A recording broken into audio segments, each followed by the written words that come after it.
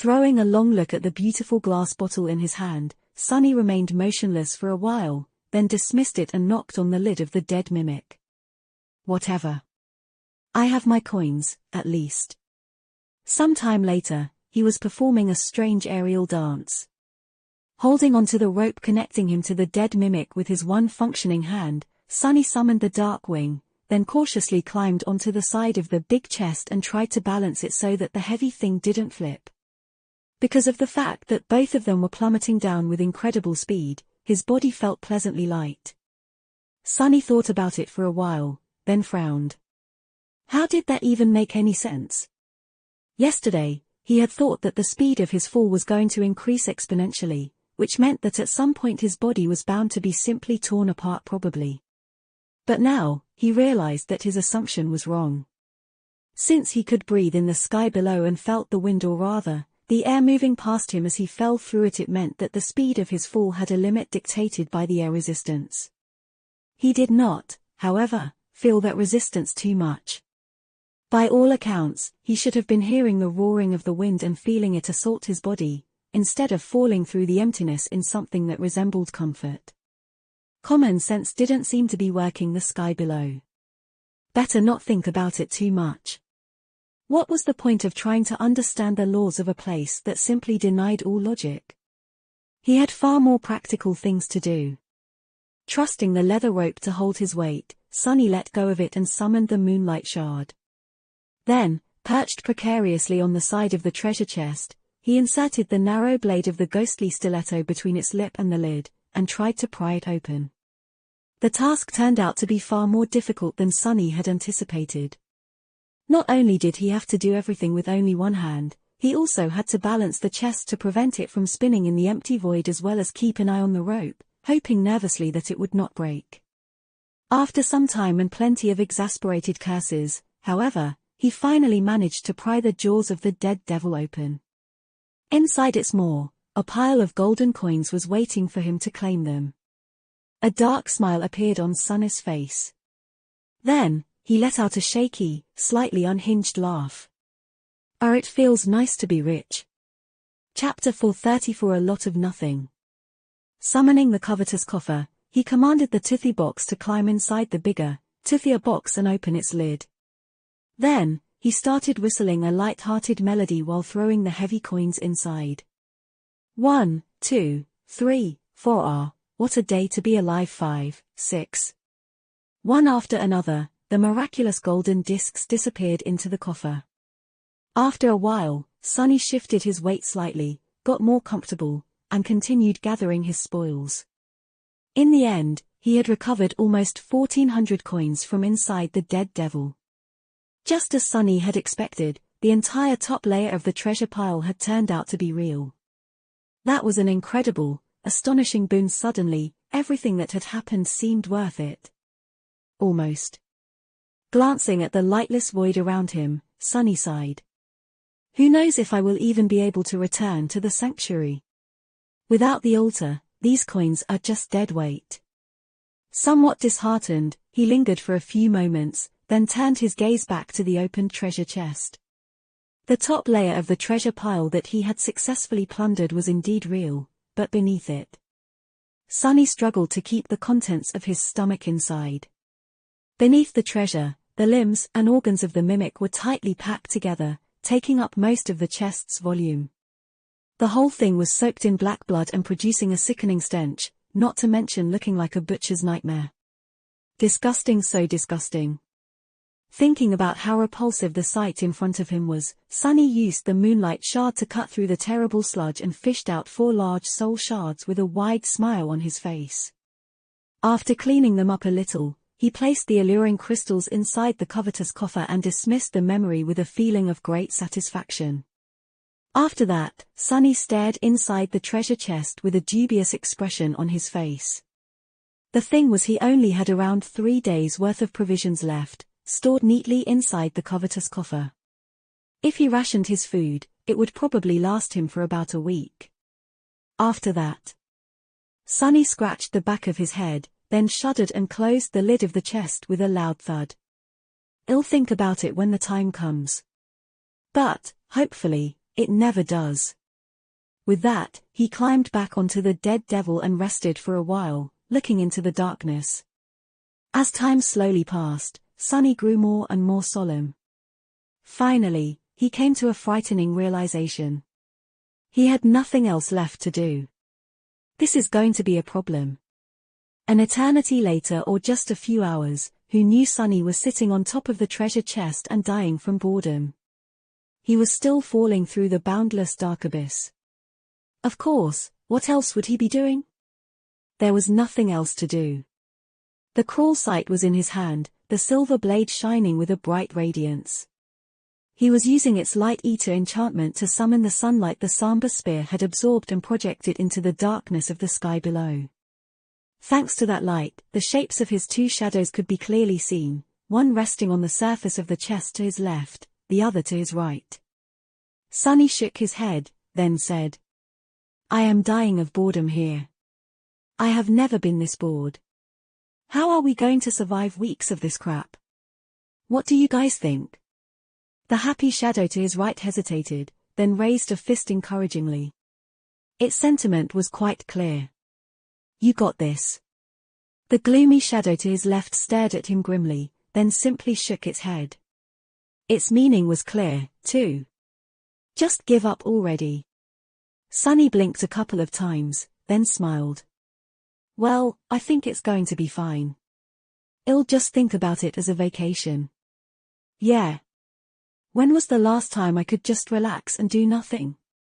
"That's right, never if you think about it, guys, this is a godsend opportunity. An opportunity to rest and laze about as much as I want."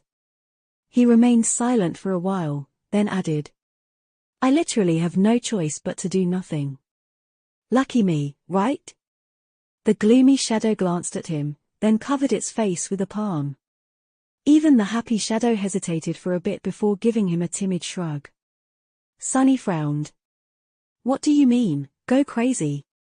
"I am not going to go crazy. I'm so done with being crazy. Been there, done that, as they say.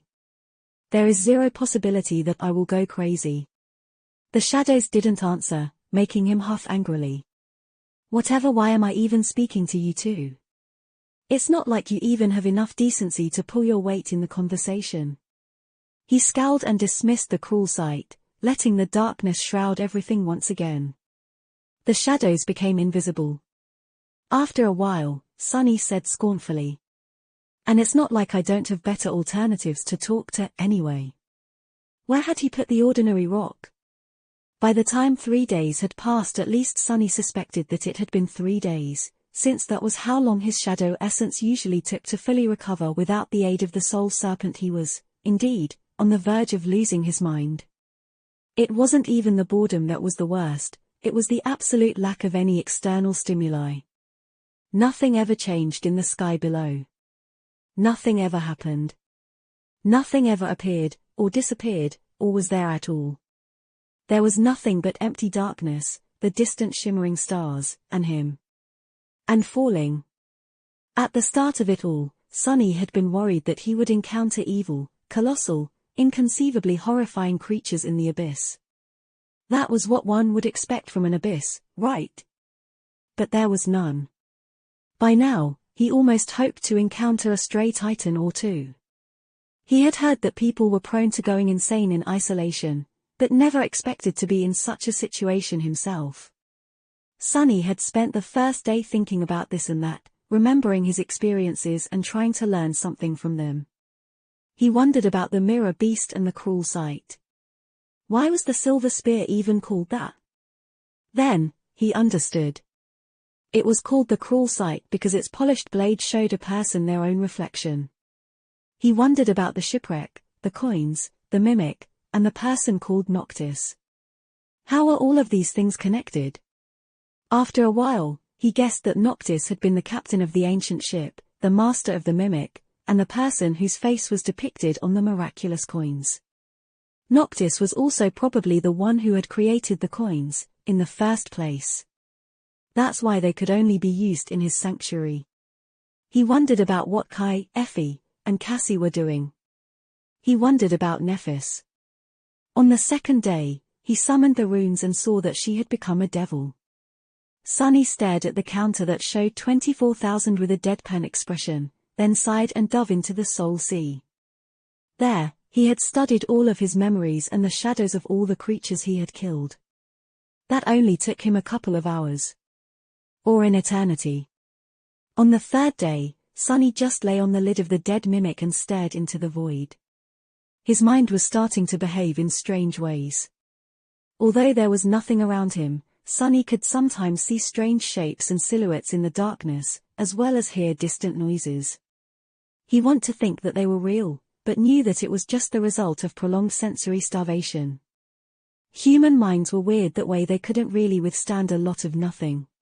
Suddenly, the story of a man who had to turn back after 7 days of descending into the sky below out of fear of going insane made much more sense to him. To make himself perceive at least something, Sunny summoned the silver bell and rang it in the darkness, listening to the melodious ringing as it disappeared into the abyss. And now, he was sitting on the treasure chest, looking at the distant stars, and speaking with the ordinary rock. "So, how has your day been, rock?" The memory answered in his own voice. "Same old nothing." "Yours?" Sunny remained silent for a while, then said, "I am enjoying my vacation." The ordinary rock laughed. "Sounds wonderful. How is your vacation going?" He sighed. "Splendidly. I've yet to hit the rock bottom." For a while, there was nothing but silence. Then, a new question came. "Why is it so dark?" Sunny smiled weakly. "Why wouldn't it be dark? This is the sky below, after all." But then, he froze. What? The voice that asked the question had not come from the ordinary rock. That voice was not his own. Chapter 435 Listening to Nothing. Sunny shuddered. The voice he heard was not his own. It sounded pleasant and calm, and seemed to have come from the darkness of the sky below itself. Have I finally lost it? His first thought was that he had gone crazy again and was now hearing things. His second thought was much less comforting. Damnation. Had he summoned some unholy titan from the depths of the sky below, after all? Sunny outstretched one hand, ready to manifest the cruel sight, but then hesitated. If the owner of the voice was not a figment of his imagination, but some harrowing being of the void, was it really wise to agitate it? Would the silver blade even do anything against it? Calm down. Calm down.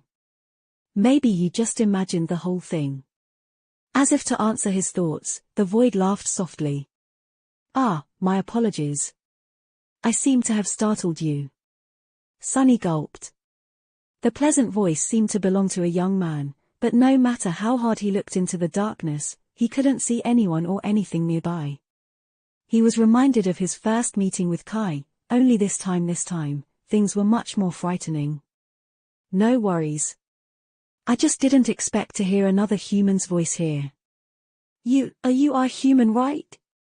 The void was silent for a while, then answered in a neutral tone. A human? I used to be a human once, I guess. Sunny realized that he couldn't even pinpoint the direction from which the voice was coming. It was just there, somehow. Everywhere. Around him. He tensed, then asked cautiously. Used to? Then what are you now? The voice disappeared for a few moments, then sighed. Finally, it answered. Lost. Sunny blinked. What the hell does he mean? Lost. As in lost in the sky below? The darkness let out a sad laugh. No. Not in the sky below. As Sunny felt cold shivers run down his spine, it hesitantly added. I am sorry. I haven't spoken to anyone in a long, long time. Instead of lost, it would be more proper to say that I am one of the lost. My body in the waking world was destroyed, but my soul continues to exist here, in the dream realm. I hope that explanation is more clear. One of the lost. Sunny knew of these people, although he had never met one in person. Just like there were hollow people whose souls were destroyed, leaving an empty body behind, there were also the lost. People whose bodies had somehow died in the real world, leaving their souls stranded in the dream realm. There wasn't a lot of them, since most of the time the soul perished shortly after the body had, but there were some. Knowing that the owner of the voice was one of these lost souls made Sunny relax a little, not that he had any reason to believe that the stranger was telling him the truth. He could have been a nightmare creature, still. Or something worse. But even if he was lost, that didn't explain how they were able to converse. The lost, from what Sunny knew, were just like any other awakened in the dream realm. It was just that they couldn't return to the real world. What they certainly were not were disembodied voices coming from the void. He shifted his weight slightly, ready to do something to protect himself, if need be, and asked. "Sorry to hear that. But how is it that I am able to hear your voice, but can't see you?" The voice lingered for some time, but answered with a bit of amusement. "That is a good question." Sunny waited patiently for him to expand on that answer, but that seemed to be it. A bit irritated, he said. "Well, aren't you going to explain?" Instead, the voice suddenly asked. "Why are you descending into the sky below? This is a very dangerous place." Sunny blinked a couple of times, then coughed. Well, you see, I am not so much descending into the sky below as I am falling into it. I got stuck on an island because of the crushing, and sadly, that island broke off its chain. So, I had to jump off. And here I am." Then, he frowned. "Wait, dangerous place? Why is it dangerous? I haven't seen anything dangerous anywhere in this dreadful pit." The voice lingered for a while, then sighed with regret. "You'll see. When you reach the stars, then you will see." Then, it disappeared. Sunny stared into the darkness, a bit disturbed. A deep frown appeared on his face. "What do you mean? What will happen when I reach the stars?" But there was no answer. No matter how long Sunny waited, the voice did not speak to him again. The void was silent and empty, just as it had been before. In the end, he just massaged his temples and cursed. What the hell was that? Did he imagine the whole thing? Had his mind finally cracked? Sunny stared at the ordinary rock, as though expecting it to actually talk and collaborate his story. Sadly, the memory could only repeat the sounds it had recently heard. Wait, the sounds it had heard. Sunny hurriedly commanded the rock to repeat everything it had recorded in the past few minutes. Then, feeling cold sweat appear on his forehead, he listened to his own voice speaking to nothing.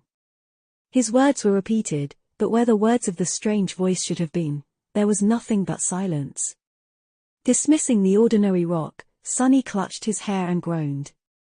"Crazy, I've gone completely crazy, curse it all. It has been just 4 days, and I'm already turning back into a lunatic." Not even a full week passed by, and he was already going insane. This is the worst vacation ever. After a while, he frowned. Despite being mostly sure that the whole thing was just a symptom of his sanity slowly breaking apart, Sunny cautiously crawled to the edge of the chest and looked down, at the distant shimmering stars. Was he imagining things, or did they seem to be a little closer? Chapter 436, Nothing to Worry About. After the conversation with the disembodied voice of the void, whether it was real or not, Sunny felt different. Not exactly better, but at least not as lost and unmoored as before. That would be really ironic if the voice was just a figment of my imagination, wouldn't it? The empty void around him didn't seem as empty anymore. Even if it was now full of potential danger, the danger was better than nothing. Anything was better than nothing. After 4 days spent in the endless silence of the dark abyss, Sunny realized just how terrible nothingness was. The human mind was simply not built to withstand it. In any case, he wasted some time staring at the distant stars, and then got to thinking. Now that his cores were once again full of essence, he had no tool left to measure time. After considering his options for a while, he summoned the crawl site and activated the dark mirror enchantment. Even though he had no enemies to fight in the sky below, simply keeping the enchantment active was going to drain his shadow essence. Sunny felt that he could keep it going for about 2 hours straight. After his reserve of Essene became approximately half empty, he dismissed the cruel sight and sat cross-legged in the center of the dead devil's lid. Plummeting through the lightless void, Sunny inhaled deeply and closed his eyes. Then, he concentrated on the flow of essence through his body, feeling it permeate every fiber of his being. Directing it into the coils of the soul serpent, he felt its flow accelerate and widen. By using the shadow, he was going to replenish all of the spent essence in about a day. That was going to be his clock from now on. Sunny exhaled, directed the shadow essence into his left hand, and concentrated it in his thumb, then in his index finger. Thanks to the soul serpent, his control of the essence was better than that of most awakened. However, it was still rather crude. Sunny innately knew how to enhance his physical attributes by expending it, but wasn't really efficient with how he did it. To him, it was a matter of instinct. He just thought about making his hand stronger, and the essence flowed like a torrent to achieve the desired effect. That was how all young awakened used it. True masters, however, were much more intricate in their control of essence.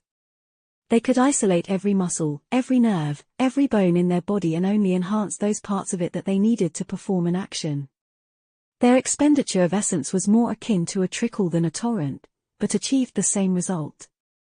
That's why between two awakened with similar soul core capacity, one could be able to fight at his peak physical prowess for much longer. Now that Sunny had nothing else to do, he decided to really work on this aspect of mastery over his own body and soul. He had practiced essence control before, of course, but between the constant need to hunt down nightmare creatures and the fact that Soul Serpent served as an effective replacement for months of training, not as much as he could and should have. Directing the flow of essence into his right hand, Sunny sighed and thought. Vacation is over. 2 more days passed, or rather, 2 cycles of spending shadow essence with the help of the cruel sight and then waiting for it to regenerate, which Sunny had decided to count as days. He spent that time meditating as he controlled the flow of the essence through his body, sleeping, and feeling hungry. Now that Sunny was rationing his food, the feeling of hunger that he had forgotten ever since becoming infected by the nightmare spell returned. Even then, his supplies were on the verge of running out. He only had enough for 2 meager meals left. After that, Sunny was either going to have to starve, or consider opening the treasure chest again and gnawing on the dead devil's raw meat. Both possibilities seemed rather bleak. What he was more concerned about, however, were the shimmering fake stars of the sky below. Now, he was more or less sure that they were slowly growing larger. If not for the conversation with the voice of the void, he would have never noticed the subtle change. But after being alerted to their importance and spending a lot of time observing the stars, he had become convinced that the voice, whether it was one of the lost, a nightmare creature pretending to be human, or simply a manifestation of his damaged psyche, had been right. He was slowly drawing closer to the stars burning in the deepest reaches of the abyss. If only the voice had told him why, exactly, the stars were dangerous. Luckily, on the 7th day of his plummeting through the sky below, the voice returned. Sunny was grimly eating his second-to-last piece of food and staring into the darkness, feeling his mind teetering on the verge of madness, when the voice resounded from the void again. "What a curious creature you are." "Oh, thank God." Sunny choked on a piece of dried meat, took a sip of water from the endless spring to chase it down, and glanced at the empty expanse of the sky below with a dark expression. "Where the hell have you been?" The voice remained silent for a bit, then answered apologetically. "Talking like this is draining for me. I was recovering." Sunny frowned, trying to glean some information about the nature of the owner of the pleasant voice from this statement, but then gave up. He had too few clues to guess. "Well, if you are about to disappear for a few days again, at least tell me what's the deal with these stars first. Why are they so dangerous?" The void hesitated. "You don't know?"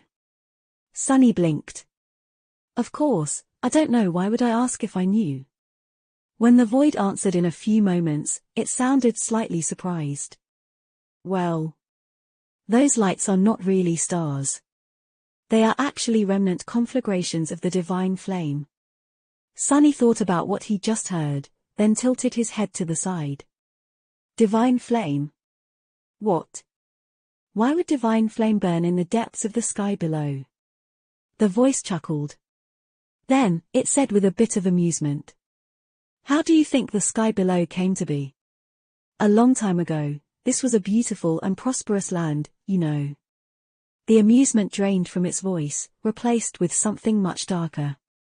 But then, its prideful ruler provoked the wrath of the Lord of Light. The Lord, you probably only know him as Sun God, brought down his heavenly flame upon the lands, shattering the earth and burying an unquenchable fire beneath it. The void grew silent, and then sighed. Over the ages, that fire devoured everything: the earth, the land, even reality itself. All that is left is this empty abyss, and the remnant fragments of the divine flame still burning deep below. So, I am sorry to say this, but unless you know a way to survive the searing heat of the all-destroying heavenly fire, you will probably burn to death in a few weeks. Chapter 437. Nothing. Sunny sat silently for a few moments, thinking. Sun God. So, the ruler of this land had angered the gods, and one of them struck down her kingdom. He could just imagine it, a vast pillar of incandescent white flame falling from the skies, piercing the ground and causing the whole region to fracture, its fragments falling into the searing inferno of the divine flame one after another. Well, not all of them had fallen. He glanced up, wondering if the chained isles were created to save the citizens of the destroyed kingdom from annihilation. If so, that prideful ruler must have been not so simple herself. Who would be powerful enough to dare resist the wrath of the gods? And what had that being done to provoke it? But more importantly, how the hell did the voice of the void knew so much about it? A subtly suspicious expression appeared on his face. Really? This is very interesting. And how exactly do you know all this? Sunny hesitated, and then cautiously added. Did you, perhaps, have something to do with that prideful ruler? The voice was silent for a moment, and then suddenly exploded with sincere laughter. Oh my, I wish wouldn't that be grand, but no, I am just an awakened who had studied the chained isles, probably the same way that you have studied them in your travels. The ruins here are all but destroyed by the endless cycle of the crushing, but if one knows where to look, there are still some answers left to find. Sunny smiled. True. But I am actually a research assistant for the Wilderness Survival Faculty of the Academy, and yet I have never seen any of the information you possess in the database. With the level of access that I have, that is very strange, isn't it? The voice chuckled. How am I supposed to report my findings to the Academy? I can't even leave the dream realm. Sunny blinked. That actually made a lot of sense. Sort of.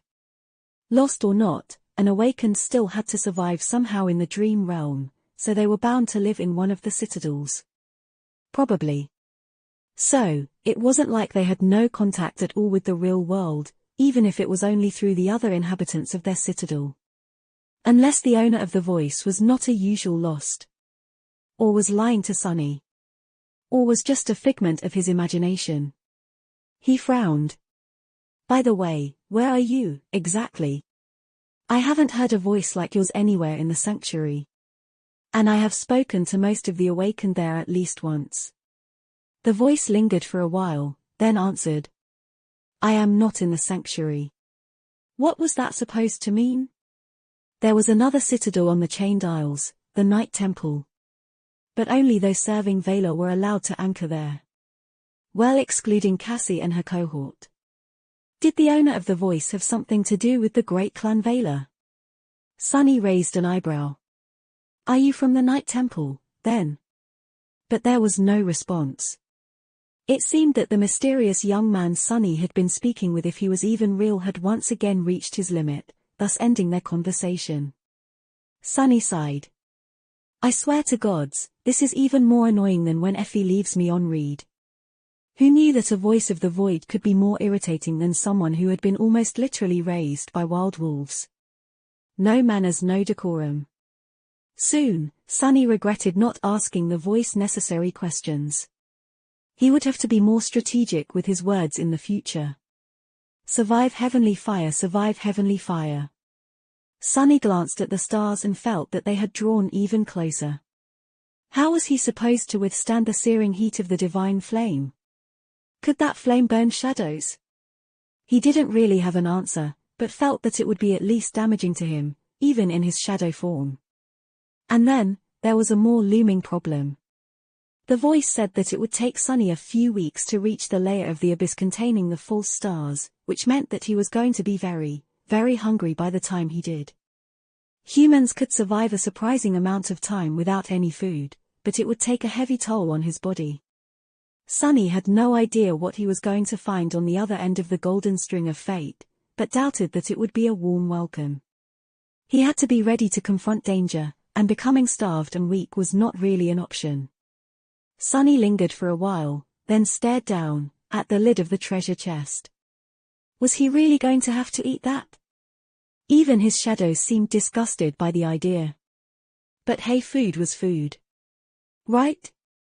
With a sigh, Sunny summoned the covetous coffer, took out his last meal out, and looked at it with regret. Tonight we feast. Tomorrow, we mourn. And bath. Probably. A few days later, the stars were visibly brighter than they had been before. The sight of the black void littered with shimmering lights would have been beautiful if not for the terrible danger they represented. Sunny was sitting in the center of the plummeting treasure chest with an extremely miserable expression on his face. It was deathly pale, and his chin was covered with drying black blood. Raising a piece of raw devil meat to his mouth, he tore a piece of it with his teeth, and forced himself to chew. Disgusting, this is so disgusting. Who knew I would miss the taste of synth paste one day? Maybe I should just starve, after all. As soon as he thought that, the void suddenly spoke again. Oh, gods, you are actually eating that. Sunny stared into the darkness with hatred, swallowed the piece of mimic meat, and said evenly, "Sure. Want a bite?" The voice hesitated for several seconds, then asked, "You're eating it raw?" Sunny gritted his teeth. "Of course I am eating it raw, you fool. How else am I supposed to eat it? I don't exactly have a kitchen here." Then, with a furious determination, he tore another piece of meat and chewed on it. As it turned out, his face had not reached its maximum paleness before. Now, it seemed not only white, but also a little green. The void sighed. Then, it asked curiously, "Are you not afraid of poisoning yourself?" Sunny snarled, "I have a strong stomach." He had, indeed, considered the possibility of catching a severe case of food poisoning from eating the corrupted meat of the vile devil. As an awakened, however, his digestive system was much stronger than that of mundane humans. And on top of that, there was bloodweave. So, he judged that his chances of dying from eating the mimic were rather low. No matter how poetic it would have been. Choking to death on the flesh of a devil you killed would be, too. How funny. Sunny swallowed the disgusting meat and took a sip from the endless spring. A few moments later, the voice asked, "Have you thought of a way to survive the divine flames?" He stared at his broken arm, then shrugged. "I considered a few." The voice seemed to be pleased to hear that. "Good. I have thought about it, as well." Chapter 438, Prince of Nothing. Sunny stared into the void suspiciously. "Yeah? And how come you are so concerned about my well-being?" The voice remained silent for a bit, then answered wistfully. "I haven't really spoken to anyone in a long, long time. It would be a shame to finally find someone to talk to, only for them to die soon. Don't you think? That guy is definitely not just a simple lost. What is his deal, really? Is he actually a human or only pretends to be one?" Sunny thought for a bit, then said, "I guess. And since we're on the topic, how is it exactly that we are able to talk?" He expected the voice to change the subject or ignore the question, but to his surprise, it actually answered. I am not really sure. This has never happened to me before, either. After a while, it added hesitantly. Have you perhaps found a piece of a broken mirror somewhere? Something clicked in Sunny's mind. Broken mirror, mirror, beast, beastie. The ascended reflection, the shard of a mirror that the strange creature had left behind, was still inside the covetous coffer, smeared with his blood. Crap. So the owner of the voice was the creator of the murderous reflection Sunny had encountered on the reckoning. That gave him as many questions as it had given him answers.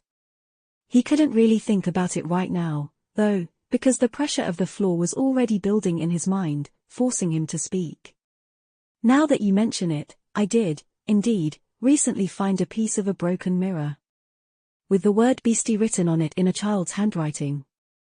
The voice remained silent for a while, then asked quietly. Oh? How exactly did you find it? Sunny did not answer for as long as he could, then reluctantly spoke. That mirror shard was left behind by a powerful creature I killed.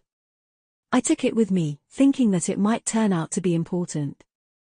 This time, the voice was quiet for an especially long amount of time. When it finally spoke, there was a hint of anguish in it. The owner of the voice tried very hard to suppress it, but his pain seemed to be too deep to not seep into his words even slightly. So it's dead. I see. Then, it fell silent once again. Sunny tensed. After a while, he asked carefully. You're not going to be angry with me for killing your pet, are you? A deep sigh resounded from the void. Angry with you? Why would I be angry with you? You are not to blame for what happened to us. Sunny shivered, suspecting that whoever or whatever it was that had been responsible for the mirror beast becoming separated from its creator and eventually dying by his hand was extremely lucky that the owner of the voice had become one of the lost. Then, he asked cautiously. What exactly was it, though? I have never seen a creature like that. The voice seemed more in control of itself when it answered after a few long moments. A manifestation of my aspect ability. A kind of an echo, you can say. I created him when I was just a lonely kid. We were together for a long time, before we went anymore. Sunny tilted his head, then frowned slightly. What do you mean, a kid? A kid with an aspect ability? The voice laughed bitterly. That I had my first nightmare when I was 12. It's rare, but does happen sometimes. Few children survive the trial, though. Sunny blinked. Being sent into the nightmare at 12, of course very few survive. He did know that, in extremely rare cases, the people infected by the spell were outside of the usual age range. The entire first generation of the awakened had been, for example. And there were cases of this anomaly to this day, even though it usually happened to someone older than the norm, not someone younger. And I thought that I was unlucky. He cleared his throat, then said awkwardly. Well, I am sorry for your loss. If it makes you feel any better, the creature tried to say something before it died. We never stopped searching. Something like that. The voice, however, didn't respond. It seemed that its owner had once again spent all of his soul essence or whatever it was that allowed him to communicate with Sunny and was now gone for another few days. Sunny sighed. Curse it, I didn't even have time to ask him how to survive the damned stars. More strategic with how he chose his words, damn it. Sunny spent a few more days plummeting into the void. By now, he was having trouble remembering what it even felt like to not be falling. The darkness seemed to be eternal and ever-present, as though he had always been here, in its empty embrace, and all of his actual life was just a strange dream. Maybe it was. No, it wasn't. He was almost sure. By the time the voice returned, the void had changed slightly. Not only were the distant shimmering lights now closer and brighter, but it also felt as if the air was getting warmer. Sunny was in his usual spot, sitting cross-legged in the center of the treasure chest and training to better control the flow of shadow essence. On the surface of the lid near him was a dark longbow and a quiver of black arrows. You practice archery? Sunny opened his eyes and glanced into the darkness, then shrugged. Not really. But I hope to learn a bit of it soon. He made a grimace and nodded toward his broken arm. I do need 2 functioning hands before I'll be able to, though. The bow and the quiver of arrows were the same he had entrusted to Saint before. Both of the memories were ascended, but only of the first tier. The bow's enchantments made it incredibly strong and sturdy, while the only enchantment that the arrows possessed was that they came as a whole quiver instead of a single one. His broken arm, meanwhile, was healing. He could already move his fingers, but the process was far from over. He was halfway there, though. Sunny healed much faster than mundane humans, and even other awakened. He was sure that in another week or so, he would be able to take off the splint and draw the black bow. The voice lingered, then said, "We had no time to discuss the divine flames last time." Sunny nodded. Indeed. Then, he remembered something and asked, "Oh, by the way, what do I call you? Do you have a name? It's a bit awkward to keep thinking of you simply as the voice." The voice laughed. "A name? I used to have a name, I guess." Sunny sighed. "Yeah? Well, what is it?" The void lingered for a while, then answered with amusement. "Mordred. Or, rather Prince Mordred, I guess." Sunny opened and closed his mouth a couple of times, then asked with suspicion in his voice. "Prince? What are you the prince of?" Mordred laughed. "Nothing. I am a prince of nothing. Nothing at all." Chapter 439 Do or Die. Sunny stared into the darkness with an incredulous expression, then shrugged. "Sure. Whatever. Nice to make your acquaintance, Your Highness. I am called Sunless, by the way. Sadly, no title." Silently, though, he thought. The young prince that the dream spawn had taken away? Oblivious to his suspicions, Mordred hesitated, then asked politely. "Sunless? What an unusual name." Sunny grimaced. "Yes. My mother had on second thought, forget that. Are you going to tell me about the divine flame or not?" The Prince of Nothing was silent for a bit, then said. "There is not much to tell. The heat of those flames is absolutely deadly. Unless you have some way to fly, you are in big trouble. Which, I assume, you don't, otherwise, you wouldn't be in this predicament, to begin with. Right? Well, you can't argue with sound logic, I guess." Sunny sighed. "I can control the direction of the fall, but yes, no true flight." He hesitated, then added reluctantly. "For what it is worth, my aspect ability allows me to turn incorporeal, as well as teleport for short distances." He didn't really want to share the details of his powers with the mysterious prince, but currently, there was no other choice. Mordred obviously knew more about the sky below than Sunny, so his advice was vital. The lost prince thought for a few moments, then said. "Turning incorporeal will help against being cooked by the heat, but it won't save you from the divine flame itself. However, not everything is lost. Even though you can't fly, you do have some mobility. With some luck, you might be able to dodge the conflagrations." Sunny glanced into the darkness with a resentful expression. "That I already figured out myself. Tell me something that I don't know, genius." The void chuckled. "Fine. But only because you asked nicely." Then, it disappeared. Sunny's face twitched. "Goddamn, it has gone again."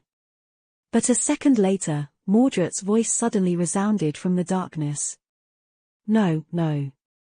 There is still time. I was just thinking." He was quiet for a few moments, then said hesitantly.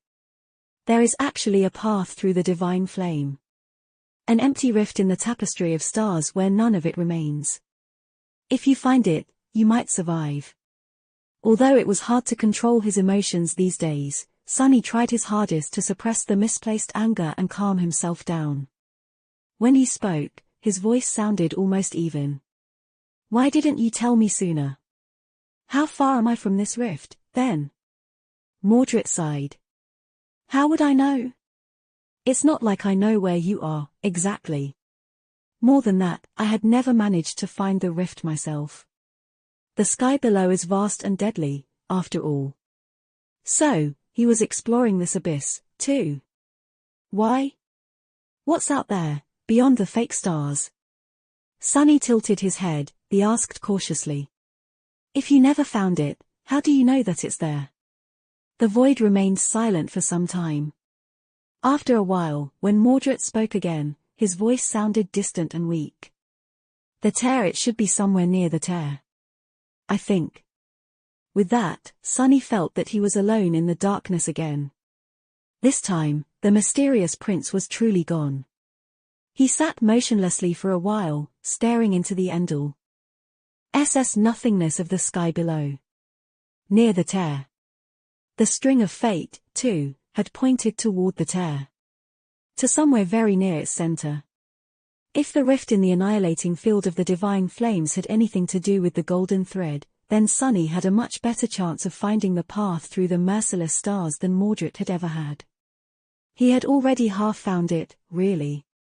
Looking down, Sunny sighed and closed his eyes again, returning to the endless routine of circulating the shadow essence through his body. Day passed after day. The closer Sunny drew to the obliterating stars, the calmer he became. Now that mortal danger was getting near, his mind had no time and reason to slowly destroy itself. The absolute nothingness of the void that had assaulted it, too, was much less empty now. Not only was it full of threat, but also of heat and light. And shadows. Sunny had dismissed the leather elements of the puppeteer's shroud and undid the bands of its upper garment. Stripped to the waist, he meditated in the darkness, the soul serpent coiling around his pale and lithe body. Because of the rough diet of only eating the poisonous meat of a dead devil, he had practically no fat left. His skin looked a bit feverish and was drawn tautly across his lean muscles, making for a sight that was both splendid and a little disturbing. His broken arm had almost healed, so he removed the splint and spent some time every day doing simple exercises to bring it back to its former strength. He had to be cautious not to overexert it too soon, though. The plan of how to survive the field of stars was slowly forming in his mind. It was bound to be a gamble one way or another, but Sunny was not going to give up without doing everything he could to survive. His confidence was somewhat reinforced by the fact that he had, most likely, discovered the rift that Mordred told him about. Following the direction of the golden string of fate that had been practically burned into his mind, Sunny studied a particular cluster of the stars for an entire week before finally noticing something that looked like a tiny, almost imperceptibly minuscule gap in the vast tapestry of countless shimmering lights. Trusting his judgment, he summoned the dark wing and used it to push the treasure chest toward that particular cluster. Luckily, he was already not too far away from it, most likely because he had been aiming to follow the golden string from the very beginning of his fall. As a few more days went by and the stars grew even larger, Sunny became more or less certain that the tiny gap was, indeed, there. It had grown slightly bigger, too. What he was uncertain about, however, was his ability to reach the rift without being incinerated by the annihilating heat of the divine flame. The field of false stars was vast, and the rift was tiny in comparison. At the speed that he was falling, missing it would be far too easy. But what choice did he have? Do or die? Well, when had it ever been any different? Chapter 440. After more than 3 weeks of falling into the sky below, at least Sunny thought that it had been that long. He sighed and stood up, balancing on the dangerously swaying treasure chest. His hair was wet with sweat, and his skin glistened in the piercing white light of approaching stars. By now, they did not resemble white dots in the boundless darkness of the abyss. Instead, each was the size of a fist, surrounded by a furious, blinding halo. The heat permeating the void was suffocating. Sunny stared down, at the ocean of white flames beneath him. If this was what remained of the inferno of heavenly fire after thousands of years of burning in an empty void, he shuddered to imagine what it must have looked like right after the hammer of divine punishment had fallen on the ancient land. His gaze was locked on a small empty space between several radiant stars. The rift. This was his goal. As Sunny stared darkly at the tiny patch of emptiness amid the vast field of flame, the void suddenly spoke. Have you Is that what a large tattoo you have? Sunny glanced at the darkness, then shrugged. What about it?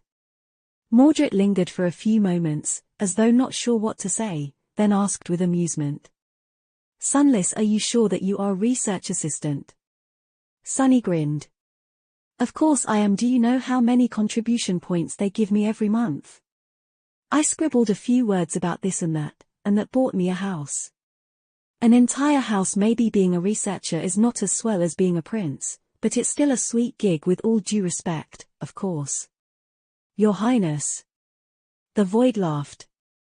You are such an interesting person. Sunny stared into the void with an incredulous expression. You are a bit of an enigma yourself, are you not? Mordred remained silent for a bit, then asked. Are you ready for what is about to come? Instead of answering, Sunny pointed to the ocean of merciless stars. Look there. When the lost prince spoke, his voice was strangely regretful. I can't really see that well. What is it? Oh right. Sunny hesitated for a few seconds, then said. I think I found the rift you told me about. Mordred asked with surprise in his voice. Really? You found it? Sunny shrugged. Well, see. You said that it should be somewhere under the tear, right? Since I fell right into the tear, there's a chance that I'm right. The void lingered, then said in a somber tone. What if you're not? Sunny smiled. Then it has been nice knowing you.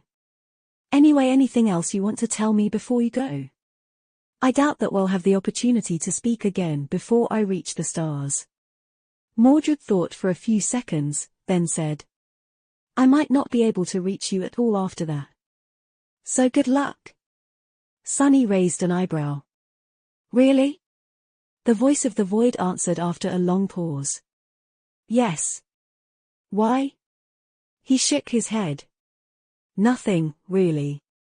I just thought that you are stuck somewhere out there, beyond the stars. Mordred chuckled. No.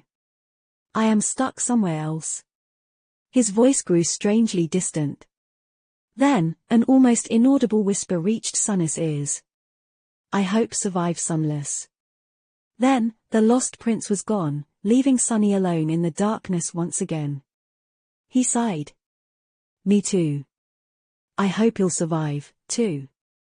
After Mordred disappeared, Sunny waited for a bit, and then broke the rule he had set for himself. For a second time since starting this expedition, he summoned another memory that should have been tied only to Mongrel. The mantle of the underworld. The intricate onyx armor weaved itself from sparks of darkness and covered him from head to toe. Sunny was not accustomed to wearing its closed helmet, since he was usually using Weaver's mask instead, but it was not uncomfortable. His field of vision, however, became slightly constricted. Hopefully, no one will be able to see me this far into the abyss. Out here in the sky below, he felt as though no one, not even those who were attuned to revelations, could peer into his secrets and glean anything about them. The only exception to the rule was the Prince of Nothing himself. But he was gone now. The mantle possessed two enchantments that would most likely prove themselves to be extremely helpful soon. The stalwart trait of the armor imbued it with high resistance against various types of elemental damage, including fire.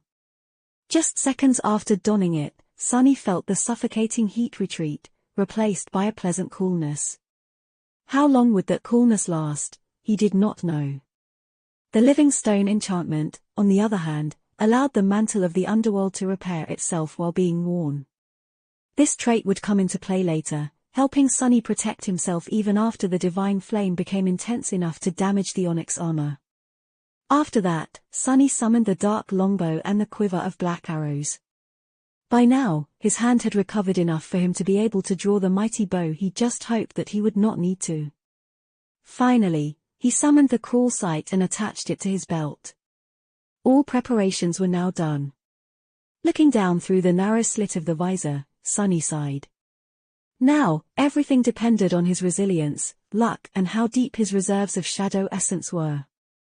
In the stark darkness of the empty void, deeper than even the memories of a blue sky could reach, a cracked treasure chest was plummeting toward an ocean of searing white flames. Its underside was bathed in the furious light, while its lid was drowning in the deepest of shadows. Wisps of smoke were slowly rising from its smoldering wood, and the strips of iron reinforcing it were slowly starting to glow as they turned orange. Sunny, who had become a shadow and was once again hiding on the lid of the dead devil, felt fine for now. Until the treasure chest was destroyed, he was protected from directly touching the light of the divine flame. But how long would the corpse of the mimic last? He was thinking about something else, though something far more dreadful. The rift, the damned rift, I am going to miss it. Chapter 441 Ocean of Flame. Sunny almost managed to direct his endless fall toward the tiny gap between the remnant conflagrations of the divine flame, but on that incredible scale, even the smallest mistake was bound to take him many kilometers away from the goal. A mistake that he had inevitably made, since there were no lessons on navigating eternal voids, especially without any tools except for his own two eyes. Damn it. Right below him, swiftly approaching, was an ocean of obliterating light, heat, and fire. The conflagrations themselves were rather small, no larger than a dozen meters in diameter, and chaotically scattered in the void at a considerable distance from one another. Each looked like a furious, undulant orb of dancing white flames. The space between them, though, was not safe. It was permeated by immolating heat that nothing could withstand, at least nothing Sunny had at his disposal. As the adamantine wood of the treasure chest started to slowly catch fire, he hesitated, then glanced at the empty darkness of the distant rift in the ocean of light. Whether by accident or by design, there was a point in the field of false stars where no conflagrations remained. A roughly circular breach was torn through them, promising him safe passage. But how was he supposed to reach it? If Sunny jumped off the plummeting chest right now, he would probably be able to glide all the way to the rift. The distance was just right. However, he was pretty sure that the dark wing would be instantly turned to ash by the terrible heat of the remnant vestiges of the divine flame. Not to mention that he himself would probably get thoroughly cooked inside the mantle of the underworld if he remained corporeal for that long. With a mental sigh, Sunny left the comforting embrace of the shadows. A kneeling figure in an intricate onyx armor appeared on the lid of the smoldering treasure chest. Ugh! Despite the protection of the stalwart enchantment, the air he breathed in was thin and scaldingly hot. It almost felt as if he was inhaling fire.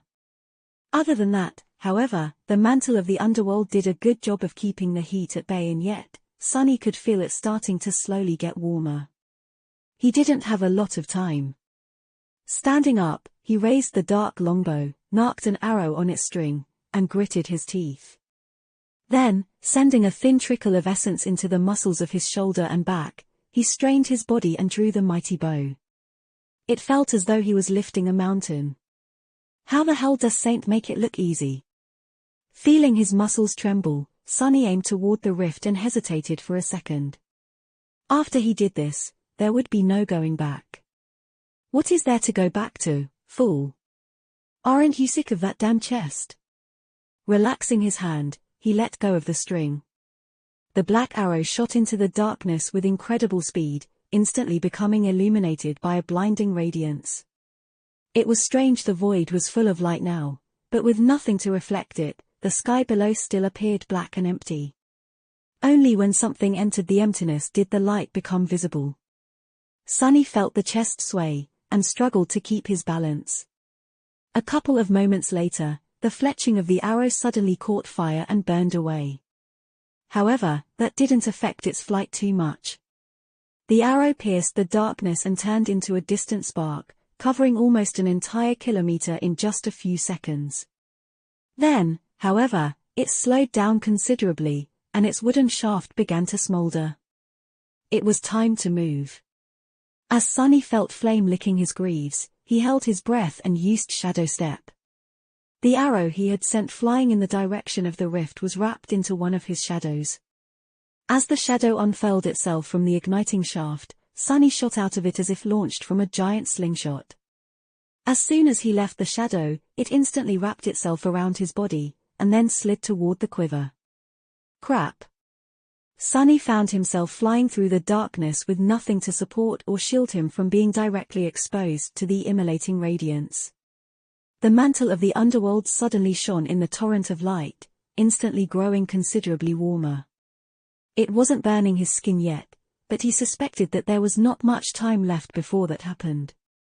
Especially because his momentum was not only horizontal, but also vertical, and was becoming more so with each moment. He was still plummeting toward the ocean of flames, approaching it with terrifying speed. The closer he got, the more obliterating the heat would become. Twisting as he fell to orient himself in the void, Sunny knocked another arrow and drew the bow again. This time, it was considerably harder, since he had nothing to stand on and had to rely solely on the strength of his arms and shoulders.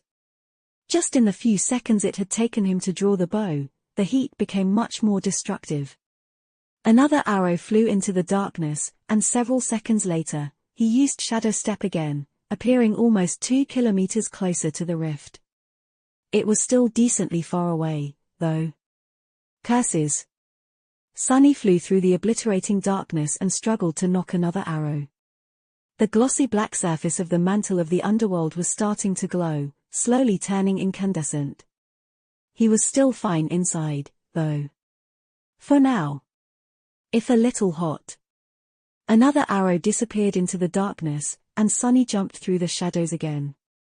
This time, the jump devoured pretty much all of his remaining shadow essence. Whatever little there was left would not have been enough to repeat the process the 4th time. However, maybe just maybe he wasn't going to have to. After using shadow step 3 times in a row, and turning some of his vertical momentum into horizontal one with each jump, Sunny was now plummeting diagonally through the void, seemingly toward the very edge of the rift. Am I going to make it? Even if he would, it was going to be very, very close. The string of the bow suddenly caught fire and broke with a loud ring. Dismissing the bow and the quiver, Sunny sent both of his shadows to reinforce the mantle of the underworld and threw his hands and legs to the sides. He was trying to create as much surface area as possible to utilize the resistance of the air in his favor. He was well versed in all kinds of falling and gliding thanks to using the dark wing so often, so this was not something new to him. Granted, he had never done it in a heavy armor. Speaking of which, Sunny hesitated, then directed some of his remaining essence into the mantle of the underworld to activate the Feather of Truth enchantment and make the armor as light as possible. Then, all he could do was endure the growing heat and wait and watch as both the obliterating ocean of flames and the circle of saving darkness approached him at tremendous speed. His life now depended solely on which of the two was going to swallow him first. Chapter 442 Burning Heaven. Surrounded by a radiant halo, Sunny plummeted into the darkness. His breath was ragged and hoarse, and his eyes were blinded by the piercing shine of the immolating ocean of white flames beneath him. Fearing that his eyes would be permanently blinded by it, he closed them, which helped a little. Hot, it's so hot. He was drawing closer and closer to the remains of the divine inferno, and as he did, the stone-like metal of the mantle of the underworld was growing hotter and hotter.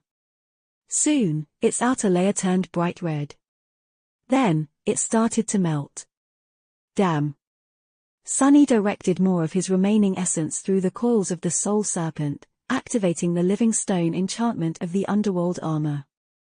As the onyx melted and cracked, causing him excruciating pain, the mantle began to repair itself. Before anything could fully breach the surface of the incandescent onyx, the damage was undone. For now, the enchanted armor could heal itself faster than it was being destroyed. In large part due to being augmented by both of his shadows, perhaps. Sunny encountered another problem, though. It was getting harder and harder to breathe, not even because the air was scalding and hot, but because there was not enough of it. Fire fed on oxygen, after all. Luckily, Sunny was no stranger to being deprived of it. What's more, thanks to the blood weave, he could get by without breathing for much longer than most awakened, and he suspected that he would have to do just that very soon. Hopefully, he would be able to reach the rift shortly after that.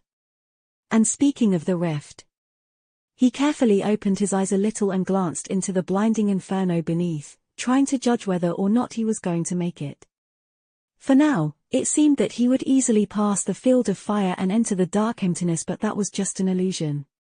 Sunny had to factor in that his forward momentum was constantly growing weaker, which meant that his trajectory would become more and more vertical the longer he fell through the searing abyss. It was too hard to tell whether or not he was going to make it. Gritting his teeth, he shifted his weight and lowered one hand, grabbing the hilt of the cruel sight. Then, he raised the silver blade to his chest, threw a cursory glance at his warped reflection, and activated the Light Eater enchantment of the Samba sword. Instantly, the mirror blade began to absorb the merciless light of the false stars, growing white-hot and incandescent. Sunny, however, found himself able to see once again. He even felt a little cooler, although it might have been just wishful thinking. Surrounded by a strange bubble of darkness left behind by the devoured light, Sunny plummeted toward the obliterating stars. Almost there. By then, the conflagrations of the divine flame were so close that it seemed as though he could reach out and touch them. No matter how hard Sunny tried, he couldn't draw in even a little bit of air into his lungs. The rift was so close. But in the end, it turned out to be just a little bit too far. Sunny reached the very edge of the field of flames.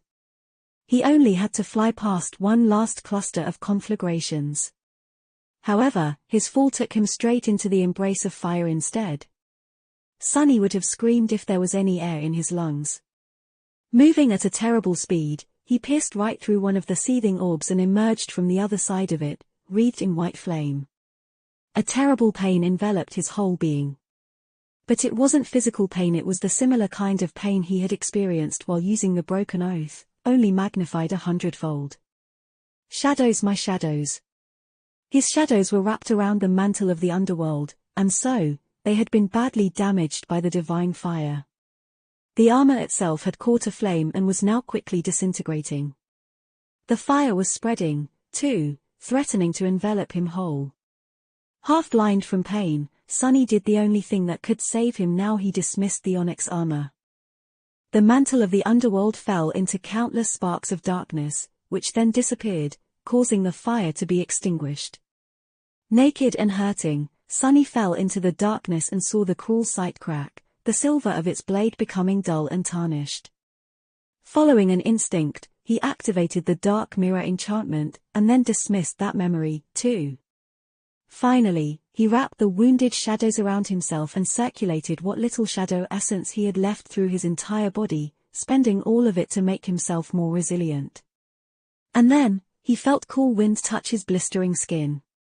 Sunny fought through the terrible pain and opened his eyes. Behind him, there was a wall of ruthless radiance. But in front of him, there was nothing but darkness. He had reached the rift. Hurts, everything hurts. Crap, this is so unfair. Sunny flew deeper into the rift, creating more distance between himself and the conflagrations of the divine flame. Of course, they were too close for him to feel comfortable. But at least he could breathe again, and wasn't being cooked alive. Well, at least not very fast. Before being badly hurt by the divine flame, Sunny had hoped that somehow, miraculously, he would turn out to be immune to it. He was technically a shadow of a sun god's descendant, after all. Why wouldn't he be immune to the manifestation of his master's domain? Well, his master's indirect ancestor's domain, to be precise. Plus, he was not just any shadow, but a divine one left behind by Shadow God himself. Light and shadows were two sides of the same coin, weren't they? As it turned out, the divine flame didn't care. Arg. Currently, Sunny was falling through the rift. He had reached its center and dove straight down, hoping to stay as far away from the surrounding stars as possible. It was as though there was a tunnel of empty darkness torn through the very heart of the field of flames, and he was following it down. Down, down, down. It was hard to even conceive of a world where he wasn't constantly falling down. Now that he had no mantle of the underworld to protect him from the blaze, Sunny was suffering a lot.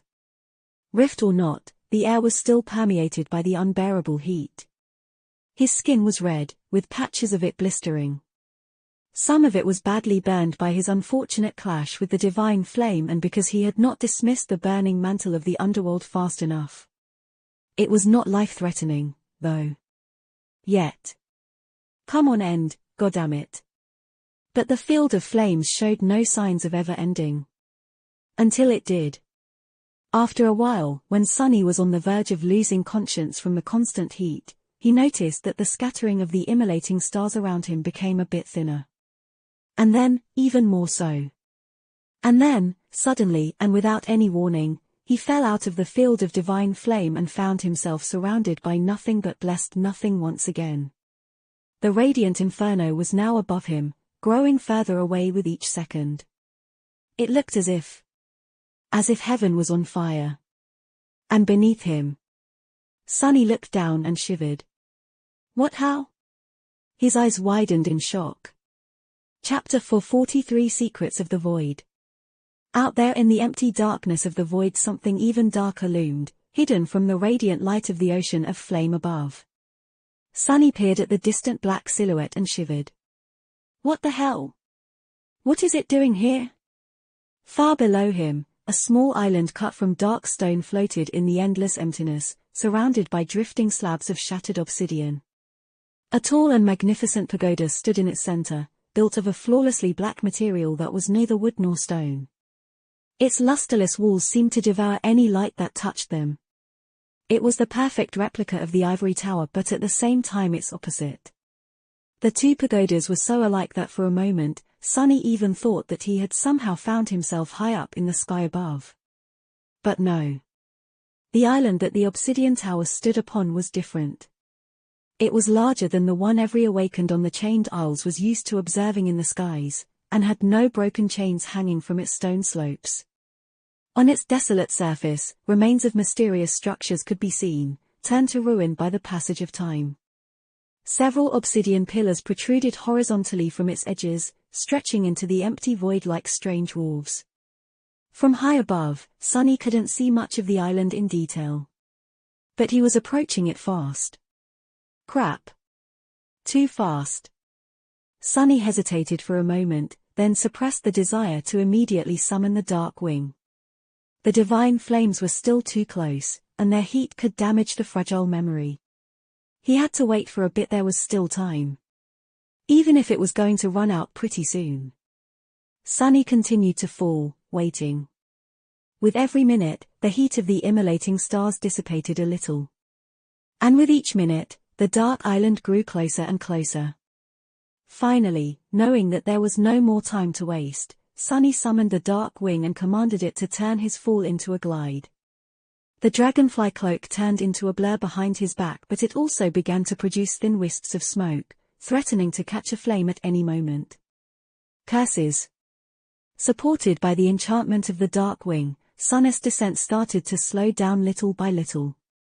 His speed, however, was too great to be nullified in a single instant. It was dropping swiftly, but was it swift enough to prevent him from splattering all over the surface of the mysterious island? And was the transparent cloak even going to endure for long enough? Sunny cursed and trembled as he watched the obsidian tower approach. Here goes nothing, damn. In the end, he still landed with enough speed to shatter all bones in his legs from the impact against the ground.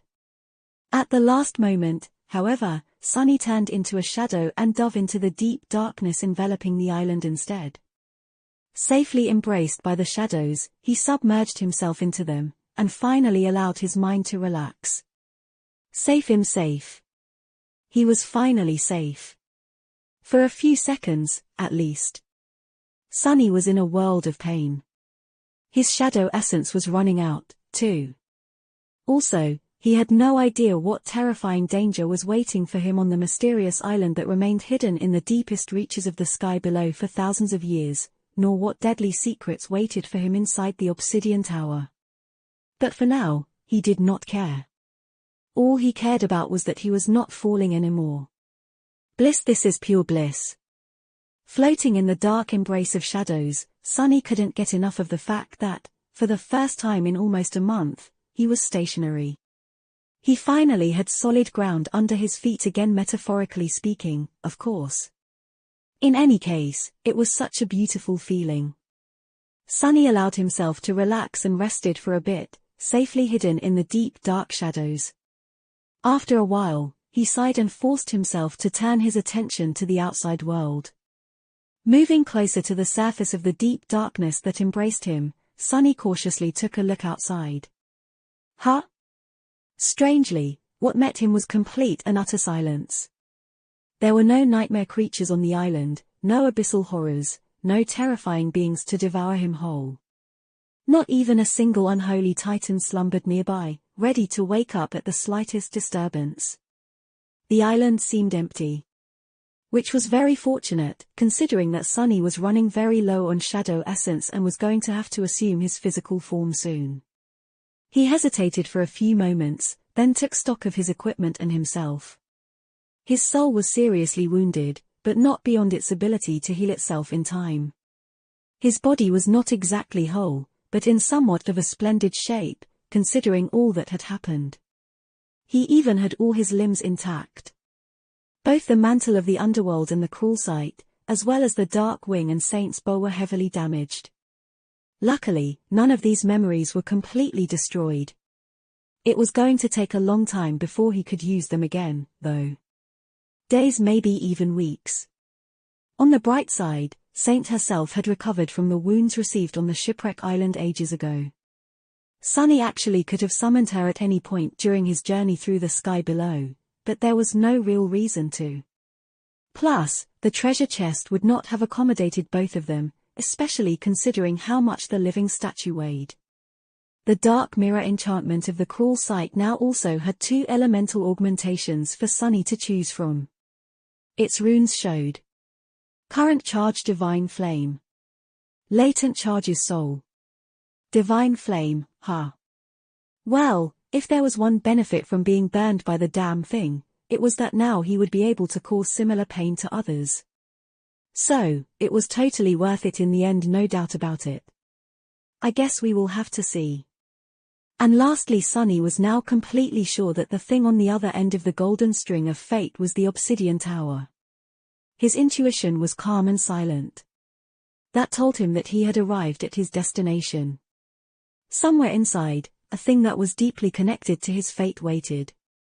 Glancing at the magnificent silhouette of the Black Pagoda, Sunny sighed and left the safety of the shadows, emerging from them to step onto the surface of the island that no other human had visited in thousands of years. If ever. Chapter 444, Obsidian Tower. Sunny stood naked on the rocky surface of the dark island.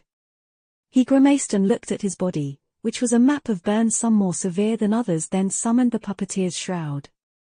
Not wishing for the soft fabric to touch the worst of his wounds, he left it the way it had been during the latter stages of his journey through the sky below, with the leather elements gone and the upper garment undone and tied around his waist. This time, his body was wrapped in shadows and appeared black, as if cut from the same obsidian that the dark island consisted of. The coils of the soul serpent seemed to shimmer as the essence flowed through them. A moment later, Saint stepped from behind him and moved forward, summoning the midnight shard as she walked.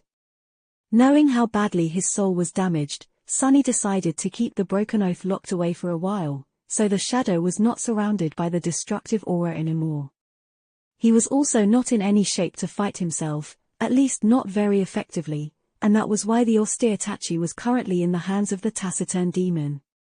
If push came to shove, Sunny would either use the moonlight shard or command the soul serpent to assume the Odachi form. With a heavy sigh, he summoned the endless spring and greedily drank the cold water from it, then leaned forward and poured some on his head. After that, he finally felt like a human once again. All in all, things weren't that bad. He was alive and in one piece, suffering from neither thirst nor hunger. Here on the dark island, the air was pleasantly warm. Bright stars burned in the empty void high above, making for a beautiful view. Right in front of them, the graceful silhouette of the obsidian tower rose from the ground like a black rift in reality. It turned out to be much larger than Sunny had thought, but nowhere near the scale of the Crimson Spire.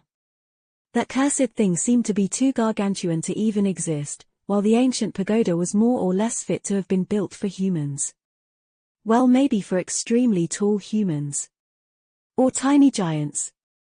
As Sunny studied the obsidian tower, Saint tilted her head and stared at the black pagoda, too, her ruby eyes reflecting some strange emotion. Was it recognition? Why would his shadow recognize a tower hidden in the depths of the abyss below the chained islands? Strange. Sunny frowned, then dismissed the endless spring. He remained motionless for a few moments, then slowly headed toward the tall pagoda. Saint followed. As they walked across the island, Sunny had time to look at the various ruins left on its surface. It was hard to determine what they had been once, but Sunny got the feeling that he wasn't looking at the remains of buildings. More like structures. Devices. Their purpose was now impossible to determine, but whatever it had been, he doubted that anyone could have ever lived inside. The closest he could get to putting his feeling in words was that these ruins reminded him most of the bowels of the underground factory his mom had worked in when he was little. Even though the factory was much larger and built of alloy instead of cut blocks of obsidian, not to mention being much more advanced, the sensation was the same. Just what was the purpose of this island? Who lived here? Who built that strange tower? The closer Sunny got to the obsidian tower, the more he was impressed by its graceful beauty. Even though the pagoda was hidden in the depths of the sky below, where very few creatures would have ever seen it, the unknown builder spent time to ensure that it replicated the magnificence of its ivory counterpart perfectly. It would have been breathtaking if it wasn't so menacing. Surrounded by nothing but emptiness and silence, the obsidian tower appeared ominous just by virtue of existing. I am not scared at all.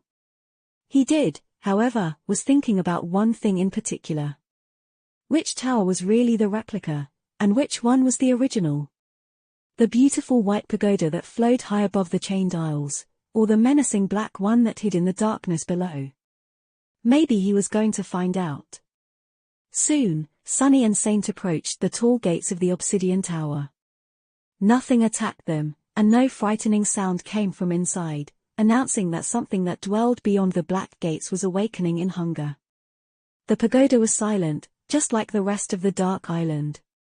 The strange thing, though, was that Sunny could not feel any shadows on the other side of the massive door. Not because there weren't any, but because the walls of the tower seemed to shield the interior from his shadow sense. A cold shiver ran down his spine. I have never encountered anything like this before. Have I? He hesitated, then approached the black door, summoned the moonlight shard, and scratched its surface. A layer of black dust fell down, revealing a much harder, and even blacker surface beneath. Sunny raised an eyebrow. Soot? The entire pagoda was covered in a thick layer of soot. He stood motionlessly for a bit, trying to understand what meaning was there in this fact, then simply shrugged and studied the ancient gate. The problem he was facing was that the gate didn't have a handle to open. Neither did it have a keyhole, a bell to ring, or a knocker to announce his arrival. How the hell am I supposed to open it? Without shadow sense, he couldn't use shadow step to simply appear inside. So, for the moment, Sunny was stuck. It would be very, very funny to travel all this way only to find out that I can't open a damn door. Right? Slightly embarrassed, he looked at Saint and asked. Any ideas? He didn't really expect an answer from the taciturn demon, but to his surprise, the shadow stared at him for a few moments, and then lowered her sword. Then, she raised one hand and pointed to her eye.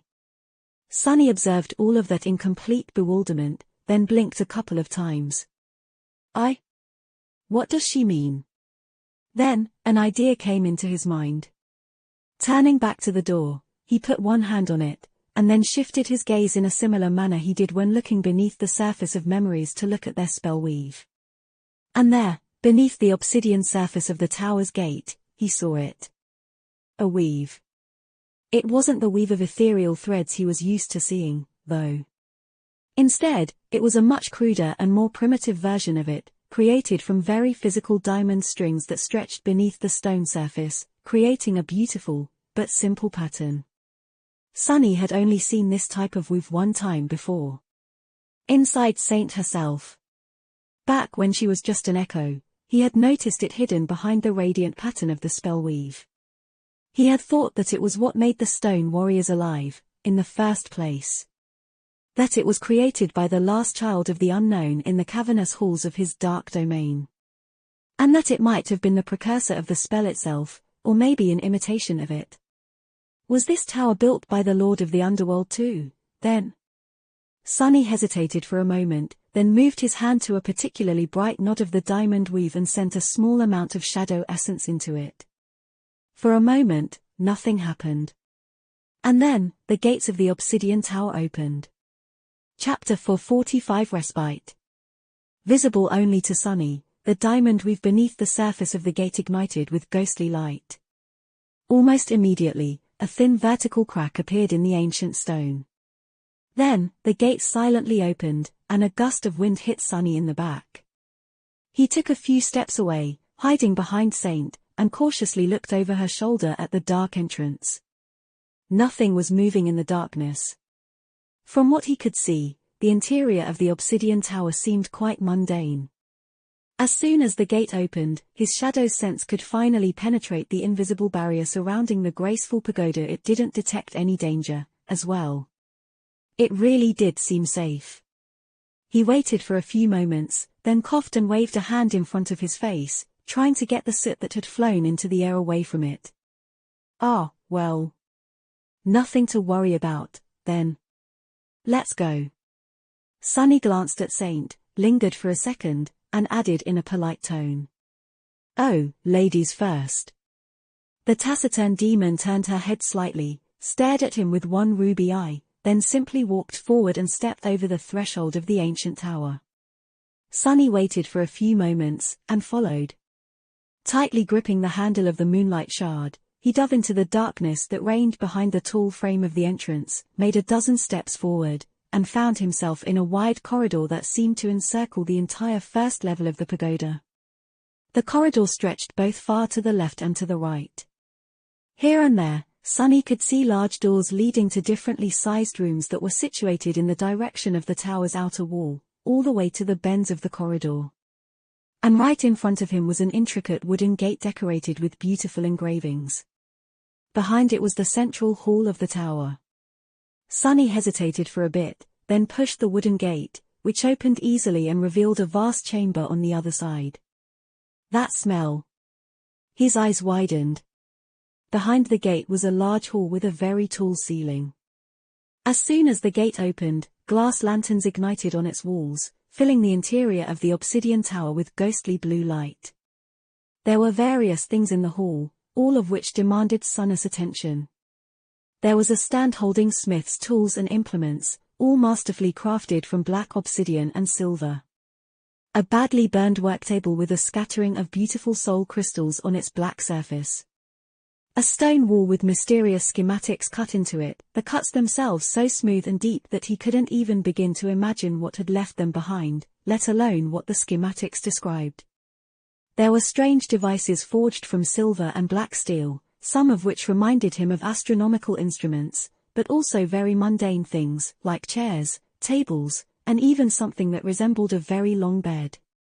All of it was perfectly preserved and immaculate, with not a speck of dust anywhere, cleaner than even his own house in the real world was despite the thousands of years that must have passed since the obsidian tower was visited last. It also all felt slightly wrong. The sizes of everything were almost fit to be used by a human, but slightly different. The shapes of the handles of all the tools were slightly strange. The way the pieces of furniture and equipment were arranged in space filled him with a slight feeling of unease, even now. He didn't know why. But Sunny did dwell on this for too long. Neither did his gaze linger on any of these items. His attention was pulled toward one specific place. Not too far from him stood a simple wooden table. And on it was all kinds of delicious food. Juicy meat, freshly baked bread, succulent grapes, glass jars of exquisite wine, beautiful pots full of steaming tea, all of it waited for him, as if served only a few seconds ago. Sunny's mouth watered. How is this possible? This has to be an illusion, right? Covered in layers of soot, sweat, and blood, he walked toward the table. His boots left black marks on the pristine floor of the hall. Arriving at his destination, Sunny reached out and grabbed a piece of bread with his dirty hand and greedily devoured it, then took one of the intricate silver goblets and filled it with wine. The rest of the goblets clattered to the floor, thrown off the table by his careless movement. Not paying it any attention, Sunny gulped down the sweet wine and laughed, sending breadcrumbs flying into the air. This is not bad, really. He would have preferred something without alcohol, but then again, this wine tasted so good. There was a wide grin on Sunny's face, but also dirty traces left by tears. His shoulders trembled. This really hits the spot. He was aware of the fact that the food could have been full of poison, but didn't care too much. He was just too hungry, tired, and spent. His body and his soul both hurt too much. He was at his wit's end. Refilling his goblet and grabbing a piece of perfectly roasted meat, he wandered away from the table and took another look at the large hall. There's no one here, right, Saint? The shadow silently walked behind him, vigilantly looking around and keeping the midnight shard ready. But there was nothing to use it against. Sunny wandered for a minute or so, and eventually stopped near a large bed covered with black, lavish furs. Dropping the empty goblet on the floor, he hesitated a little and then climbed into the furs. Who's been sleeping in my bed? Sunny dismissed the puppeteer's shroud and lowered his heavy head onto a soft pillow. He wanted to give Saint the command to stand guard, but there was no need. The taciturn demon was already doing exactly that. Before Sunny could think about something else, the exhaustion of the past few weeks took over his mind, and, offering almost no resistance, it slipped easily into the embrace of darkness. The first thing Sunny ended up doing after discovering the obsidian tower and finding his way inside was falling on a bed and going to sleep. He slept well. Chapter 46 Relentless Destroyer. Sunny slept for a long time, the exhaustion slowly leaving his battered body. After a while, though, his consciousness rose from the deepest layers of slumber, summoned back by pain and thirst. With a sigh, he turned to his other side and tried to go back to sleep. After a few more hours of tossing and turning, though, Sunny was finally awoken by the loud sound of something crashing to the floor. What is Saint doing? He reluctantly opened his eyes and sat up. As Sunny's weight shifted, the bed beneath him suddenly broke with a loud crack. He rolled onto the floor with a startled yelp. Huh? Standing up, Sunny looked at the broken bed, then at the hall of the obsidian tower, which was now submerged in darkness. A bewildered expression appeared on his face. The room he had entered before had gone through a dramatic transformation while he was asleep. The magical lanterns were now extinguished, and everything inside seemed dilapidated and decrepit, almost on the verge of crumbling to pieces. The magnificent tools and implements had rusted through and deformed, the worktable had collapsed under its own weight. That was the sound which had awoken Sunny. The food he had enjoyed yesterday had turned to dust. The pristine condition of the hall was gone, and now it was full of darkness, debris, and dirt. It was as though eons had passed since he fell asleep. A cold feeling appeared in his chest. Have I slept for 1,000 years? Remembering fairy tales where similar things often happened, Sunny felt a hint of horror, but then thought about it for a few moments and calmed down. No, he had not. Judging by how much shadow essence had accumulated in his cores, he slept for about 24 hours straight, which was a lot, but nowhere near 1,000 years. Saint, who was keeping watch nearby, also didn't look as if she had been guarding him for a few centuries. Instead, it was the pagoda itself that had aged. As if an invisible seal that had kept it untouched by the passage of time for all those thousands of years was now broken, and time was finally catching up with it.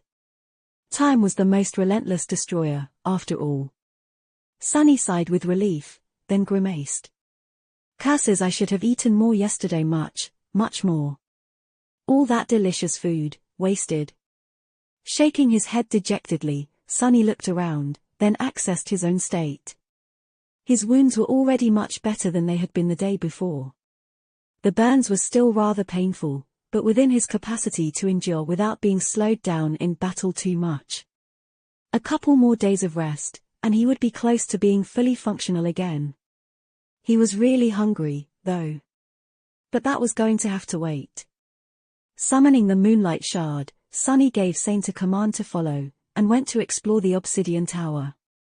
It took Sunny about an hour to fully explore the first level of the ancient pagoda. Some of the doors in the outer corridor had collapsed and turned to dust, some remained standing and required him to use a tiny bit of shadow essence to unlock them. Behind the doors were all kinds of rooms.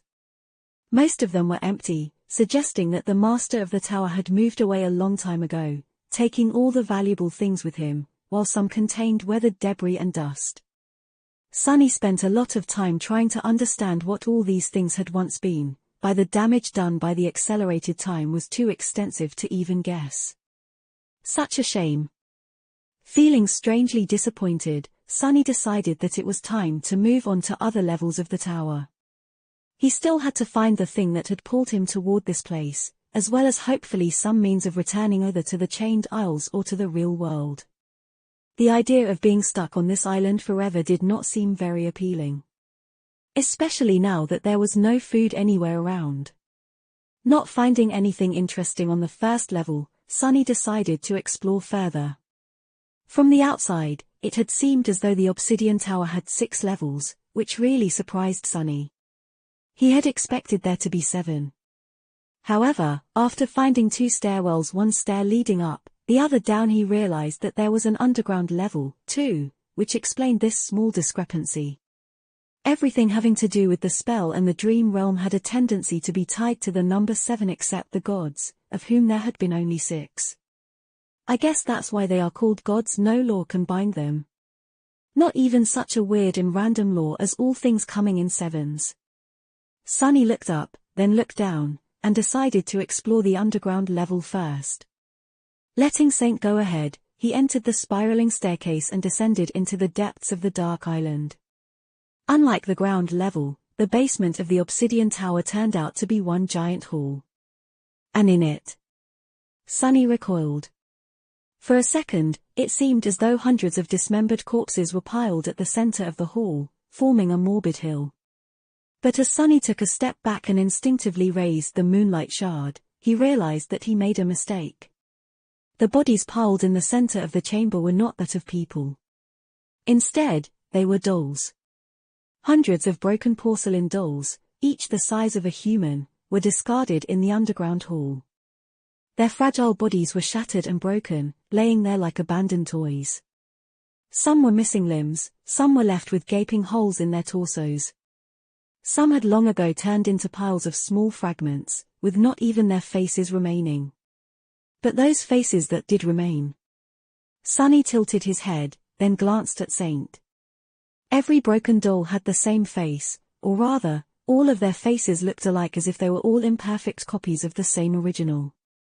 They had the same flawless, inhumanly beautiful features that Saint had, only the craftsmanship behind the faces of the broken dolls seemed much less refined, as though the sculptor had not yet perfected his skill when creating them.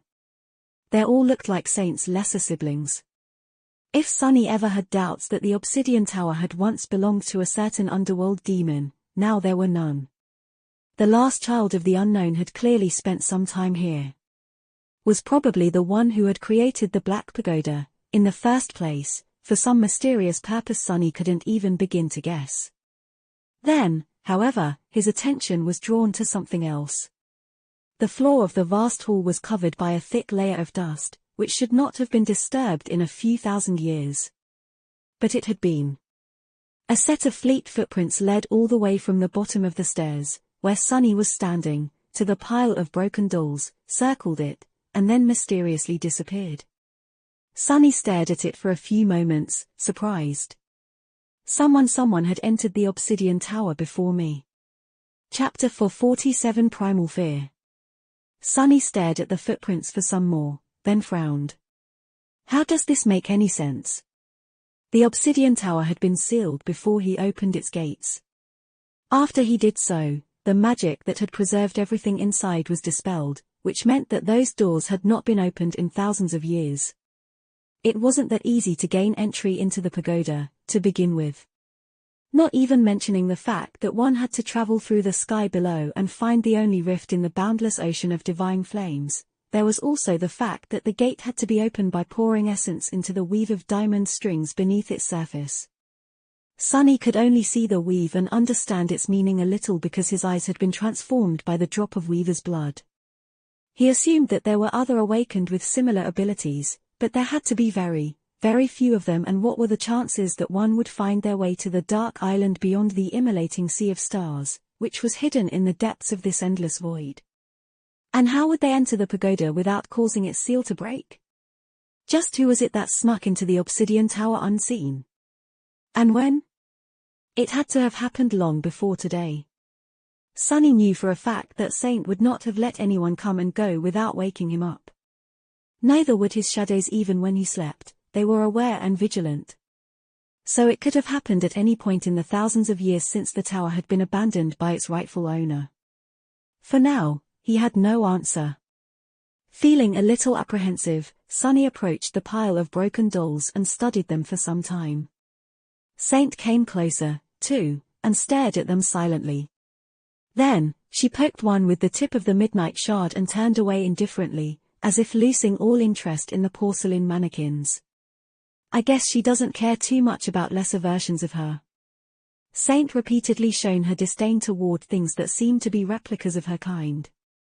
It had been the same with the Black Knight, and even with the walking colossus of the Forgotten Shore. Sunny clearly remembered how unimpressed his shadow had been with the awesome stone giant. Turning away from the broken dolls, Sunny looked around and noticed that the walls of the chamber were lined with massive glass vessels. Some were whole and some were broken, but all were empty. The glass was black and opaque, covered with a thick layer of soot from the inside. Weird. Not finding anything else of interest on the underground level, he returned to where he had started and rested for a while, drinking water from the endless spring and trying to suppress his hunger. This place is so eerie. It was, indeed. The Black Tower stood at the edge of an endless void of darkness, empty and abandoned, with everything inside of it made out of nothing by an inhuman mind. It was not a very welcoming place, at least not for humans. Sunny stared at the ancient walls that surrounded him, and wondered about the secrets of the past. After a while, he stood up and cautiously headed for the second level of the Great Pagoda. As soon as Sunny set foot on it, though, he instantly felt that something was very wrong there. The feeling of deep, subtle, primordial terror he suddenly experienced was unlike anything he had known before, with the exception, perhaps, of those few moments back on the Forgotten Shore when the walking colossus had lifted the giant three-eyed skull from the depths of the dark sea. But here, this feeling was even more dire, even more invasive. What is this? Just like the underground level, this one consisted of only one great hall. The black walls rose high into the darkness, creating a magnificent and solemn atmosphere. At the center of it, cut into the obsidian floor, was a massive silver brazier. And in it, Sunny shuddered and took a step back. Something was growing from the brazier, spreading outward like a vile kind of rot. It had infected the very stone of the ancient tower, turning it into a semblance of repulsive, black, pulsating flesh. The silver brazier was infected by the terrifying growth, too, its metal somehow becoming a part of it. It seemed as if everything would become absorbed and transformed by the spreading corruption. As long as it was touched by the harrowing growth, entire worlds would be devoured by it, perhaps, if given chance. The thing slowly spreading from the ancient brazier felt like pure evil. Sunny shivered, gave Saint a signal to stay back, and shifted his gaze slightly. He was looking past spreading black flesh, at the source of this harrowing infection. At the very center of the brazier, blackened by the flames that must have raged in it once, lay a severed human arm. Well, it resembled that of a human, at least. The arm was much longer than it should have been, and the hand had 7 fingers that ended with sharp claws. The rot seemed to be spreading from a terrible torn wound on the forearm, to the charred and emaciated flesh, and then outward, to everything else around it. Despite the repugnant state of the severed arm, the cut that separated it at the shoulder seemed clean and perfectly smooth, as if delivered by a steady and unfaltering blade. But Sonny was more affected in something else. A deep frown appeared on his face when he noticed it. In his mind's eye, the vile arm was radiating a blindingly bright, overwhelming, beautiful golden radiance. It was awash in the light of divinity. A frightening thought appeared in Sonny's head. Can it be? In front of him, stricken by the harrowing rot, was a severed arm of a deity. It was also the reason why fate had brought him to this lost and forgotten corner of the abyss. Chapter 448 Golden Needle.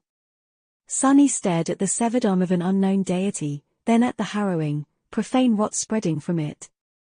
Then, he tiredly rubbed his face. Why can't anything ever be easy?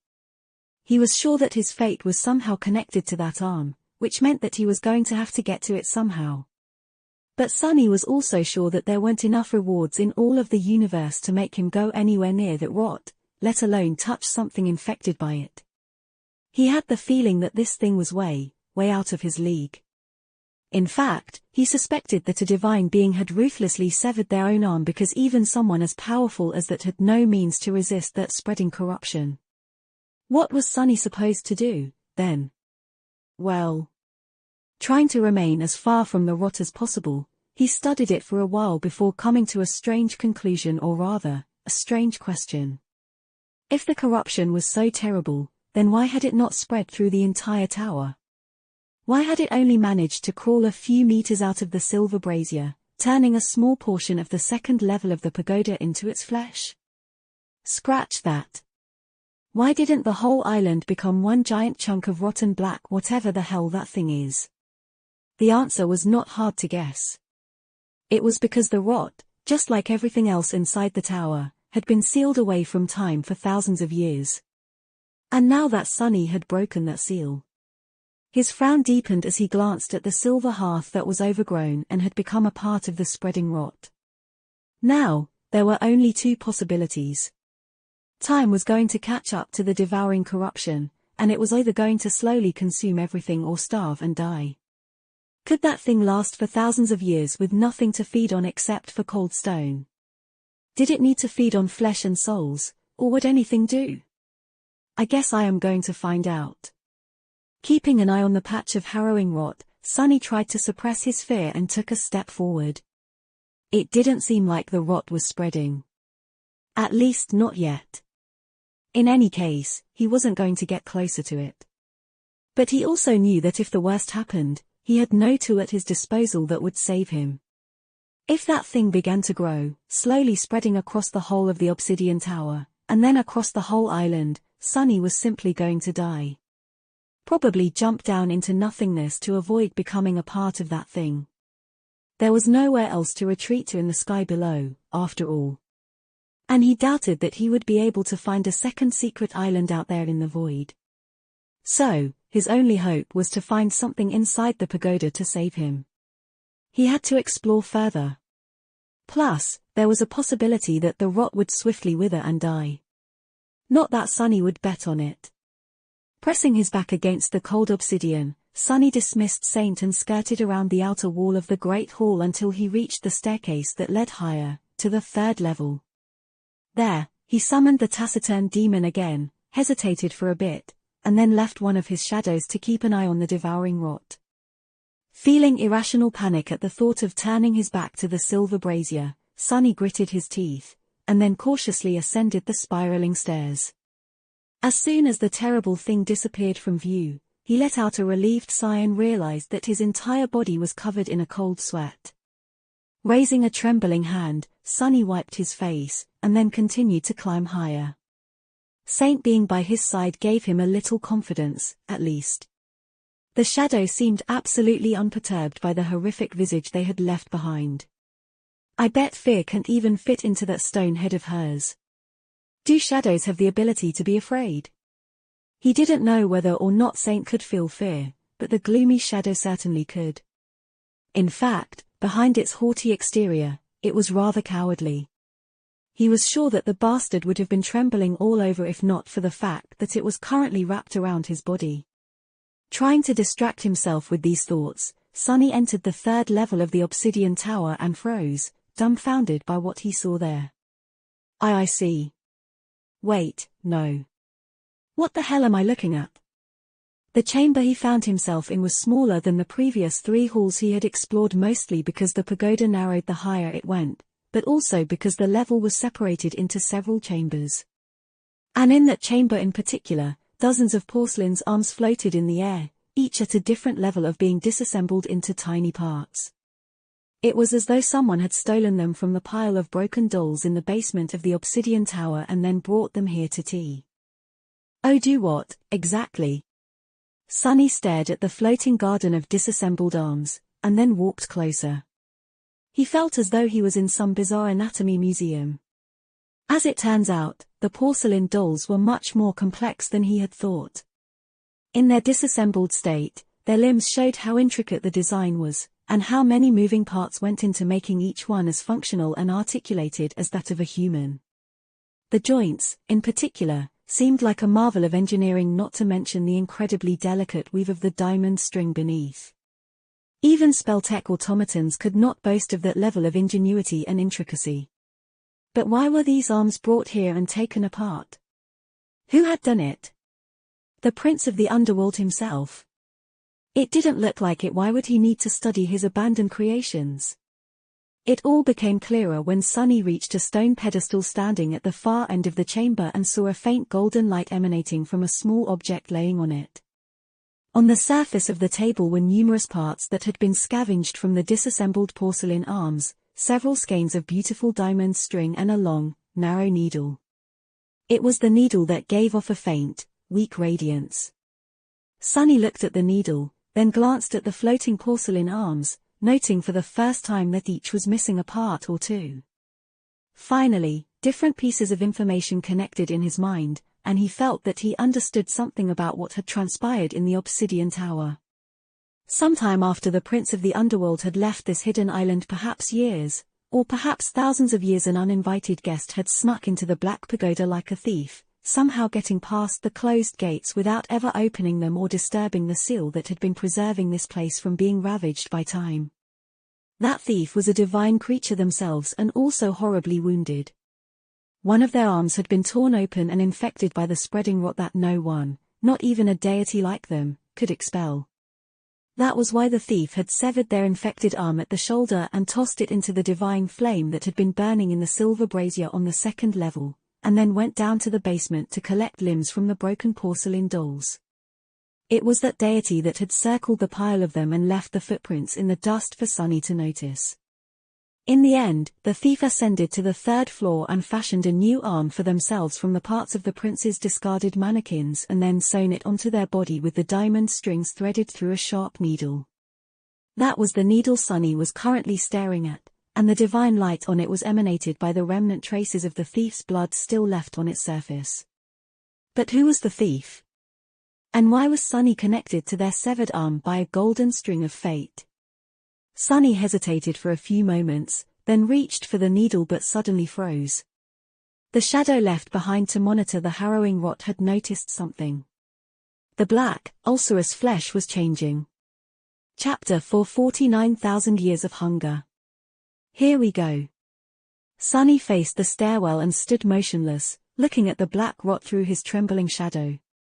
Sensing something, Saint turned around, too. The tip of her sword hesitantly rose into the air. The next few moments were going to decide whether he was going to live or die, or maybe be condemned to a fate much worse than death. One level lower, the harrowing corruption that had been spreading from the severed arm of a deity was moving. The black ulcerous flesh was rising and falling, as if in the throes of death. Or transformation. Sonny gritted his teeth, waited for a second. and then breathed out with immeasurable relief. Dying, it's dying. It felt as though he had been sentenced to execution, only for a pardon to arrive at the last possible moment, when the rope was already pressing on his neck. Indeed, the terrifying rot was withering. As thousands of years that passed since it was locked in the obsidian tower caught up with it, the devouring corruption appeared to be dying of starvation. The stone surface assimilated into it, convulsed and wriggled, as if consumed by pain. The silver brazier was melting. The growths of the bulbous black flesh were slowly receding, their color turning ashen. The process was slow, but at the edges of the patch of corruption, the rot was already turning into wisps of darkness, which then disappeared without a trace. As tension left Sunny's body, he couldn't help but sway a little. Good, something has gone my way, at last. Before, he had been considering his options and finding no possible way to escape from the rot if it was to start spreading. He had considered trying to damage it with broken oath, but doubted that anything the awakened memory could do would work, considering that even the original owner of the seven-fingered hand resorted to severing their limb completely instead of trying to destroy the spreading corruption. He had also entertained the idea of using the cruel sight, which was now infused with divine flame. But something told Sunny that the massive brazier where the rot had taken root had once been full of it, too. That was apparent from how charred the severed arm of the transient deity was. If even thousands of years of burning in annihilating divine flame couldn't destroy or stop the black rot, then what hope did he have? In the end, though, the corruption had destroyed itself. Neither divine flame nor an actual deity had been able to damage the black rot, but its hunger and the relentless nature of time were. Thank gods. Sunny inhaled deeply and tiredly closed his eyes. The corruption was slowly dying, pieces of it slowly disappearing, bit after bit. All that was left behind were the damaged stone and the memory of primal horror. He grimaced. But also, damn the gods, why would they allow for such a thing to exist? Shaking his head, Sunny wiped the sweat off his face, then turned around and walked back to the stone pedestal. Reaching with one hand, he picked up the long, sharp needle and stared at it for some time. The needle seemed to have been made out of polished iron, but due to the traces of divine blood absorbed by it, the cold metal had assumed a faint golden shine. Sunny looked at it for a long time, trying to understand if this was a mundane item or some mystical artifact. In the end, he had to admit that he had no clue. The needle did not turn into a memory like Weaver's mask had. He didn't see any spell weave inside of it, either. However, the needle also didn't feel like a simple object. It was strange. He thought for a bit, then summoned the covetous coffer and carefully placed the needle inside. The skeins of diamond string also went in, easily disappearing into the gluttonous box. I will have time to study it later. With that, Sunny hesitated for a bit, then reluctantly headed back toward the second level of the Great Pagoda. He was going to watch the harrowing rot die, and then try to approach the severed hand of the mysterious deity. Some time later, Sunny was sitting on the lowest step of the stairs leading to the Great Hall, staring at the massive brazier in its center. What was left of it, to be precise. The devouring corruption took its sweet time dying. Even the hunger of thousands of years could not destroy it so easily, it seemed. The black flesh writhed and pulsated, disappearing little by little. Several times, veins of rot tried to spread outward, clearly sensing the presence of a living being nearby and lusting to absorb him. But the profane infestation was too weak to overcome the entropic power of starvation. The silver brazier, which had long ago become a part of the horrid corruption, melted and fell apart, then disappeared into wisps of pure darkness. Soon, it was clear that the rot was not long for this world. All that remained from its vile flesh were a few growths infused into the severed arm itself. Staring at the disintegrating rot, Sunny felt both deep, primal terror and a strange compulsion to try and damage it a little in hopes of being credited for the kill by the spell. Who knew what reward he would receive? But in the end, Sunny remained still. Firstly, because he wasn't even sure that the corruption would be acknowledged by the spell as a creature. He didn't really know if that thing was alive, for the lack of a better word.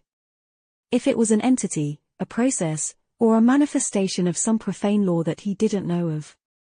Secondly, because he was absolutely unwilling to approach the rot, even now that it was dying. He wasn't even willing to let his memories get anywhere near it. The memories were connected to his soul, after all. Who knew if that thing was capable of spreading to a memory, and then to his very soul through the invisible link? So, Sonny simply sat silently and waited. After a while, the corruption finally died.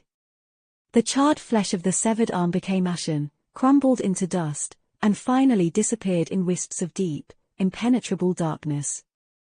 All that remained was the empty hall, the patch of mangled obsidian in its center, a single piece of pristine alabaster bone shining with blinding gold radiance. A sole phalanx of a finger. Sonny waited for a few minutes, gathering his courage, then sighed and stood up. He glanced at the small bone, scowled, and walked toward it. It was time to see what fate had in store for him. Chapter 450 Alabaster Phalanx.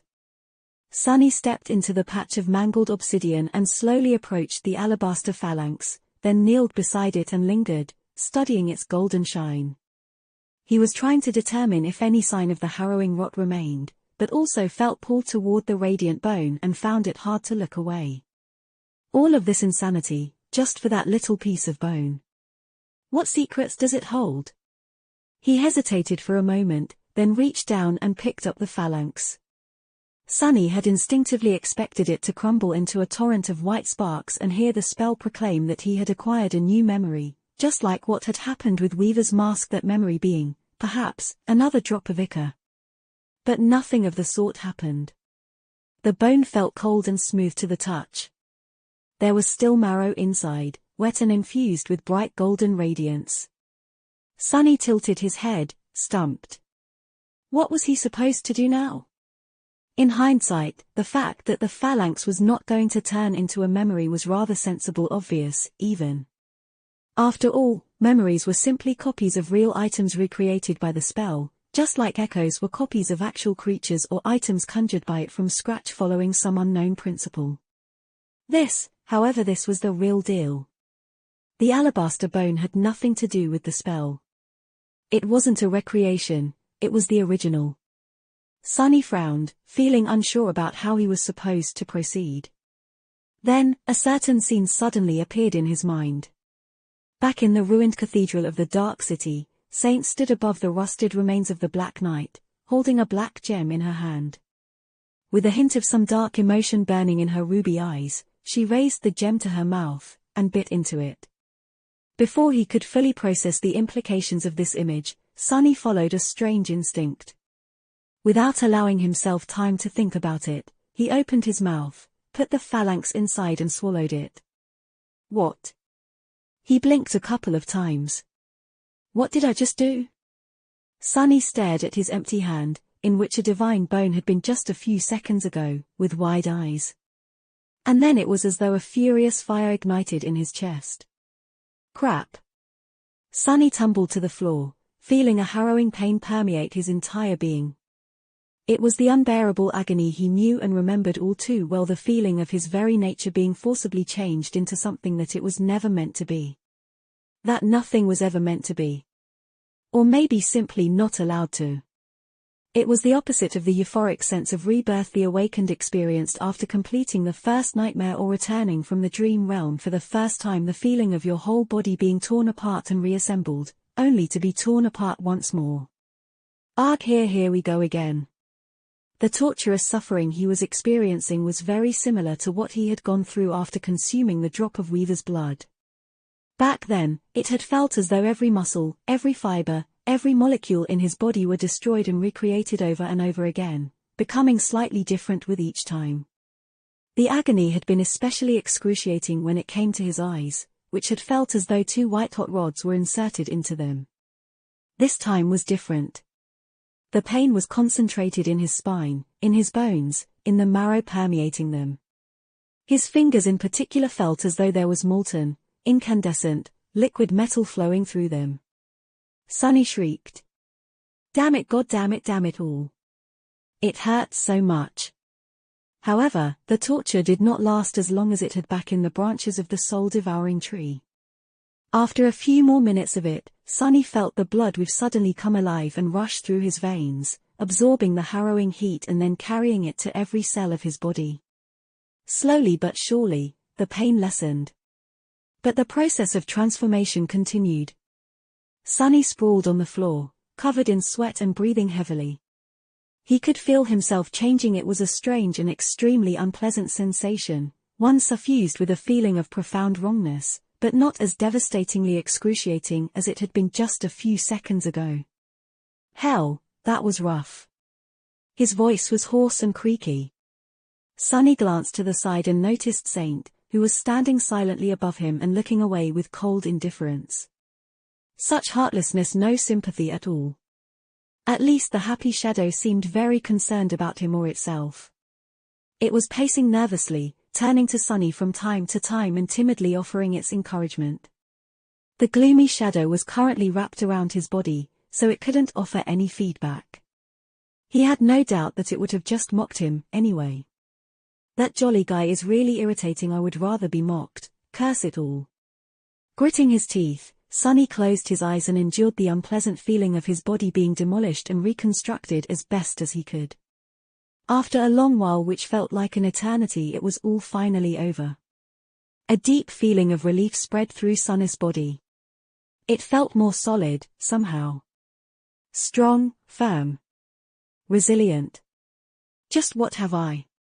The voice of the spell suddenly thundered in the solemn dark hall, interrupting his thoughts.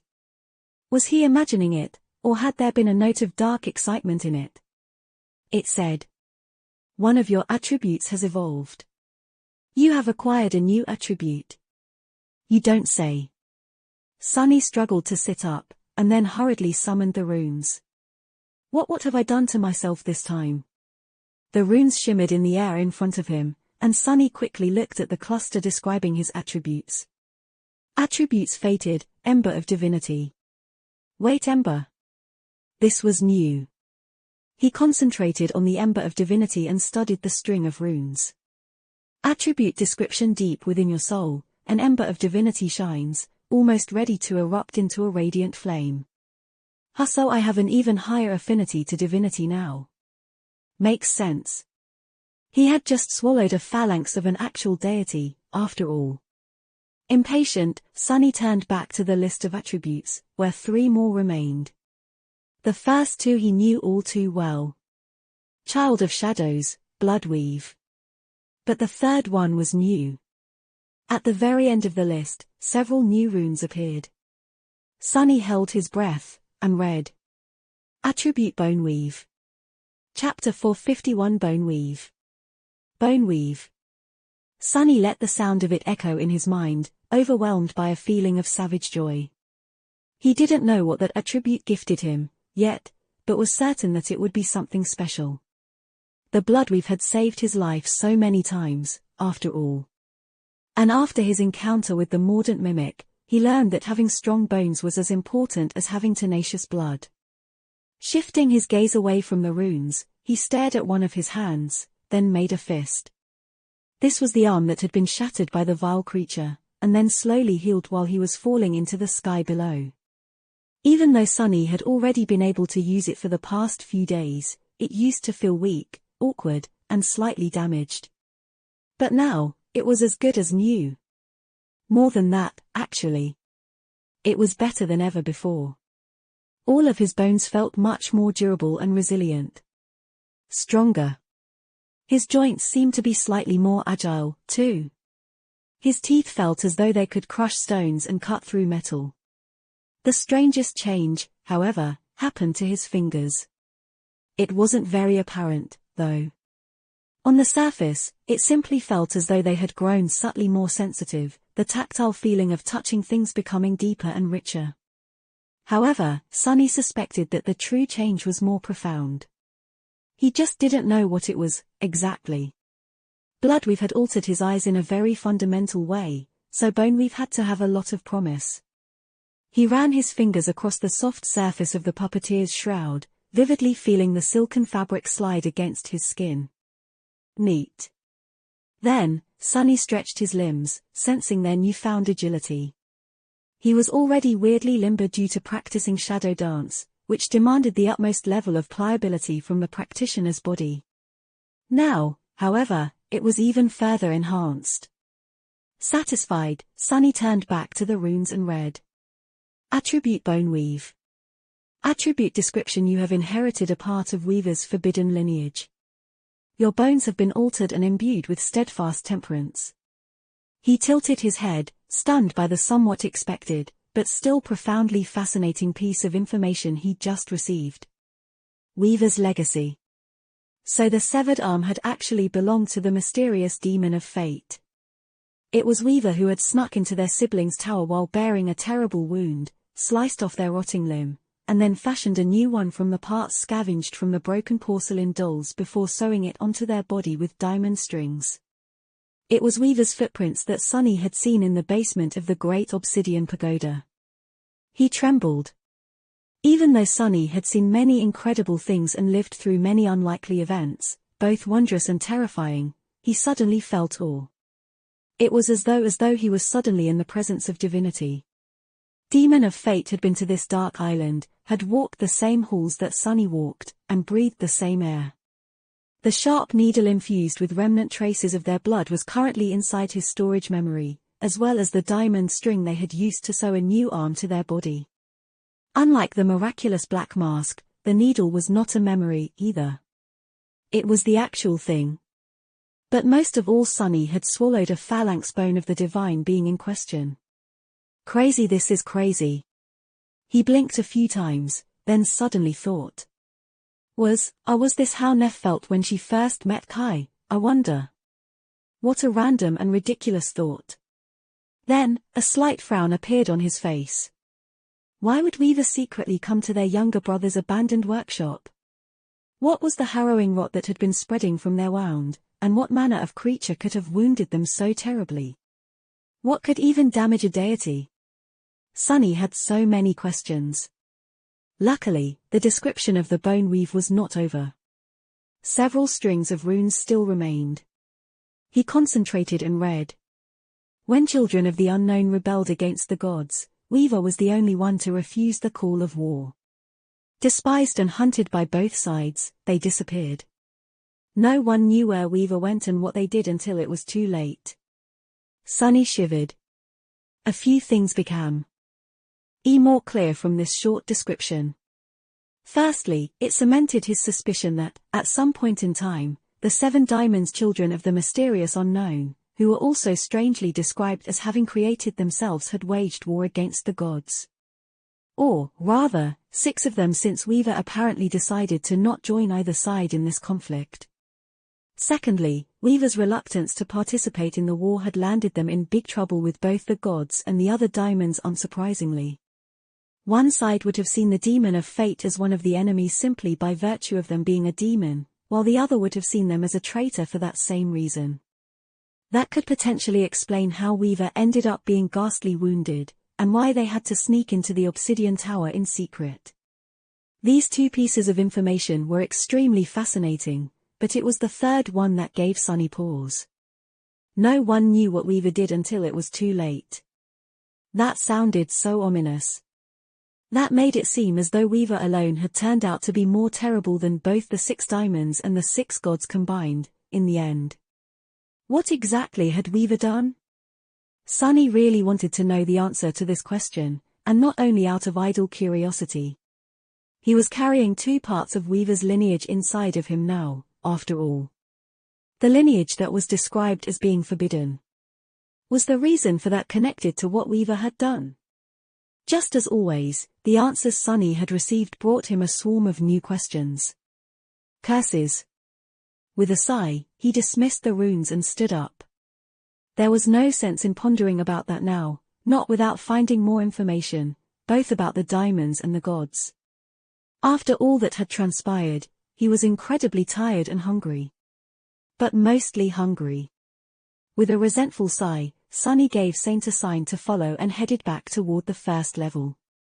Chapter 452 Above and Beyond. Several days later, Sunny was sitting on a piece of broken furniture in the central hall of the first level of the obsidian tower. The covetous coffer stood near him, its lid open and its sharp teeth revealed. He was holding the cruel sight in his hand. The silver blade of the somber spear was incandescent with white radiance, infused with divine flame. Sunny was currently using said divine flame to roast a piece of repulsive, slightly rotten black meat. That was the last piece of mimic's flesh he had stored inside the coffer before taking a plunge into the ocean of merciless stars. Saint was also nearby, staring into the distance with her usual cold indifference. He glanced at her, then sighed. "Sorry that I haven't fed you in a while." The shadow did not react to his words in any sort of way. Sunny continued to talk, though, unbothered by the taciturn demon's apparent lack of interest. "Hey, that's not true. It is not my fault. Blame my incredible luck, instead. What can I do? The memories I find are just too incredible. How can I let you eat them? I can't." He grinned, then threw a dubious look at the sizzling black meat, and sighed. "I guess it's done." Dismissing the cruel sight, Sunny brought the meat to his mouth and took a bite out of it. As he chewed, an absolutely miserable expression appeared on his face. "Ah, that's the stuff. I tell you, Saint, this meat absolutely delicious. I pity you, really, for being unable to taste this divine. Oh damn it, how can anything be so vile, this divine dish? It's the best devil steak you can possibly eat in a lifetime. Just a single bite can really change your life. For the worst. At least chewing the damn thing was much easier now. Before the acquisition of bone weave, eating mimic's meat felt like gnawing on an old leather boot. It felt pretty much the same now, but Sunny's teeth were different. They were able to slice and cut through the tough meat of the devil with ease. Plus, it wasn't raw. That was already a reason to celebrate. Feeling his eyes tearing up from disgust, Sunny glanced at Saint and forced the smile to remain on his face.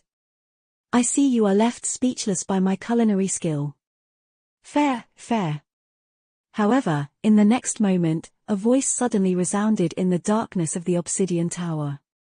"You actually survived." Sunny choked on a piece of the vile meat. For a second, he thought that his loyal shadow had only been pretending to be mute all this time, instead simply choosing not to speak to him. But no, he recognized the voice. Sadly, it wasn't Saint. It was Mordred. The Prince of Nothing was back. Thank gods. Sunny had been burdened by being all alone on the dark island much more than he was willing to admit. Even though he didn't trust the mysterious voice, he felt relieved to hear it. Swallowing the meat, he took a sip from the endless spring, then looked around the hall and said, "As you can see. Although, being the honest to a fault young man that I am, I have to admit that it wasn't easy or pleasant. In fact, I can hardly believe that I survived myself."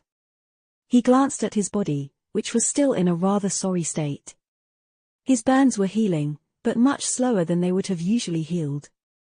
Even though the divine flame had not touched him directly, just the heat radiated by it was enough to leave long-lasting traces that even bloodweave wasn't able to remove fast. Mordred remained silent before speaking again, as he usually did. When his voice appeared, it was full of genuine surprise. "You really found the rift in the ocean of flames?" Sunny shrugged. "As it turned out, I was more or less falling toward it the whole time. But even then, I almost burned to death trying to reach it. My most powerful memories were heavily damaged, and I only survived thanks to a bit of luck." Which was technically true, although not nearly all of the truth. The mysterious prince hesitated, then asked, "Where are you now?" Sunny tilted his head. How much of my surroundings can he perceive, I wonder? The first thing that Mordred had ever said to him was ask why it was so dark, so he probably could see something, at least.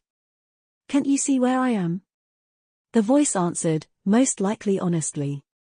"I can see a big hall filled with ancient, broken things. That doesn't tell me a lot, though." "Makes sense." Sunny nodded, feeling the pressure of the floor building up in his soul, demanding for him to deliver an answer. He gestured at the interior of the obsidian tower. Well beyond the false stars, the void continues for who knows how much further down. But some distance from the flames, there is actually a single island floating in the emptiness.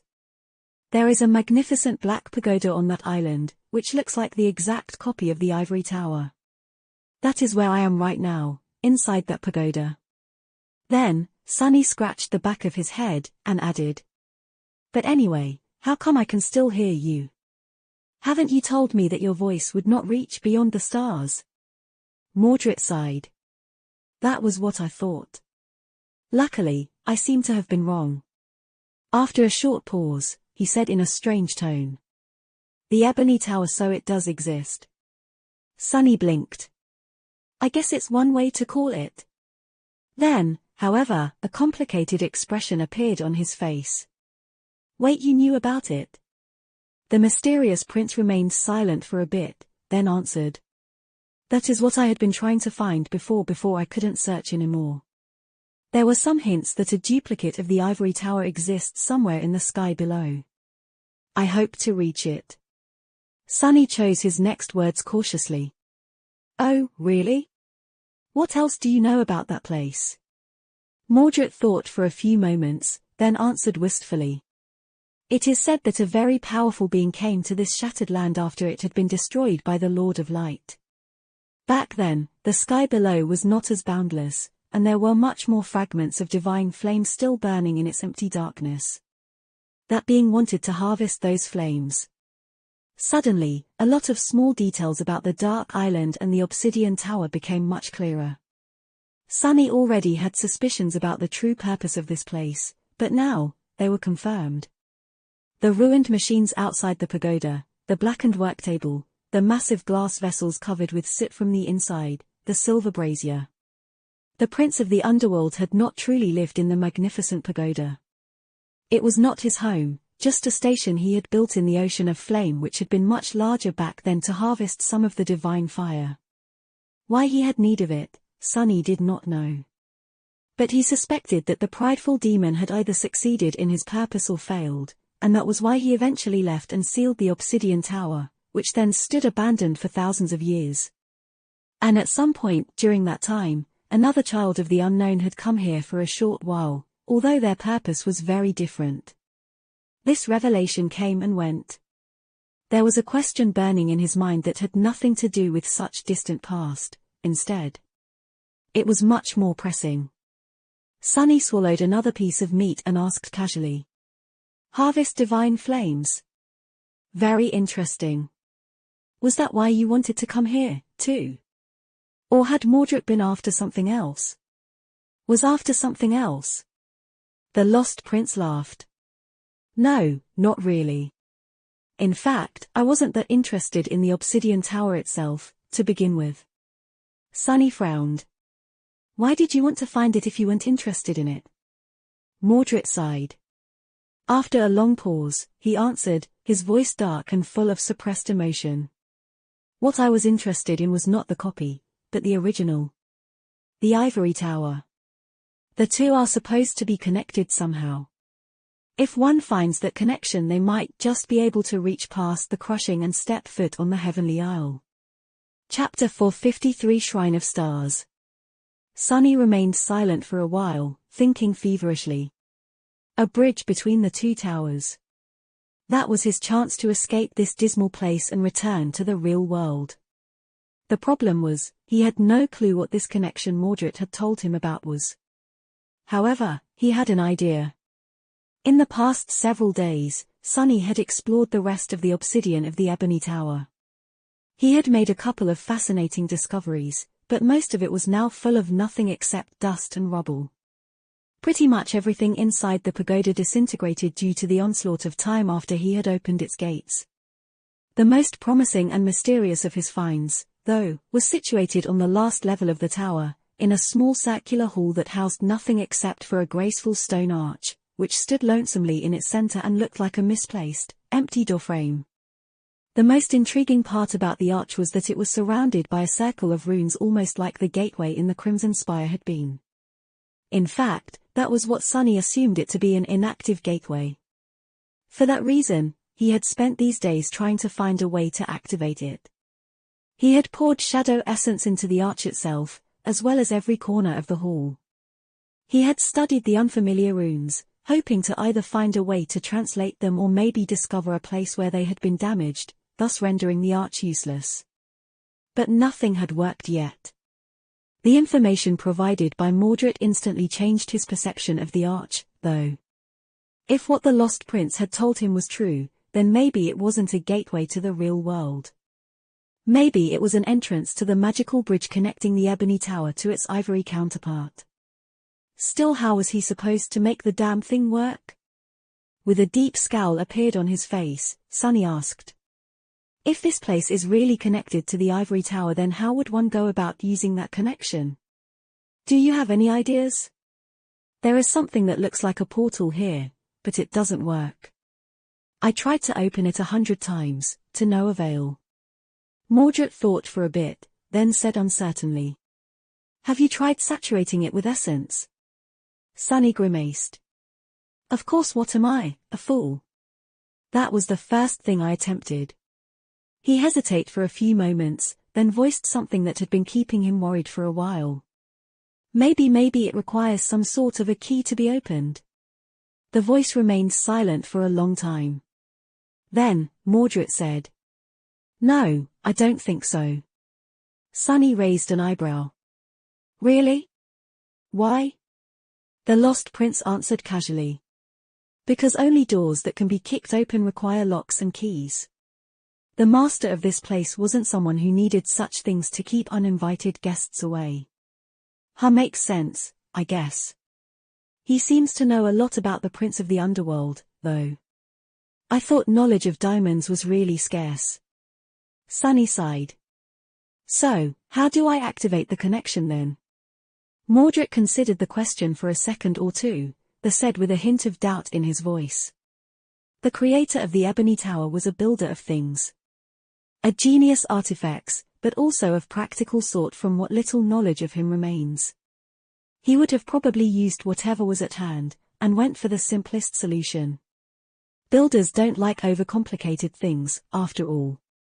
Sunny considered his words. The simplest solution. A seed of an idea appeared in his mind.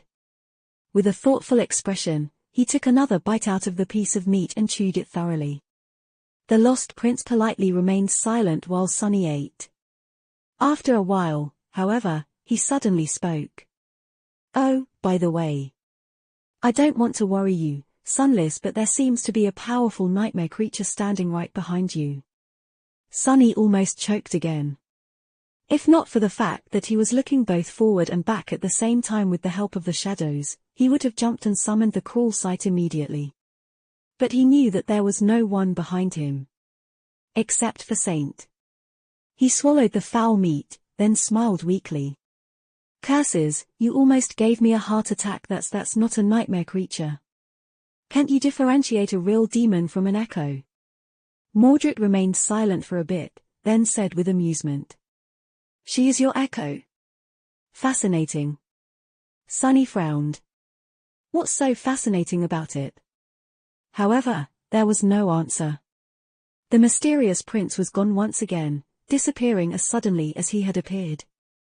Usually, Sunny was irritated by this annoying habit of his, but this time, he was glad.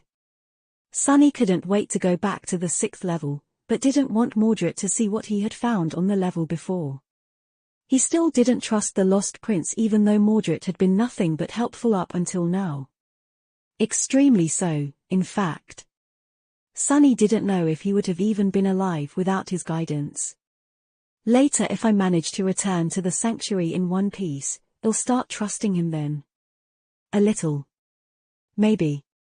Finishing up his meal, the last he was going to have in a while, Sunny stood up, stretched, and headed toward the stairs. After he had received the bone weave and rested, Sunny explored the rest of the 3rd level of the Ebony Tower. However, he had not found anything of note there. He also had not discovered any more traces left behind by Weaver, which disappointed him a great deal. The 4th level, however, was much more interesting. The central hall of it was fashioned into a vast, somber shrine. At the center of it stood an altar cut from a single slab of black onyx, and behind it was an incredibly beautiful statue of a young woman dressed in a flowing tunic, her face obscured by a veil. The young woman was holding a star in one hand, and a bolt of lightning in the other. Sunny was pretty sure that she was none other than Storm God, also known as the goddess of black skies. Deity of the oceans, of the depths, darkness, stars, travel, guidance, and disaster. Which was really interesting. Why would the prince of the underworld build a shrine to his sworn enemy at the very heart of the Ebony Tower? Their relationship, it seemed, was not as simple as Sunny had thought. He had been much more interested in the altar itself, though. After finding the shrine, Sunny had tried to place magical coins on the onyx surface, and even spilled a bit of his blood on it. But this time, the gods had not answered. The coins, too, simply remained laying on the altar instead of turning into shadow essence. It seemed that the altar was not mystical at all. In fact, as far as altars went, this one appeared to be quite mundane. Sunny had quickly lost interest and continued exploring the Great Pagoda. And he had not been disappointed by that decision. Because there was something very, very important on the 5th level of the Ebony Tower. Chapter 454 Hope. The 5th level of the Ebony Tower had almost killed Sunny. It was completely empty, its black walls drowning in darkness and unadorned. There was no dust, no ruined pieces of furniture, tools, or strange metal devices. Not even lanterns. There were, however, countless runes carved into the walls themselves. And almost all of those runes were of the kind that radiated a sickening, dire sensation that made one feel as though their mind was breaking apart. The same mysterious runes that the spell used to describe the unknown, and that Sunny had seen written on the floor by the prisoner of the small cell that was hidden under the ruined cathedral in the Dark City.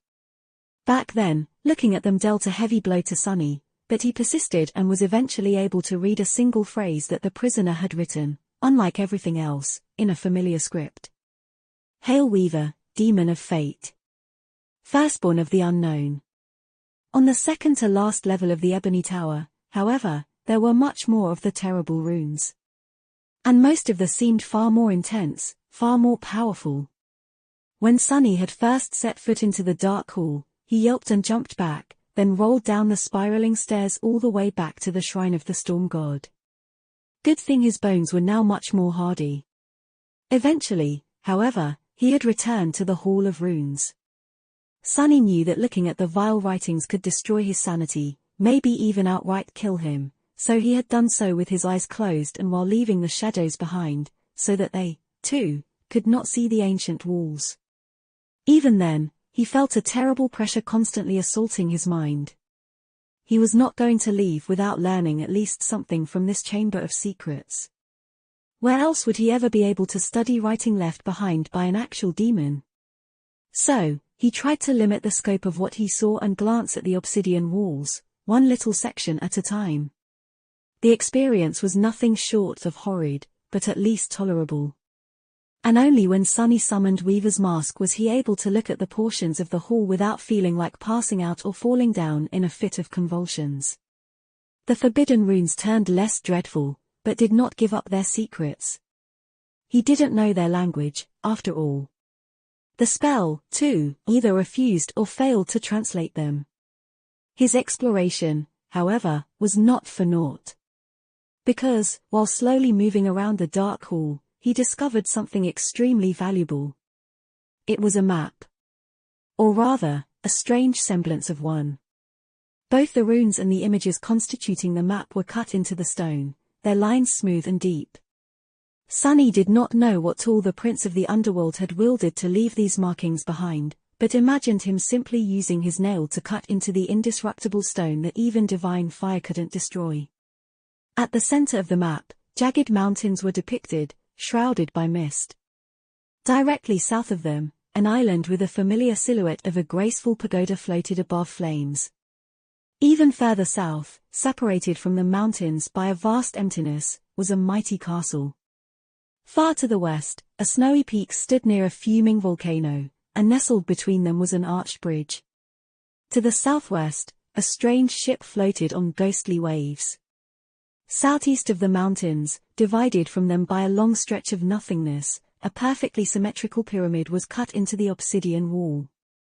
And lastly, to the north, further away than an other image, above all of them, was a familiar shape.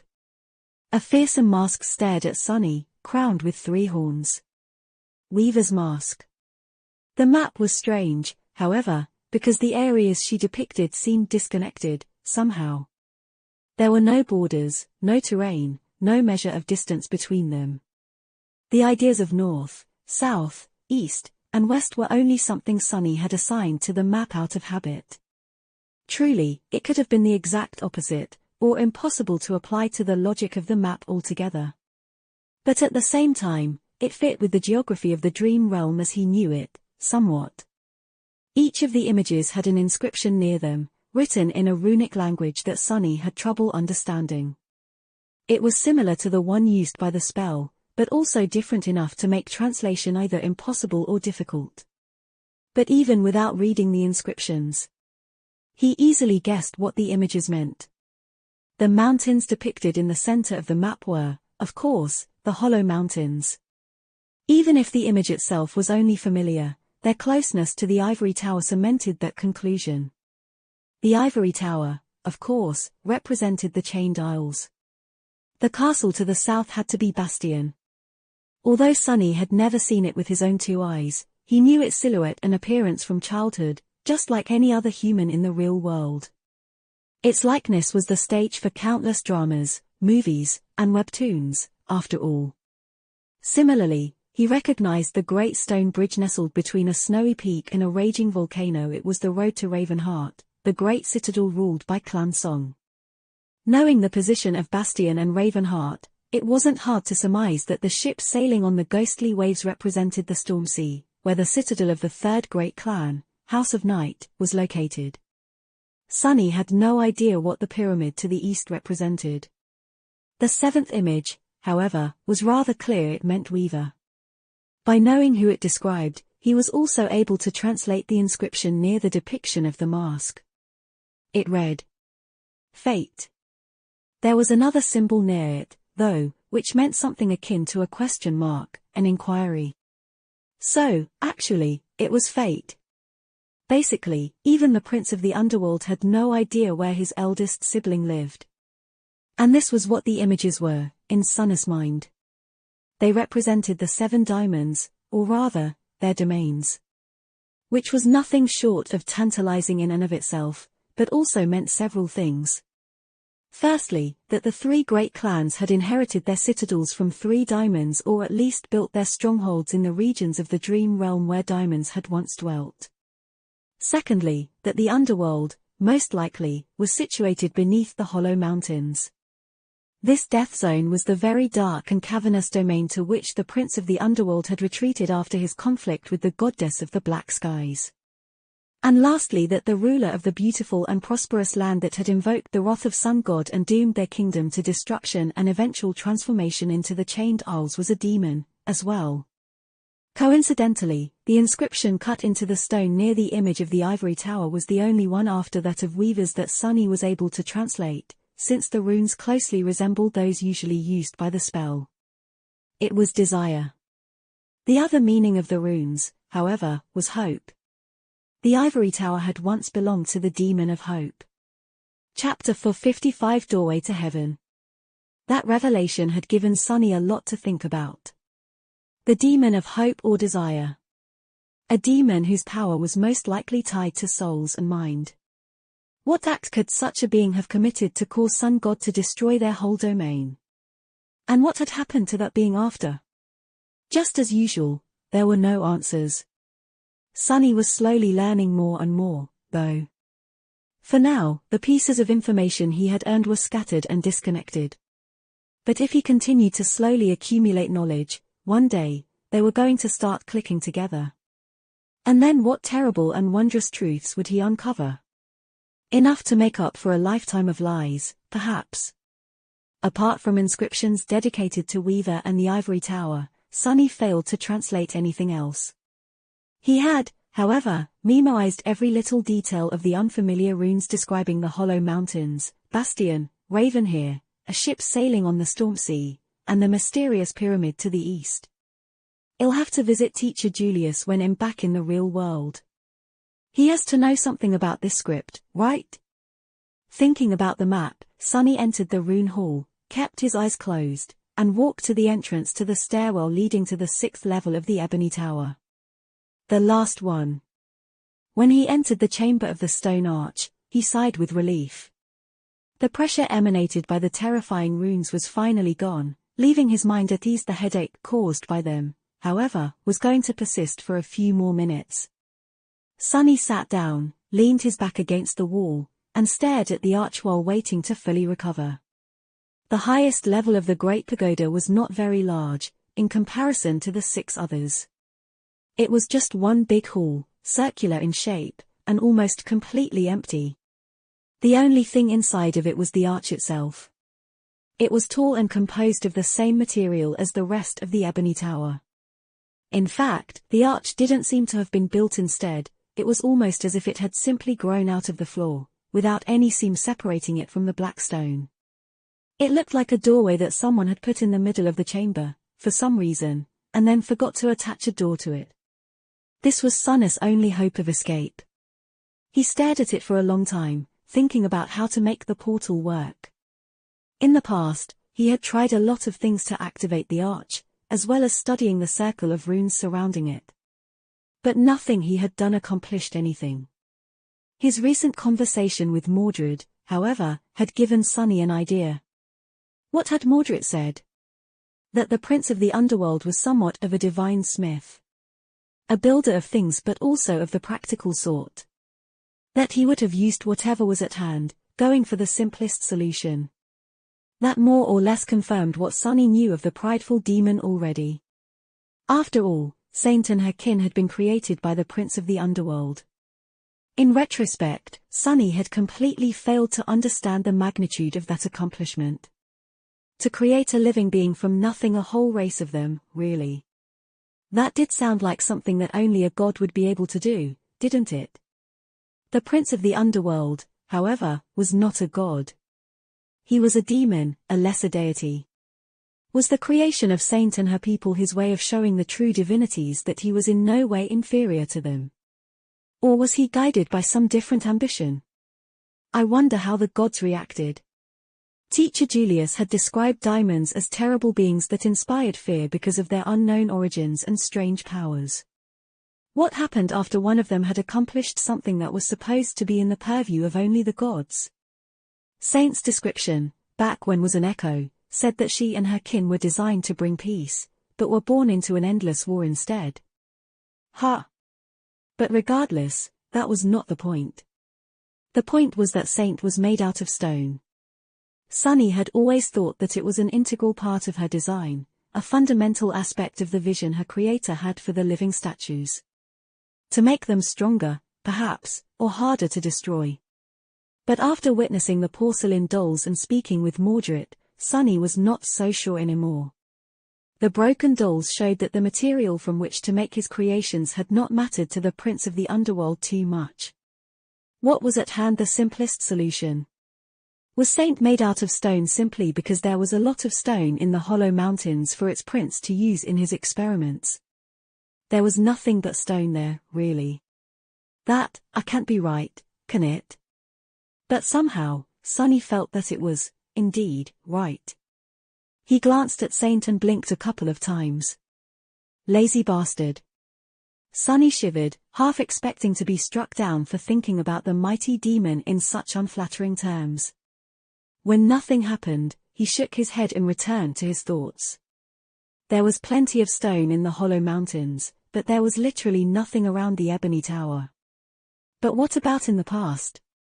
What had there been a lot of around it back at the time the Prince of the Underworld resided in the sky below? What would he have used to power his magical engines? This pagoda had been built to harvest divine flames, after all. Feeling the headache finally retreat, Sunny stood up and walked over to the arch. Then, he summoned the cruel sight, activated the dark mirror enchantment, and poured his essence into it, watching the silver blade become infused with incandescent white light. Then, he hesitated for a moment, and lightly pressed the tip of the sambar spear against the cold black stone. Immediately, it was as though the floodgates had been opened in his soul.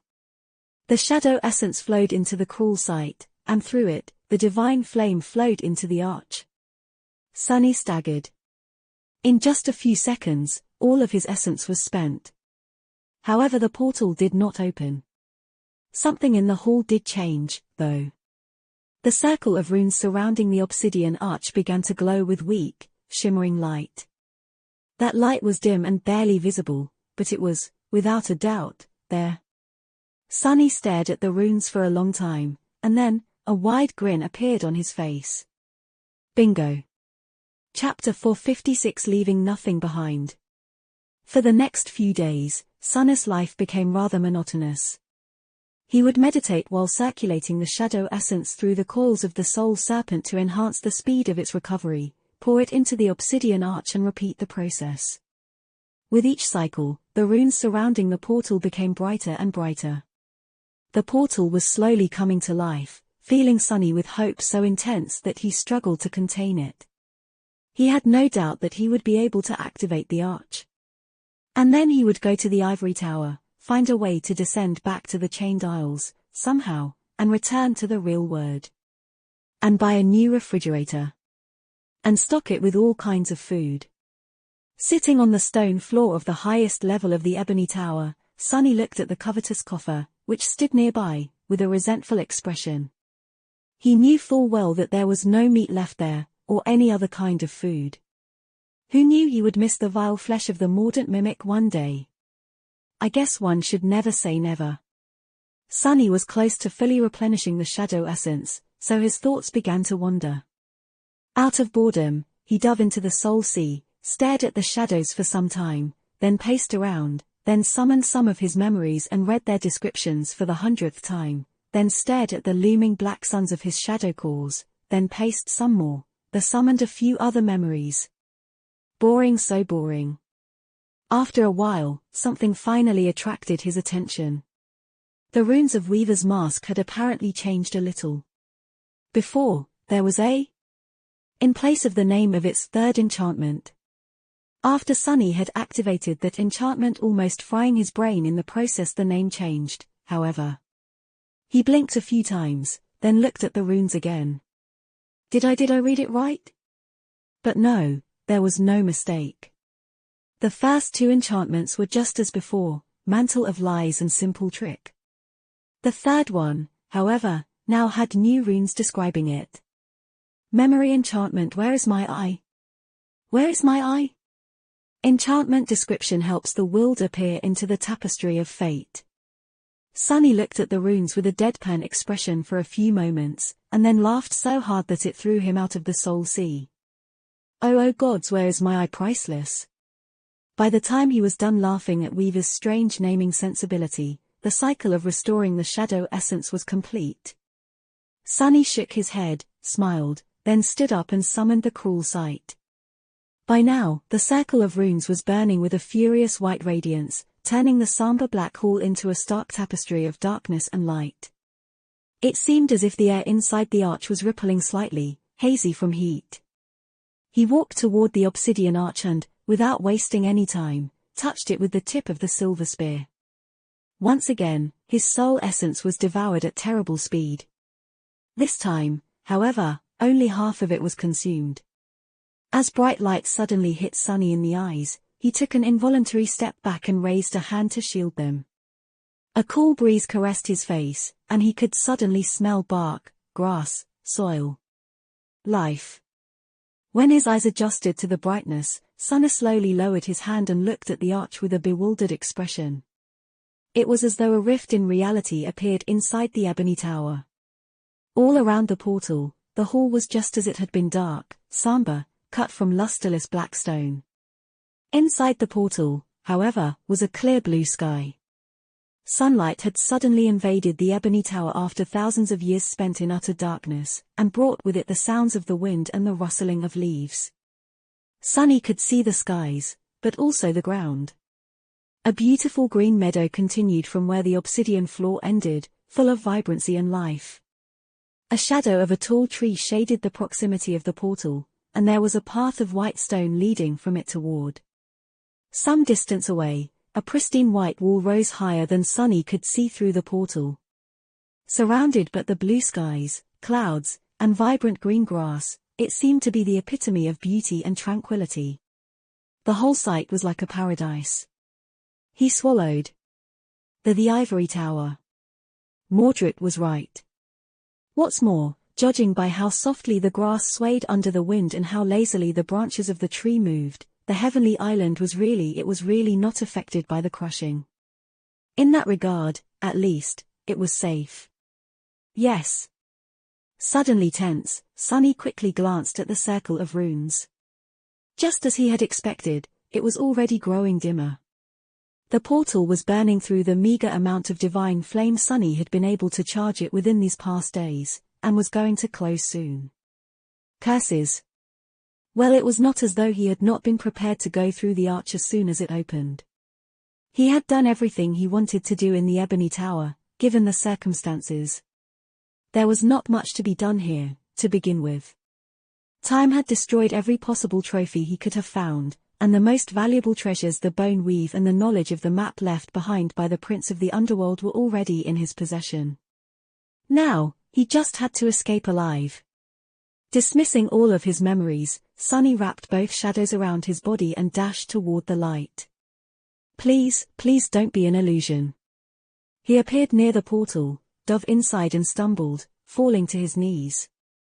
His fingers touched the soft grass, and, with his tactile sense enhanced by the bone weave, Sunny felt every tiny detail of its texture, of the rich soil beneath, of the heat of the sun on his skin.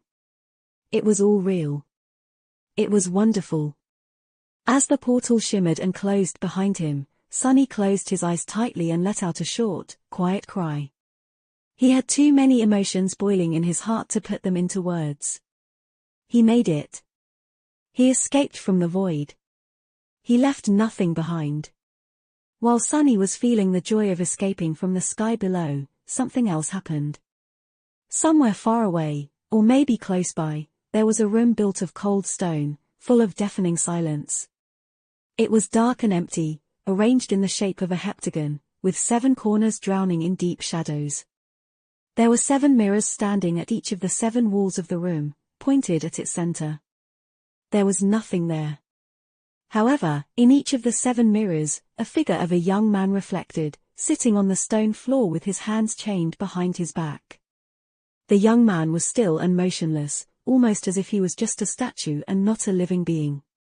But then, something changed. A few moments after Sunny crossed the portal and appeared on the aisle of the ivory tower. One corner of the young man's lips curled upward slightly, forming a hint of a smile. Mordred was glad to see Sunny escape, too. Chapter 457 Ivory Tower. Saint, come look at this. Sunny sat on the soft grass, enjoying the sunlight and the cool wind. He had not even known how much he missed everything, really. Looking back, it was hard to imagine that he had endured more than a month of utter nothingness without losing his mind. His experiences in the Dark City, it seemed, made him far more resilient. The shadow of the ivory tower was slowly moving closer as the evening approached, marking the passage of time. It was peaceful and quiet on the green meadow of the heavenly island. Answering his call, the taciturn demon appeared nearby and stood silently, observing the magnificent white tower. Her ruby eyes, however, did not show any emotion. He sighed. Well, I think it's lovely. The soaring island was not very large, so Sunny could more or less see its edge not too far away, surrounded by floating slates of shattered marble. There was a meadow on this side of it, a grove that rustles under the wind, and a graceful gazebo built of the same white material as the ivory tower itself. The stone arch inside of it was also white, and empty. The portal was gone. Some distance away, connected to the gazebo by a stone path, stood the magnificent great pagoda that had once belonged to the Demon of Hope. If its copy in the sky below was somber and ominous, the original was the complete opposite. It was beautiful, graceful, and slightly surreal, as if too sublime to exist in the mortal realm. In a sense, it did not. Something about the ivory tower made Sunny uneasy, however. He couldn't quite describe the feeling, but it was as though he simultaneously felt pulled toward it and threatened by it. The sensation did not come from his intuition, but more so from the deepest corners of his soul. It was rather strong. And there was also something strange in the shape of the tower itself. There was a weird thing that went around the base of it, circling the whole perimeter of the great pagoda and disappearing from view. That thing was almost of the same color, but slightly less pristine, and made out of long and weathered sections. After looking at it for a while, Sunny finally realized what the thing was. Bone. Wrapped around the tower was what remained of the tail of some giant, dead creature. He frowned. Good thing it's dead. I hope it remains this way. Sunny sighed, used the cruel sight to help himself stand up, and headed toward the edge of the island. Saint followed, putting the blade of the midnight shard on her shoulder. Reaching it, he cautiously looked down and saw the disjointed patchwork of the chained owls far below. From this high, they looked like pieces of a beautiful mosaic that someone had laid out on the backdrop of velvety darkness, with a scattering of radiant stars shining in between. Sunny gazed down for a while, then picked up a rock from the ground and threw it over the edge. The rock fell for 100 meters or so without meeting any resistance. Then, however, it suddenly cracked and exploded into shards, which then became dust and were scattered in the wind. Curses. It seemed that the crushing was still there. It's just that the ivory tower itself was not affected by it, as well as the island it stood upon and a small area surrounding it. How was he going to come down?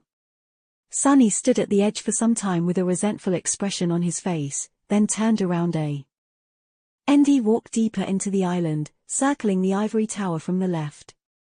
On the other side of the great pagoda was a clear lake, with streams of water flowing out of it and falling over the edge of the island. In the bright sunlight, it seemed as though the entire surface of the lake was shining with pure golden radiance.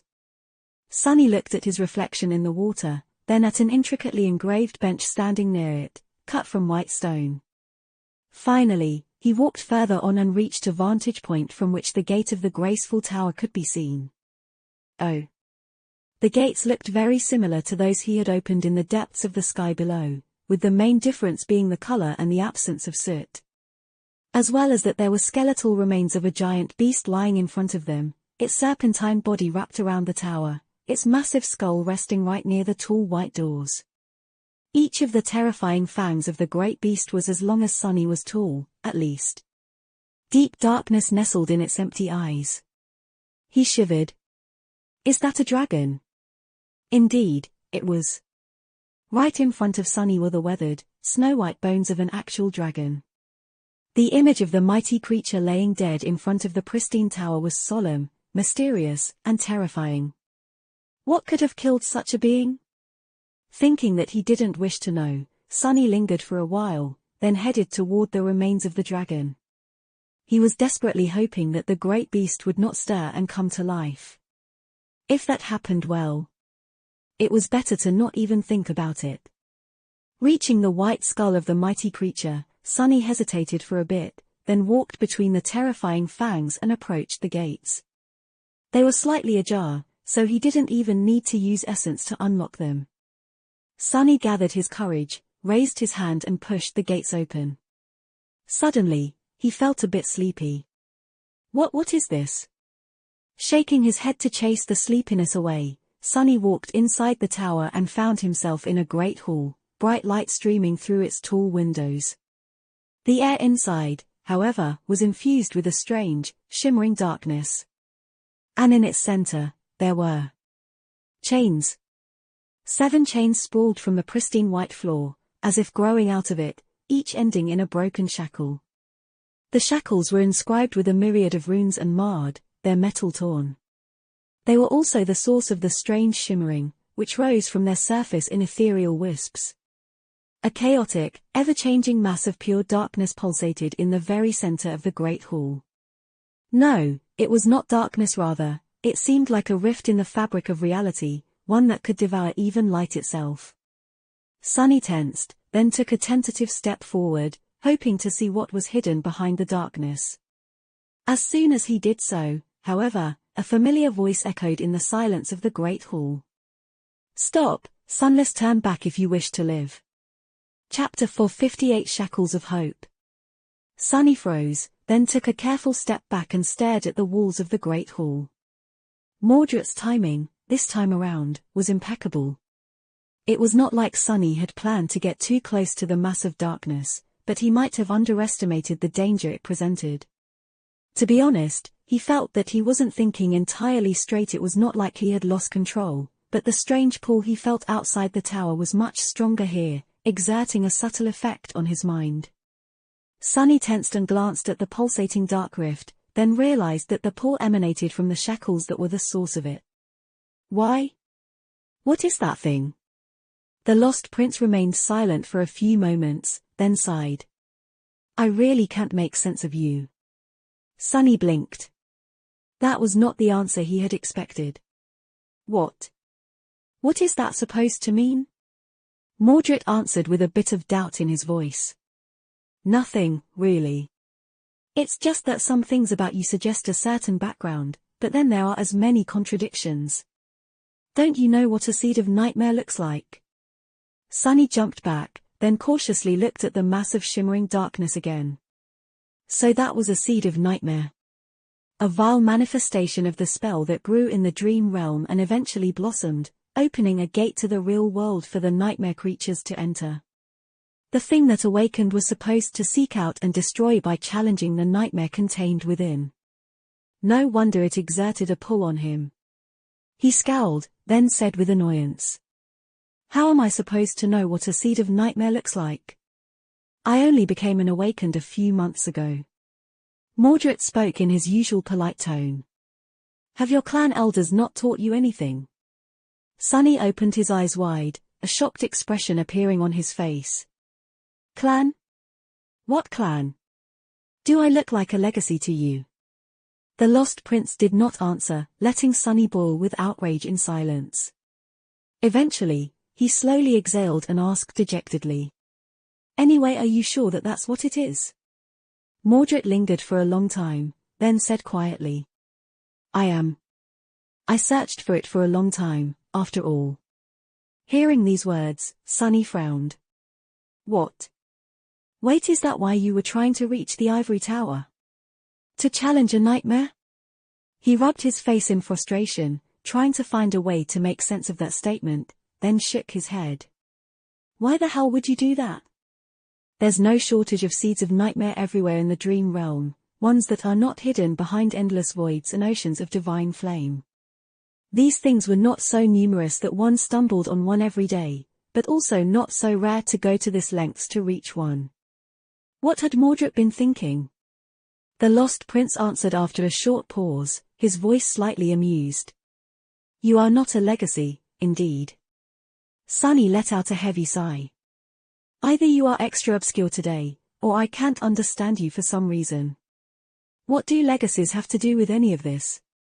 Mordred thought for a bit, then said, "This seed of nightmare is a very, very special one."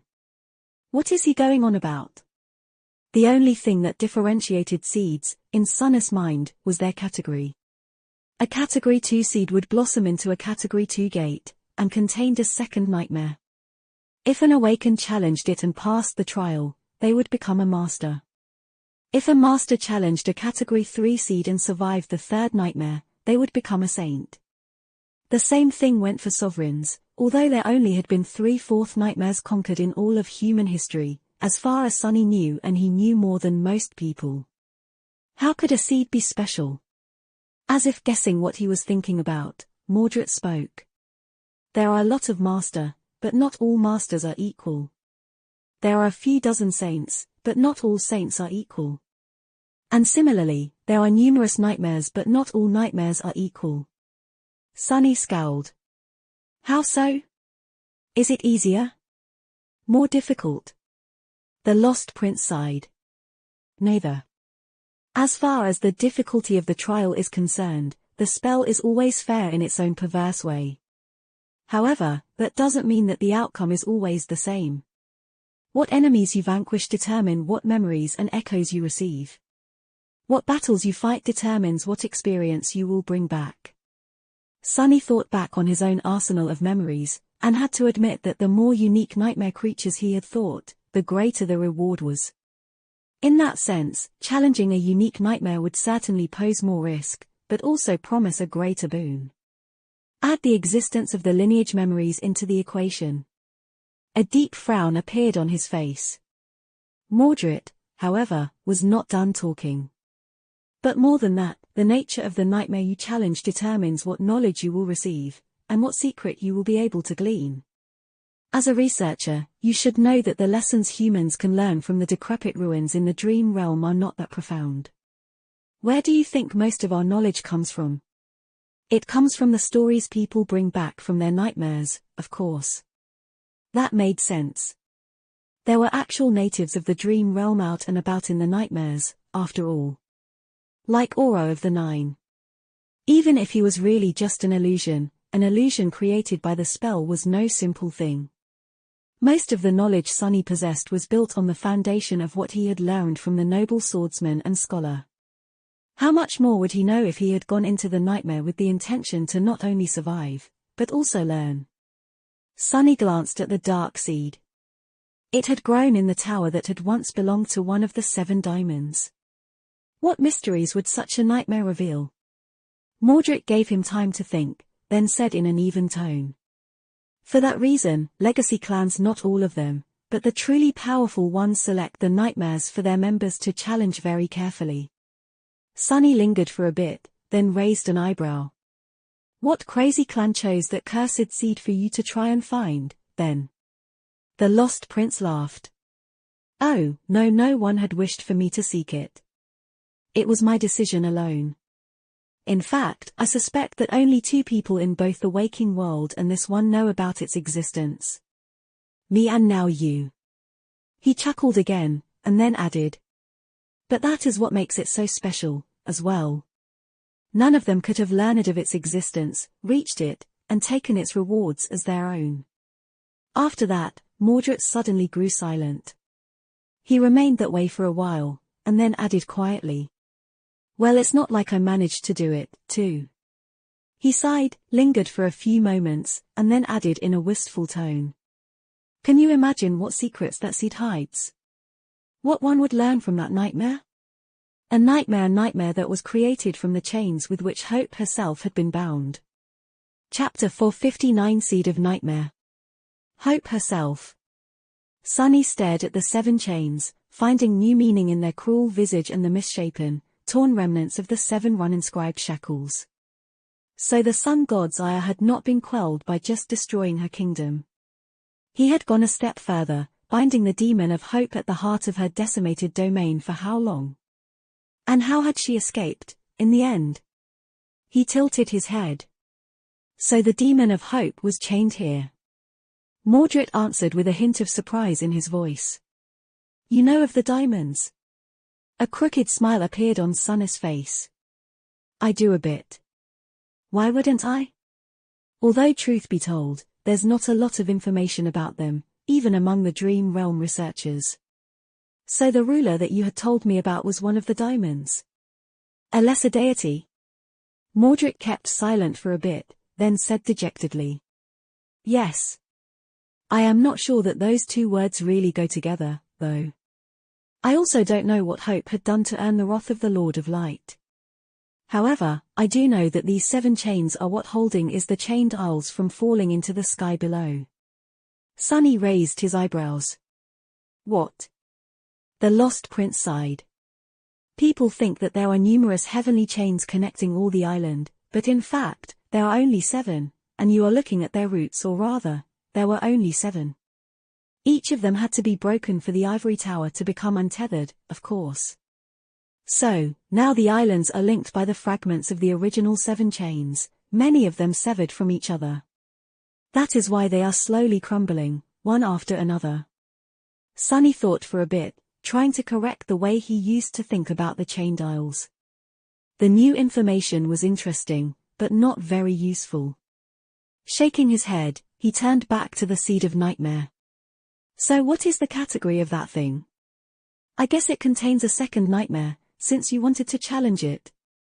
Mordred answered succinctly. Correct. That's one way I can get out of the dream realm, then but am I suicidal enough to go into the second nightmare alone?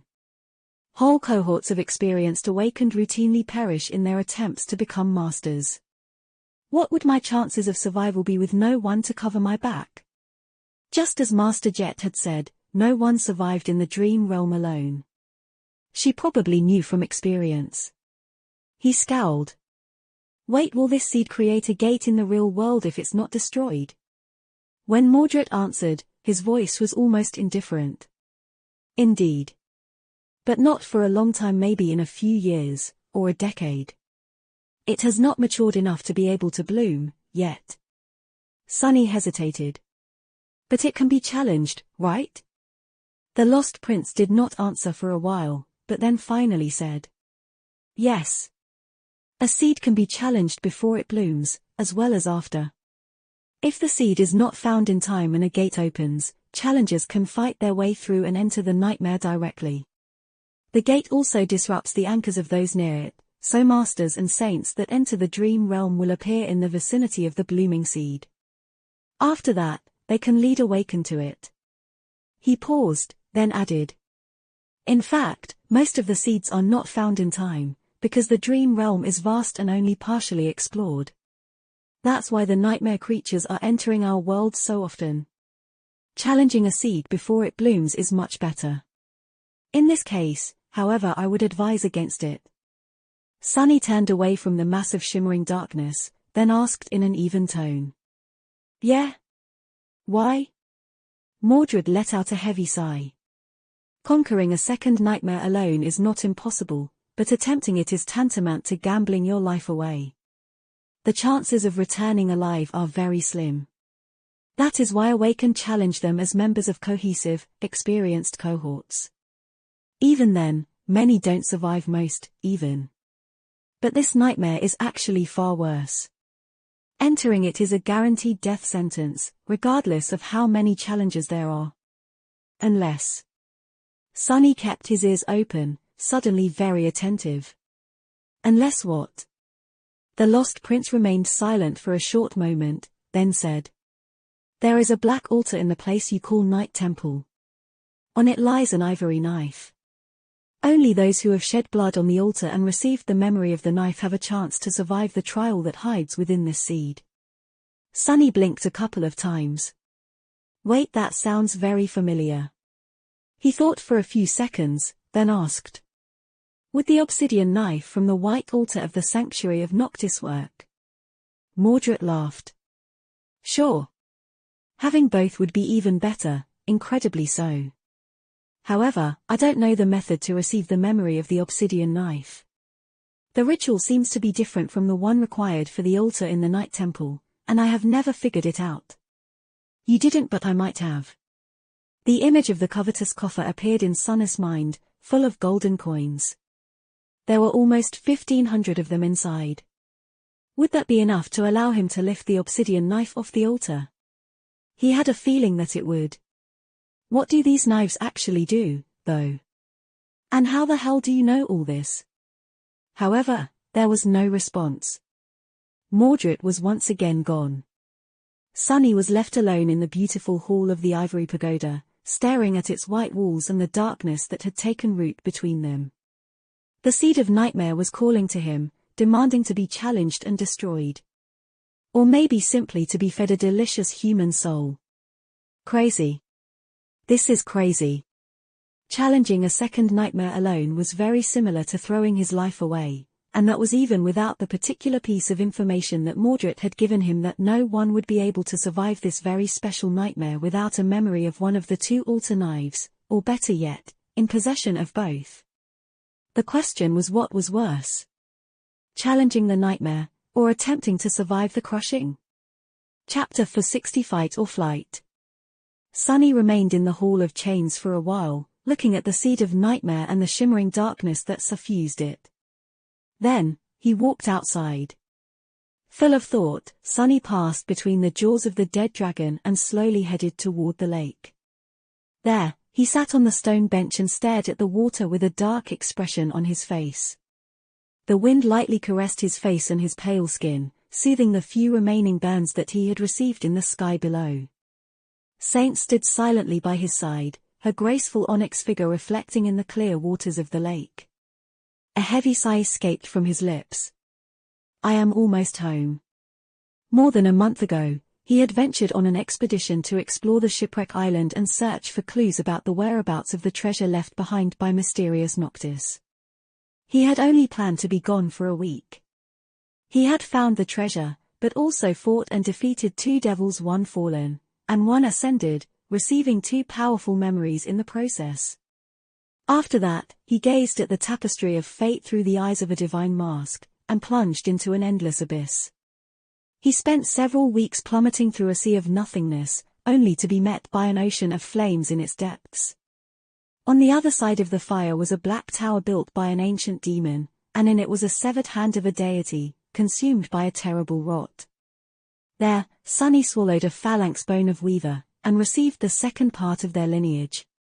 After that, he used divine flames to open a portal between the dark void and the sunlit heavens, and found the 7 chains that a god had once used to bind Desire, the demon of hope. And somewhere along the way, he met a lost soul who called himself Mordred, the Prince of Nothing, a disembodied voice that came out of nowhere, and helped him along the way. Now, Sunny just had to do one last thing: either plunge into a deadly nightmare, or off the edge of the Ivory Island, to be met with the obliterating fury of the crushing.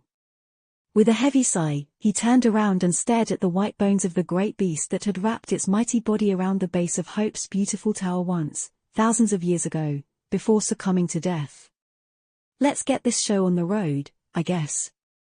Some time later, Sunny was leaning on the wall of the ivory tower. He was in a tight spot between the tail of the dead dragon and the white surface of the great pagoda, with Saint standing near him, her weapons dismissed. With a crooked smile, Sunny wrapped the 2 shadows around his body and circulated shadow essence through the coils of the soul serpent, preparing for what was about to come. Then, he looked at the taciturn stone demon and raised his eyebrows. What are you waiting for? Push. Saint gave him an indifferent look, then took a step forward, placed her hand on the surface of the massive bone in front of her, and pushed with all her demonic strength. Her feet sunk into the soil by a few centimeters, but the ancient bone did not move. Until Sunny joined his shadow, that was. Pressing his shoulder against the adamantine white surface, he poured shadow essence into his muscles, and pushed, too. Although it felt as though the strain was going to kill him, the bone finally gave. One of the massive vertebrae comprising the dead dragon's tail rolled over, separating from the rest. Come on, keep at it. Of course, Sunny was not going to challenge a second nightmare alone. What was he, crazy? Well, maybe he was a little. But being suicidal was not a part of his very mild, borderline charming craziness. Instead, he was going to throw a piece of the dead dragon's tail off the edge of the Ivory Island and ride it all the way down to the ground, hoping that it would survive the onslaught of the crushing. If a dragon couldn't, then what could? Put your back into it. Saint didn't really need his encouragement or advice, so Sunny was mostly shouting for his own benefit, since producing loud noises seemed to help him cope with the strain of trying to push the ancient bone, for some reason. Luckily, now that it had been dislodged, the process became easier. Together, they slowly moved the massive vertebra past the gazebo containing the inactive portal, then past the grove of ancient trees, and finally to the very edge of the island. There, Sunny stopped for a moment and tried to catch his breath. Then, he cautiously looked down. That was a mistake. If before the colorful mosaic of the flying islands far below was simply a breathtaking sight, now that he had to actually jump down, it made Sunny dizzy and frightened out of his wits. Ah! But it was too late to change his mind. Wasn't it? Gritting his teeth, Sunny tried not to think about the inconceivable height and climbed inside the vertebra, which, of course, was hollow at the center. There was just enough space there to fit his body, and that was the reason why he had chosen this particular one, in the first place. He lingered for a long time, trying to gather his courage. Maybe it's not too late, maybe I should just enter the seed. What's the big deal, anyway? It's just a second nightmare. But no, there was no way back. He simply had to do it. Inhaling deeply, Sonny held his breath for a moment, and then screamed in a small voice. "Saint, push it over." Outside the massive vertebra, the taciturn demon stared at the surface of the ancient bone for a moment. And then gave it a devastating kick. As the tailbone of the dragon plunged off the edge of the ivory island, giving Sonny a serious rattle, he yelped, dismissed Saint, and dissolved into the shadow that dwelt in the hollow space inside the vertebra. Of course, he wasn't going to try and survive the crushing in his physical form, he just needed a large enough shadow to hide in. As long as the dragon bone endured, the shadow would too, and he would be safe. If it endured.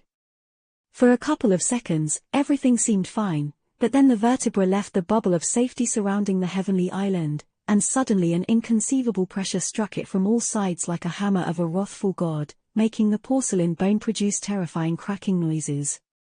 Once again, Sonny was plummeting with terrible speed through the sky. Only this time, the vehicle he had chosen to transport him was even stranger, as well as spinning like crazy, with the wind roaring deafeningly all around. Luckily, he couldn't get sick as a shadow, otherwise, his already empty stomach would have become emptier. Curses don't break, you damn bone.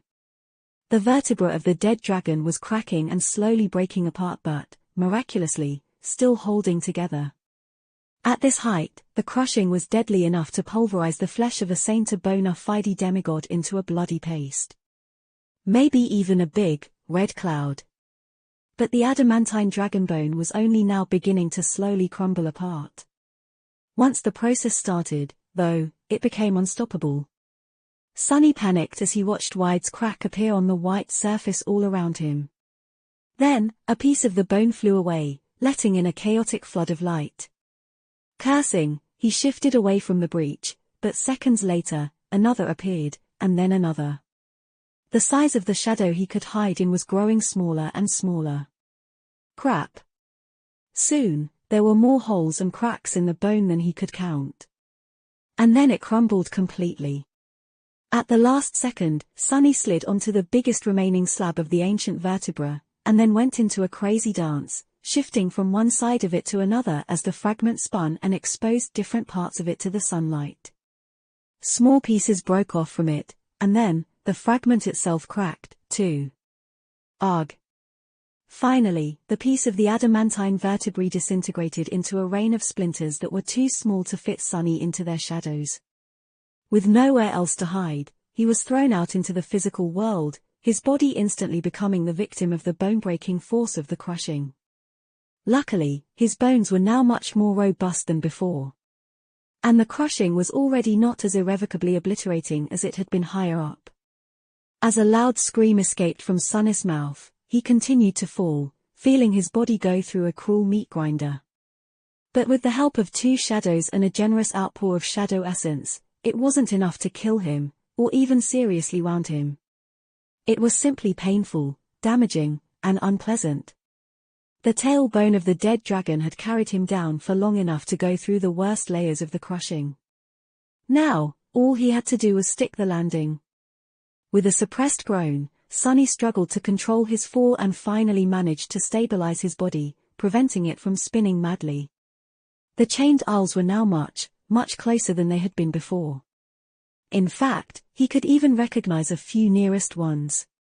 "Don't you dare miss, you pale bastard." He really didn't want to repeat the whole damned process again. Summoning the dark wing, Sonny waited for a second for the dragonfly cloak to activate its enchantment, and then slowly started to turn his fall into a glide. A single thought rang in his mind. I actually made it, crap, I really did. Sometime later, a figure of a young man fell from the skies and nimbly landed on the index finger of the giant iron hand that lay in the center of a peaceful, quiet island. The young man looked a bit strange. He was naked above the waist, with several half-healed burns covering his pale skin, and a menacing, intricate tattoo of a coiling black serpent covering his arms, as well as a large part of his torso. His black hair was wild and disheveled, and his dark eyes seemed a little crazy. Sunny swayed a little, caught his balance, and turned to a group of awakened who were sitting around a dancing campfire, staring at him with their mouths wide open. A bright smile appeared on his face. "A good day to you, fellow humans." "Say." As mad intensity appeared in his eyes, Sunny licked his lips and asked hoarsely, "Is that food I see roasting over your fire?" Chapter 461. Welcome home. The heavy lid of the metal sarcophagus opened, letting out bluish light and wisps of cold mist. Soon, a pale hand emerged from inside. Jumping out of the sleeping pod, Sunny landed on the floor, felt the ceramic texture of the armored plates beneath his bare feet, and let out a low, satisfied sigh. "I'm back, finally." It was so nice to return to the real world. After meeting the cohort of the Sanctuary awakened on the Iron Hand Island, he traveled back to the Citadel with them. Some were curious about where he had been for more than a month, but most weren't even aware that Sunny had gone missing. He used the full scope of his formidable ability to bend the truth ever which way, and left them with the impression that his recent expedition had been long, but not very exciting. They did continue to give him strange looks the whole way back, though. For some reason. But Sunny wasn't too bothered by that. After entering the sanctuary, he went straight for the altar. Since it was the middle of the day and the moon was hidden behind the horizon, he couldn't use the coins immediately.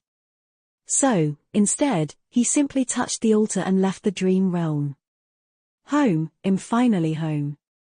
Even though Sunny had not spent a lot of time in his new house, the feeling of safety both its walls and the real world gave him was extremely comforting. Miraculously, even though he had been gone for many weeks, his body felt completely fine. It was as though he had only slept for a night. That's the magic of technology. Glancing at the extravagantly expensive sleeping pod, Sunny decided that he had spent his money well, and headed for the exit out of the basement while whistling a cheerful tune. Then, however, he froze. What the hell? Something was not right. First of all, he had never used the lighting in the underground dojo. But now, it was turned on, drowning everything with bright light. Secondly, the armored doors of the lift leading up were violently torn open. It was as though a massive nightmare creature had broken through the defense systems of the house and ripped them apart, bending the adamantine alloy like it was wax. Crap. Sunny jumped back and summoned the cruel sight. What could have come here? Did a gate open nearby? Full of tension and grim determination, he used the stairwell to climb to the ground floor and cautiously entered his living room. The first thing he saw there were dirty dishes. Lots and lots of dirty dishes. The second thing he saw were two hazel eyes staring at him with scathing accusation. Have I gone really crazy? Somehow, Effie was in his living room, sitting in her wheelchair with a bowl of steaming cup noodles in one hand and chopsticks in the other. There was a very disgruntled expression on her face. What the hell is she doing here? What's going on? Staring at Sunny, Effie swallowed a mouthful of noodles, and then said in a dark tone. You're back. Way to make your friends worry, asshole. As it turned, back when Sunny had been falling into the sky below and thinking about how no one would miss him, he was very wrong. In fact, the opposite had happened. About 2 weeks after he stopped answering their messages, both Effie and Kai got worried. Effie went to the academy to check on him, and that was when they learned that Sunny moved out of the dormitory. Bastard, you could have told us that you bought yourself a house, you know? You owe me a housewarming party. Sunny blinked. A what party? Is there really such a thing, or is she pulling my finger? Not knowing where to find him, Kai used his connections to learn Sunny's new address. Since he was limited in where he could go without drawing the attention of the press, Effie went instead. And when she found the basement locked, well. My armored doors, it was you broke them. She sneered. What are you crying about? Those armored doors of yours were pathetically easy to break, anyway. Buy yourself better ones anyway. I thought that I was going to find your corpse in the sleeping pod. Do you even know how that made me feel? A heavy expression appeared on her face. That would have been a real tragedy. Sunny sighed. Well, at least she cares. I mean, just think about it, all those amazing memories you hoard, gone just like that. If you're going to die, at least give them to me before you do. Spoke too soon. After making sure that his life signs were stable inside the sleeping pod, Effie stayed to keep a watch on him, while both she and Kai tried to find out where Sunny was. Apparently, they went as far as contacting the representatives of the White Feather clan. You didn't. Sunny grabbed his head, realizing that he had a lot of explaining to do once he was back in the sanctuary. A cohort of random awakened was one thing, but if Saint Tyrus herself was aware of his disappearance, things were going to get much harder for him. Effie snorted. Of course we did. We also contacted Cassie and her firekeepers, since they have a cohort in that remote hellhole you are anchored at. But even she didn't know where the hell you have disappeared to. Curses. They even brought Cassie into it. Sunny groaned. But why would you do all this? Effie gave him a long look, then shook her head dejectedly. Doofus, can you stop being such a doofus? He stared at her in bewilderment. What is that supposed to mean? She shook her head again and activated her communicator. Ponder on it, and while you're at it, be quiet for a few minutes. I need to call Kai and tell him that you have turned up. Poor Guy must have flown halfway to the Chained Isles by now. Sunny eyes grew wide. Flown what? Effie gave him a pitying look. Then, she said. What part of be quiet did you not understand? Chapter 462, an epic quest. After Effie gave Kai a call and let him know that Sunny was alive and back in the real world, they spent a minute in awkward silence. Sunny looked around, taking in the sight of his once pristine and orderly living room. Now, there were dirty dishes everywhere, as well as empty packets of takeout food. At least he thought that that was what they were, since he had never actually bought one before. Effie was such a slob. There were even several pieces of clothing thrown into a corner. Speaking of clothing. Crap. By the way, Sunny, when did you get this badass tattoo? A big, long snake no less makes a girl wonder. He sighed heavily, cursing the fact that he had not adjusted the puppeteer's shroud after summoning it back in the basement. There were no burns on his skin now, after all. It's not really a tattoo. It's a magical serpent that helps me control and regenerate essence faster. Don't ask why it manifests as a tattoo, because I have no idea, really. He hesitated for a bit, then asked. So you've been just living here for these past few weeks? Effie shrugged. Sure. Someone had to monitor your vital signs. Plus, my family, well, they deserved a break after taking care of my comatose body for 4 years, and everything before that. So I bought a very nice place for us, and then, sort of moved out. Then, an animated expression appeared on her face. Don't worry, though, the stuff you keep in your bedroom remained a secret. I can't even go up the stairs, remember? Sunny stared at her in outrage. What stuff? There's no stuff. I don't even use the bedroom. I can't really sleep, can I? Effie laughed. Right. Makes sense that you are not doing it on the bed kind of guy. Oh, yeah, what happened to your fridge? He glared, then looked away in embarrassment. Ah, that I sort of broke it. By accident. Then, a sudden smile appeared on his face. Wanna go buy a new one? Since Kai wanted to meet, Sunny and Effie decided to visit an elite shopping center in the center of the city, and then wait for him in a posh restaurant nearby. The former huntress also told Sunny that she would hold off on asking questions about his unexpected adventure until all three of them were together, so that he didn't have to repeat everything twice. Which suited him fine, since he needed time to decide what he wanted to tell his friends, and what would be better kept to himself. There was so much he needed to think about, and the journey into the sky below had not only disrupted his plans in the real world, but also added new things to his agenda. From training to wield a spear better to setting up a shop to sell the soul shards he had brought back with the help of the covetous coffer, there were just too many opportunities in front of him. He also had to decide what to do about Rain. And continue practicing shadow dance in the dreamscape everyone had forgotten about Mongrel by now, surely. No doubt about it. Adult life is hard. They reached the shopping center with the help of a passenger PTV, which seemed a bit too luxurious to Sunny, but was a necessity, considering that it would have been hard for Effie to move around in public transport. Not only because of her disability, but also because she was somewhat of a celebrity. He had noticed at least 3 propaganda posters depicting her the way she looked in the dream realm, to be exact, on buildings as the PTV drove toward the heart of the city. Even he had to agree that Effie looked impressive. Like a beautiful goddess of war that knew no fear or would never surrender to anything, not even the hopeless darkness of the forgotten shore. Triumph and perseverance, that was what people needed to see, considering how hard and dire life in the real world could seem sometimes. Even if it was just a sweet, benevolent lie. It gave them hope, at least. A hope gave them strength. Noticing his gaze, Effie grinned. Looking good, am I?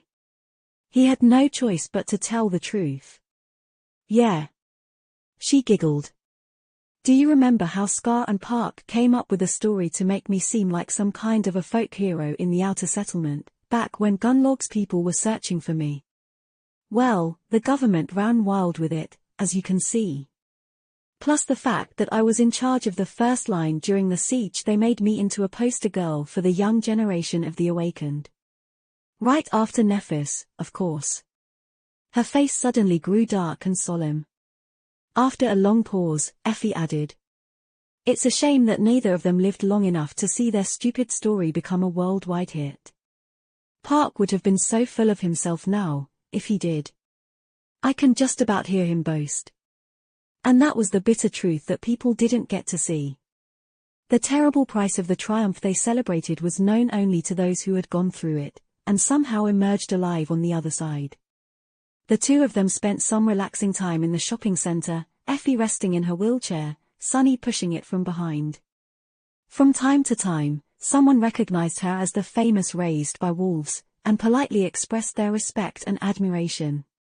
He, on the other hand, seemed almost invisible. Sunny didn't mind. It was better that way, really. Being invisible suited a shadow very well. More importantly, the act of buying a stupid refrigerator filled him with pure delight. He had been fantasizing about it for so long in the sky below, after all. In a sense, this whole thing had just been a giant obstacle on his epic quest to buy a fridge. And now, after overcoming countless dangers and hardships, that deadly quest was over. Sunny worked out the details about the delivery, and soon, it was time to meet up with Kai. He had never been to a posh restaurant before, but it seemed as though his outer appearance was decent enough to not look out of place. The mundane clothes he wore had been chosen with the help of the charming fashion icon himself, after all. Or maybe it was Effie's presence that made everyone there extra polite and a little bit reverent. They entered a tastefully decorated space and saw a tall individual in a black cap and an ordinary face mask standing nearby. The weirdo was wearing sunglasses inside. Before Sunny could understand what was happening, the masked individual quickly approached and gave him a big hug. Does he really think that his disguise is fooling anyone? And why is he always trying to hug me? Of course, it was Kai. No amount of masks and sunglasses could hide the glamorous aura of the enchanting nightingale. It only made him stand out even more. Sunny sighed. That dashing bastard. Chapter 463. The three of them sat down and were presented with old-fashioned, paper menus to make their choice from. Sunny stared at the word steak for a bit, then shuddered and shifted his gaze to the salad section. A few minutes later, a waiter approached to take their order. Effie spoke. I guess 3 portions of bibimbap, 3 portions of samgyeopsal, 3 bowls of jjajangmyeon, and 3 portions of tteokbokki. Then, she turned to them, smiled innocently, and asked, "Oh, and what about you, guys? What are you going to order?" Sunny almost choked on the water he was drinking from a beautiful crystal glass. The waiter, though, somehow managed to keep a straight face. What a professional. Since they were seated in a private booth, Kai finally took off his cap and sunglasses, then smiled brilliantly. His voice sounded so sincere that it irked Sunny a little. "It's so nice to see you, Sunny. Effie and I were really worried." Sunny cleared his throat. "That's, thanks. I guess. I sort of assumed that you wouldn't notice that I was gone." Effie sighed. "I am starting to wish that I didn't, you idiot. Anyway, what the hell happened? Why were you gone for an entire month?" He hesitated, then said, "Do you want to hear the long version, or the short version?" Kai gave him a curious look. "Let's start with the short version, I think." Sunny scratched the back of his head. "All right. Well, in that case it basically just wanted to find clues about a hidden treasure, but ended up almost being eaten by a treasure chest, falling into a bottomless abyss on top of a devil's corpse, and being burned by divine flames. Luckily, there is this voice I can hear in my head sometimes, and it helped me to only get burned a little." Effie tilted her head and gave him a strange look. Kai's smile paled a little. Sunny took a sip of water and continued in a carefree tone. "Anyway, deep in the void, I found a black tower. There was some broken LLS and a rotting severed arm inside, which I ate, sort of. From the black tower in the abyss, I went to a white tower in the skies, and then rode back to the ground on a dragon's tail. That's basically it. Oh, and before all that, I kind of killed myself, I guess.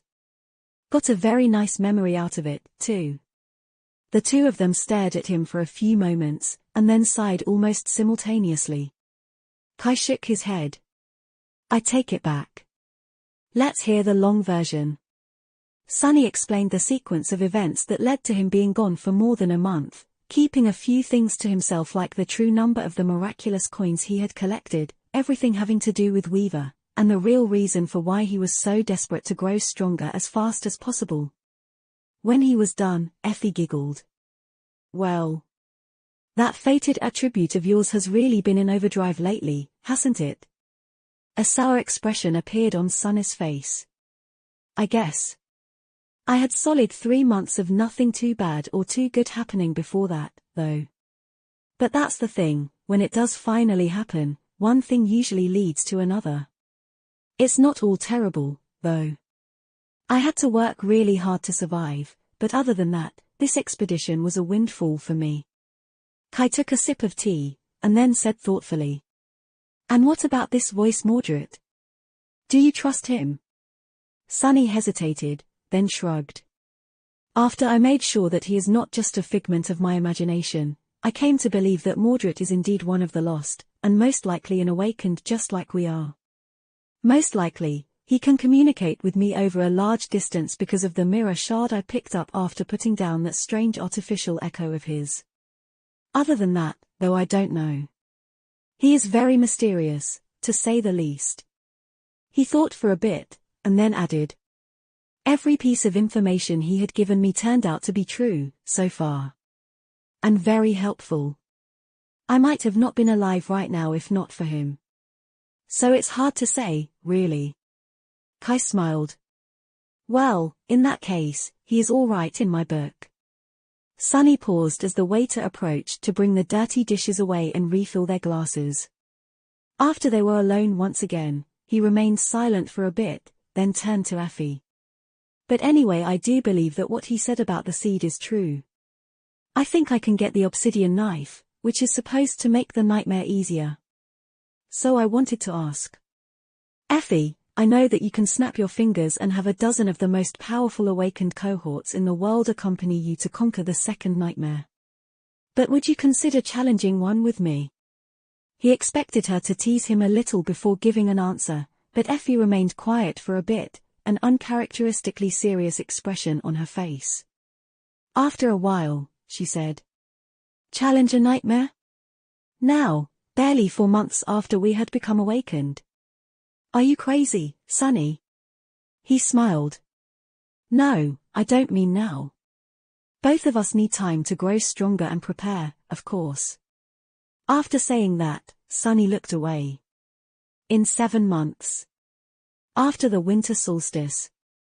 That's when I plan to return to the ivory tower and go into that seed. Will you come with me? Effie looked at him for a long time, then smiled, too. Sure. Why not? I wouldn't have it any other way, even. But, Sunny, I have one condition. He raised an eyebrow. Really? What is it? Effie glanced at Kai, then said calmly. You need to convince Cassie to join us, too.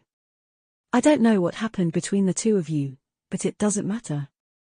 Members of a cohort don't need to be friends. They just need to work well together, and our cohort worked perfectly, back on the Forgotten Shore. Castor is dead, and Nephis is gone, but Cassie is still here, and we both know how invaluable her aspect is. As Sunny's face darkened, she added. Plus, she anchored at the Night Temple. She can help you get the ivory knife, as well.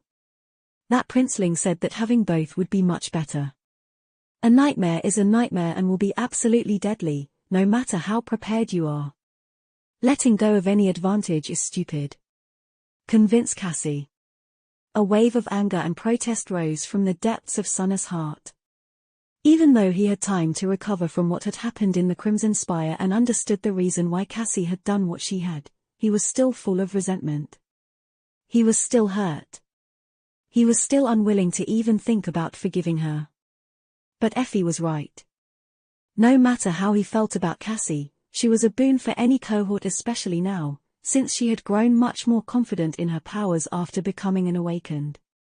She also had other survivors of the Forgotten Shore following her as they waited for Nephis to return, and the connection to the clan Valar emissaries in the Night Temple. He didn't have to forgive her to fight side by side with her. He just had to trust that she won't betray him again, which he reluctantly did. Even though Sunny didn't want to give Cassie the benefit of the doubt, he knew that she had learned a bitter lesson. A heavy sigh escaped from his lips. What should I do? It was at that moment that Kai, who had remained silent during their conversation, suddenly spoke. If you don't mind, count me in, too. I want to challenge the second nightmare with the three of you, guys, as well. In fact, even if you do mind, I insist. Chapter 64 Passion blossoms hotter in the cold heart of despair. Both Sunny and Effie stared at him in surprise. After a while, the former huntress asked. Challenge the nightmare with us. Don't you have a great position in Bastion, safe behind its walls? Have Sunny infected you with his madness? Kai frowned, then looked away. After a while, he said. Yes, I do. But do you guys remember Aiko? She had a gambling den in the Bright Castle. Well, anyway, Aiko has a real talent for managing various things, so the agency hired her as my manager. One evening, we ended up talking about the Dark City. A sad smile appeared on his face. Both of you only lived in the outer settlement, which had its own share of challenges, of course. Much more dire than what we who paid tribute faced in the castle. But life wasn't that bright there, too. He remained silent for a bit, then continued. Aiko had it way worse than I, though. Especially after one of the Pathfinders made a point of making her life a living hell, Andal, whose head Lady Nephis eventually took off his shoulders. We all knew it, but no one really helped. A heavy sigh escaped from Kai's lips. Because what could any one of us really do against one of the Pathfinders? But there was a lot of these compromises, of little lies we told ourselves as we closed our eyes to every dark, dirty thing that went on around us. He looked at Effie, and said. People were starving in the outer settlement while we had our bellies full. Well, it wasn't our fault, because the castle couldn't feed everyone. Surely, if there was more food, we would have shared. The guards decided to harass someone? Well, that wasn't our fault either, because Tessai was too powerful, and we were too weak to resist him. And so on, endlessly. Everyone went as far as they needed to keep thinking of themselves as one of the good guys. Kai grew silent, then said quietly. But, you see, it actually was our fault. All of us have committed the same crime. We were all weak. When I spoke to Aiko, I finally realized that in this world, being weak is a sin, too. At least for us, the awakened. So yes, I want to challenge the second nightmare, despite being safe and sound behind the walls of the bastion. Because I never want to close my eyes to anything, ever again. He looked at them, then smiled. 7 months. That's more than enough time for me to prepare. Plus, don't you need someone who can fly? Or are you going to simply jump into that weird undersky again and just hope to miss all those flames? Sunny coughed. Kai had a point. Well, if you put it like this. After Kai's unexpected and poignant confession, they spent some time simply relaxing, laughing, enjoying their food, and chatting about this and that. Kai shared his experience of winning 12 consecutive weeks of the Avatar singer and having to lose on purpose in the end, and the furor his face reveal and the subsequent announcement of Nightingale's upcoming comeback album caused in the music industry and among the fans. He also complained about having to hire a second publicist because of a strange scandal he had gotten somehow involved in on the network, causing Sunny to look away in shame and keep his mouth tightly shut. Effie mostly talked about all the fried chicken wings she had eaten and all the sorts of beer she had drunk, as well as what types of nightmare creatures she had hunted and fried, and ate. She also joked about all the propaganda events the government wanted her to participate in, and the various ways with which she had managed to dodge most of them. Sunny shared his experience of buying a house, and how it made him feel. He almost got sentimental thinking about his beautiful armored doors that Effie had smashed through, and about his new, expensive, shiny refrigerator. Finally, Kai had to return to his schedule. Before they parted, though, he hesitated, then took out 2 colorful pieces of synthetic paper from his pocket with a very embarrassed expression on his face. Without saying anything, he handed the brochures to Sunny and Effie. Sunny took one, and stared at it with a confused expression. It appeared to be an invitation of some sort. On it was an image of 2 people standing back to back with swords in their hands, both of them extremely beautiful, in a professional kind of way. The guy was dark-skinned and handsome, with broad shoulders and an incredibly masculine face. The girl was thin and languid, with a slim figure that bordered on being gaunter than Sunny had been in his outskirts days. She had a doll's face with big, glistening eyes and full, slightly parted lips. She was also wearing a very strange and impractical armor, a regal cloak, and a very expensive silver wig. What the hell is this? The title at the top of the brochure read, A Song of Light and Darkness. And right below it, in a smaller font, Light shines brighter in the darkest of nights. Passion blossoms hotter in the cold heart of despair.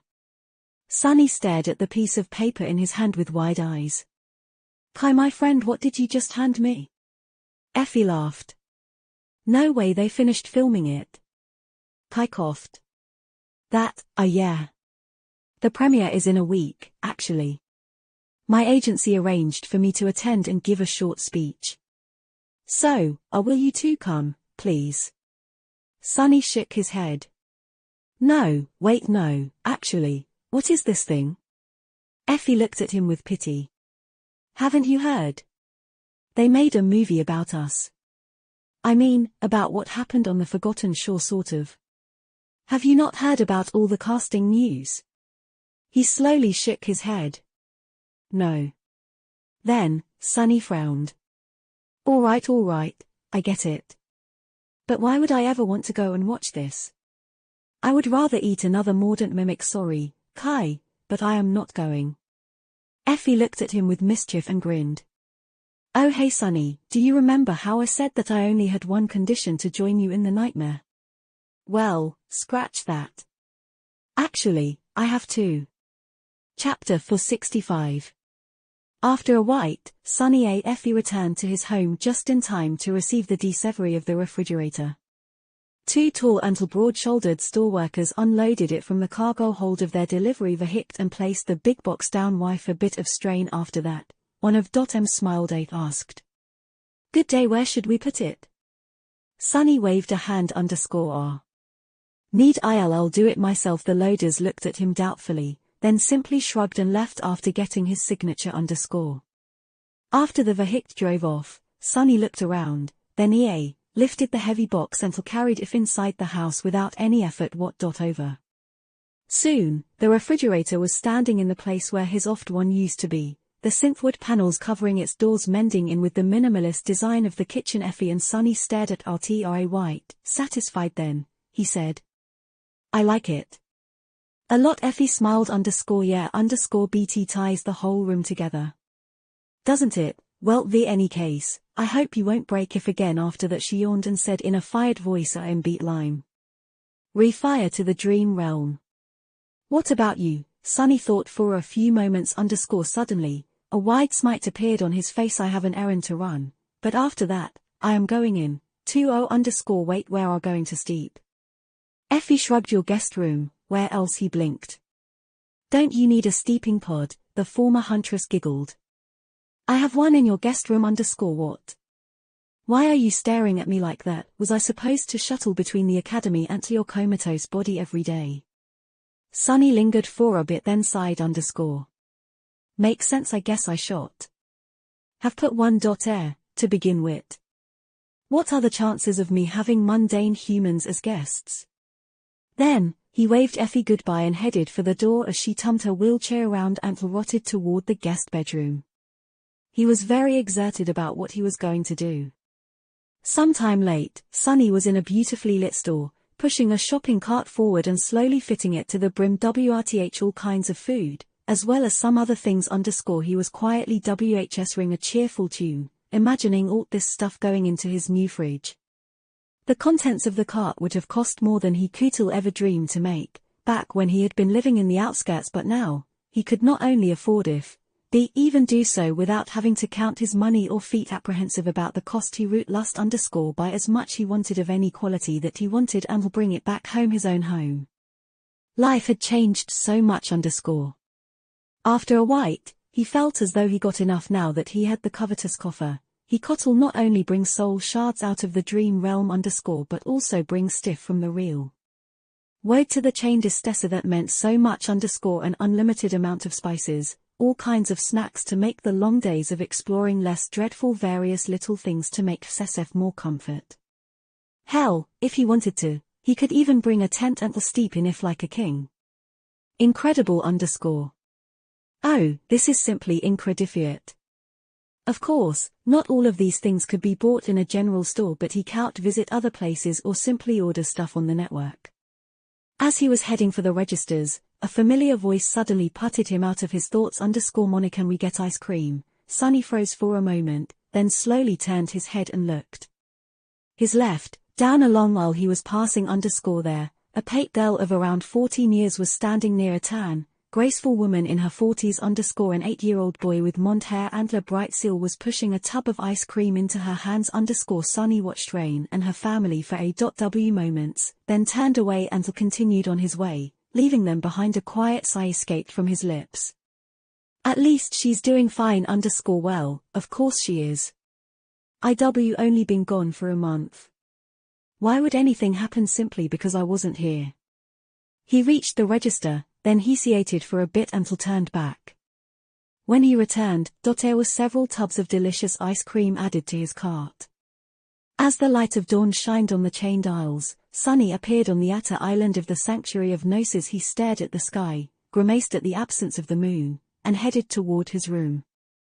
Sometime late, though, he emerged from their a peculiar wooden box following him. The help of 8 small iron legs with the covetous coffer in tow, Sunny walked into the garden, found a facet rock, lifted the tithy box, and to carefully taste if near Sesef.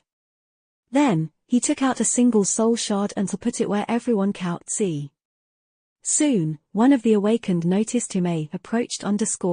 Sunny, you're back, looking to sell some shards again. Sunny smiled. Oh underscore yes, sure underscore but hey that's not all. Brabant Emporium has some new merchandise. The awakened looked at him with doubt, then asked really? Like what? Sunny's grin grew wider. How lucky that you happened to ask. Let's see underscore. He put his hand inside the coffer, which then somehow disappeared into the comparative. Then Sunny began taking out various items, speaking as he did so. More box up to the shoulder. What do I have a store? Take a look for yourself. Toothpaste, Salt Dean underwear, Salt Poppet and all in, Spices personal hygiene products. Are you a woman? No. Have a female friend, then? What really? Well, with the stuff I have here, it can be fixed. Oh, what is this? Would you look at that? As more and more people gathered and stared at the absolutely mundane, the precious items that affiosed none of them had access to in the dream realm with something resembling lust in their eyes, Sunny's own gleamed with greed. By the way, Brilliant Emporium is also proud. Announce the opening of a conveyance. Cease underscore want our dedicated staff to bring something specific from the real world. No problems. Want say something to the real world in .ed. That's not a problem either underscore for just a small commission. I am going to get rich so Risa. Yes, soul shards were a rare commodity in the real world. But a good pair of underpants in the dream realm was, perhaps, even more valuable. Chapter 466. A gracious invitation. Sunny spent a very pleasant morning selling all the stuff he had brought to the dream realm to a crowd of awakened, each of them ravenous for the small comforts the real world could provide. Very few had a close enough relationship with a master or a saint to be able to get these things here. In a place as remote as the Chained Isles, things were slightly different in large citadels like Bastion or Ravenheart, but on the frontier, most people simply had to figure out ways to get by with makeshift replacements. Still, nothing could compare to the real deal. All in all, the Brilliant Emporium was performing splendidly. Of course, Sunny did not charge too much for the small necessities he sold, but it added up. He wouldn't charge a whole soul shard, even if it was from a dormant creature, for a tube of toothpaste. But a few tubes, plus a toothbrush, plus some soap and a box of tea leaves, and a promise to bring some sugar with him the next time. That could work. Unlike before, he wanted soul shards instead of memories. He was going to take these shards to the waking world, where their value was much higher. Out there, soul shards came from only two sources. Some were brought back by Ascended and Transcendent from their journeys into the dream realm, and some were scavenged from the corpses of the nightmare creatures that had invaded reality through a gate.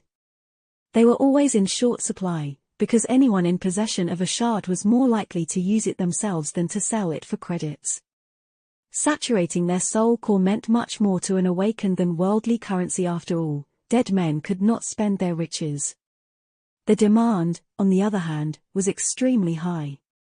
Not only because all awakened strive to become stronger, but also because young sleepers, especially, were able to use these shards to increase their chances of returning from their first venture into the dream realm alive. That was the reason why even Castor, a scion of a prestigious legacy clan, had not entered the Forgotten Shore with his core already fully saturated. And that was the reason why Sunny was going to profit a lot from being in possession of his new favorite memory, the magnificent covetous coffer. After all, he for better or worse had no use for the soul shards whatsoever. He could not consume them, so there was no choice to be made between growing stronger himself or earning credits from others. He was going to sell the shards, buy memories, and feed them to Saint. This simple system was almost unfairly lucrative for Sunny, because memories, unlike shards, had no additional value in the real world. Every sleeper and every awakened could bring back memories from the dream realm and freely exchange them there. Which did not mean that memories were cheap. In fact, they were extremely expensive. But the correlation between the number of soul shards he would have to sell and the number of memories he would be able to buy was very much in his favor. And of course, Sunny also didn't even need good memories. The worse, the better the usefulness of a memory dictated its price, but did not affect the amount of shadow fragments Saint received from consuming them at all. His smile was growing wider and wider. 2 months 3, maximum. That's how long it's going to take me to bring Saint to 200200. And what happens next? Oh my, I can hardly wait to find out. His pleasant thoughts, however, were eventually interrupted by a shadow falling over him. Another customer. Sunny looked up and tensed a little, recognizing the person in front of him. It was a young woman wearing a simple white garment, the same one that had escorted him to meet Master Roan before his journey to the shipwreck island. The representative of the White Feather clan. He suppressed a heavy sigh. What can I do for you? The young woman bowed slightly, then said in a neutral tone. Saint Tyrus invites you to share a meal with her, awake and sunless. Curses, that is what I have been afraid of. Sunny shivered slightly. What were the chances of him keeping all his secrets to himself during a conversation with the fearsome demigod in charge of the Chained Isles? Saints were creatures of another breed. It wasn't a coincidence that there were only a few dozen of them across all of humanity. They were not only the most powerful, but also the most skilled, strong-willed, brilliant, and deviously cunning members of the human race. Each was a force to be reckoned with. Nothing less would suffice if one wanted to survive the harrowing trial of the third nightmare. He wasn't sure of his ability to fool such a person. Sunny forced out a weak smile. It would be my pleasure. The young woman nodded, then turned around, obviously expecting him to follow. Sunny sighed, then dismissed the covetous cover and stood up from the rock. It was time to face Sky Tide again. The graceful stone chateau perched on top of the tall menhirs of the sanctuary was just as Sunny had remembered it. The open pavilion at the very edge of the ancient monolith had not changed, as well. It was bathed in sunlight and exposed to winds, opening to a breathtaking view of the Chained Isles. The ivory tower floated far above, shrouded in white clouds. This time, there was a simple meal served for 3 people on the round table in the center of the pavilion, and both Master Roan and Saint Tyrus were preparing to eat. The young woman led Sunny to them, gestured to a free chair, and then moved to stand silently by Sky Tide's side. Sunny lingered for a bit, then said awkwardly, "Our greetings, Lady Tyrus, Master Roan. It's an honor to be invited to join you for dinner." "A lunch?" "Yeah. To join you for lunch." Saint Tyrus simply nodded and didn't say anything, but Master Roan looked at him and grinned. Then, he gestured to the food on the table. "What are you waiting for, Sunless? Dig in, food's growing cold." Sunny hesitated for a moment, then smiled. If there was one rule he tried to follow faithfully in his life, it was to never refuse free food. Master Roan didn't have to ask him twice. Chapter 467 Dinner with a Saint. It seemed that the conversation was not going to happen until after the meal, which suited Sunny fine. Not only did he get to enjoy a simple, but delicious food provided by the White Feather clan, but he also received a bit more time to think about what he was going to say, and how. Sunny focused his attention on the plate in front of him, and after a few moments, a delighted smile found its way onto his face. "That's really good." Noticing it, Master Roan chuckled. "You like it?" "Well, I am not going to say that I cooked it myself, because that would be a lie, but I did hunt the beast with my own 2 hands. I also watched and gave very wise advice when Tyrus was planting the vegetables." Sunny choked. "Tyrus planted what?" "Sky Tide grew these vegetables herself." The image of the stern saint doing gardening did not fit into his mind at all. He threw a furtive glance at the unnaturally beautiful woman, and swallowed. "Yeah, can't imagine it." Saint Tyrus was calmly eating, not a single emotion appearing on her face. At the mention of her name, she looked at her husband for a second, and then returned to her meal without reacting in any way. Sunny didn't know if she was simply like that around strangers, or always aloof. In any case, it was hard to picture Sky Tide doing mundane things like gardening. Not knowing what to think of it, he lingered for a few moments, then said awkwardly, "Yes. Thank you, it's very tasty." It was too good, in fact. The food was disappearing from his plate at a concerning speed, which meant that he had to sort out his thoughts fast. Basically, there were 3 things about his recent adventure that were better kept secret. The first one was the miraculous coins and their connection to the sanctuary of Noctis. The second was Mordred, despite the fact that Effie and Kai had easily believed him, telling total strangers that there were voices in his head was not the best of decisions. Besides that, Sunny got the feeling that the Lost Prince might have been in not-so-friendly relationship with the emissaries of the Vela clan that resided on the Chained Isle. Skytide did not serve Vela directly, but her clan was still allied to the rulers of Bastion, to the point that one might have gone so far as to call them a vassal clan. And lastly, there was the whole thing about the Ebony and Ivory Towers, the connection between them, and the Seed of Nightmare.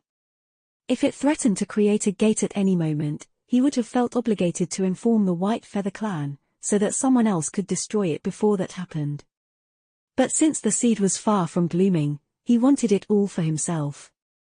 However, Sunny suspected that he will have to sacrifice one of these secrets to keep the others intact. The question was which one? Finally, the food was gone from their plates, and the young woman in white poured beautiful ember tea into their cups. Sunny blew on his, and glanced at Master Roan. So, not to appear impolite, sir, but to what do I owe the pleasure? Here it comes. He hesitated, then added. Is it about my friends making a ruckus after I have gone on an unusually long expedition? You weren't too inconvenienced by having to look for me, were you? He was expecting a confirmation, but instead, a surprised expression appeared on the strapping master's face. Look for you? Oh, why would we look for you? Noticing that Sunny was confused, he remained silent for a moment, and then smiled. There must have been a misunderstanding. Nightingale and Raised by Wolves did, indeed, bring your disappearance to the attention of our clan. I was going to explore the places where you had been seen last to investigate, but luckily, Lady Cassie arrived at the sanctuary just in time. She informed us that you would return in a few weeks, so we didn't have to worry. A tense smile froze on Sunny's face. She did? Well, I'm glad your time wasn't wasted, then. Damn it, damned Cassie and her damned visions, how much does she know? He took a sip of tea to hide his expression behind the cup for a second. That changed things on purpose or not, Cassie had helped him avoid the scrutiny of having to explain his absence to the White Feather clan. That, however, posed another problem. And that problem was Song of the Fallen herself. The timing of her visit to the sanctuary of Noctis and this strange action of hers were probably not a coincidence. What was she playing at? Or was he being too paranoid, looking for a meaning where there was none?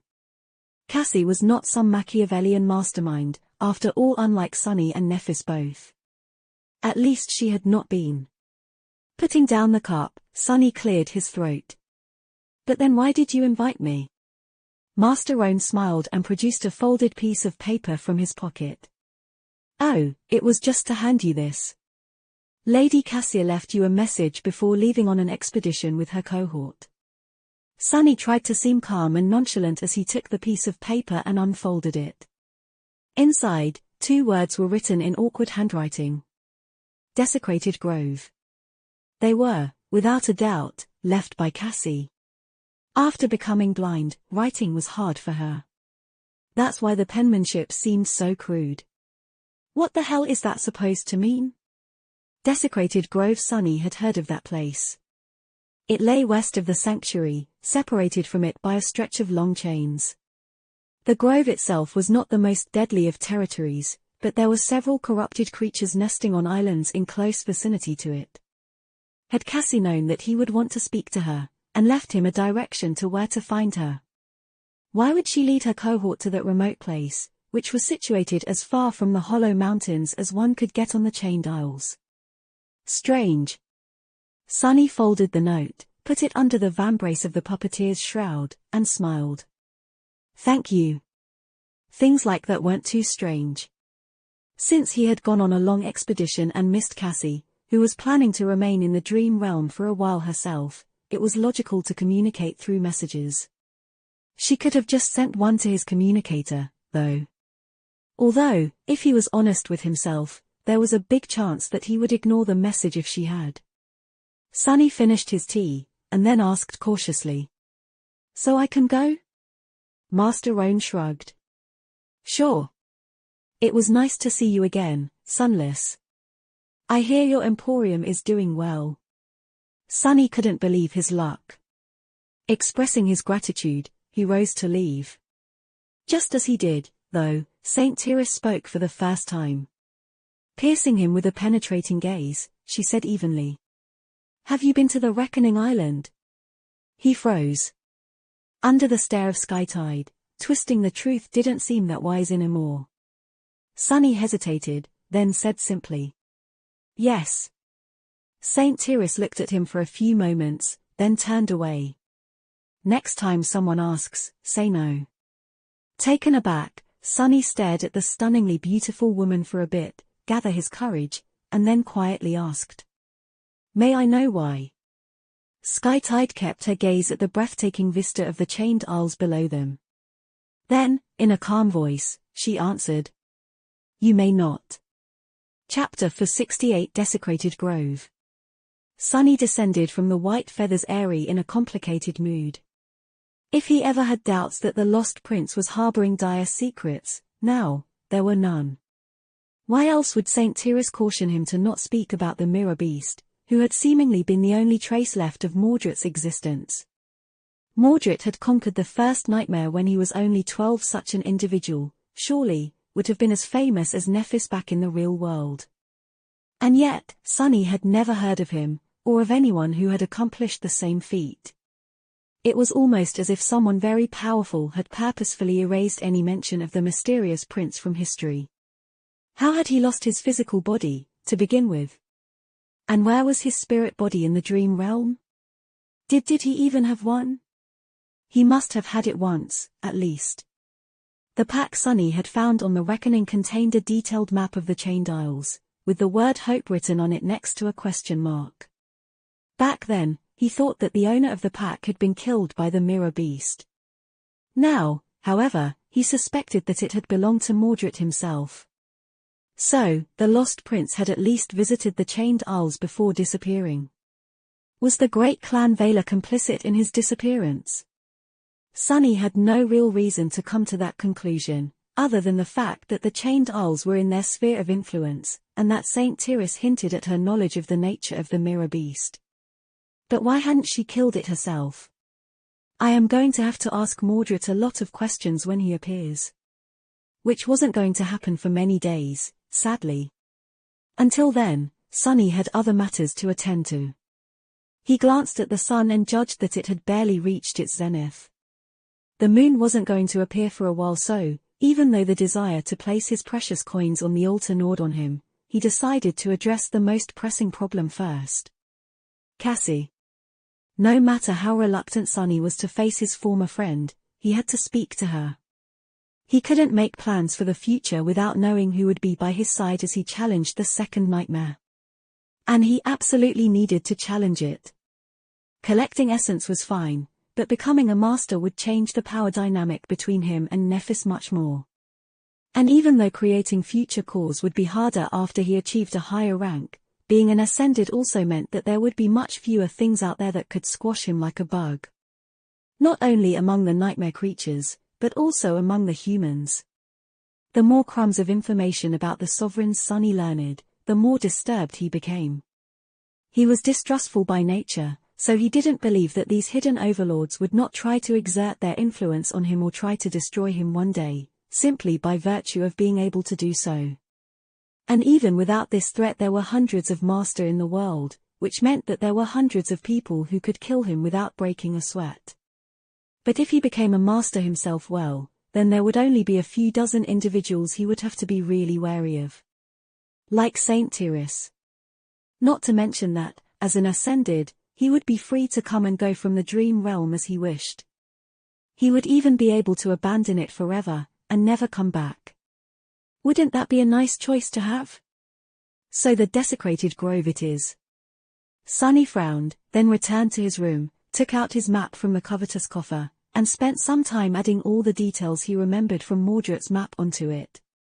Soon, he was in possession of an intricately detailed depiction of most of the Chained Isles on his hands, complete with descriptions of what dangers he was likely to meet, and where.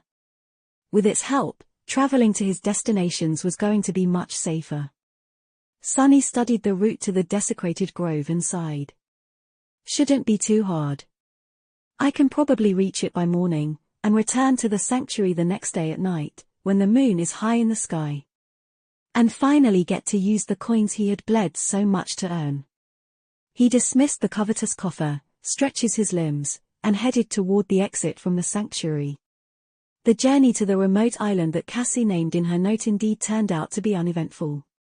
Sunny rode the heavenly chains in the form of the shadow and traversed the islands on foot, avoiding any nightmare creature that crossed his path.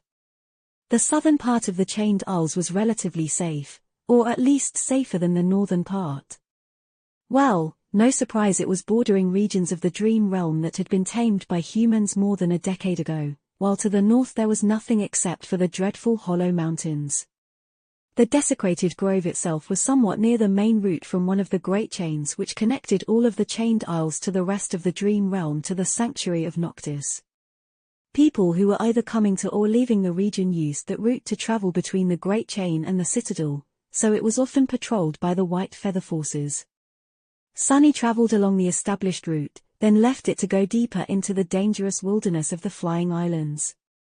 He carefully avoided all the places where corrupted nightmare creatures were known to dwell, and kept his eyes open for any sign of danger.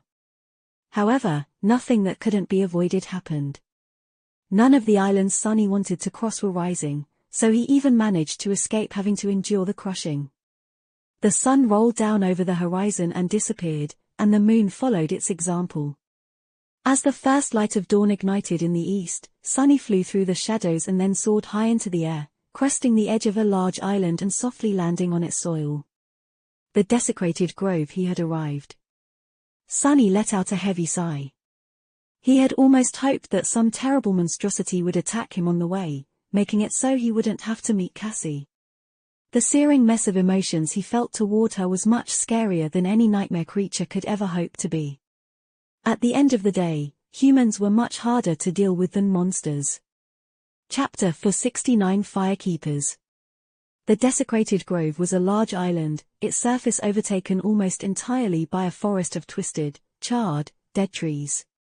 The ground was covered by a thick layer of ash, which was often thrown into the air by the strong winds.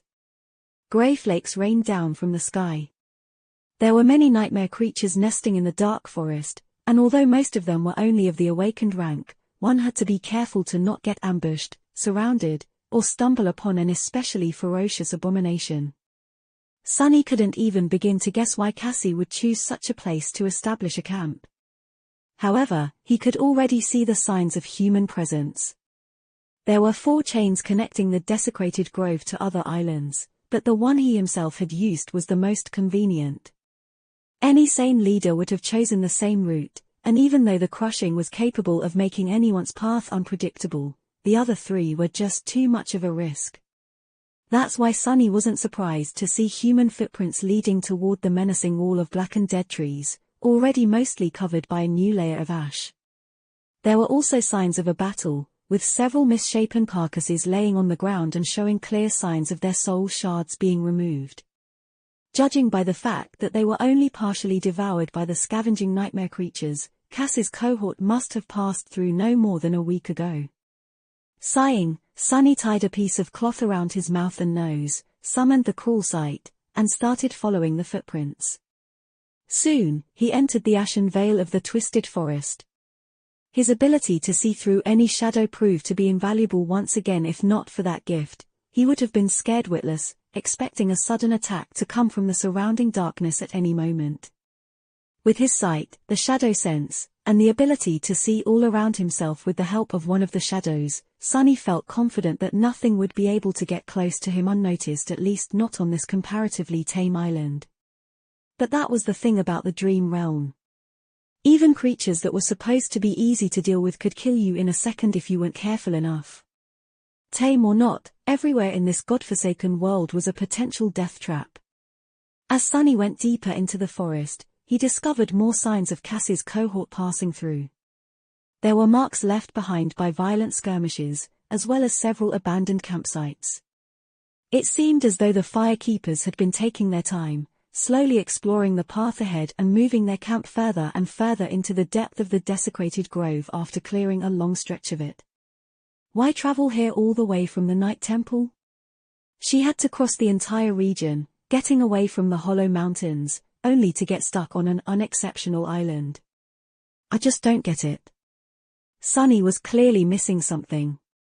With a slight frown, he turned into a shadow and glided through the darkness, covering much more distance with every minute than he had been on foot.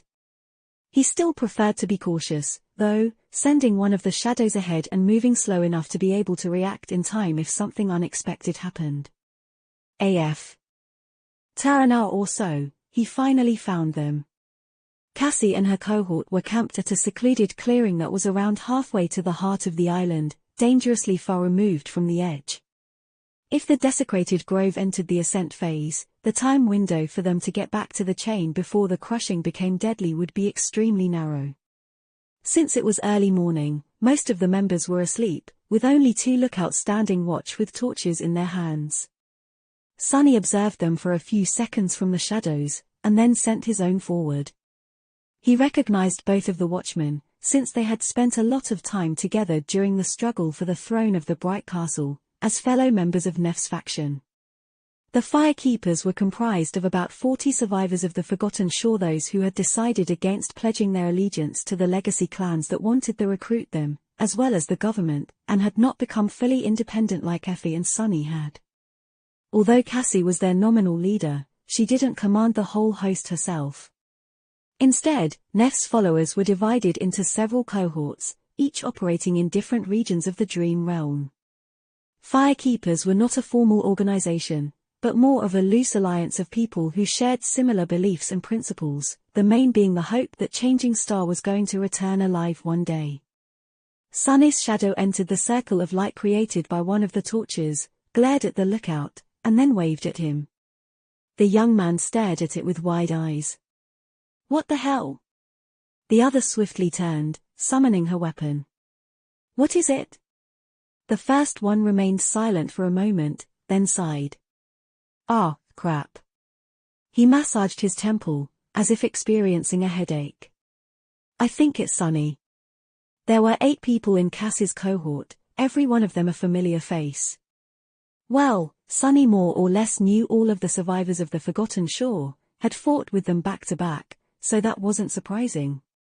What did surprise him, though, was how warm they welcomed him. Even if some were clearly displeased with having to wake up a bit early and wary of his entrepreneurial ambitions which they had been amply subjected to during the war for the Bright Castle, they were still clearly happy to see Sunny. Soon, his shoulder began to hurt a little from all the friendly slaps it received. Would you look at that, 4 months on these damned islands, and this is the first time we actually cross paths. How have you been, Sunny? Oh, I was so sad that we missed you in the sanctuary. Glad you decided to visit. Sunny smiled weakly and responded to their greetings, feeling both strangely warm inside and extremely uncomfortable with all the attention. Truth be told, he was glad to meet them again, too. He still couldn't quite believe that anyone had escaped the Forgotten Shore, let alone a whole 100 of young men and women, some of whom were in front of him right now. After the greetings were done, he looked around and raised an eyebrow. Sure, guys. Likewise. But where's Cassie? The firekeepers glanced at each other, then one of them smiled. Oh, right, you must be dying to see her. Not exactly. The girl who spoke shook her head and turned toward a path leading somewhere away from the camp. Let's go. I'll take you. Not too far from the camp, a deep hole was dug near the roots of one of the dead trees. Beside it, with her back to him, stood a delicate girl with pale blonde hair and an elegant rapier hanging in a scabbard on her belt. Hearing their footsteps, Cassie turned around. A small smile appeared on her face. Sunny. You've made it. Chapter 470 Come Winter. Cassie had changed since the last time they met. Her hair was longer, and there was a strange silver half-mask covering her eyes, its surface blind and intricately engraved. It matched the polished steel of the armor she was wearing on top of a midnight blue coat, comprised of a short cuirass, vambraces, greaves, and a segmented pauldron. The quiet dancer hung on her belt, but there was also a long dagger opposite it, its guard twisting upward. What changed most of all, however, was her demeanor. The blind girl seemed much older, somehow. Firmer, poised, but also weary. As if pressed down upon by the weight of years. What years? She's younger than me. Sunny struggled a little, then pretended to smile, too, for the benefit of the young firekeeper who no doubt expected a warm reunion. No one knew what had happened between them, after all. Yeah. I received your note, cryptic as it was. And here I am. In the flesh. The girl who had led him to Cassie glanced at them, then made an excuse and went back to the camp, tactfully deciding to remove herself from what she thought was going to be an emotional meeting of two old friends. Former friends, really. Sunny hesitated a little, then asked. So how have you been? Cassie sighed, then turned back to the excavated roots of the charred tree. After a while, she spoke. Not so good, actually. Her voice sounded distant. We have tried to venture into the Hollow Mountains, as you must know. But it was hopeless. That place is pure death, for anyone who dares set foot into the mist. We hoped to find a way back to the Forgotten Shore. In the end, however, we were lucky to simply escape alive. Cassie remained silent for a bit, then asked. What about you? Sunny grinned. Me? Oh, I've never been better. With that, he summoned the covetous coffer, fished out some fresh, fragrant fruit from it, and sat down on a nearby stump. Taking a big bite out of a juicy peach, he chewed it with gusto, and then glanced at the blind girl. Oh, sorry. I only brought enough for one. Yes, Sunny knew that he was being ridiculously petty. But so what? Pettiness was his middle name. Figuratively speaking. So, you failed to return to the Forgotten Shore, and now what are you doing, exactly? Why are you digging up trees in this vile forest? Cassie smiled a little, then answered evenly. I am looking for something. Then, she turned away from the hole and faced him. Yes, I told the White Feather Clan that you will return alive. No, I did not see a vision of where you were, and what you did in the past month. Sunny stared at her with a dark expression. What is this? She can read minds now? And no, I can't read minds. If you must know, my second ability allows me to sense what will happen in the next few seconds. That's why I can walk around without a cane, and knew what you were going to say. He grimaced. That's going to be very annoying, I think. Sunny looked at Cassie, re-evaluating her armor and weapons. With an ability like that, she might have become a very formidable fighter. Or not. He didn't really understand how it worked, to tell the truth. So, he asked curiously. Does that mean that you can see now? Cassie shook her head. No, not exactly. But if I want to take a step forward, and sense falling into a ravine, I can walk around it instead. If I sense being pierced by a sword, I can try to deflect it. And if I sense being asked a question, I can answer it. He thought for a bit, then said. So, what is my next question? The blind girl simply shook her head. I don't need to waste soul essence to guess. You want to know how I knew that you will come back to the sanctuary in one piece. Sunny finished his fruit, threw the pit into the hole, then smiled. Indeed. If you did not spy on my recent adventures, then how did you know that I wasn't going to die? Cassie lingered for a bit, then turned away. After a while, she said. It's still spring. He scowled. What does that have to do with anything? You knew that I would be fine because it's spring. Cassie smiled. Yes. I knew that you wouldn't die. Because, you see. She paused for a moment, and then said calmly. I already saw you die, in winter. Both of us, actually. After Cassie dropped that bomb, Sunny simply stared at her for a whole minute, his eyes wide and the words refusing to come out of his mouth. Finally, he gritted his teeth and hissed. "What the hell? You saw us die?" Cassie sighed, then gave him a simple nod. "Yes." Sunny growled. "Elaborate."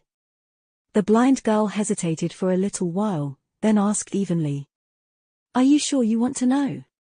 You've seen what happened the last time I shared my vision with someone, and tried to challenge fate." A dark, resentful expression appeared on Sunny's face. With his voice full of anger, he spat. "Who cares? Tell me what you saw this instant." Cassie sighed and turned to face him. "All right. But remember what happened to the three of us, before. How we tried to deceive fate, but were played by fate instead." She grew quiet for a moment, and then said. "This is what I saw. There was a crumbling island falling into the sky below, and the two of us blooded, mangled, and weak falling down with it. It was snowing. Above us, a giant bird flew, wreathed in thunderclouds. It was fighting a terrifying black wyvern, their blood falling down like rain. Then the darkness swallowed us and we were gone." Cassie looked down, then added solemnly. "That was how we died." Chapter 471 Quid Pro Quo. When Cassie was done speaking, Sunny remained silent for a bit. Then, he said. "Anything else? More details?" The blind girl shook her head. Because of the blizzard, it was hard to see what surrounded the crumbling island, and it was already too damaged to recognize it. "So no more details. Are you all wearing a metal armor, I think?" "Not the puppeteer's shroud." Sunny massaged his temples with a bleak expression on his face. "Well, it's not as bad as I expected." Cassie tilted her head a little. "It's not." A dark smile appeared on his lips. "We already know that your visions are easy to misinterpret. You haven't seen us die, really, right? The light go out of our eyes, our bodies being torn apart, and so on. You just saw us badly injured and falling into the darkness. So what? I have already fallen into the sky below once, and here I am, good as new." The blind girl hesitated. "You fell into the sky below?" Sunny waved a hand dismissively. "Yes, but that doesn't matter." "Wait, no, actually, it does matter. It's the reason I came to see you. I have almost forgotten because of this charming revelation of yours." After that, he grew silent, thinking about Cassie's vision of their death. Despite Sunny's bravado, inside, he wasn't as nonchalant about it as he wanted to appear. Yes, her visions had been misleading in the past, but not all of them. Some were as straightforward as possible. And yes, although he had already gone through the endless void below the chained aisles once, there was no guarantee that he would survive it second time, not unless he had chosen to do so himself. After the twisted rock was destroyed by the crushing, Sunny managed to survive due to 3 reasons. One of them was moderate, one was that he had already been near the tear, and the other was the "Where is my eye?" enchantment that he had used in a moment of desperation.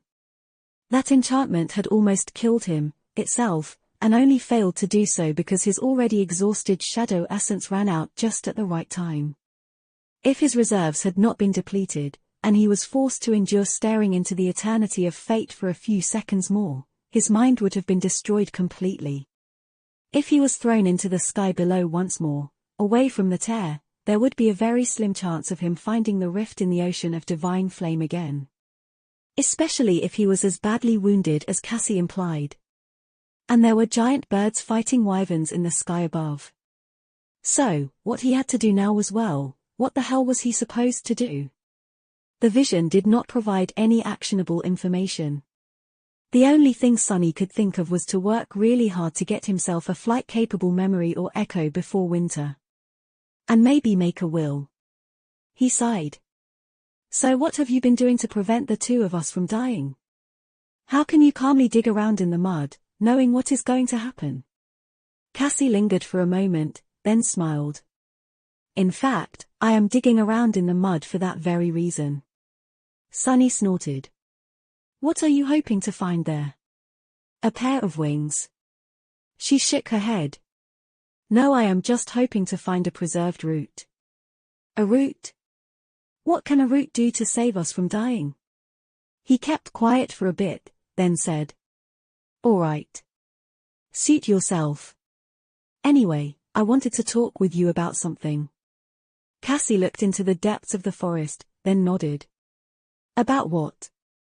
Sunny gathered his thoughts, then explained. I have found a nightmare seed. A very special one, that contains a very special second nightmare. And I want to challenge it after the winter solstice actually, scratch that. I want to challenge it by the end of the autumn. His initial plan was to give himself and his companions 7 months to prepare, but considering what Cassie saw happening in winter, these plans had to change. Whatever it was that she predicted, facing it as a master would be much more desirable than facing it as an awakened.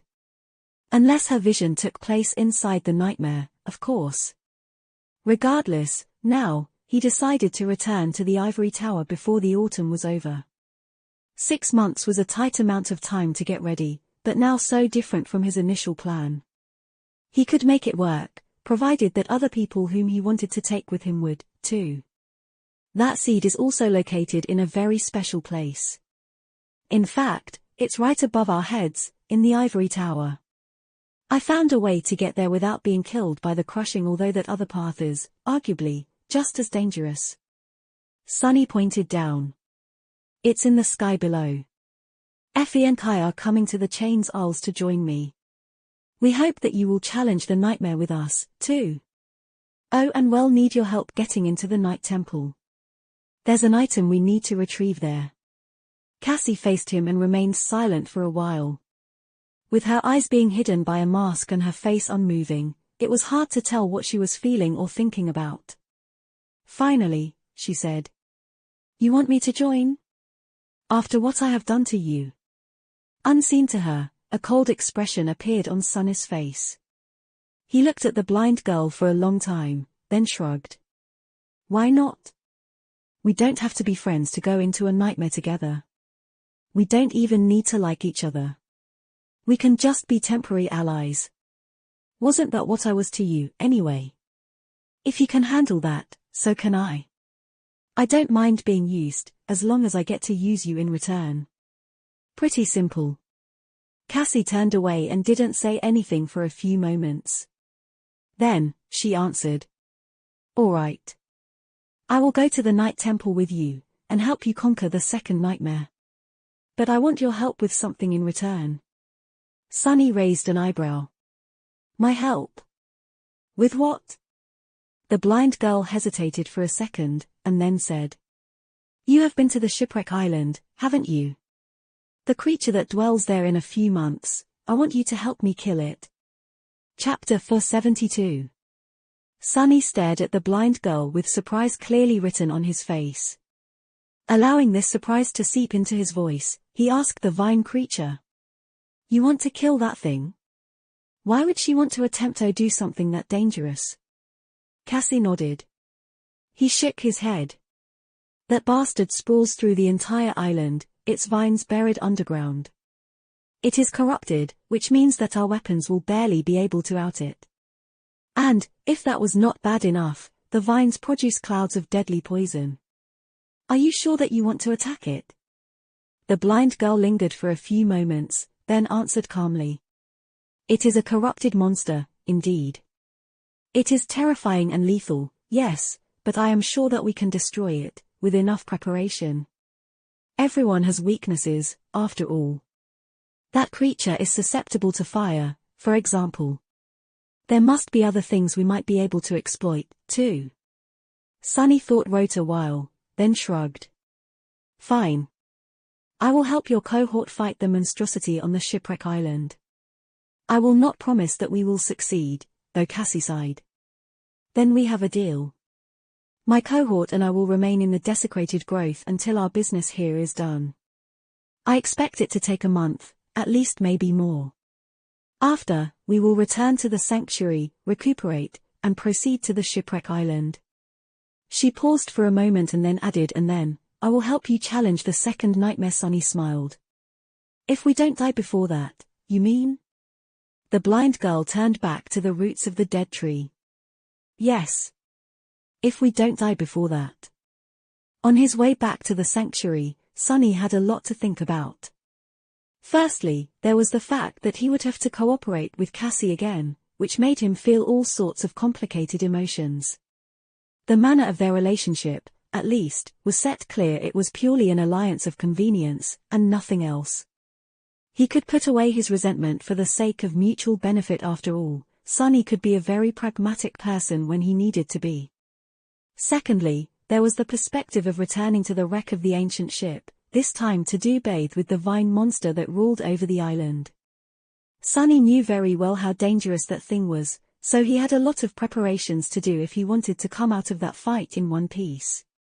The divine flame augmentation of the cruel sight, however, was going to come in very handy. And lastly, there was the ominous prediction that Cassie had made about both of them dying sometime in winter. Or falling into the sky below, at least. That underscore he didn't even know what to think about that. However, Sunny was not going to let this vision affect his decisions. The last time he had tried to act on the knowledge received through Cassie's prophetic gift did not end well for him or anyone, for that matter. The best thing to do was to keep it in his mind, but continue. Act as if nothing had changed. At least he thought that this was the best course. Tired and mentally exhausted from the long journey to and back from the desecrated grove, Sunny approached the sanctuary of Noctis in the middle of the night. His shadow essence reserves were almost depleted, and his head buzzed from all the thoughts swarming inside of it. Landing on the soft grass and hearing the familiar sound of water falling over the edge of the island, Sunny gritted his teeth. Forget about it for now. First things first. The moon was high in the sky, which meant that he was finally going to get his sweet, enchanting reward. His desire to find the source of the miraculous coins the dead chain worm had brought with it to the Iron Hand Island staled this whole ordeal, and now, the coins would be its end. His prize was waiting for him up ahead. Entering the sanctuary, Sunny walked through the empty garden and approached the clear pond in its center. Stopping for a couple of moments to make sure that no one was watching him, he then crossed the stone path leading to the small island in its center. There, a white altar stood in the shade of an ancient tree, and an obsidian knife lay on its surface. The moment of truth. Sunny summoned the covetous coffer, took out one of the gold coins out of it, and placed it on the altar. The coin shimmered, reflecting the moonlight, and then disappeared. Your shadow grows stronger. A big smile appeared on Sunny's face. Summoning the runes, he read. Shadow fragments, 224-2000. It works initially. Sunny thought of going about using the coins in a slow and deliberate manner, throwing a dozen or so on the altar each time he had to return to the real world to minimize the chances of being noticed and well as arising suspicion. But now that the reward was in his sight, he decided against it. He wanted all of it right now. He deserved it. Putting the wooden box on the altar, he turned it to the side, and then put his hand inside. A moment later, a stream of golden coins flowed onto the white surface. Then, they all started to disappear. Your shadow grows stronger. Your shadow grows stronger. Your shadow grows stronger. In the end, Sunny ended up sacrificing all 1,400 or so coins to the altar. Frightened to believe that it actually happened, he summoned the runes again, then rubbed his eyes, and read the line describing his shadow fragments 3 times in a row just to make sure that his eyes weren't deceiving to him. Luckily, they weren't. The runes now showed, I did it. I did it? In the first 2 months on the Chained Isles, Sunny worked really hard to hunt down nightmare creatures and slay them. And yet, he had only been able to collect 200 fragments. His last journey, harrowing as it had been, though, gave him so much more. A wide grin appeared on Sunny's face. Who said that greed is a sin? It's a virtue, a goddamn virtue, I say. Chapter 473. A big hit with young adults. Feel the fighting spirit surge and burst through your beautiful warriors' tight armors. Queen's blade visit site. Because of the sudden influx of so many shards, Sunny got disoriented and swayed. His body was subtly rebuilding itself, growing stronger, more powerful. The difference was stark enough for him to feel it with every fiber of his being. As awakened absorbed soul shards or shadow fragments, in his case the capacity of their cores grew, and their physical capability was slightly enhanced. Usually, it happened at such small increments that the difference was hard to judge, but this time, Sunny had done something pretty preposterous and consumed 1,400 shadow fragments all at once. He wondered if anyone else in history had accomplished the same feat. Not likely. Grabbing the edge of the altar to support himself, he endured the strange and euphoric sensation as best as he could. How could anyone do such a thing, if as far as Sunny knew everyone except Nephis and him were limited to having only one core? They wouldn't even be able to absorb this much. Back on the Forgotten Shore, Sunny had gone from having almost no shadow fragments to fully saturating his core at 1,000. In the process, he went from being no different from a mundane human, to the pinnacle of humanly possible, to breaking past those limits. Becoming an awakened had elevated him even further above what was considered normal. He was much stronger and faster than any mundane human could ever hope to be, and capable of enhancing his prowess even more with essence, achieving truly superhuman might. And now, he went through a transformation that was similar in scale. His rise on the Forgotten Shore, becoming so much more powerful. In fact, he was now probably the strongest awakened both in the waking world and in the dream realm, with the exception of those whose aspects directly enhanced their physique. And even then, he could soil even triple his physical ability with the help of the shadows. Insane. Sunny drew in a deep breath, then silently flexed his muscles, feeling a new strength course through his veins. He felt incredible. Incredibly strong, incredibly fast, incredibly resilient. But that wasn't all. The capacity of both of his shadow cores was also dramatically enhanced, almost doubling in a matter of seconds. Therefore, his E of shadow essence were now also much deeper. That meant that he could fight his peak form for longer, use the active enhancements of his memories more, remain in the form of a shadow for a bigger amount of time, control his shadows at a larger distance, and travel further when using shadow step. In short, Sunny had just become even more of a menace. Slowly getting accustomed to his new and improved physique, he couldn't help but smile. Now that he had finally made use of the miraculous coins, his previous disaster of an expedition came into perspective. Despite how much he had suffered and how close he had brushed with death, it all felt worth it, somehow. His goal was to grow stronger, and Sunny had just made a big step toward that goal. It felt good. While Sunny was consumed with triumphant thoughts, his gaze fell on the obsidian knife that lay on the altar. He lingered for a while, then cautiously reached with his hand and touched the cold stone handle. Will it work? That knife remained on the altar of the sanctuary for as long as humans lived there. Pretty much every awakened that had ever set foot into the citadel tried to raise it off the white surface at least once, including Sunny. But none of them succeeded. The knife seemed to weigh more than the entire island itself, as if it was glued to the altar. No matter how much people tried, no one had ever managed to move it even by a millimeter. However, when Sunny used the miraculous coins for the first time, he seemed to have noticed that the obsidian knife moved a little. Therefore he had made a conclusion that if he were to place enough coins on the altar, the knife might become detached from it and fall into his hands. Holding his breath, Sunny wrapped his fingers around the handle. Here goes nothing. Putting all of his strength into the pull, he tried to lift the obsidian blade of the altar. The knife, however, offered no resistance at all. It behaved like any knife would, easily sliding off the white stone, which then caused Sunny to lose his balance and tumble to the ground in a graceless roll. Sitting up, he stared at the knife in his hand with wild eyes.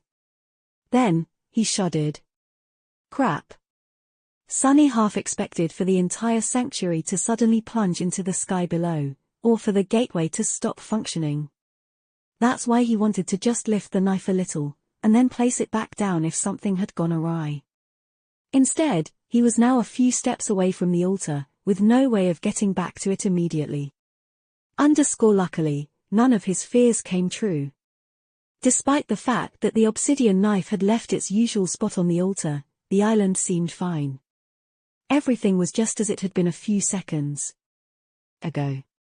He exhaled with visible relief. Well, good. I wouldn't want to mess things up too bad for everyone here on the chained isles. Rising to his feet, Sunny looked at the obsidian knife. It seemed have been cut from a single piece of black stone, with its blade sharpened and polished. There wasn't anything special in how the knife looked. In fact, it seemed a little bit crude, almost primitive. There was also one little problem. The knife did not turn into a memory. Sunny had expected it to disintegrate into a rain of sparks and enter his core, just like Weaver's mask had done, or like shard memories behaved when raised by a new wielder. Mordred had mentioned something to that effect when speaking about the ivory knife in the Night Temple. He told Sunny that one had to spill blood on the black altar, to receive a memory of the blade that rested on its surface. But the obsidian knife did no such thing. It just remained in his hand, as material and palpable as one could imagine. What was even stranger, though, was that the knife didn't appear to have a spell weave. LT was, without a doubt, a magical item. Sunny could feel that it was, even if he didn't know what properties that entailed. However, when he looked beneath the surface of the knife, he didn't see the familiar pattern of ethereal strings weaving themselves around anchoring lights. What he saw instead was just brilliant radiance, as though the knife was filled to the brim with soul essence. And in that radiance was just a single string. It wasn't the same type of ethereal string, though. It was a Sunny frowned. A string of fate. A single string of fate was somehow placed inside the obsidian knife, folding on itself endlessly, with its two ends connected to create a perfect, never-ending circle. Sunny stared at the strange string for a while, and then furrowed his brow. What is that all about? Chapter 474. Truth be told. Sunny studied the obsidian knife for a while, and concluded that he had no idea what this thing was supposed to be capable of. It wasn't a memory, and it didn't have a weave, so neither the spell nor his own ability to perceive and somewhat understand such things could help him. The only thing Sunny knew for certain was that someone had plucked a string from the tapestry of fate and placed it inside the knife, making a circle out of it for some mysterious purpose. Everything else was going to have to wait until the next time he heard from Mordred. The Lost Prince was bound to know more about the obsidian knife, since he seemed to know a lot about the Chained Isles and their past in general. Now, however, Sunny had to deal with another problem. He had to explain the disappearance of the knife to the White Feather clan, somehow. Come morning or at any moment, really, if someone decided to leave the dream realm or entered it in the middle of the night, people would become aware that the knife that no one had been able to lift or move was now gone. Sunny had no doubt that it was not going to take a long time for them to figure out that it was him who had taken it. And after that, what to do? In the end, he came up with a really crazy idea. Something that he would have never even considered, in normal circumstances. Something that went against his very nature. He went and told Master Roan the truth. Well, the part that had to do with the miraculous coins, to be precise. Visiting the White Feather compound in the middle of the night was a bit strange, but luckily for him, the older man turned out to be up. He was preparing to leave on a patrol, and so rose early to make the necessary preparations. After Sunny was done talking, the mighty griffin rider stared at him for a while with a perplexed expression. Then, he asked to take a look at the knife. Sunny reluctantly handed the obsidian blade over and watched nervously as Master Roan inspected it. He was really hoping that the White Feather clan would not decide to keep it. There were very few things Sunny could do if they did. Finally, the strapping master returned the obsidian knife to him and asked curiously. So you managed to lift it by using Noctis coins on the altar? Sunny nodded. Yeah, wait, you know about the coins? Master Roan nodded. A few have been found here and there on the Isles over the years. It seems that this was the preferred currency people who lived here thousands of years ago used. No one had ever discovered a literal treasure trove of them, though, as you did. He thought for a bit, and then smiled. Actually, I think I have one stashed somewhere. Wait here for a bit, all right? With that, Roan disappeared into the stone chateau, and then returned 10 or so minutes later, holding a familiar golden coin in his hand. Found it. I used to carry it with me a lot before, as a lucky charm. Let's go.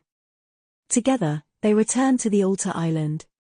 The first thing Master Roan did was glance at the moon, and then place the coin on the altar. Once again, it gleamed and disappeared, leaving a bewildered expression on the handsome man's face. "I'll be damned, I just received a bit of soul essence." "You were right." He shook his head in astonishment. To think that these coins had such a use all this time, and no one was the wiser. "Good job, Sunless." Then, Master Roan hesitated for a few moments, and asked, "Can you place the knife back on the altar?" Sunny did as he was asked, and then watched as the mighty griffin rider used all of his formidable power in a vain attempt to lift the obsidian blade off the white surface. When he was done with that futile attempt and stepped back to catch his breath, Sunny simply took hold of the handle and retrieved the knife without any problem. Interesting. Then came the moment of truth. Sunny tensed as he waited for the older man's decision. After thinking about it for a while, Master Roan said, "Well, I don't know if you know this, Sunless, but there is a sacred rule among us awakened in the dream realm. The sanctity of this rule is unassailable and beyond reproach. And that rule is finders, keepers." Sunny blinked. "What?" The strapping master grinned. "So you don't have to worry about either me or Tiris taking that knife from you." Then, however, his smile dimmed. "Other people, though, might not be as reasonable. Even if no one knows what power this thing has, or if there even is anything special about it, someone might get too excited and act in a regrettable manner. So I'd advise you to put the knife back on the altar, until the time you feel like using it." Sunny considered his words and had to admit that this, indeed, would be the best decision for now. Master Roan helped him confirm that no one else would be able to take the knife, and carrying it around before venturing into the nightmare had no benefit. Summoning the memory of how exactly the obsidian blade had been placed on the altar, he put it in its previous spot and took a step back. Master Roan nodded. "Good choice. Please, do tell us if you find out anything about its purpose, at least if it has anything to do with the well-being of the sanctuary. If need be, we'll compensate you fairly to either take the knife off your hands or lend it for a bit, if that's what you prefer." Sunny agreed to this condition, since it sounded reasonable. With that out of the way, the strapping griffin rider looked at him with sparks dancing in his eyes. "So, what are you going to do now?" Sunny frowned. What a weird question. "Go home, take a shower, deal with some real-world business." "Why? What are you going to do?" Master Roan laughed. "What do you mean, what I am going to do?" "I am going to go on my patrol, and then I'll go coin hunting, of course. I suspect that everyone in the sanctuary is going to be searching for Noctis coins like madmen for quite some time after that discovery of yours. People are going to get really busy." Sunny remained silent for a bit, and then said in a very serious tone, "Good luck, then. Oh, and one thing, if you find a big chest full of them, make your griffin stomp on it a few times before coming closer. Better yet, do that to every chest you encounter in the future. Never trust a chest not to eat you, is what I am trying to say. I sure won't." With that, he said goodbye to the handsome master, placed his hand on the altar, and returned to the real world. There was a lot he had to do there. Chapter 475. Some time later, Sunny was in his kitchen, eating the breakfast he had just prepared. He was thinking of all the things on his to-do list. They were, in no particular order, selling the soul shards he had brought with him from the dream realm, and setting up a stable method to sell more in the future, returning to the dreamscape to participate in duels on the professional arenas, to practice shadow dance and feed the mantle of the underworld with victories, observing rain and thinking of a way to deal with that whole situation, learning how to properly fight with a spear, visiting Neff, writing a report about the Noctis coins for teacher Julius. There were probably more things he had to do, but was forgetting. But he already had enough on his plate. Finishing the breakfast and staring toward the door of the guest bedroom, where Effie still slept while her spirit wandered the dream realm, he shook his head and went out to sit on the porch as he drank some delicious tea. It was early morning. Sunny enjoyed the pleasant view of the terrace district, watched as Rain walked to the public transport hub on her way to school, and then activated his communicator. He was going to start with the simplest of tasks. Navigating to the market section of the network, he habitually imputed his identification number to access the awakened section of it. Sunny had browsed the wares there before, even if back then he barely had enough money to buy anything. Today, however, things were different. Today, he was approaching the network as a seller, not as a buyer.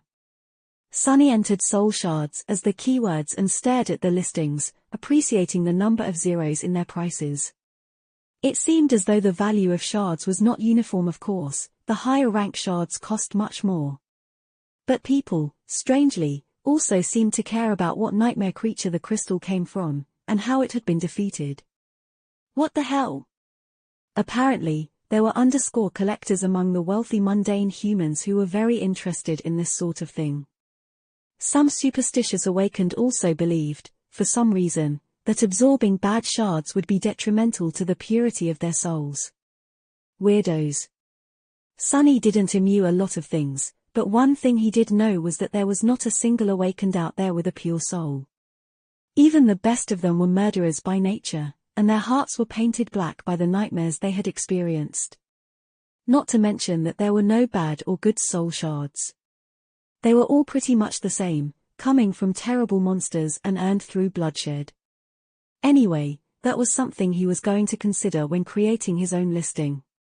After getting the gist of the pricing, Sunny opened the form to create his own digital shop. Without thinking too much, he named it Brilliant Emporium and went on to fill out the entire form. Then, it came the time to put his soul shards into the auction. Sunny wrote simply, "For soul shards coming from a fallen devil, mordant mimic." The creature was killed and eaten by the proprietor of the Brilliant Emporium himself. Before that, the mordant mimic had been pretending to be a treasure chest and devouring those lured by the promise of treasure. In the end, it bit off more than it could chew. Satisfied with that, he finalized the listing and stared at it for a bit as if expecting someone to bid instantly. However, nothing of the sort happened. With a sigh, Sunny deactivated the communicator and went back inside. Soon I will be rich soon. It took several days for all 4 of his soul shard to sell. After that, Sunny had to arrange secure delivery, which was somewhat of a headache on its own. Overall, the process took too much time from his already packed schedule. He also felt that he was missing some crucial knowledge on how to make his business really boom. Even though the product he was trying to sell was first class, there was not a lot of fallen rank soul shard out there. Compared to dormant and awakened ones, the bidding had not really taken off. He did make a sizable amount of money, but not as sizable as it could have been. Still, it was enough to purchase a couple of cheap lower-rank memories. Sunny simply looked for the most useless ones, which no one else would ever want to buy, and made the minimum offer. Whoever it was selling them must have been happy beyond belief to finally be rid of these things. Sunny was going to feed the memories to Saint immediately after receiving them, but before that, he spent a lot of time training with the crawl site in his underground dojo. He had a solid understanding of how to use a short sword, but a spear was an alien beast to him. Even though Sunny knew the basic rules of combat technique and could perform somewhat effectively while wielding any weapon, he was far, far away from mastering them. How fortunate it was then, that he had a renowned spear master raised by Wolves herself crashing in his guest bedroom. Granted, she couldn't really spar with him due to her condition. But he had Saint for that. In the end, the three of them spent a lot of time in his basement. Effie was observing and explaining to him what to do, how to do it, and most importantly, what not to do. Saint served as his opponent and the mighty enemy to polish his nascent skill against, and Sunny found himself once again in the role of a willing punching bag. It was just like in that week they had spent in the hidden chamber of the ruined cathedral in the Dark City. Sunny even got nostalgic, remembering how cozy and nice things had been back then. Now, how Eve's things were much better. Not only was there an unlimited amount of delicious food they could eat during the breaks in his training, there were even medicine and ice baths to ease the pain in his bruised and beaten body. Training with Saint was really effective, but she really didn't know how to pull her punches. Just like that, a few days passed. And then, something that Sunny had been dreading for a while finally, and inevitably, happened. It was time to accompany Kai to the premiere of The Song of Light and Darkness. Chapter 476, A Song of Light and Darkness. Some time later, Sunny was pondering his life choices while sitting in the back row of a crowded theater. The lights were already off, which obviously meant nothing to him. People seemed to be really excited to see the movie, though especially Effie, who was to his side, munching on something called popcorn and staring at the screen. In the darkness, samba music started to play, reverberating through the entire space and making the audience shiver. Effie suddenly jabbed her elbow into his ribs. "Do you know who is the composer for this thing?" "It's Griffin the First. Don't know how they managed to get him, but he scored the entire movie." "Such an honor, can you believe it?" Sunny had no idea who this Griffin guy was, but judging by Effie's reaction, he was someone famous. Massaging his ribs with a grimace, Sunny offered a stifled answer. "I can." On the screen, the interior of a spacious and beautifully lit room appeared. A small girl with silver hair was playing on a carpet, while a handsome man with dark circles under his eyes was shown studying a map. What the hell? Was that supposed to be Nephis? If so, her hair should have been black. It only turned silver after her first nightmare. Effie giggled. So cute. The girl, meanwhile, approached the table and reached to touch the strange sword that lay on it. The blade of the sword was short and misshapen, as though shattered a long time ago. Before the girl could cut herself, though, the man lifted the sword and brought it out of her reach. "This is not a toy, Nephis." Sunny palmed his face and grimaced. "But, Daddy, why is your sword broken?" The man smiled. "So what if it is broken? It is still sharp." Then, he put his hand on the girl's shoulder and looked at her with a very serious expression. "One day you will wield a sword too, darling. When you do, remember one thing: we, awakened, only raise arms to protect humanity. As long as we don't give up, no matter how dire the situation is, there will be hope. Just like this sword, humanity is more resilient than it seems." Sunny tilted his head. Wait, this doesn't even make sense. The scene, however, was already over. The screen turned black for a few moments, and the movie transitioned into the future. Nephis, now a languid jade beauty with a slim waist, generous figure, long eyelashes, and mesmerizing grey eyes, was entering the academy. What followed was a long training montage showing her defeating every other sleeper there with a training sword, all the while offering words of wisdom. Like never give up hope, or remember your duty, or we are humans. The propaganda was so tacky and laid so thick Sunny could help but cringe. The only person the Jade Beauty couldn't defeat was a handsome young man with masculine features, broad shoulders, and a noble bearing. Hunley Caster. Oh, no. Oh, no. Sunny should have guessed by the invitation Kai had given him, but the director of the movie was obviously hinting at the nascent romantic feelings between the two. Their conversations in the academy seemed to be about swordsmanship, but were also somehow deeply flirtatious. The actors had mad chemistry together. He wanted to vomit, but the audience was clearly enthralled by the two leads. Sunny didn't dwell on this preposterous thing for long, though, because right about then, his own character was introduced. "What he spell is this?" The actor hired to play him was a literal child. It was a teenage boy of about 13 years of age, with a mischievous grin and a face that, for lack of better words, simply begged to be punched. Worse than that, he was shown as extremely uneducated, clumsy, and naive. In short, Sonny was the comic relief. He turned to Effie in outrage, only to see her laughing silently. "Oh, man, who's the casting director for this movie? I need to send them flowers." Even his shadows were laughing. Both of them. Sonny gritted his teeth, promised to exact revenge on Kai and Effie for making him endure this, and turned back to the screen. Finally, Nephis entered the dream realm and found herself on the forgotten shore. The coral labyrinth and the dark sea were recreated with such detail that he couldn't help but shiver. Well, they did their research, at least. The audience was holding their breaths during Neff's journey to the Dark City. The terrifying nature of the dark tides and the deadly battles with awakened nightmare creatures populating the labyrinth created a truly tense, suffocating atmosphere. Of course, everyone knew that the main character was not going to die in the first half of the movie. But that's where Sonny as well as Cassie came into play. Just as he had expected, the movie showed them as a burden that had to be carried by Nephis on her heroic journey. But since very few people knew who Sonny was, his fate was uncertain. Nephis was bound to survive, but what about her friends? And, thanks to his character, there were also moments of pleasant levity amidst all the tension. A few times, the whole audience exploded with laughter after Sonny on the screen did something especially stupid or said something really outrageous. He had also slowly developed a catchphrase. It was "Are you crazy?" That not only allowed the audience to chuckle, but also gave Nephis the opportunity to educate her worthless follower, thus naturally delivering a lot of necessary exposition. The real Sonny wasn't amused, though. Because they weren't laughing with him, they were laughing at him.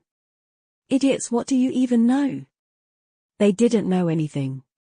Since no one really knew what the three of them had gone through on their way to the Dark City, the writer simply came up with some dire dangers for Nephis to overcome. Eventually, though, they made it to the ancient city, and met Effie. Effie was played by a very tall, athletic, and attractive actress. The way she played her, though, was a sight to behold.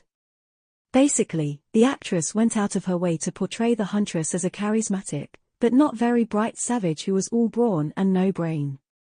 All she knew how to do was fight, eat, and break things. Sonny turned to Effie and grinned, full of malice and gloating. This was the first time he had ever seen the boisterous young woman completely mortified. "Casting director, you say? I think you'll send them flowers, too." Chapter 477 Standing Ovation. After Nephis reached the Dark City and the Huntress was introduced, both Sonny and Effie watched the rest of the movie with bleak expressions. The second act took place in the outer settlement, and was dedicated to Neph's heroic attempts to protect and inspire the young men and women trapped there. There were a lot of impassioned speeches, blood-chilling expeditions into the Dark City, and tense altercations with Gunlog's forces. There were also a lot of shenanigans from young Sonny, to the delight of the audience. At some point, people started to scream, "Are you crazy?" along with him. And a bit later, there was a sort of comical moment of growth for the character, when he asked, "Am I crazy?" instead, and went along with Nephis without offering his usual critique, which was met with cheers. Most of this part of the movie, though, was dedicated to the genuine respect and camaraderie that blossomed between Nephis and Castor in this dire time. With the handsome male lead as her right hand, Changing Star successfully united the people of the outer settlement, reminded them what it meant to be humans, and challenged Gunlog to save boisterous Effie from unjust imprisonment. The duel itself was choreographed somewhat well, even if it had nothing to do with the real thing. The moves both the radiant heroine and the cruel tyrant used were flashy and dramatic, and expressed the mood well, but anyone trying to actually fight like that would probably risk having their enemy die of laughter. The third act showed the siege of the Crimson Spire, the heroic stand of the warriors of the First Line and Effie, Kai's battle in the skies with the Spire messengers, and Neph and Castor fighting back to back, slaying dozens and dozens of nightmare creatures together. The audience seemed to have forgotten to breathe, and even Sunny had to admit that the battle scene was filmed especially well, showcasing the chaos, horror, and terrible toll of human lives that such a massacre was bound to reap. Many side characters that people had already grown to love died heroically, and he even heard a few sobs coming from the darkness. Enhanced by the beautiful music, the atmosphere was not tragic, though. On the contrary, it was triumphant and exalted, as if to die in this way was the highest honor a human could receive. A bit uncomfortable, Sunny shifted in his seat.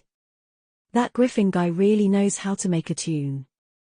When the situation was the most desperate, with the dark water rising and threatening to drown all the surviving warriors, a sudden change happened. The sea suddenly retreated, and the monster started to fall to the ground. Castor, covered in blood and wounds, looked at Nephis and whispered, "My lady the sun." Indeed, the sun had suddenly turned menacingly red, its light eradicating the remaining nightmare creatures and assaulting the humans. For the first time in the entire movie, an uncertain and desperate expression appeared on Changing Star's face. Salvation came from someone who the audience would have never expected to see do something so profound. A clear ringing of the bell resounded in the air, and the small figure of clumsy, useless Sunny could be seen near the tower, waving his hand in the air. The survivors rushed toward the Crimson Spire and entered inside. There, Nephis looked up, and then turned to Sunny. "Someone has to stall the terror so that everyone could escape. I will do battle with that nightmare, but there's an important task you must complete. Lead all these people to the gateway." Sunny on the screen looked at Changing Star with fear. "Lady Nephis, are you crazy? I am just a clumsy kid from the outskirts. How can you entrust something so important to someone like me?" Sunny in the real world suppressed an infuriated groan. People in the audience, though, were rather emotional. "You can do it, Sunny. You got this, kid. You're a great scout, don't sell yourself short." On the screen, the beautiful actress playing Nephis looked down on the comical, slightly pathetic boy in front of her and put her hand on his shoulder. "We, awakened, must rise to the occasion to protect humanity. As long as we don't give up, no matter how dire the situation is, there will be hope. I believe in you, Sunny. You are capable of much more than you think." With that, she left the survivors and went off to fight the terror, while Sunny guided everyone to the gateway. And somewhere in the process, Castor left the group to aid Changing Star in battle. The last scenes of the movie cut between the 100 survivors fighting their way to the gateway and the tragic duo battling the terrifying creature at the top of the spire. Many people in the audience were crying, knowing full well that neither of them was going to return to the real world. In the end, Castor heroically sacrificed himself to protect Nephis, breaking the hearts of so many viewers. The survivors found the gateway and escaped seconds before it was destroyed. The last shot showed bloodied Neph walking out of the tower, holding a broken sword in her hand. As she gazed at the forgotten shore, a lone tear rolled down her cheek. "As long as we don't give up, there is hope." The screen turned black, and in the next moment, the audience exploded with applause. Sunny stared at all those people, many of them applauding with tears in their eyes, with a strange expression on his face. Did they actually like that crap? He turned to Effie, lingered for a moment, and asked, Did you like it?" The former huntress gave him a long look. Then, she said, "What, I am, an idiot? Of course I didn't like it. It's such a piece of crap." Sunny exhaled with relief. At least there was one other sane person in this theater. Chapter 478. Credit where credit is due. After the movie was over, Kai appeared to deafening applause and gave a short speech, congratulating the director and the crew of the movie and then inviting them on the stage for a short Q&A. Sunny stared at the director of this travesty, seriously considering silently assassinating him for a few moments. Then, he glanced at Effie, who judging by her face was thinking the same. He lingered for a few moments, then asked, "What do you want to do?" The young woman inhaled deeply, turned to him, and smiled. "I am hungry. Let's go eat." Together, they snuck out of the screening hall and went to find the theater's restaurant. There were a lot of people there who, just like them, had decided to skip the PR portion of the event and were now enjoying food and drinks, discussing the movie with lively expressions. Sunny and Effie got themselves something to eat and sat at an empty table, then grew quiet for a while. Each was preoccupied with their own thoughts. Now that Sunny had a little time to digest the movie, his anger subsided a bit. In fact, he was even happy. Sure, the way he was portrayed in the story was as far from the truth as it could have been, and more than a little bit humiliating. But in a way, this was exactly what he needed. Now that Nephis had become his master, he didn't have to hide his strength and true name that much. But he still preferred to remain in the shadows, not only because there was a possibility of becoming masterless again, but also because it was the best way to be in the world so full of hidden dangers and powerful enemies. Being renowned would make a lot of things difficult for him, and make every battle he fought after that harder. After all, there was no better advantage than being underestimated by the enemy. From that point of view, the ridiculous way in which he was portrayed in the movie was a blessing. It made the possibility of anyone thinking highly of him that much lower. Of course, not everyone was going to watch that travesty, but many would, and their opinion was going to spread. Who would believe that a changing star's bumbling sidekick was, in fact, one of the most dangerous awakened alive, and thus consider him as a serious threat? Pretty much no one. So, in fact, the director of the Song of Light and Darkness unintentionally made him a favor. Satisfied with that conclusion, Sunny looked around. He saw several people looking at Effie with stunned expressions, clearly gathering their courage to come and introduce themselves. But no one had, yet. He could hear their whispers, though. "Look, it's her, raised by wolves. Oh, my. I heard about her situation, but to actually see she is so brave." Effie herself was strangely quiet. She ignored the whispers, then looked at him and asked, "Hey, Sunny. Can I ask you something?" Sensing that this was not going to be a simple question, he tensed a little, and then said, "Sure. What is it?" Effie hesitated for a few moments, then lowered her voice, so that no one would be able to overhear. "Did Castor really leave to help Nephis?" "Ah." Sunny stared at his friend for a bit, then shook his head. "No. He left to make sure that she dies." Effie inhaled deeply. "I see." She didn't continue that conversation, as though his answer confirmed something that she had already suspected. Well, despite her often boorish demeanor and the way she was portrayed in the movie, Effie was anything but stupid. In fact, she was extremely intelligent, cool-headed, and cunning otherwise. She would have never survived for 3 long years alone on the streets of the Dark City. It was only natural for her to have suspicions, considering how much she knew. Luckily, Effie did not ask anything else. Mostly because of a strange man who entered the restaurant, looked around, noticed their table, and walked over with gleaming eyes. Oh no, another fan of Raised by Wolves. The man stopped in front of them, glanced at Effie, and then turned to Sunny with an awed expression. Are you awake and sunless?" Sunny blinked. "What?" Yes." A bright smile appeared on the man's face. "Oh my, oh, goodness, it is such an honor. I am such a huge fan of yours." "What is happening?"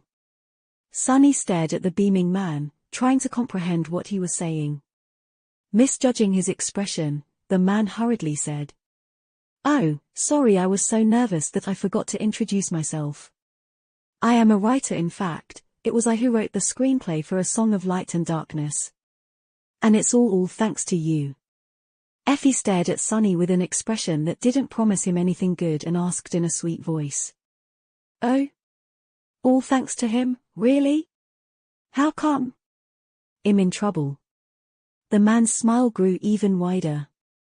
Exploration report on the Forgotten Shore. It is such a brilliant piece of academic work.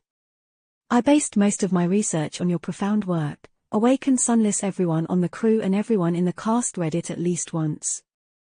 I even insisted on giving you the character credit, but sadly, It was impossible, you know, due to you not being a member of the Screenwriters Guild. But fret not, I'll let everyone know that if it weren't for you, this movie wouldn't exist. Sunny stared at the man with wide eyes, and then said in a weak voice, "Please, don't." But it was of no use.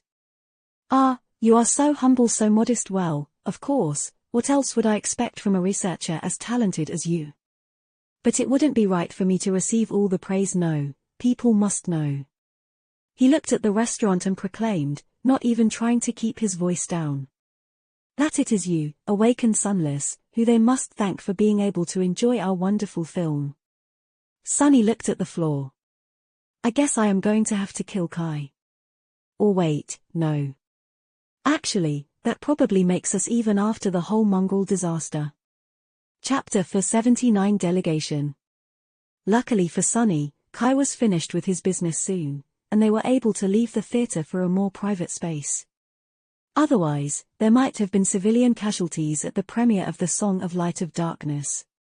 After that damn writer had announced Sunny's identity to everyone in the restaurant, the amount of people asking him to say, "Are you crazy?" to their faces almost pushed him to the brink. In any case, soon he found himself in a sophisticated lounge in the company of Effie, Kai, and Aiko.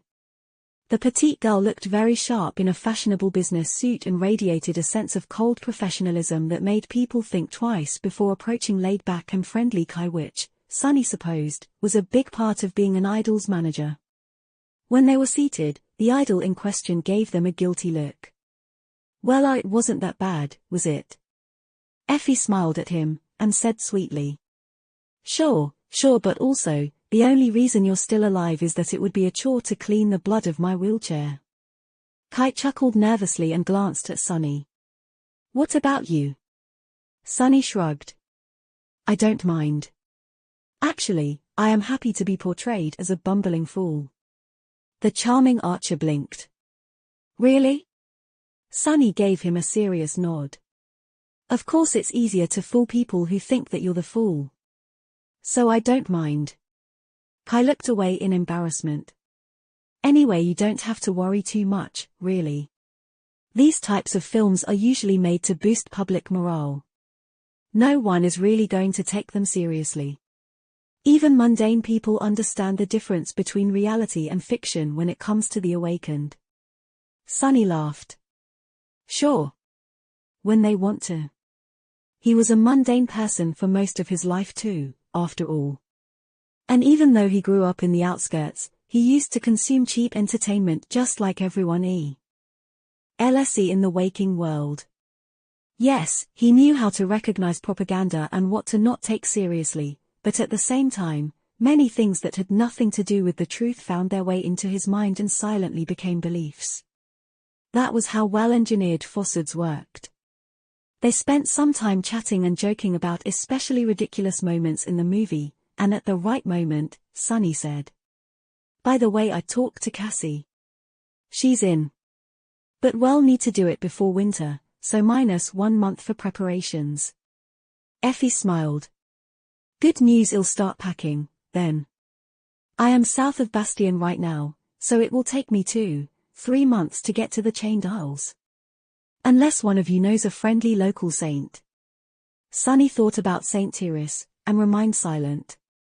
No, that woman frightened him too much to ask for a favor. He wondered how Master Jet had managed to convince her, in the first place. Kai nodded. "We can meet in Bastion and travel north together. It will be safer."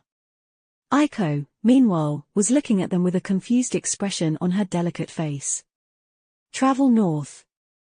Do it before winter? What are you talking about?" A guilty expression suddenly appeared on the charming archer's face. "That I haven't mentioned it before. But, basically, I am going to join Sunny, Effie, and Cassie to challenge the second nightmare." Aiko stared at him with a shocked expression. "Not to steal from Sunny, but are you crazy? Have you told the agency?" Kai smiled weakly. "No? I was hoping that you will tell them, actually. They'll listen to you. Isn't it a good thing, really? For public relations. Plus, as a master, I won't have to visit the dream realm every day. The petite girl scoffed. If you survive. Then, she glanced at Sunny and Effie, and shook her head. Ah, who am I kidding? I guess I'll be jobless again, soon. You guys have fun for a bit, I'll go get a drink. With that, she rose and went toward the bar. Sunny thought for a bit, then rose, too. I'll go keep her company. Kai gave him a thankful smile. I appreciate it. What does he think I am going to do? Sunny gave his friend a confused look, then followed Aiko. Of course, he wasn't doing it out of consideration. In fact, he wanted to talk to her about something in private. When he approached the bar and stood near the petite girl, she gave him a dirty look. Whatever it is, no. Hell no. Sunny blinked. What do you mean? Aiko smiled crookedly. I know that look of yours. The last time you looked at me like that, Steph, and I almost ended up as the Blood Lord bait. What, do you want me to join your suicide crusade? He shook his head. No, no. Nothing of the sort. In fact, it's about your job. The petite girl raised an eyebrow. Oh? Sunny nodded. Well, since there's a possibility of you losing a part of your income, and Kai tells me that you are really good at managing stuff, how would you like to help me manage a blossoming new business? Aiko looked at him with a dubious expression. Are you opening an assassination agency? He almost choked. What? What made you think that? No, I just found a way to move items between the real world and the dream realm. My dream, if you need to know, is to become the proprietor of an elite memory store. The petite girl stared at him with wide eyes. Really? Sunny frowned. Yes, really, why, can't I have a dream? Just imagine, sitting safely in a fashionably decorated store without having to risk my skin in the dream realm, and have tons of money simply flow into my hands. That's the stuff dreams are made of, is it not? Aiko shook her head with a bewildered expression on her face. I guess. Sunny smiled. You understand the others might think that it's silly, but I know you wouldn't, as a former business owner yourself. Anyway, I won't have a large enough arsenal of memories for a while, but I can start creating a reputation for the store already. A brand name, or whatever it's called. So I just sold 4 fallen soul shards on the network, from a devil I killed and ate. But for some reason, that bastard's shards did not fetch a really good price. Aiko looked at him with a frown. Well, what category of the vendor license did you apply for? Who's your appraiser? What's your feature strategy? SEO approach? Pool of endorsements? He remained silent for a bit, then said.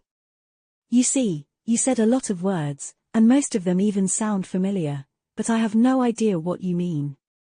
What the hell was she talking about? What's a SEO? Are there different licenses?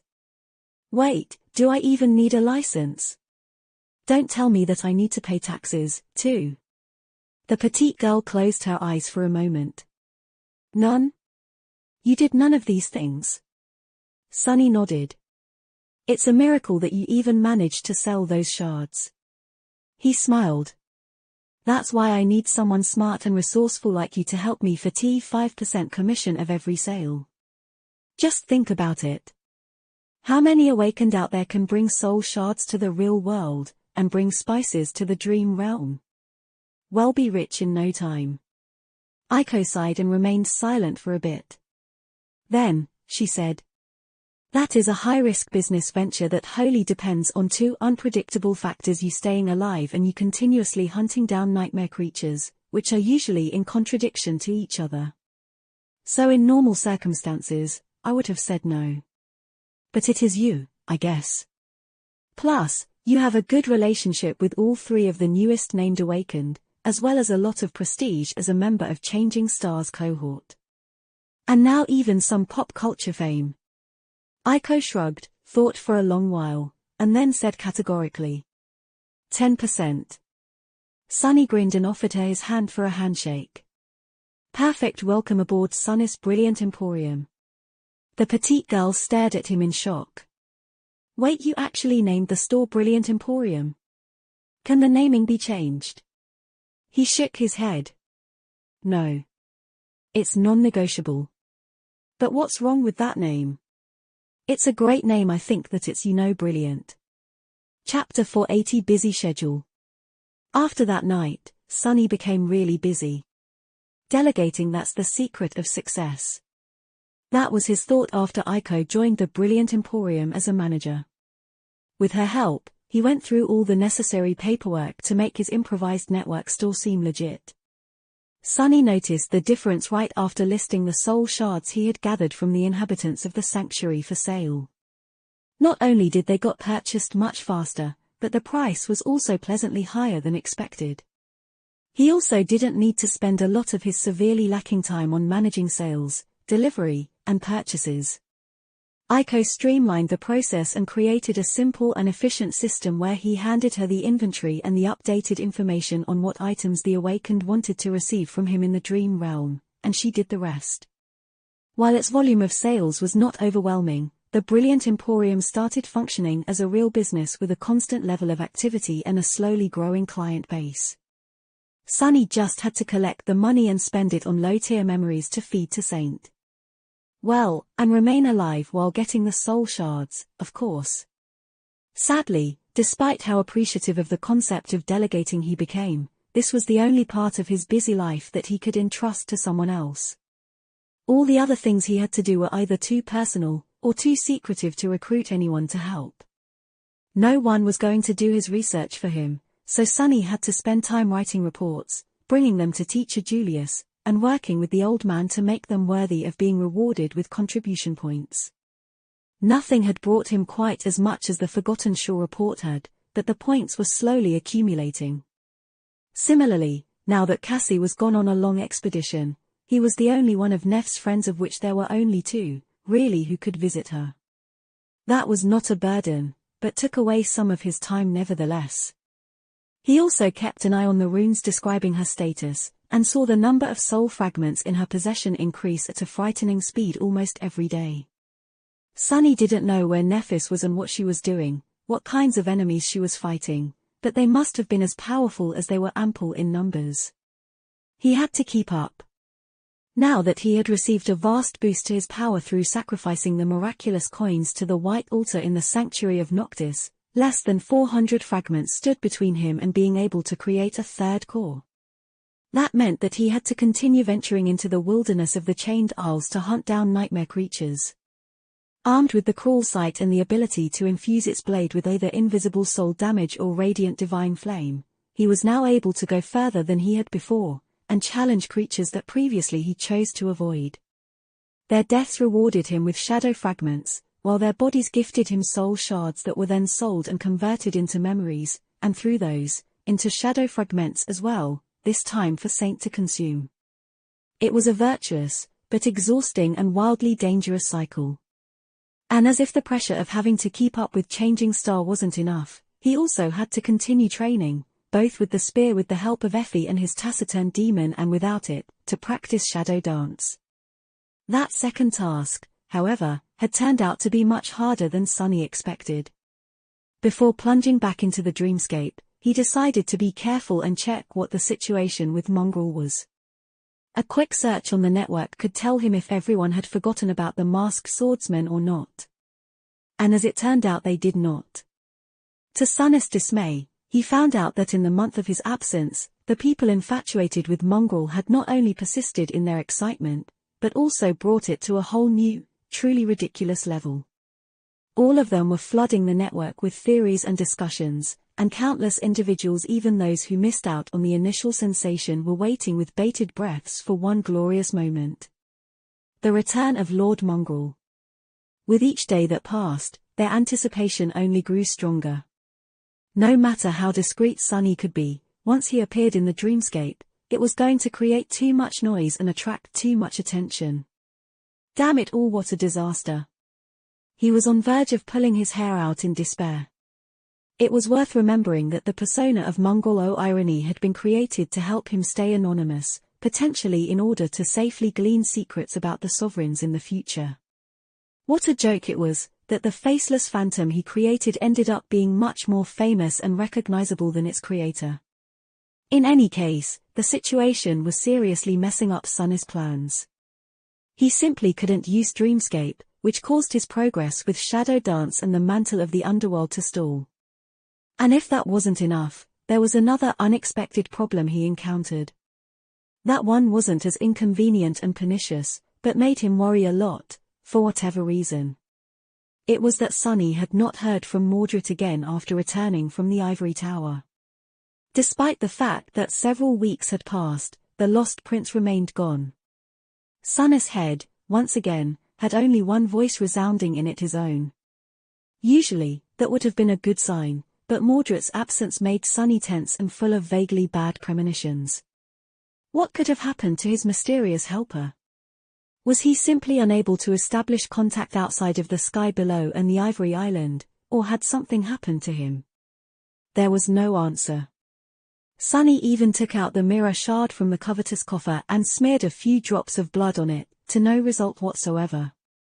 The piece of mirror remained the same, absolutely dark and refusing to reflect anything. It was after one of these fruitless attempts that Sunny left Effie to enjoy the dinner he had cooked for them by herself and went out to sit on the porch in a dark mood. It was early evening, and shadows were slowly growing longer and deeper. Maybe because of his exhaustion, or maybe because of how used he was to being safe in his home, but Sunny got consumed by thoughts and lost track of his surroundings, something that rarely happened. That was why he was so shocked to hear someone's voice just a few meters away. "What are you staring at?" Sunny blinked a few times, then focused his sight on the person who had addressed him. In front of him, at a bit of distance, just between the sidewalk and the path leading to his porch, stood a 14-year-old girl in a school uniform, with black hair and dark eyes and a very unamused expression on her pale face.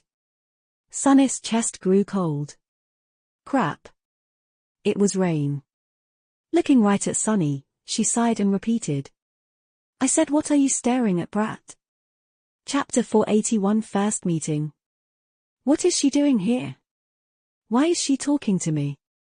Although Sunny was panicking on the inside, none of the emotions reflected on his face. Armed with the extensive experience of deceit, manipulation, and facing terrifying nightmare creatures in melee, he kept a straight face, threw a dark look at Rain, and calmly said, "I am not staring at anything."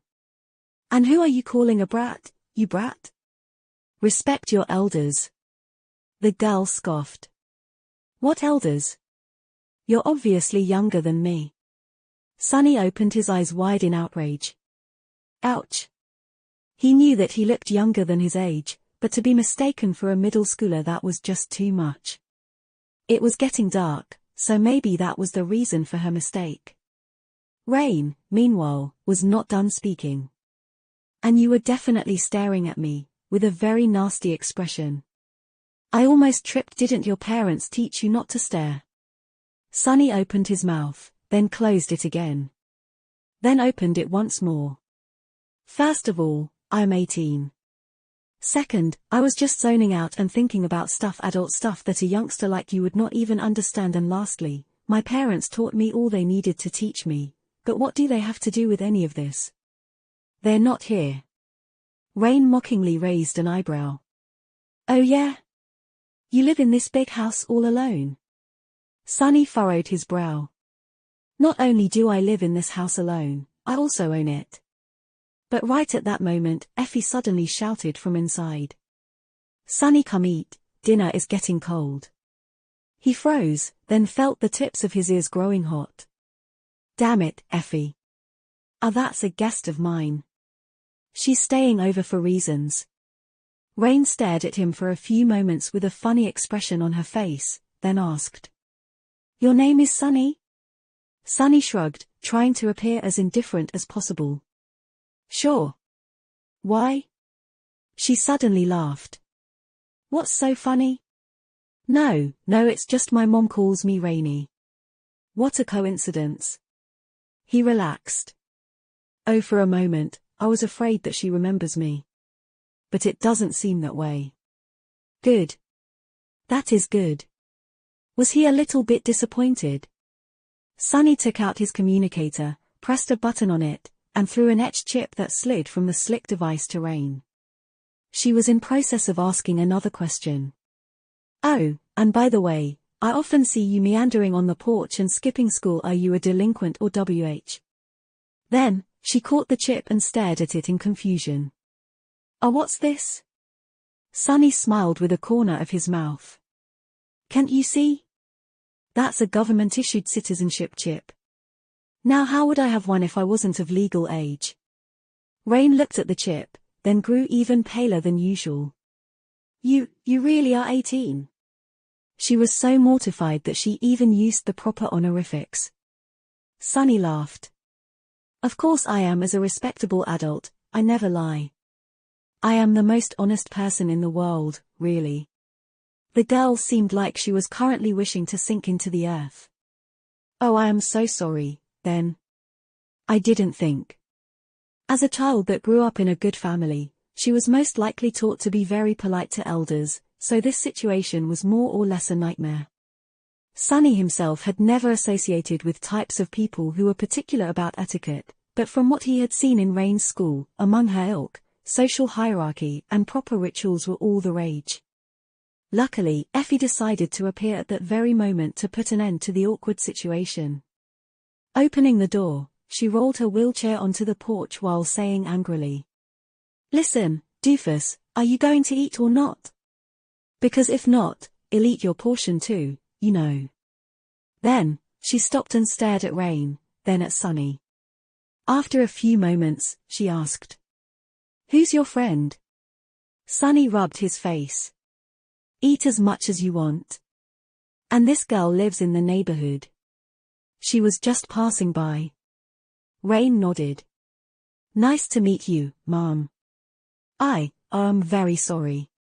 I was just on my way home from school, and made a mistake." "You see, what has happened?" Effie grinned, then gestured for her to stop talking. "Let me guess, this one right here was zoning out with a nasty expression on his face, and then looked at you and said something wildly inappropriate." Rain blinked a couple of times, then said, "Yes, no, he didn't say anything. It was me, I said something inappropriate." The former huntress shook her head. "Then you're lucky. Sunny here is a bit special. One of a kind, the things that sometimes come out of his mouth." Sunny stared at her in outrage and hissed, "The things that come out of my mouth? You're the one to talk." She sighed, then looked at Rain with a hurt expression on her face. "You see how he bullies me? That's no way to treat a guest, Sunny. So ungracious. What will this nice neighborhood kid even think?" Rain energetically shook her head. No, I won't think anything. I have to go home, actually. It's been nice meeting you." With that, she hurriedly turned around and made a step to walk away. Effie raised her voice a little. "By nice meeting you, too. If you feel guilty about the misunderstanding, you can stop by any time with food. All will be forgiven." Sunny stared at her with wide eyes, not quite believing what he was hearing. Finally, when Rain's figure disappeared behind the green fence, Effie turned to him and smiled. "It's almost like there's a factory somewhere in the city releasing whole batches of tiny, pale, bony teenagers. That girl is almost as pale as you, Sunny. I can't believe it." With that, she shook her head, turned her wheelchair, and went back inside to continue her dinner. Leaving Sunny alone, flabbergasted and trying to determine if he was currently awake. What was that? What just happened? Of all the countless scenarios he had in his head of how his first meeting with Rain would go, this was definitely not one of them. Chapter 482, Peace Offering. Sunny was too shaken by what had just happened to do anything else today. So, he just went down to the basement, entered the dream realm, and remained in his small room in the sanctuary instead of going out to fight nightmare creatures. There, he just slept peacefully for the entire night. This was a very strange way to act for Sunny, but many awakened did just that every day. Unless their citadel was under attack, which happened frequently in most parts of the dream realm, or they were assigned a certain duty, people just remained in their quarters, slept, and returned to the real world without throwing themselves into any kind of danger. Others performed various tasks to earn a livelihood in the citadel, all the while staying safe behind its walls. Few frequently ventured outside and challenged the wilderness of the dream realm. And who could blame them? Most people were made awakened against their will, after all. It was the spell that wanted humans to risk their lives, go through deadly trials and endure terrible suffering, not people themselves. So there was nothing wrong with a person who wanted to stay as safe as possible, for as long as possible. If anything, it was Sunny who behaved abnormally. In any case, he felt refreshed and more balanced when he returned to the real world in the morning. A good night of sleep helped him put his unexpected encounter with Rain in perspective. Yes. It was an unfortunate mistake on his part, and yes, the fact that she now knew his face and name was less than ideal. But truly, nothing too bad had happened. Rain just thought of him as a neighbor. Not even an acquaintance, just a stranger. Which was just as Sunny wanted it. To be on the safe side, he could avoid leaving the house for a while, altogether. And yet, in the evening, he found himself sitting on the porch again, enjoying the view and a cup of tea, as he had already grown used to. After yesterday, I doubt that she'll ever want to approach this house again. So I should be all right. But as it turned out, he was not. Sunny noticed Rain walking from the public transport terminal long before she came anywhere near his home, because one of his shadows was stationed further down the street to keep a lookout. He sighed, then lowered his eyes and pretended to study the synthwood surface of the porch, hoping to avoid making eye contact with the teenage girl. This time, he was not going to give her a reason to come closer and talk to him. However, it was all for naught. When Rain approached the path leading to his door, she slowed down a bit, hesitated, then turned and walked directly to him. What the hell? Sunny raised his head and stared at her with a bit of surprise. Hi. It's you again. She nodded, then took off her backpack and produced a big food container out of it, seemingly full of something delicious. Then, Rain handed it to Sunny. Here. My mom made it. Your friend said to bring food, right?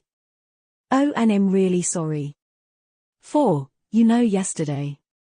Sunny blinked a couple of times, then took the container from her hands and stared at it for a bit. Damn Effie, who told her to ask for food? I cook great food for the both of us myself. Then, he pretended to smile and said. Yeah, she did. And no problem. Say thanks to your mom. Sunny thought that the conversation would be over after that, but Rain lingered. There was a sort of curious expression on her face. It's nothing much, just some pasta with mushrooms and cream sauce. My favorite. Sunny, right? Rain, by the way. He looked at the food container again, re-evaluating his stance on its existence. Nothing special, he was willing to bet that the ingredients she listed were all natural, too. A far cry from synth-paste people like him usually consume to keep their bellies full in the outskirts. Sunny knew a few guys who would kill to eat something like this. His smile became more genuine. Yep, I'm Sunny. Nice to meet you, Rain. She smiled slightly, hesitated for a few moments, and then asked. So you're really 18? And live alone in your own house? I mean, with that nice friend of yours. Sunny shrugged. Sure. She's just staying over until she finds a place of her own, though. Why? The girl looked at him with wide eyes. I mean, aren't you a bit young to live on your own? Aren't your parents worried? He stared at her for a couple of seconds, then tilted his head a little. I think that I'm of a perfect age to live on my own. And no, my parents aren't worried about me one bit. Rain smiled, as though hearing the most fascinating thing ever. But, like, who cooks your food? No, wait, who buys your wood? Do you get an allowance? Or do you have a stipend from your university? Wait, do you even go to a university? I have so many questions. Sunny mentally groaned. Questions. I hate questions. Outwardly, though, he remained calm. What kind of questions are those? Obviously, I buy and cook my food myself. And who needs a university? A stipend. I am a wildly successful young entrepreneur, if you must know. Basically, I do whatever I want. Rain stared at him. And your parent just let you? They're not lecturing you every day about the future, the importance of having a productive career, and how you must be always ready in case you get infected by the spell. Sunny furrowed his brow. No, none of those. Rain looked at him with envy and sighed. You're lucky my mom and dad are like hawks. What the hell is a hawk? Something bad, I presume. He remained silent for a while, a complicated expression appearing on his face. Finally, Sunny said. Don't be hard on your mom and dad. You're the lucky one, really. I sort of twisted the truth a little. My parents don't care about where I am and what I do because I don't have parents. So I would rather be in your situation than mine, great as it is. Yours is a bit greater. Rain stopped smiling and looked at him with a hard-to-read, sad expression on her pale face. Then, she said quietly. Oh, I see. Sorry. I didn't know. She smiled a little and waved. Well, I'll be going then. Enjoy the pasta, Sunny. The young girl put her backpack back on, turned around, and left. Sunny remained on the porch for a while, staring at the tray of food. Slowly, a dark expression settled on his face. I can't continue doing nothing anymore. I need to make a decision and proceed. I wasted too much time as it is, already. He avoided doing anything about getting Rain ready for the possibility of becoming infected by the spell, because he didn't know what to do, and how. But this inaction had to stop. He had to come up with something. Chapter 483 200 seconds. The problem was, he just didn't know enough to make a good decision. And even then, was he even qualified to make it? Sunny had a lot of experience dealing with various situations, possessed a quick wit, and was street smart, as well as having a real talent for killing things and remaining alive. Without wasting time on false modesty, he could admit that he excelled at many things. But were the things he excelled at even applicable to training a young girl for the nightmare spell? After all, what he wanted to give her were not combat skills or survival tactics, those she was being taught already, in an elite school that someone like him would have never been able to attend. What he wanted to give her was a mindset that would allow her to survive in the unforgiving hell of the dream realm. And mind was a delicate thing. If he went about it in the wrong way, he could bring more harm than good. Not to mention that everyone was different, and what worked for him was not guaranteed to work for someone else. Take his own friends, for example. All of them had wildly diverging mindsets, but each had been able to thrive even in a place as dire and harrowing as the Forgotten Shore. So what the hell do I do? Sunny massaged his temples, then sighed.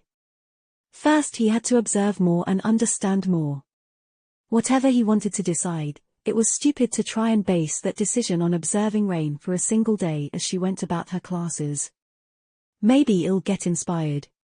Or my intuition will give me a hint. With that thought, he frowned, finished his tea, and went inside. The next morning, Sunny left his house early and used the transit system to reach the district where Rain's school was located. Now that he knew the place, he didn't need to follow his sister around. Instead, he went ahead, returned to the cafe he had hidden in the last time, and sent one of his shadows to keep watch on the entrance of the school as it waited for the young girl to appear. Half an hour later, he noticed her figure and silently ordered the shadow to follow Rain inside. I am going to have to keep studying her demeanor for a while, a few weeks, at least. By then, it is going to be clear if my initial impression was right, or if I need to reconsider my evaluation. I'll also understand her strengths and weaknesses much better. Sunny had to stop himself from groaning. A few weeks that was going to really eat into his time. Both the hunt for shadow fragments and his training with Effie and Saint were going to suffer. Which was such a shame. Recently, he was starting to feel a hint of confidence when handling the crawl sight in its spear form. Previously, Sunny had mistakenly considered the spear to be a rather static weapon, one mostly capable of only straightforward thrusting attacks. And on the surface, it was more than that. This was actually one of its best features. Anyone could use a spear with a decent level of effectiveness. That was why it ruled the battlefield for thousands of years. Unlike the sword, a person didn't need endless hours of practice to become a proficient amateur with it. But in the hands of a master, the spear was a completely different beast. It was swift, deadly, and unpredictable, capable of a vast variety of attacks at a wide array of ranges. It was a truly versatile weapon capable of dealing devastating damage to anyone who would dare to approach its wielder. What Sunny liked the most, though, was how deceiving a spear could be. Crawl sight, in particular, was especially flexible due to its long blade, which could both pierce and slash. Not to mention the fact that the length of its shaft could be changed at will. Sunny was still much more comfortable with swords, though. Especially familiar ones, like the Midnight Shard of the Great Odachi form of the Soul Serpent.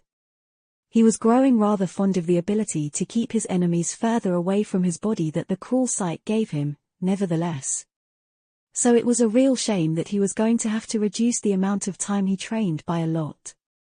That was not even the main reason why he felt malcontent about the prospect of spending weeks observing Rain at school, though. The main reason was teenagers.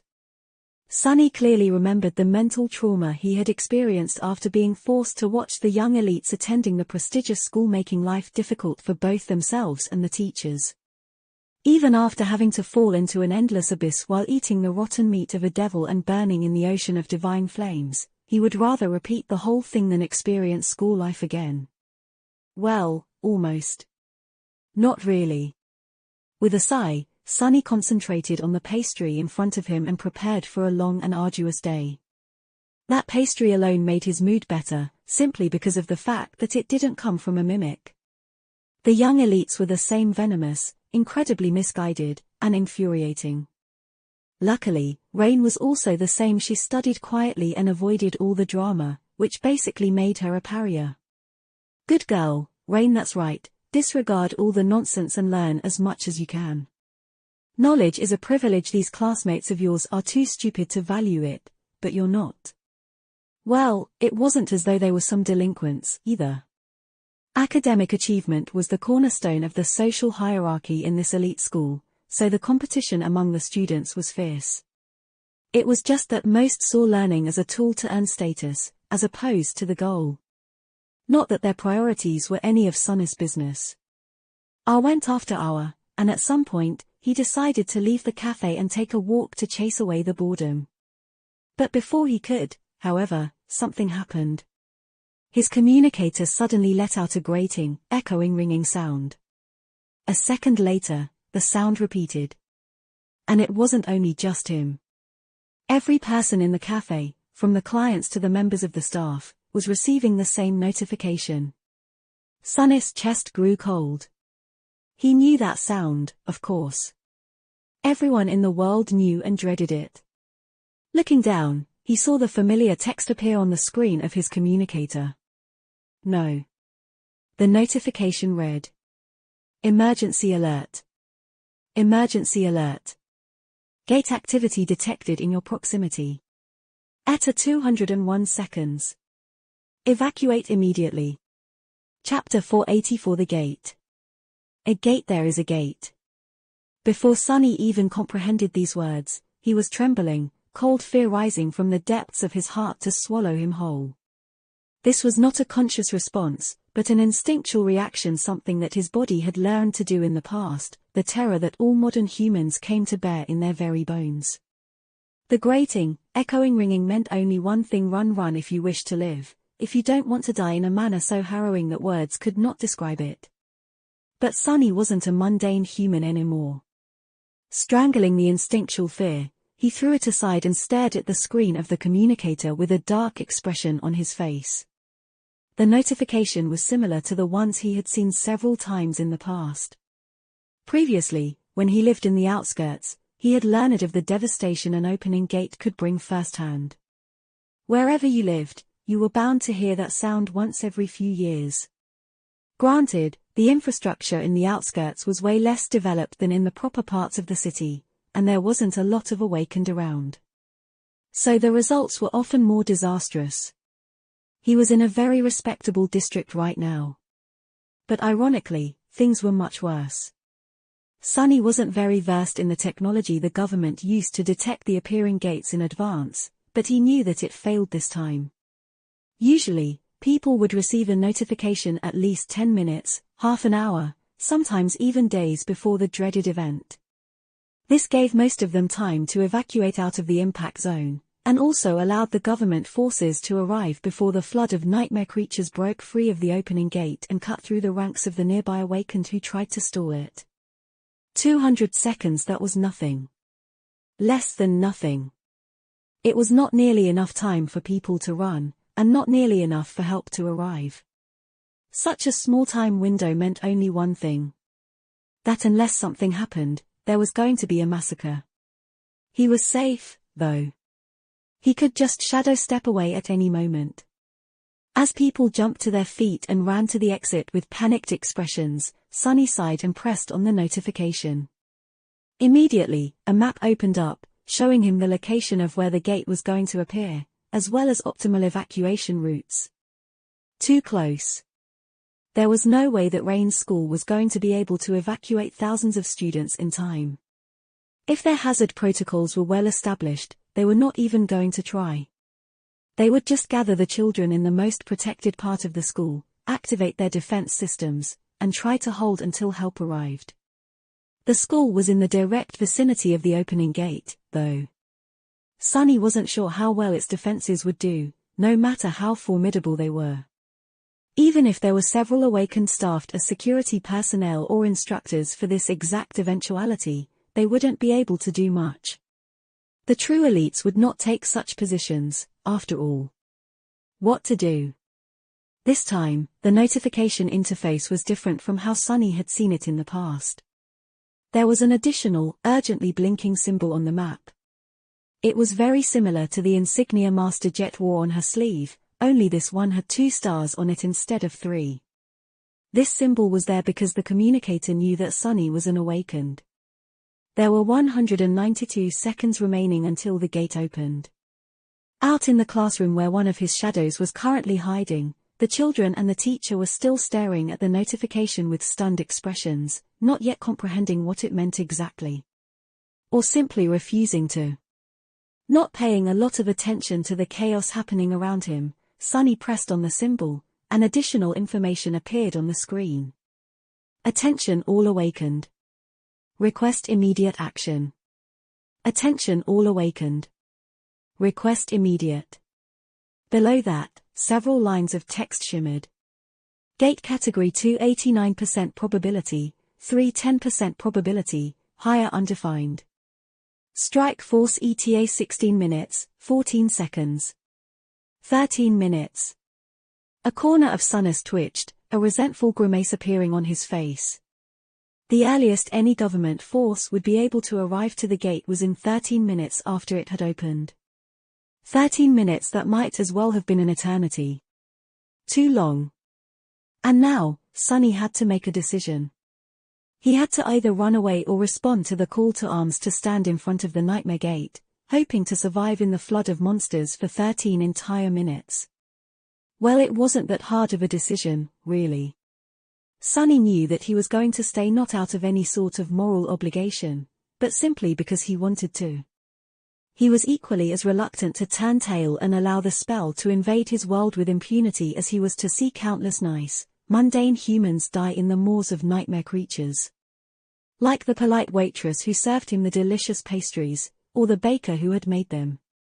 This was his world, his city, and his fellow humans. Before, Sunny was always weak and had no choice but to run, hide, and tremble in fear. He was done living his life in fear a long time ago, though. He was also done allowing anyone or anything to take what was his without a bloody fight. He was done being weak. But even that wasn't the real reason. Perhaps Sunny would have considered the approaching disaster too much of a risk and retreated, but Rain was there very near to the center of the map displaying the gate's impact zone. So really, running away wasn't even an option. 180 seconds remained. Now left alone in the empty cafe, Sunny stood up and stretched. A heavy sigh escaped from his lips. This is going to be a wild, wild ride. Chapter 485 Lesser Evil. Now that he knew that he was insanity going to act, Sunny had to decide how exactly, and do it very fast. Sadly, the question was not as easy as it seemed. His life was too complicated for anything to be easy. Not only was the answer to the question not too obvious, but, what's worse, he had mere seconds to make a decision, which was not nearly enough to think things through with any sort of clarity. But what choice did he have? None at all. Sunny grimaced. Let's speedrun our options. The safest and most cowardly option was to shadow step into the classroom through the shadow spying on Rain, grab the girl, and bring her away. At least it seemed safe on the surface. In reality, though, such an action would cause all types of terrible consequences both for him and for his sister. Not only was he going to have a lot of explaining to do, revealing all the things he wanted to keep hidden, he would also leave countless witnesses, as well as digital evidence, connecting Rain to him and vice versa. In the future, whenever he was going to end up having really dangerous enemies, which Sunny had no doubt would happen one day, soon that evidence was going to come to light and lead them to her. Which was not something he was willing to accept. So, he was going to leave that option as the last resort, and act on it only if the school's defenses were breached and Rain was in imminent danger. With that out of the way, there was only one path left: doing his civil duty and going directly to the gate, in hopes of stalling the tide of nightmare creatures long enough for the cavalry to arrive. Awakened who didn't work for the government were expected and encouraged, but not technically obligated to respond to a call like that. Many, maybe even most, did not, and chose to run instead. And who could blame them? Not everyone with an aspect was a combatant, and even those who had not become one voluntarily. Forcing these already traumatized people to go to their potential deaths under the threat of retribution if they refused was not something the government was eager to do. Or maybe, it simply couldn't. Forcing Awakened to do anything was a dangerous idea, since they could potentially topple the government if pushed too much. So, the government preferred to use a carrot instead of a stick when dealing with them. It was a delicate balance. Sunny wasn't sure that he was even going to see that carrot, though. Because he was facing a dilemma. Yes, he had decided to fight in front of the gate, but this could also be done in several ways. 2 ways, really. Sunny could go into battle as himself, or as Mongrel, protecting his identity from the prying eyes, and himself from any tension. Using Weaver's mask was not without risk, as every time he did so without proper preparations could potentially leave behind context clues that would allow smart people to narrow down the list of suspects. But the alternative right now, with not a lot of time to weigh all the pros and cons, Sunny felt that the alternative was worse. If he wanted to have a hope of surviving for 13 minutes, he was going to have to go all out, showcasing the full scope of his true powers. That meant that all his efforts to create an image of a talented, but not too dangerous or noteworthy young Awakened were going to be destroyed.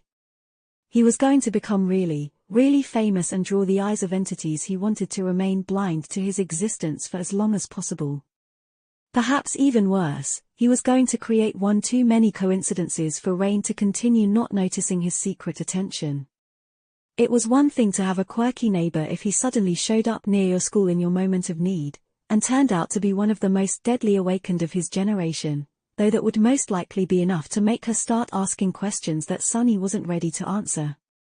So, Awakened Sunless was going to have to cowardly run away from the gate, while Mongrel was going to have to stand and fight. What a messed up situation. 170 seconds remained. Sunny sighed, knowing full well that this decision was not ideal. At the minimum, Mongrel's persona prevented him from using some of his most powerful tools, anything that people knew and associated with Sunny, no less. Like the crawl site. Very few people had seen him use Saint, however. In fact, Outside of Neff's cohort, Mordred was pretty much the only person who had. There were also the people he had fought the Lord of the Dead with, but all of them were gone now with one notable exception. Seishan was still alive and out there somewhere, in the embrace of one of the three great clans. So summoning Saint was not ideal, too. Even though someone else could have received a similar echo, revealing her was really risky. He could only do it if things got really desperate. Maybe I should reconsider. But there was no time to consider things anymore. There were less than 3 minutes left before the gate opened. He would just have to manage, somehow. Sunny closed his eyes for a moment, then checked where the cameras monitoring the cafe were located, and walked into their blind zone. There, he summoned the covetous coffer, placed his communicator on its lid, and sent the box scurrying in the direction opposite of where he himself was headed. After that, Sunny took a deep breath and dissipated into the shadows. A few seconds later and hundreds of meters away, an armored figure wearing a fearsome black mask walked out of the darkness, the blade of the great Odachi resting on its shoulder. Mongrel had arrived to tea now that he knew that he was insanity going to act. Sunny had to decide how exactly, and do it very fast. Sadly, the question was not as easy as it seemed. His life was too complicated for anything to be easy. Not only was the answer to the question not too obvious, but, what's worse, he had mere seconds to make a decision, which was not nearly enough to think things through with any sort of clarity. But what choice did he have? None at all. Sunny grimaced. Let's speedrun our options. The safest and most cowardly option was to shadow step into the classroom through the shadow spying on Rain, grab the girl, and bring her away. At least it seemed safe on the surface. In reality, though, such an action would cause all types of terrible consequences both for him and for his sister. Not only was he going to have a lot of explaining to do, revealing all the things he wanted to keep hidden, he would also leave countless witnesses, as well as digital evidence, connecting Rain to him and vice versa. In the future, whenever he was going to end up having really dangerous enemies, which Sunny had no doubt would happen one day, soon that evidence was going to come to light and lead them to her. Which was not something he was willing to accept. So, he was going to leave that option as the last resort, and act on it only if the school's defenses were breached and Rain was in imminent danger. With that out of the way, there was only one path left: doing his civil duty and going directly to the gate, in hopes of stalling the tide of nightmare creatures long enough for the cavalry to arrive. Awakened who didn't work for the government were expected and encouraged, but not technically obligated to respond to a call like that. Many, maybe even most, did not, and chose to run instead. And who could blame them? Not everyone with an aspect was a combatant, and even those who had not become one voluntarily. Forcing these already traumatized people to go to their potential deaths under the threat of retribution if they refused was not something the government was eager to do. Or maybe, it simply couldn't. Forcing Awakened to do anything was a dangerous idea, since they could potentially topple the government if pushed too much. So, the government preferred to use a carrot instead of a stick when dealing with them.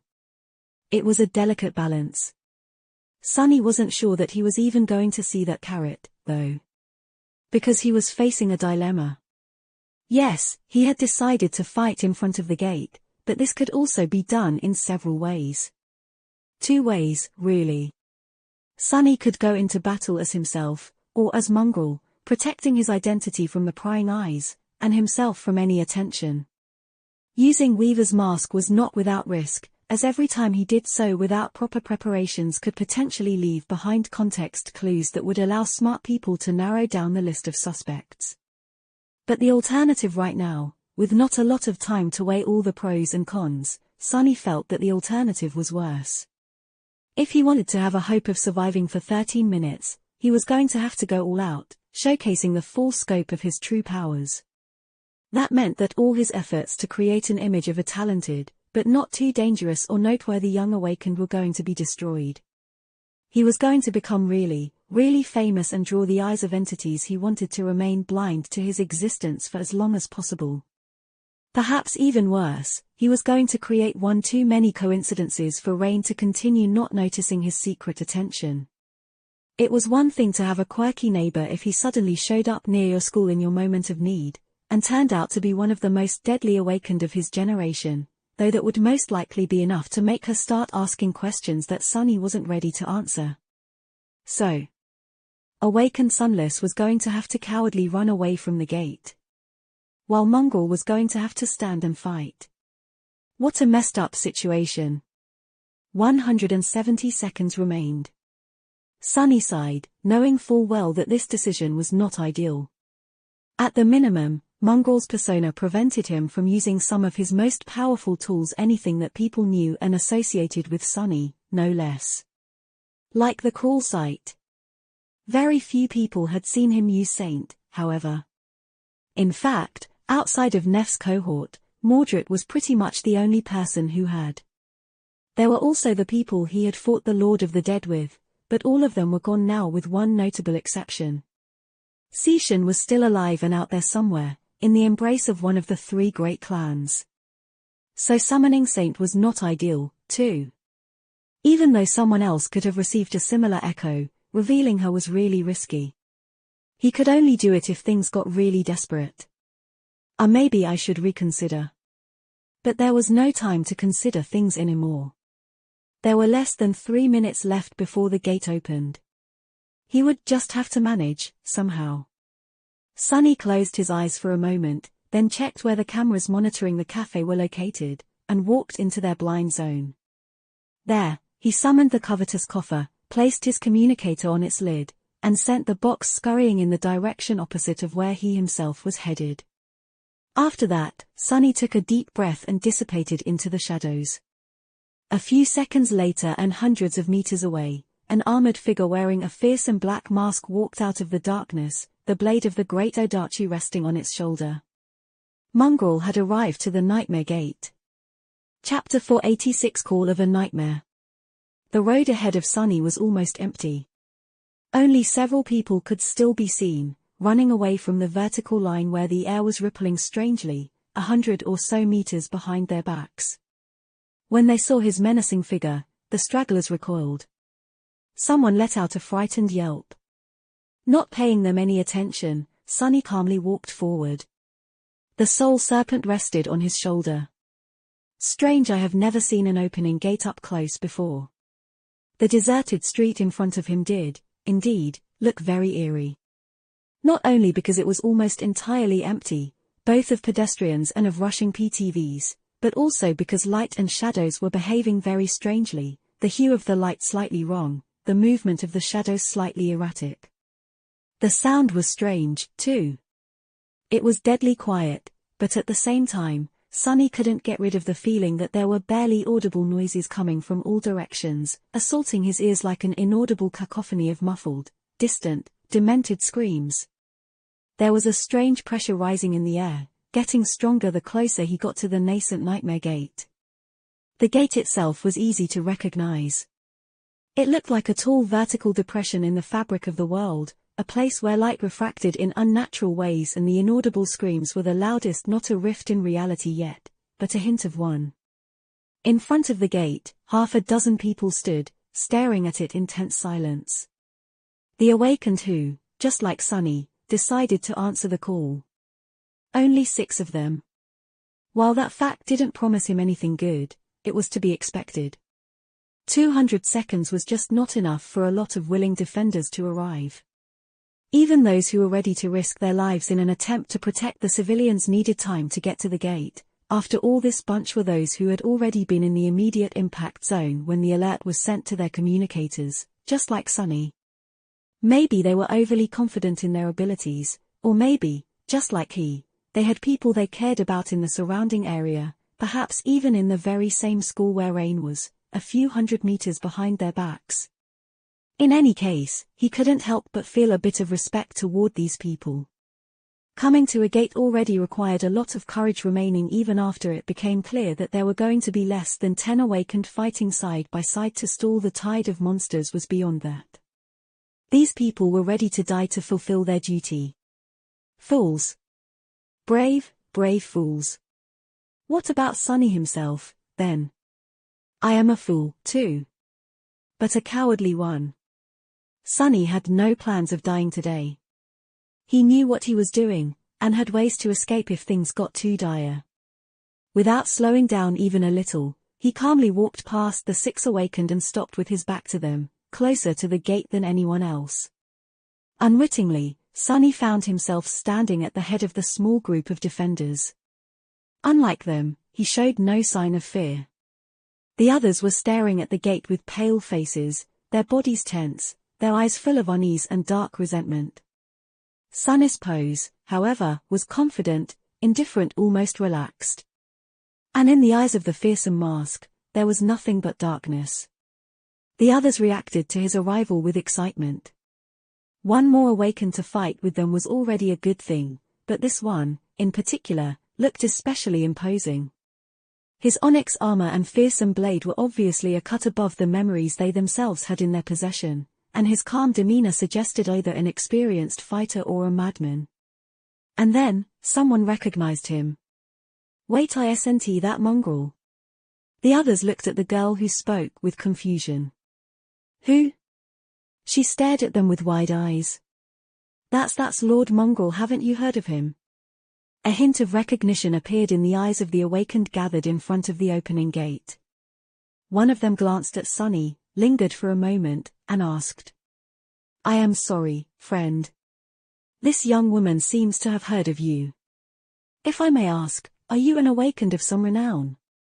Sunny didn't move a muscle, and lied almost on autopilot. "I am not an awakened. I have no renown." The man raised an eyebrow. "What do you mean, not an awakened? Then who are you?" Sunny cursed inwardly. "My damn tongue." He gritted his teeth, remained silent for a second, and then answered in a calm tone. "I am just a human." Then, he sighed and turned his head slightly, staring at the 6 awakened. From the look of their memories and how they held themselves, they weren't elites. Several seemed to know how to hold a sword, but that was all. They were going to get eaten alive once the gate opened. Disheartened, he asked, "Combat aspects?" The defenders looked at each other, and then the girl who had recognized him answered, "I have an awakened aspect that enhances my agility and allows me to strike with deadly precision. 2 guys have dormant aspects centered around endurance and strength, and the other 2 can perform ranged elemental attacks. So, 3 weak combat aspects, 2 supporting fighters, and no one capable of proper support or healing." He lowered his head for a moment. There were only 30 seconds left before the gate opened. Slight tremors were running through the ground beneath his feet, and bits of dust and small pieces of gravel were slowly rising into the air, levitating on the invisible currents of energy coursing through the air. "How I am going to do this?" Sunny gripped the hilt of the soul serpent tighter, then said hoarsely, "Stay back, kill anything that gets past me." He paused for a moment, and then added, "Make them bleed." The girl stared at him with wide eyes. Stay back." "But, sir, you can't do it alone. There will be a horde of them. Even if there were 100 of you, that wouldn't be enough to kill them all." Sunny turned away and looked at the slowly opening rift in front of him. How could he get these people to stay out of his way? The best place for them to be was at the back, finishing off anything that Sunny failed to kill and preventing the nightmare creatures from escaping into the city, escaping toward Rain's school. Failing to come up with a better lie, he opened his mouth and said coldly, "One of me is enough to kill them all." With that, Sunny left the girl standing there with an open mouth, and walked forward. "What's the big deal, anyway? It's just a nightmare gate." His legs, however, were trembling a little. Just at that moment, an especially strong tremor ran through the ground. The shadows exploded in a mad dance, the sunlight growing dim and ghostly. The wind howled through the empty street, as if the air was being sucked into the widening rift. And then, an invisible shockwave spread out of it, making the windows in the surrounding building shatter. Sunny resisted the push and suddenly felt the familiar feeling permeate his soul. The call of a nightmare. The gate had opened. Chapter 487 First Wave.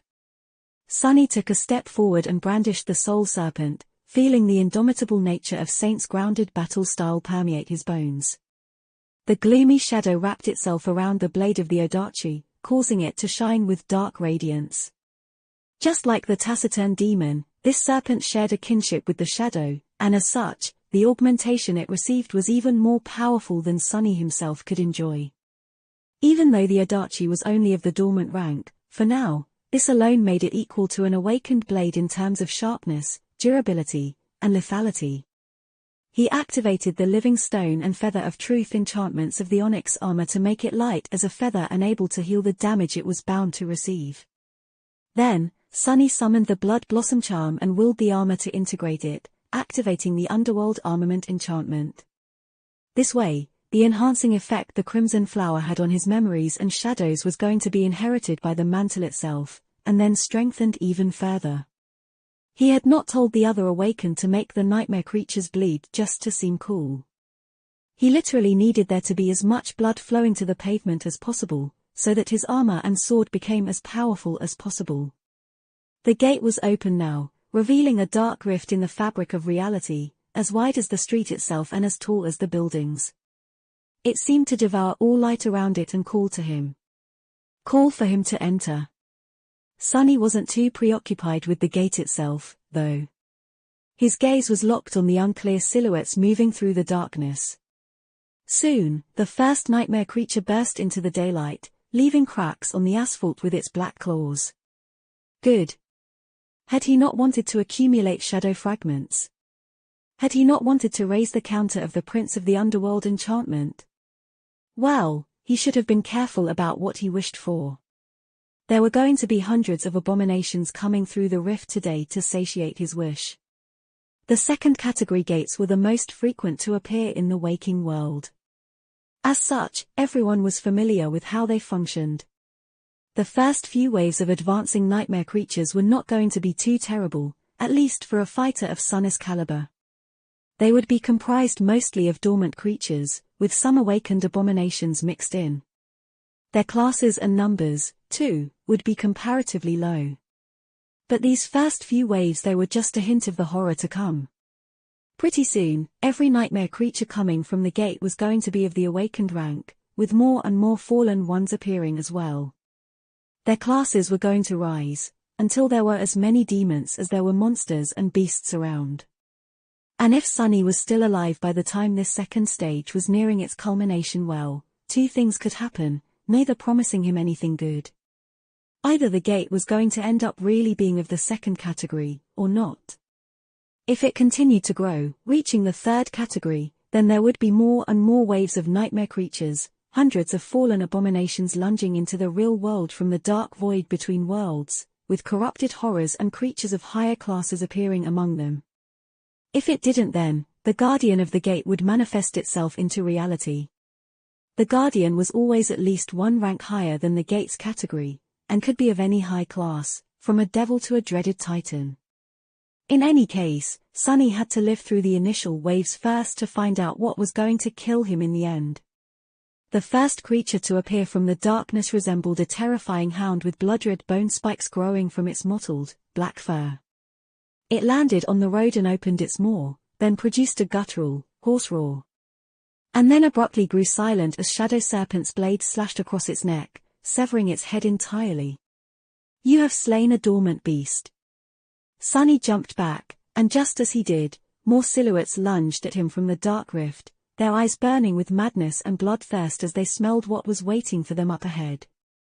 A whole world full of defenseless, untainted souls for them to devour. Not so fast, you filth. Sunny had a very simple plan. He was going to build a barrier in front of the gate. He was going to build a mountain of bleeding corpses right at T. He border of the darkness, to show the next waves of nightmare creatures how welcoming the real world was to their kind. As soon as more spiked hounds entered into the light, he lunged forward to meet them.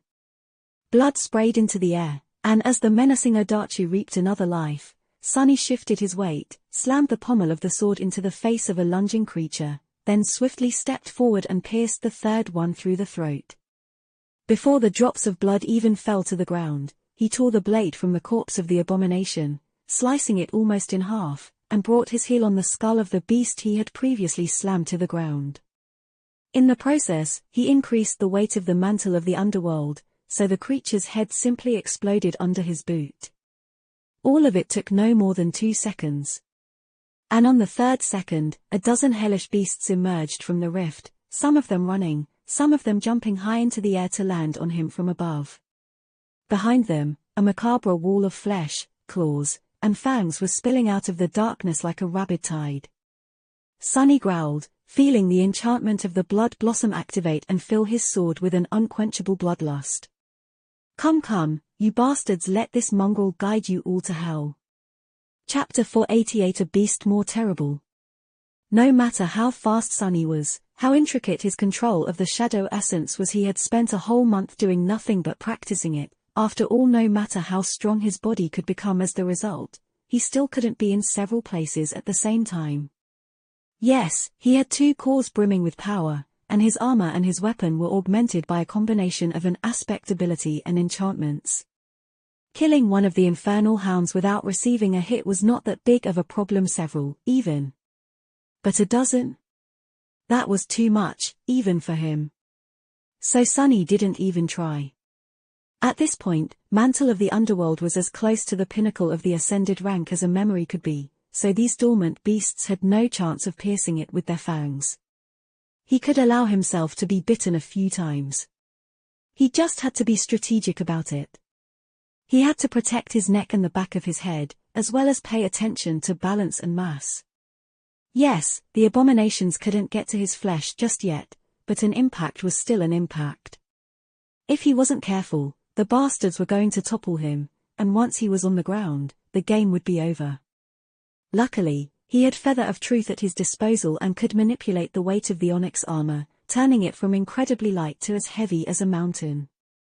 In conjunction with the cautious use of Saint's grounded style, which excelled at solid footwork and indomitability, he could stay upright no matter how many beasts attacked him. Ignoring the creatures that were lunging at him from the ground, Sunny dashed to the side to avoid being landed on by one of the jumping hounds, and received another on the tip of the odachi, allowing the momentum to impale it on the sword. Before the heavy carcass could weigh the shadow serpent down, Sunny used the long hilt as a lever and slammed the dead creature into the mass of its attacking kin. By that time, one jaw was already closing on his thigh, and another was centimeters away from his forearm. The blood-red fangs scraped against the stone-like metal of the onyx armor, not leaving even a scratch on it. Sunny let go of the hilt of the odachi with one hand, then hooked its blade under the throat of one of the attacking abominations and made a simple move forward, slicing through tough fur, skin, and vulnerable flesh beneath. His other fist landed on the head of the second beast. Unseen to anyone, the moonlight shard appeared in it at the last moment, its ghostly blade easily piercing the creature's skull and disappearing as fast as it had appeared after destroying its brain. Sunny spun, throwing both corpses aside, caught the hilt of the odachi with his second hand, made a small thrust to pierce a lunging hound's head right through one of its eyes, and then dashed forward to descend on the group of them entangled in the carcass of the abomination he had caught on the tip of his blade earlier. What happened next could only be described as a morbid, bloody dance. Sunny moved through the mass of nightmare creatures, much faster than any of them were, his great sword flying through them with graceful and fluid logic, sending more and more blood spraying into the air. Somehow, he managed to avoid most of their attacks, and those he did not ended up sliding fruitlessly from his armor. He almost made it look easy. But of course, it wasn't. Any of these beasts, even though they were only dormant, could massacre countless mundane humans, or kill a less skillful awakened in one fell lunge. It was just that today, they met a far more terrifying creature. A true awakened fighter. And a monstrous one, at that. Sunny cut through the mass of spiked hounds, strategically leaving many of them maimed, but alive. They could only bleed as long as they weren't dead, after all. And he needed them to bleed a lot to bring the blood blossom to the peak of its strength. There were many of them around him, too many, really. But that, too, could be used to his advantage. He used the corpses of the beasts he had slain, the ones he had left alive, and those who were yet to meet his blade as a barrier to slow down the others. Through superior speed and clever positioning, he was able to not only always remain moving, but also evade being surrounded. Things weren't exactly easy, but he was still managing without too much strain. His main problem right now was to not allow any of the abominations to move past him and escape into the streets. Luckily, the few that did manage to slip by were quickly finished by the 6 awakened staying behind, observing the massacre with grim, tense, and darkly awed expressions. However, Sunny wasn't oblivious to the fact that this successful start was an illusion. The first wave was just an appetizer, after all. Simply a hint of the true calamity to come. So, his goal, for now, was to kill as many of the dormant beasts as he could, bring the augmentation of the blood blossom to considerable strength, and throw as many corpses at the stretch of cracked asphalt directly in front of the gate as possible, to make it harder for the stronger abominations to enter into the real at full speed. He felt the dreaded change too soon, though. It came in a form of an eerie, long whistle that suddenly made the hounds lunge at him with renewed fury. And then, a crude arrow suddenly flashed out of the darkness of the rift, almost hitting him in the eye. The arrowhead, fashioned out of a splinter of a red bone, exploded against the wood of Weaver's mask, throwing his head back. What the? He swiftly repositioned and caught his balance, then dashed forward and skewered several beasts on the blade of the shadow serpent. More arrows flew out of the darkness, piercing the flesh of the attacking hounds or sliding off the onyx surface of the mantle of the underworld. He felt each hit, though. The power behind these arrows was truly monstrous. Awakened creatures are coming already? As soon as he thought that, the first of the hunters came out of the darkness, following their hounds into the real world. Sunny gritted his teeth. A tall, desiccated humanoid with skin as black as coal and as rough as the bark of an ancient tree, wearing rotten remains of fur armor, raised a mighty bow made out of wood and bone, and looked at him with empty holes where his eyes should have been. Furious, red flames burned in their darkness instead. Crap. Sunny grabbed one of the hounds and hoisted its body up just in time for the arrow to pierce its body instead of hitting him in the face. Bows, they're using bows. How was that even fair? Feeling the bloodlust of the blossom charm surge in his heart, Sunny threw the dying hound at the bone hunter, gripped his sword, and dashed forward once again. Chapter 489 Second Wave. There were several ancient archers aiming at him already, and more of the hunters were appearing from the darkness. Some wielded bows, some spears with jagged flint blades and crude axes. Those were awakened monsters, each and every one equal in rank and class to carapace centurions Sunny had fought once, a long time ago, on the Forgotten Shore. And to Sunny himself, technically. A much tougher enemy for him to slaughter. Luckily, unlike the massive centurions, the hunters weren't covered in adamantine chitin from head to toe. Ducking under the flying arrow, Sunny lunged forward and thrust the tip of the adachi into the desiccated flesh of one of the bowmen. The black, bark-like skin offered a lot of resistance to the shadow-honed blade, but the force of the blow was terrible enough to rip through flesh and bone, allowing it to pierce the body of the hunter and emerge from his back. Sunny just hoped that these bastards had anatomy similar to humans, and that their hearts were located in the same place. From the look of it, they were. However, the monster did not react to having his heart destroyed as a human would. Instead of dying, he simply grabbed the blade of the shadow serpent and took a step forward, skewering himself deeper onto it, in an attempt to reach Sunny with the other hand. Curses! Sunny twisted the blade, severing the monster's fingers, and then pulled the adachi upward, slicing through his ribcage, neck, and skull. This, finally, caused the bowman to die. You have slain an awakened monster, ancient barrow wraith. Revenant's great, simply great, damn it. So he was fighting corpses that were possessed by some sort of a murderous spirit. As such, the hunters weren't fully sentient. That didn't stop them from remembering some of their craft, though. Not only were they able to wield their stone weapons with deadly skill, they also seemed to coordinate their attacks, herding Sunny like prey. The archers moved apart so that he would have no choice but to show his back to one while attacking another. Those with melee weapons rushed forward, aiming to surround him. The situation was quickly turning desperate. Sunny gritted his teeth, dodged a strike of a stone axe, saw it shatter the asphalt into dust, and lashed out with the shadow serpent. Just a moment after the blade of the great Odachi severed the attacker's legs, another arrow hit him in the shoulder, causing Sunny to stagger and almost lose his balance.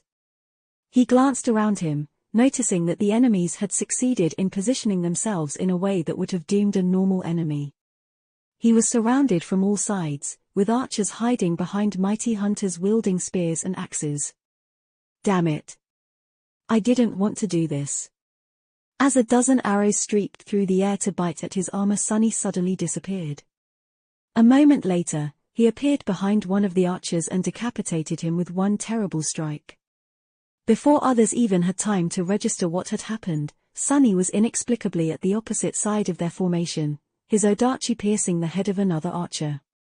Almost leaving afterimages behind, the figure of the warrior in the menacing onyx armor seemed to blink between half a dozen monsters in the span of a few seconds. Each time it appeared, one of the creatures died, their black bodies crumbling into piles of severed limbs and shattered skulls. The blade of the great Odachi shone with dark radiance, cutting through the ancient hunters like a reaper's scythe. A few moments later, Sunny slid backward on the broken asphalt, leaving a bloody trail behind. A low growl escaped from beneath his mask. Enhanced by the underworld armament, the enchantment of the blood blossom was behaving strangely. It was supposed to augment his memories, echoes, and shadows, but with so much blood flowing to the ground, Sunny found that even his body and mind were being affected by the morbid charm a little. He felt both exhilarated and frustrated, exhilarated by the slaughter he was perpetrating, and frustrated because he needed to kill more, cut more, make them bleed more, so much more. Blood more. Sunny basked in the ecstasy of bloodshed for a split second, and then lashed out at himself, making the rabid thirst recede. He needed to be careful. This bloodlust was beneficial, but could easily blind him. He had to maintain clarity. That was the only way to control the flow of the battle and survive. Thankfully, he knew how to keep a cool head better than most. Regardless, although using shadow steps so many times in rapid succession cost him a lot of shadow essence, he had managed to break the enemy formation and eliminate most of the archers. The rest were going to be much easier to deal with now. But of course, the gate was not done with him. It continued to spew more and more enemies, making any progress he had made meaningless. As a new wave of hunters emerged from the darkness, a frenzied mass of hounds rushing between the wraiths, he paled a little. Too many. No matter how superior his armor, weapon, and skill were, he was going to get buried under the tide of nightmare creatures due to their momentum. And even if he managed to cut a hole in the wall of abominations, the rest were going to move past him and descend upon the six awakened, and then, inevitably, escape into the streets of the city. Toward Rain's school. Damn, this is going to suck. As the new wave of creatures lunged forward, joining the survivors of the previous one, Sunny shifted his memories around. For a brief second, the broken oath took the place of the blood blossom, its soul-eroding aura being inherited and enhanced by the mantle of the underworld. A wave of nausea washed other Sunny's mind. Arg! A mental scream rang in his head. Luckily, he was prepared for the pain. His armor provided him with a solid defense against soul attacks, two even ones coming from the mantle itself. The attacking nightmare creatures, on the other hand, had no resistance to it at all. Sunny had only kept the broken oath active for a second before changing the slotted charm back to the blood blossom, but it was enough to break the momentum of the tide of abominations. The hunters staggered, the hounds stumbled and slowed down. For a brief moment, the whole mass of monsters seemed disoriented. Sunny used this opportunity well. The dark figure wearing a fearsome mask suddenly appeared in the very middle of the enemies, and before the nightmare creatures could regain their bearing, the great blade of the Odachi turned into a whirlwind of darkness, leaving clouds of bloody mist and severed corpses everywhere he went. Sunny had abandoned Saint's grounded style, reduced the weight of the mantle of the underworld to that of a feather, and turned to pure offense, dancing between the enemies like a dark, slaughtering demon. For now, he was still at his peak. But exhaustion was already not too far behind. As he fought, his breath was slowly becoming hoarse and labored. How long has it been? He thought back to what had happened until now. And felt the first hint of desperation. Just a couple of minutes. The whole battle took slightly more than 2 minutes. And he had to continue for at least 11 more. Chapter 490 Breakpoint. 6 minutes.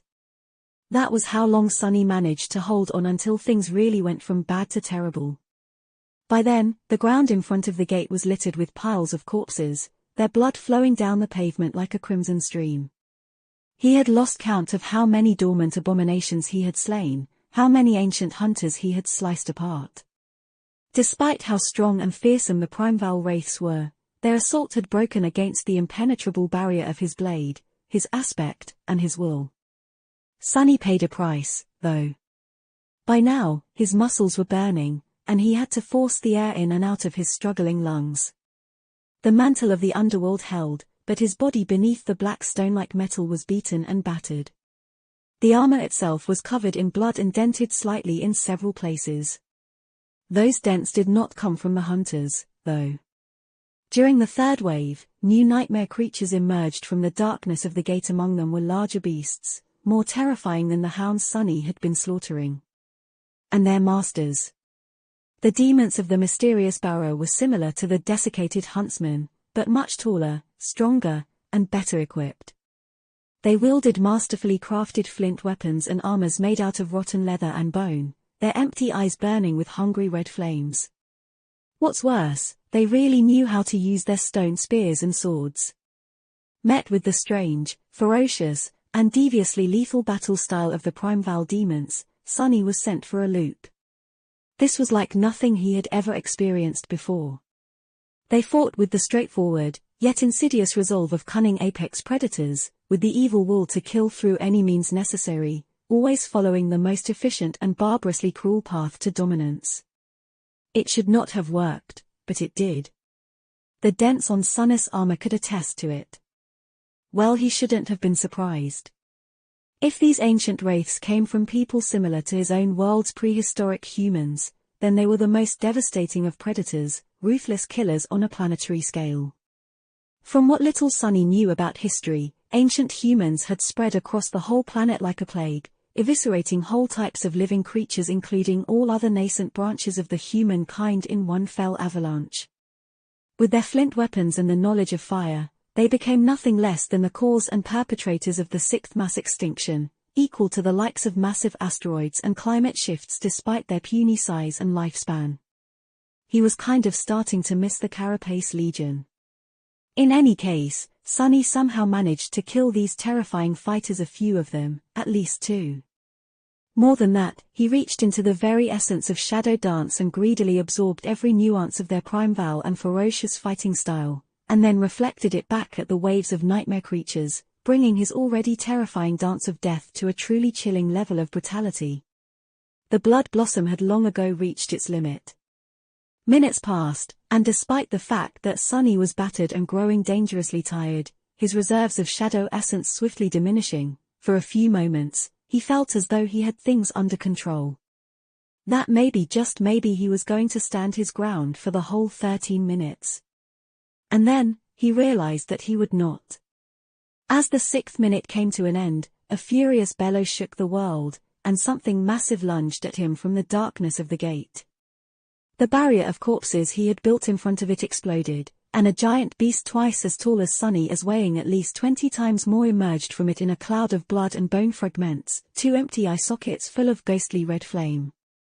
Sunny stared at it with wide eyes. The creature resembled a giant bison, its black fur mottled and rotten, a ridge of long, scarlet bone spikes piercing the hide along the spine. The head of the monstrosity was crowned with 2 jagged, blood-red horns. That thing is fallen. The bison was also different from the hounds and larger beasts he had been fighting against, since it, just like the ancient hunters, was itself a wraith. A corpse reanimated by the malevolent spirit of red flame. Crap.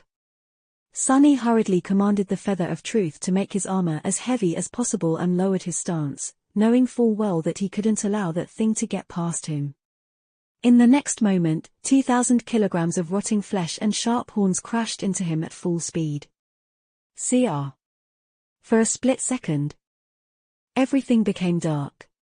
Then, Sunny found himself bouncing off the asphalt and then rolling across it at a terrible speed, up until the moment a wall of a building stopped him and exploded, shards of cement flying into the air. Not good. Disoriented, he shook his head, feeling drops of blood seep under Weaver's mask, and then used the shadow serpent to help himself stand up. Then, he looked toward the gate through the red mist clouding his sight. The massive wraith was approaching the six terrified awakened. Its speed, however, was slow, and its steps staggered. There was a big hole in its forehead where the thick, adamantine bones of the skull were shattered and cracked, bits of bloody pulp spilling out of it and falling to the ground. Just before the impact, Sunny had brought his armored fist down on it, summoning the moonlight shard at the last moment. His plan was to pierce the big bastard's brain, but because of the violent force and momentum of their collision, he ended up doing that, and then punching a hole through the creature's forehead with his spiked gauntlet. Sunny's thoughts were slow and astray, but he was already starting to regain his senses. I have a concussion, I think. Failing to breach the last few meters to the six awakened, the bison stopped and swayed. Its legs suddenly caved, and it toppled over, sending a tremor running through the ground. A flood of abominations was already rushing into the breach it had created, though. Into the empty space where Sunny had been. Still disoriented, Sunny staggered, then raised the soul serpent weakly. Bad. This is really, really bad. Chapter 491 Desperate Measures. As nightmare creatures rushed forward, the six awakened began to act. The two with elemental aspects attacked first.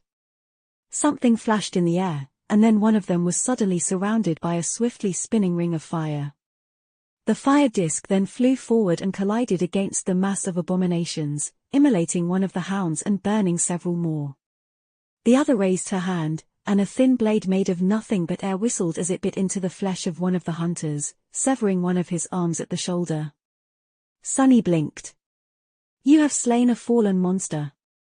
The fastest of the nightmare creatures were already lunging at the defenders. The girl he had spoken to before took a step forward and attacked with a slender saber, striking at the neck of a spiked hound and opening its artery with a precise cut. Two more awakened were covering her from the sides, both wielding a shield and a memory weapon of their own, one a short sword, the other a steel pike. The last one did something to repel the arrows that were already flying toward their bodies, but Sunny had no idea what. Your shadow grows stronger. The awakened were performing well. They acted with sufficient coordination and foresight, doing everything in their power to slow down the tide of approaching monsters. Although not elites, each of them was a capable combatant. They were brave and determined. And yet, it was not going to be enough. Not nearly enough to survive, let alone prevent the invaders from escaping into the city. You have received a memory. What to do, what to do. Not fully realizing what he was doing, Sunny commanded the shadow to wrap itself around his body, and for the soul serpent to slither back onto his skin. Immediately, he felt much more powerful, his head more clear. His muscles brimmed with raw strength, double what he had just a second ago. His breathing became deeper. Sunny knew that he had to slow the abominations down, and then get back into the fight. That was the only way. Making a step forward, he swayed a little, and then grabbed the roof of an abandoned PTV to help himself keep balance. Bending down, he then grabbed the bottom of the heavy alloy vehicle with his other hand. Sending all of his essence rushing through his body, flooding it with as much strength as he could muster, he then growled and dug into the alloy with his fingers.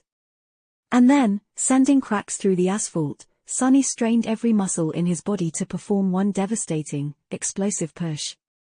The window of the PTV exploded, and as its frame deformed, the whole vehicle suddenly flew into the air. It breached the distance between him and the rushing tide of nightmare creatures and crashed into it from the side like a bizarre cannonball, turning several dormant beasts into bloody pulp, breaking numerous bones, and sending most of the front row of abominations tumbling down. The runes shimmered in front of Sunny, and with no time to waste, he threw just one look at them, searching for the description of his new memory. He was only interested in one thing. Memory-type weapon. Good enough. Not bothering with reading the rest, Sunny summoned the weapon and used Shadow Step to appear amid the reeling abominations. Some had avoided his improvised ram and were already either attacking the six awakened or escaping into the streets. He couldn't do anything about it now. What he could do, though. As an ancient spear with a head crafted out of a long and sharp piece of black obsidian materialized in his hands, he thrust it into the throat of one of the wraiths, then used its back end to slam another one in the chest. Then, Sunny spun the spear and brought it down on the head of a lunging hound, shattering its skull with one terrifying blow. While he tried to overcome the ringing in his ears and continued to fight, more nightmare creatures got past him and more still were already emerging from the gate. Die, die, die, die, you damn wretches, die faster. They breached the line of defenders. The voice of the headmaster seemed calm, considering the situation, so the children gathered in the combat training hall of the school didn't panic, either. Nevertheless, they could feel that the adults were frightened, and that fear spread like an infection. The children were frightened, too. For many of the younger kids, this was the first time they experienced being near an opening gate. Those who were older knew what to do. In theory, only none of those things could be done. There was just not enough time to evacuate or reach the nearest shelter, and so, the lessons they had learned were useless. Everyone was gathered in the most protected place in the school, the gymnasium, and huddled together. The younger children were placed in the middle, the older ones near the edge, with the teachers standing the furthest from the center. The combat instructors were armed with actual memory weapons, which looked menacing and beautiful, at least to Rain, who had never seen her teacher wield one of his real weapons before. With him, the other instructors, and a couple of bodyguards who happened to be inside the school because of those children whose parents were really important, there were 5 awakened among them, each armed and ready to fight. The other teachers and older students were armed, too, albeit with mundane weapons. Rain herself was holding her training sword, realizing for the first time how flimsy and pathetic it was. Before, the sword had always seemed to weigh a ton and be unnecessarily sharp. Now, she wished that it was a real weapon, and not just a training one. What is going to happen? Because she happened to be standing near the headmaster, she saw her combat instructor glance at him and say something in a low voice. Rain wasn't supposed to hear it, most likely, but she did. He said, "It's a miracle that they held that long, really. Only 7 of them. I don't know who these people are, but they should have been overwhelmed in the first minute." Overwhelmed? But if 7 awakened were supposed to die in less than a minute, then what about the 5 protecting us? Rain suddenly felt cold and scared. The whole thing didn't seem real. How can something like this happen? This school was so prestigious and expensive, and so many important people sent their children here. Surely, the defenses. As if answering her thoughts, muffled sounds of firing penetrated the walls and sent shivers running through everyone's bodies. The automatic turrets had gone online, which meant that there were nightmare creatures approaching. Rain's father worked for the government, handling matters having to do with the logistical support of the awakened, and although he didn't like to talk about work, she knew more about these matters than most kids of her age. Because of that, she understood how ineffective mundane weapons were against the creatures of the spell, especially ones of higher ranks. So she just hoped that. Something broke with a deafening crash, and the whole gymnasium suddenly trembled. Curses. Rain gripped the hilt of her sword tighter, and turned toward where the crash had come from with a pale face. Her eyes widened. Hundreds of meters away, in the mass of nightmare creatures, Sunny sent another abomination to hell, threw its body away, and growled. There were so many of them, too many. Through the shadow hiding beside Rain, he saw that those monsters that had gotten past him and the other defenders had reached the school. He also saw more and more creatures arriving through the gate, beasts, monsters, and demons, awakened and fallen, there was simply no end to them. And he was dead tired and growing weaker, fast. His body was at its limit, his reserves of shadow essence were running dry, and even the mantle of the underworld was showing signs of straining to resist the never-ending rain of blows he was not able to evade anymore. Feeling blood streaming down his face, Sunny briefly glanced toward the distant school, then back at the gate. And then, he shivered. Something had changed. Something was coming. In the darkness of the gate, a new silhouette appeared. A moment later, all the beasts that surrounded him froze, and then howled triumphantly, as if to welcome the new creature to the waking world. The Gate Guardian had arrived. Chapter 492 Gate Guardian. Sunny stared at the gate, momentarily paralyzed by dread. Then, he snapped out of it and fought through exhaustion, rushing to kill as many abominations as he could before the Guardian came out of the gate. He had an inkling that after, there would not be an opportunity to pay them any attention. Is it the Guardian? How many minutes has it been? He had no idea. Somewhere along the way, Sunny had lost count of the time. All he knew was that it had not been long enough. Meanwhile, a hulking figure emerged from the darkness of the gate, and as it did, the red flames burning in the empty eye sockets of the ancient wraiths flashed brighter, their dead mouths opening to produce a litany of menacing howls. Crap. The Guardian was more than 4 meters tall, his desiccated body resembling that of the Primeval hunters and demons Sunny had fought, but at the same time much more frightening.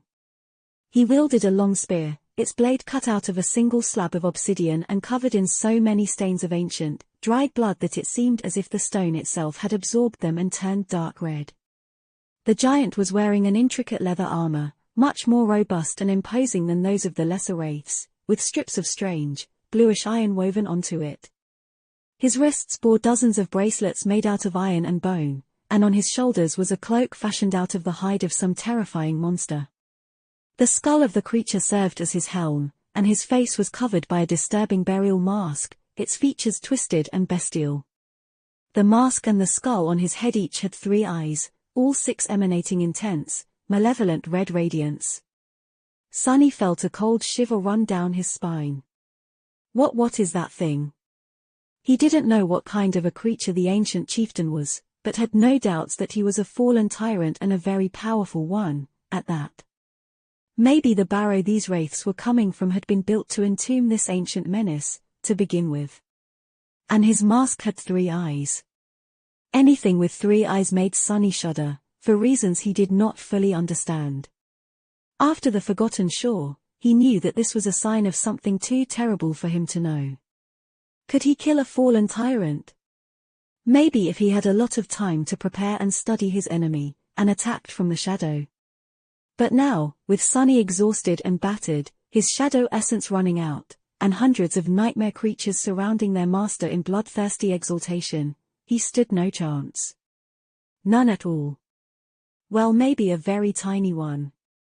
And what else was he going to do other than try and fight, put his tail between his legs and run away? Well, sure, why the hell not? Sunny was not some kind of a hero, nor had he ever wanted to be one. But he wasn't going to run away just yet. As the nightmare creatures renewed their assault with even more frenzied rage than before, he gritted his teeth and brandished the obsidian spear, feeling the primal battle style of the ancient wraiths seep into his very bones. Sunny was not done spilling blood. He had a little bit of fight left in him, still. In the gymnasium, silence and fear gave way to mayhem and panic. The walls of the school had been breached, and nightmare creatures crawled inside, madness burning in their terrifying empty eyes. Get back. The children were pushed against one of the walls, teachers standing between them and the terrible monsters with mundane weapons in their trembling hands. The awakened were engaged in a ferocious battle, but just the 5 of them were not nearly enough to stop all the abominations. It was inevitable that sooner or later, some of the abominations were bound to get through. And soon, they did. A giant, harrowing beast that resembled an infernal wolf, jagged red spikes growing through its black flesh and drops of saliva falling from its maw, tore free of the battle and lunged at the children. Rain had never seen something so unstoppable. How was anyone supposed to fight such a thing? No human possibly could. The teachers tried, however. Several of them drew their bows, but the arrow simply slid off the mottled black fur of the hellhound. The headmaster tried to stop the creature with a heavy pike, but was simply thrown away, the weapon flying out of his hands. And then, there was no one else standing between the monster and the defenseless children. God damn it. Sonny was at the end of his rope. Which, in a sense, was precisely where he wanted to be.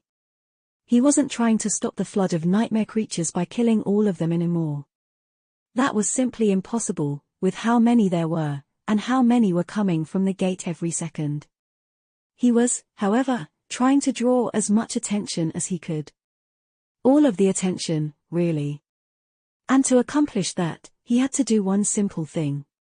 He had to attack the tyrant. How hard could it be? Let's find out. Sonny wasn't planning to get into a prolonged fight with the damn Barrow chieftain, or whatever that thing was called. He was just going to exchange one, maybe two strikes with the scary bastard, hopefully deal him a tiny wound, and shadow step into safety. Enough was enough. He knew his limits. Tearing through the mass of abominations, Sonny cut a bloody path toward the hulking tyrant, and finally appeared in front of him. As soon as the burial mask with 3 burning red eyes turned his way, Sonny suddenly felt small and weak. The pain he felt in his battered body surged, and an involuntary groan escaped from his lips. He just wanted to stop and fall to the ground. To kneel. Arga mind attack? What, that is all? Bastard, you should have met Gunlord learned how to really make people cower. And also, his own mask was much scarier than the crude thing covering the tyrant's face. Fighting through the oppressive hex, Sonny lunged forward and raised his blooded spear. He didn't get a chance to attack, though. Although it didn't seem as if the tyrant of the Barrow was moving with haste, his hand shot towards Sonny with such terrifying speed that he barely had time to react. The giant didn't even deem it necessary to use a weapon, intending to crush him with a fist. Making the mantle of the underworld as heavy as he could, Sonny turned the shaft of the spear around and held it with both hands, knowing to deflect the blow instead of blocking it. He should have been able to. The fist of the desiccated giant connected with the ancient spear, and easily shattered it, as though it was a mundane stick and not a memory of the ascended rank. Before Sonny could even feel the terrible impact reverberate through his bones, 5 massive fingers closed around his torso like a steel bear trap. And squeezed. Crap. Your memory has been destroyed. What a shame he didn't even get a chance to learn what it was called. The stone-like metal of the mantle of the underworld groaned, but held. His bones, reinforced by the steadfast temperance of the bone weave, held too. Not that Sonny was having a good time. It felt as though he was being slowly crushed to death, unable to draw in a single breath. It hurt as hell, too much worse than that, actually. But worse still, while the tyrant had him in his grip, he couldn't use shadow step. He couldn't escape. I think I messed up. As Sonny struggled in the tyrant's iron grip, the giant tilted his head a little, and easily lifted him off the ground, bringing his prey closer to the 3 burning red eyes. Chapter 493 Advent of Death. Sonny gritted his teeth and groaned, feeling his whole body being slowly crushed by the monstrous chieftain of the Barrow Wraiths. One of his arms was pressed against his body, and the other one was, too, but just barely. If only he could free it. But no matter how hard he tried, the tyrant's hold was just too strong. Back in the gymnasium, the terrifying beast was lunging at the defenseless children. Its maw was wide open, the red shine of the ghostly flames burning in its eyes reflecting from the jagged, sharp fangs. It was flying directly at Rain, moments away from closing its jaw on her throat. She felt paralyzed by fear, desperately wishing to run, but unable to move. Was this how she was going to die? No, it couldn't be. But it was. Suddenly, a spark of a strange, dark emotion ignited in Rain's heart. Die? No, not like this, I refuse. She was holding a sword, was she not? Even if that thing was going to devour her, Rain was determined to die fighting, just like she had been taught to. She was going to remain human, not a cowering animal only good enough to be the stronger beast's prey. She owed that much to her parents, at least. Knowing full well that her dull training sword was not going to stop a nightmare creature, Rain stubbornly made a motion to raise it. Even though her mind was panicked and her thoughts scattered, the body remembered countless hours of practice. Not that it was going to do her any good. The hound was already so close that she could see every harrowing detail of its hideous snout and frothing maw. There was no escape. Unfair, this is unfair. This childish thought appeared in her mind, as it had undoubtedly appeared in the minds of countless people just before they were killed. And then, something strange happened. Suddenly, two beautiful magenta lights ignited in the darkness to the side of the lunging creature. A moment later, a dark blade of a strange, stone-like sword flashed out of the shadows and easily sliced through the abomination's neck, separating its head from its torso. A round shield made of something that resembled stone then appeared and swatted the headless body away from Rain, not allowing even a drop of blood to fall on her.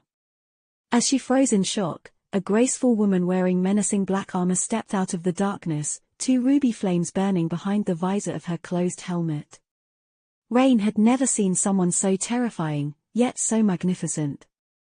The woman glanced at her with indifferent calmness, and then turned around to easily pierce another hound with her stone-like sword, then sever one more in half with a swift, vicious strike. It was as though the flesh of the abominations offered her no resistance. She just killed 3 nightmare creatures. And not only that, but she also killed them in the span of a second, with a confident, relaxed ease. Who is she? Before Rain knew what she was doing, she heard herself saying in a small voice. Who are you? The beautiful knight did not answer and simply stood between the children and the advancing monsters, her back straight and solid like a stone wall. Rain stared at that back, feeling as if nothing was going to get past this frightening, taciturn warrior. A burning desire suddenly appeared in her heart. She didn't know whether the menacing Black Knight was a human, a spirit, or a strange nightmare creature. But she knew one thing. Strong, I want to be strong, someday. Strong like her. In front of the gate, Sunny was slowly suffocating in the iron grip of the fallen tyrant. He was being brought closer and closer to the 3 burning red eyes, and as he did, it felt as if life itself was being sucked out of him, his mind balancing on the verge of breaking apart. What the hell? There had to be something that he could do, some trick he could employ to wrestle free. A memory he could summon, an enchantment he could activate. But no matter how hard he tried, nothing worked. Sunny's vision was slowly starting to grow dark. Damn it, I need to. He could have summoned the cruel sight if his hands were free, but they were not. He could have turned the mantle of the underworld too heavy for the tyrant to lift, but it was already as heavy as the feather of truth allowed, weighing as much as a small mountain. What else was there in his arsenal? Sunny was almost ready to panic, and then a subtle change suddenly happened to the world. It was easily missed or discarded, more of a feeling than an actual shift.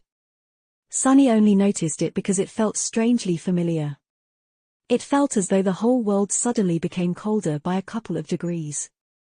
But why would it? Before he could properly consider the meaning of the subtle change, though, something flashed through the air, and suddenly, Sunny could breathe again.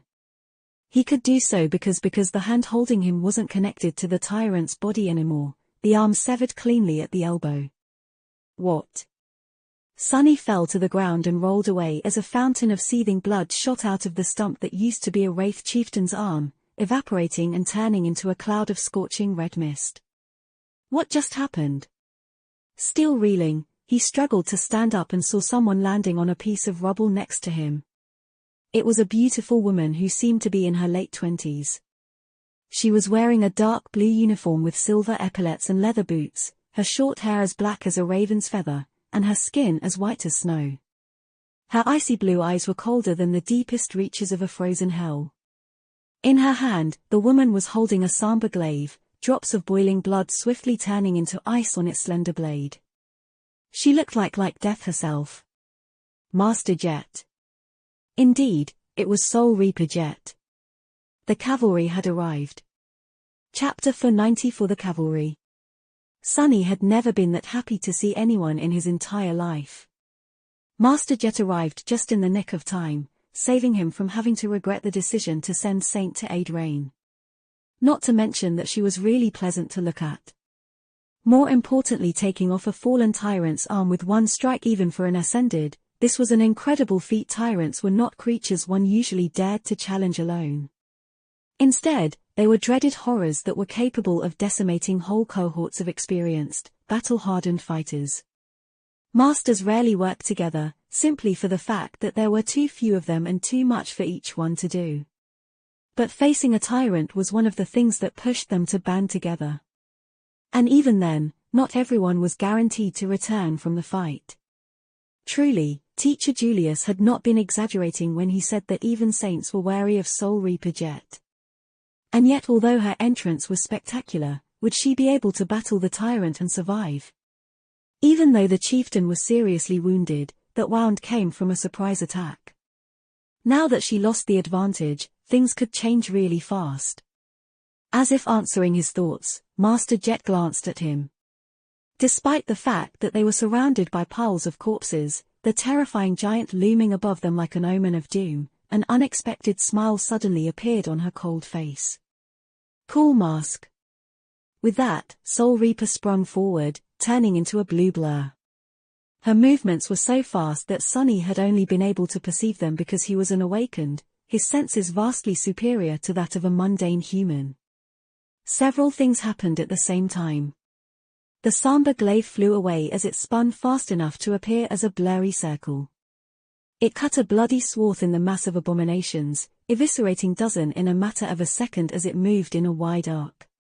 At the same time, Master Jet streaked across the blooded, broken asphalt and appeared behind the tyrant, then caught the glaive and immediately lunged forward in a devastating thrust. The chieftain was much faster, though. His spear seemed to almost teleport into the path of the glaive, positioned for an indomitable block.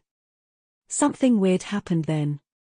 Master Jet's weapon suddenly turned ghostly and eerily luminous, and simply passed through the shaft to the spear, then effortlessly phased through the creature's armor, burying itself deep in his chest. Right where one of the soul cores should have been. What the? Things didn't go as she had planned, though. Sunny got that suspicion because of a slight frown that appeared on Jet's face, and the fact that the tyrant did not slow down even one bit. Instead of having its soul damaged or one of his cores destroyed, the bastard simply took a step forward and raised his spear, which suddenly ignited with blinding light and flooded the area directly in front of the gate with menacing red radiance. Sunny sighed. Well, that's my cue to get the hell out of here. This was not a battle he could handle, at least not in his current state. Master Jet seemed to have the situation under control. Even if she ended up as no match for the Barrow chieftain, she would at least be able to stall him until the rest of the government forces arrived. Sunny, on the other hand, would probably just be erased from existence by the destructive fallout their battle was bound to produce. Since Saint was doing fine in the gymnasium of the school, protecting both the children and the teachers, he didn't have to worry about Rain, as well. All that was left was to get more shadow fragments and, hopefully, an additional memory or two while Soul Reaper was doing the heavy lifting, of course. It's a good thing she arrived way faster than 13 minutes, though what an exemplary employee. I am starting to understand why Master Jet always seems sleep-deprived. I hope the government gives her a raise. With that, Sunny picked himself off the ground and used Shadow Step to appear near the 6 awakened, who were on the verge of being overrun by the advancing nightmare creatures. Honestly, it was a miracle that all of them were still alive. Summoning the Odachi once again, Sunny cut down a hunter who had been aiming at the familiar young woman with a bow, and gave her a cursory glance. Something exploded behind him, in the direction where Master Jet was fighting the tyrant, painting him with shades of deep red. Lord Mongol, what should we do? Wasn't that obvious? Run, you idiots. Grimacing behind the fearsome black mask, Sunny opened his mouth and said, his voice full of resentment toward the fact that he had to tell such an obnoxious lie. "Stand and fight."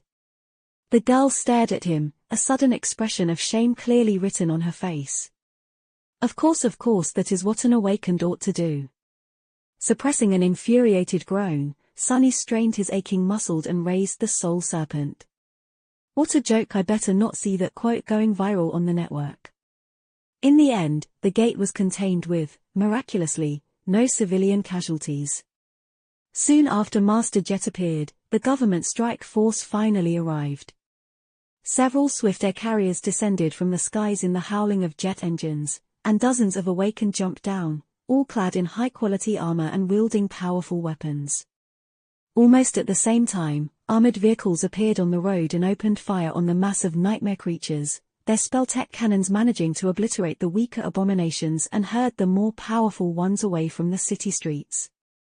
Operated by mundane humans, these machines were meant to control the battlefield and make it easier for the Awakened to eliminate those creatures too tough for human weapons to destroy reliably. More cohorts, machines, and mundane soldiers followed. Master Jet, unbelievably, ended up actually killing the tyrant. The break in their battle came when she suddenly shifted from attacking the chieftain himself to aiming for the three-eyed skull he wore as a helmet. As soon as she managed to crack the skull, the red flames burning in the eyes of the wraiths were extinguished, leaving them disoriented and weakened. Many simply fell to the ground, losing their perverted lives. The tyrant staggered, and then collapsed in a heap of rotten fur and desiccated flesh, sending a tremor through the bloody battlefield. This time, he was truly and utterly dead. After that, the scales of the battle tilted drastically in the favor of humans. Noticing a dedicated team of Awakened enter the school to secure the students, Sunny dismissed Saint and glanced at the scene of slaughter one last time. His heart was in agony. Not because of the havoc and destruction that seemed to envelop once peaceful streets, but because of all the soul shards and contribution points he was going to miss out on. Such cruelty, such injustice. Well, at least he received a very large number of shadow fragments, several memories, and even learned a new, profound and deviously deadly battle style. This thought did not console him very much, though. Almost on the verge of crying, Sunny sighed. And dissolved into the shadows. Without saying anything or demanding any credit, Mongrel was gone just as suddenly as he had appeared. All that was left behind were scores of dead nightmare creatures and the memories of those who saw him fight.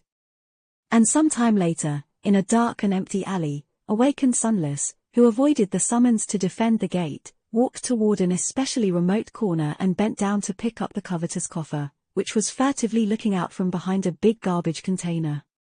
Taking his communicator, Sunny patted the box on the lid and dismissed it, then stared at the screen with a dark expression. A heavy sigh escaped from his lips. Ah, it's good to be a coward. Chapter 495 Masked Hero. By the time Sunny limped back to his house, the news of the gate opening in a prestigious district of the city was all over the network.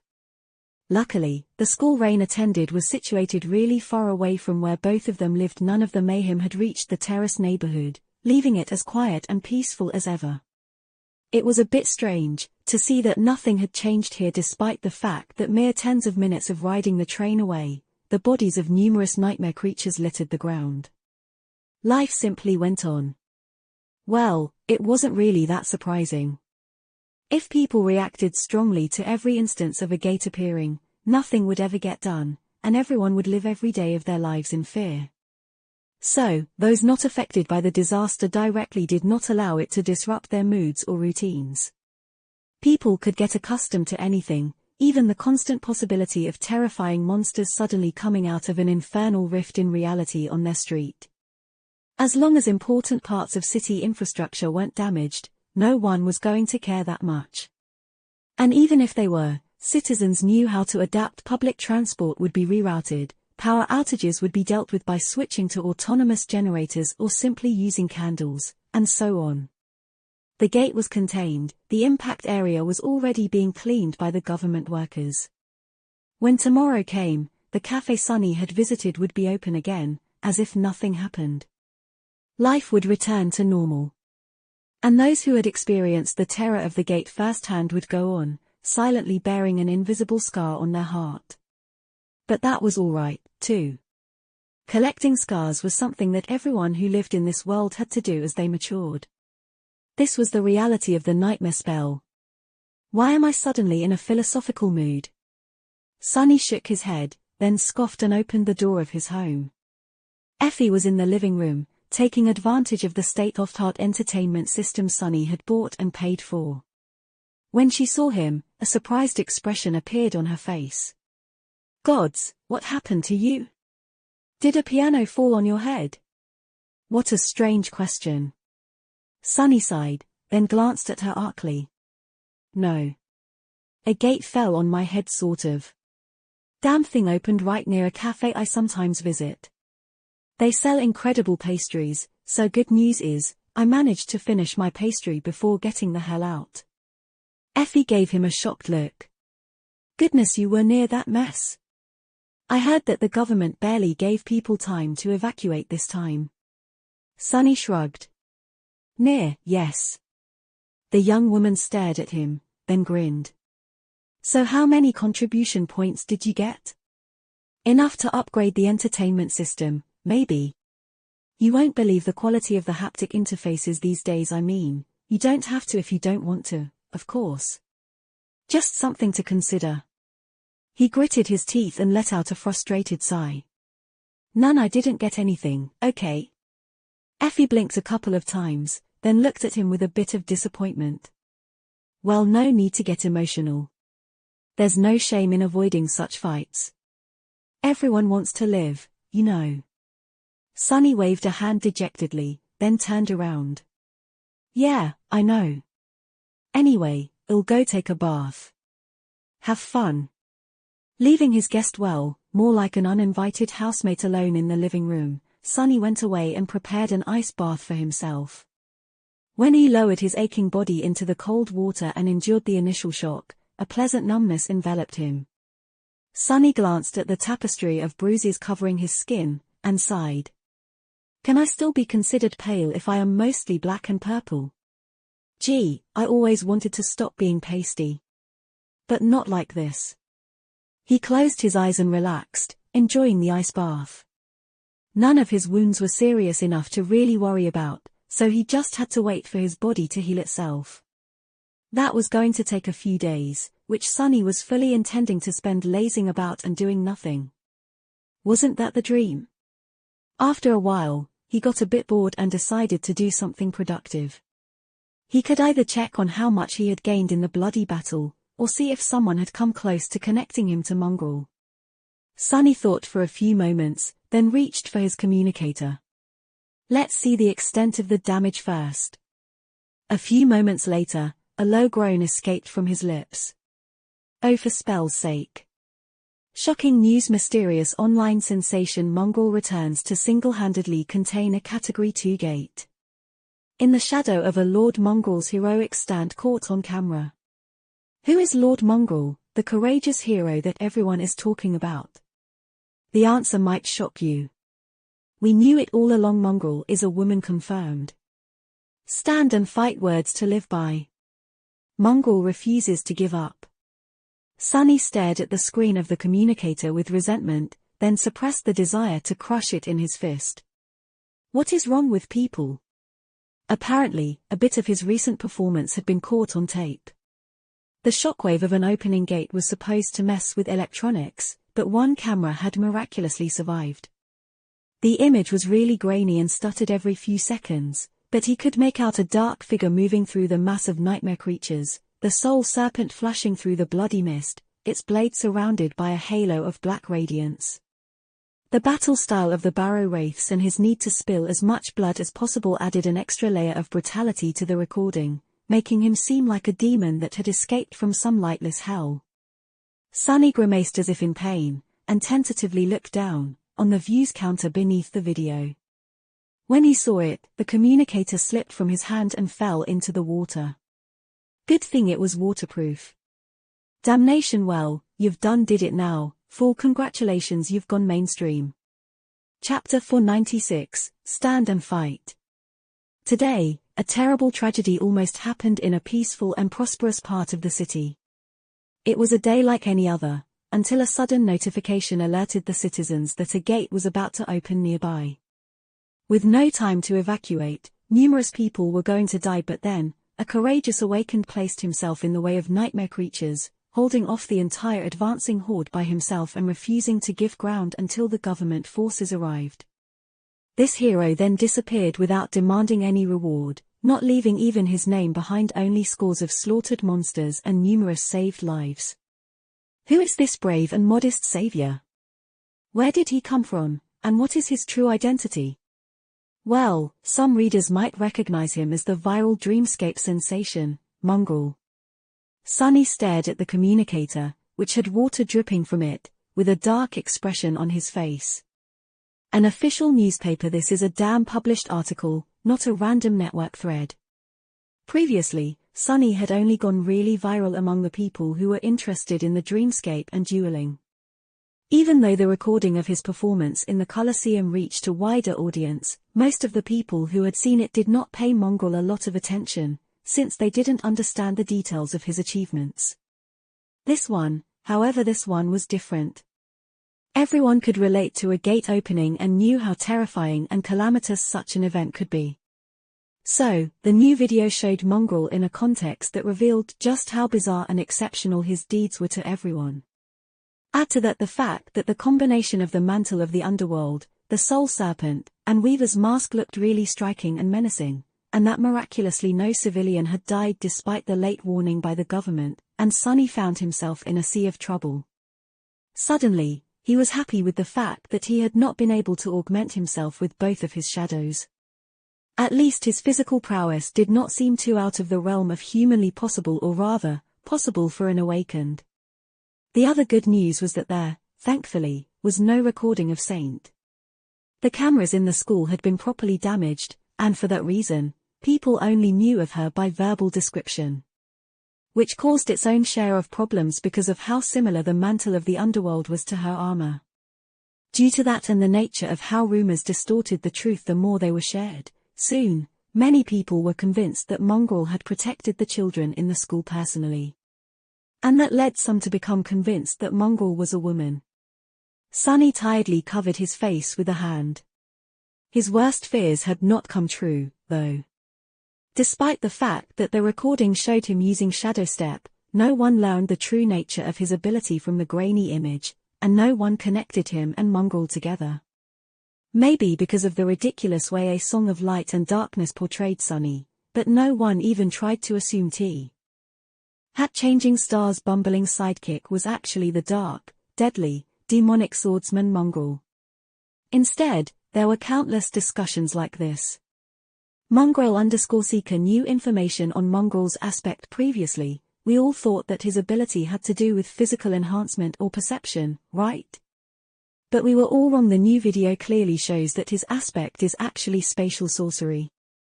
Spirit of the Colosseum, do you realize what that means?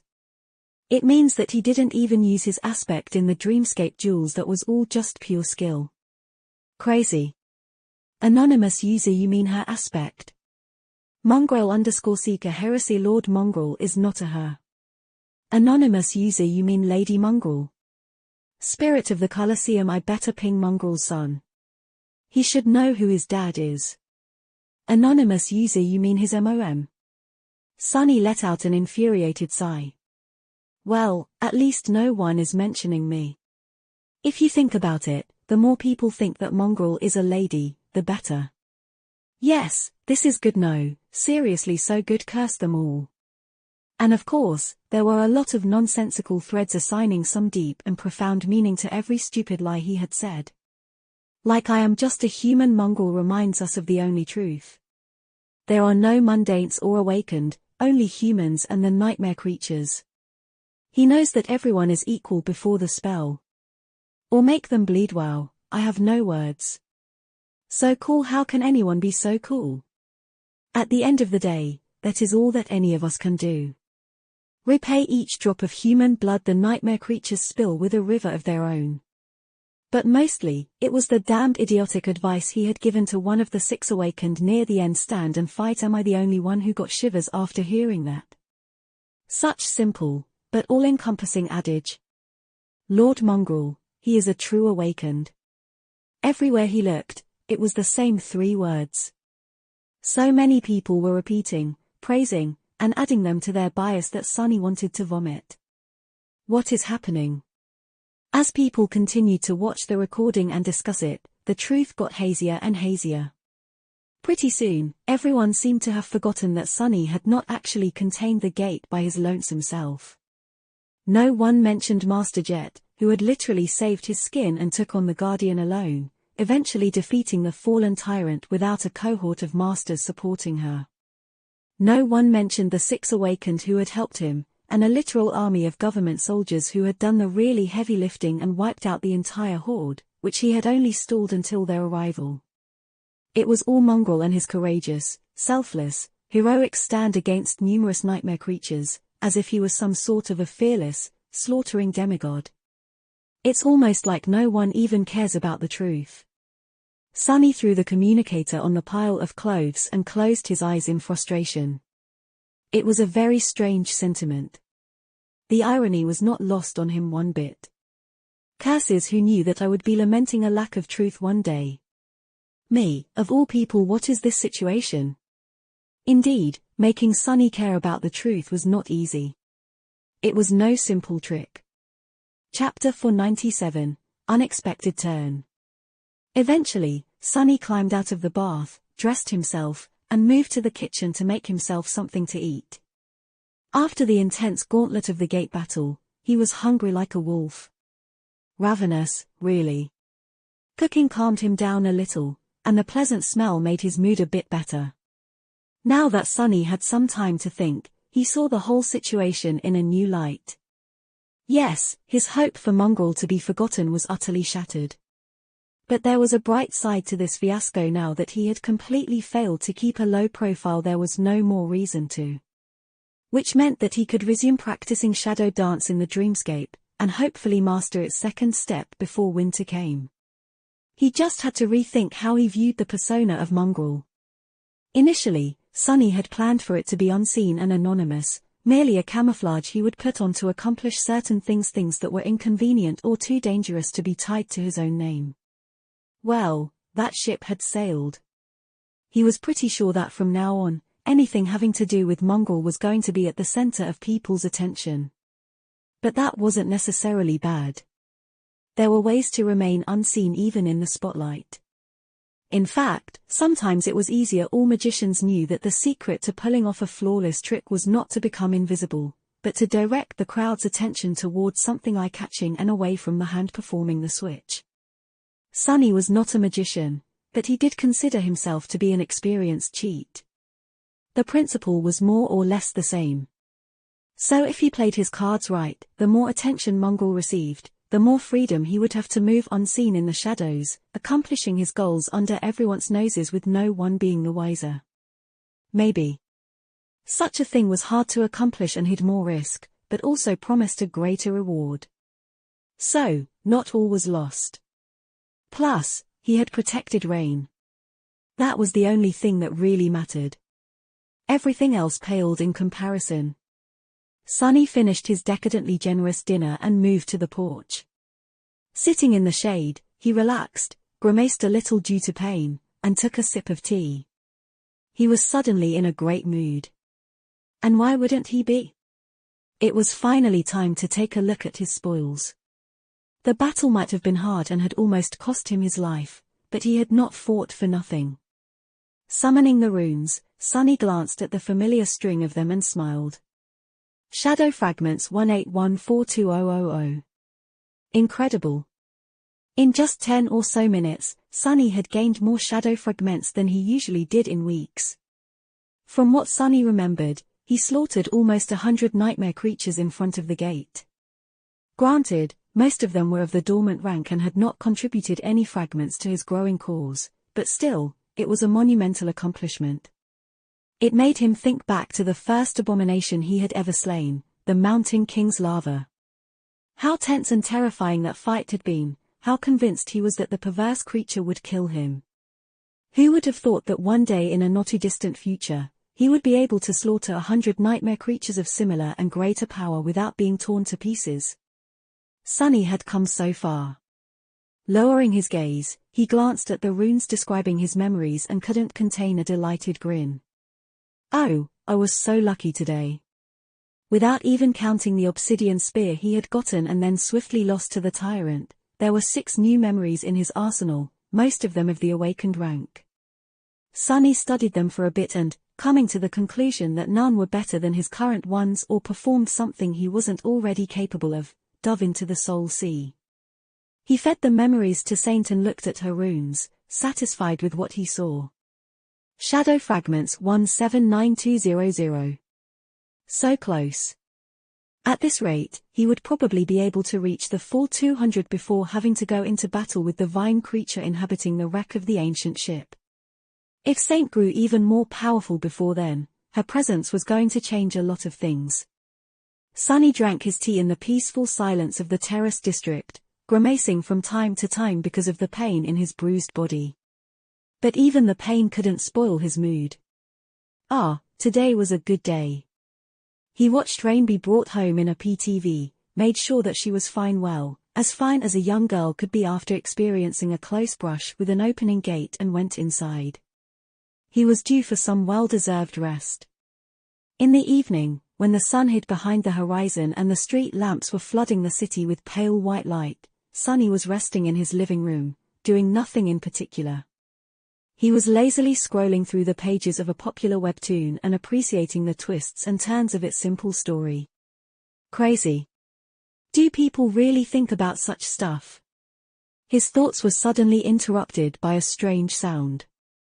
It took Sunny a couple of seconds to realize what it was, since he had never heard it in this house before. Someone was knocking on the door. What the hell? Who could be visiting him at this late hour? Putting the communicator away, Sunny sent his shadow to take a look and scratched the back of his head in confusion. Standing on his porch was none other than Rain, wearing her cozy home clothes and looking uncharacteristically nervous. What is she doing here? For a moment, Sunny considered pretending that he wasn't home, but then sighed and stood up. There was no point in hiding, since they literally lived almost next to each other. Walking over to the door, he lingered a second or two, made sure that none of his bruises were showing, and then opened it. Yeah? What's up? Not knowing that Sunny had already seen how nervous she was, Rain pretended to be calm and gave him a polite smile. Hey, Sunny. The food container? Mom wants it back. He stared at her for a couple of seconds. Oh. Wait here. He walked to the kitchen, retrieved the container from the dishwasher machine, and returned to the porch. Here. Tell your mom that her cooking is delicious. We really enjoyed it. Rain took the container, but didn't leave. Instead, she just stood there silently, looking at him with a tense expression. Sunny frowned. Can I? But at that exact moment, she suddenly blurted out. I know who you are. If Sunny had a drink in hand, he would undoubtedly do a spit take. What? As his heart almost stopped, he looked at Rain with a deadpan expression. Maintaining it cost him a lot, though. What does she think she knows? Well, of course you know who I am. I introduced myself when we met for the first time, didn't I? She opened her mouth, then closed it again. After a bit of an awkward pause, Rain said. No, I mean I know that you are an awakened. Sunny blinked a couple of times, but before he could come up with something to say, she hurriedly continued. Sorry, it's just my dad works for the government, so he knows such things. You are so young, with no parents, but are able to afford a house in this neighborhood. Plus, you don't go to a university or to work. So you are an awakened, aren't you? Solid reasoning. He hesitated, then simply shrugged. Sure. Not like it's a big secret, anyway. Rain remained silent for a few moments, and then asked. Are you any good? Sunny stared at her for a bit. Then, a grin slowly appeared on his face. Me? Oh, the best of the best, probably the strongest awakened in the world, really. No one else can even compare. A slight scowl appeared on Rain's face. In being serious, are you any good or not? Sunny lingered for a moment, then sighed. Yeah, I'm all right. Why are you asking? Rain looked at him for a while, as if gathering courage. Then, she clenched her fists and blurted. Can you train me? Sunny stared at her, dumbfounded. Well, I'll be damned. That took an unexpected turn. Chapter 498, Superficial Connection. Train her. Wasn't that exactly what he wanted? It was. But wasn't it also exactly what he wanted to avoid? Yes, it was that too. Sunny was in a strange predicament. The solution to the problem that had tormented him for many months had suddenly fallen right into his lap out of nowhere, but to make use of it, he had to do something that went against all his previous reservations. He didn't want Rain to be connected to him in any way. If Sunny was honest with himself, he had to admit that he was drawn to her, or rather, to the faint, half-forgotten memories of a different, happy time that she represented. His desire to reconnect with Rain was both selfish and misguided, since he knew that nothing was going to bring those memories back to life. And if Sunny was really honest, he had to admit that deep down, he harbored a lot of resentment toward her, too. For having a loving family while he had none, for being fine. For not needing him at all. What a mess of emotions that was, and if there was one thing Sunny was really bad at dealing with, it was his feelings. For him, fighting hordes of nightmare creatures was much easier. And then, as if his inner turmoil was not enough, there were external forces at play, too. There was his fated attribute, the strange connection he had to Weaver, and Nephis with her murderous feud against the sovereigns and the inhuman will to see the spell destroyed. The more he and Rain were connected, the higher were the chances of her being implicated in all this. But maybe, as long as they only had a shallow connection between a kid from an affluent family and her hired tutor, things weren't going to get out of hand. He also had to consider that the threat posed by a potential first nightmare was much greater than that of being superficially tied to him. After all, Sunny had not done anything to attract the really dangerous kind of attention, or rather, had not been caught doing anything like that yet. While he was torn between these conflicting thoughts, Rain waited patiently, and then, misjudging his silence, said, "Oh, of course, I will pay you. I have some money saved for a trip, and well, I can also talk to my parents. It's just that you're the only awakened I know, you know. Apart from my combat instructor in school." Sunny looked at her, a deep frown on his face. Eventually, he asked, "What brought upon this conversation? Why do you suddenly want someone to train you? You said it yourself, you already have a combat instructor. I thought you rich kids get taught everything you need in school." Rain suddenly grew quiet and looked away. After a while, she said, That you probably haven't heard, but there was a gate that opened near my school today. Many people almost died. I saw a real nightmare creature, even. It was this close to me. An awakened like you won't probably understand how it feels, right? Oh, sorry, what am I saying? Of course you'd understand. I mean, what I meant to say is that I was absolutely powerless, and that was not a nice feeling. Not a nice feeling at all. He glanced at him, and said with a suddenly serious voice. So I want to become strong. Really strong. Strong enough to never feel that way again. Sunny almost laughed. Oh, what irony, here we are, so different and in such different situations, but our desires are completely the same. Become stronger, so much stronger. As strong as one could possibly be. Rain paused for a few moments, and then added.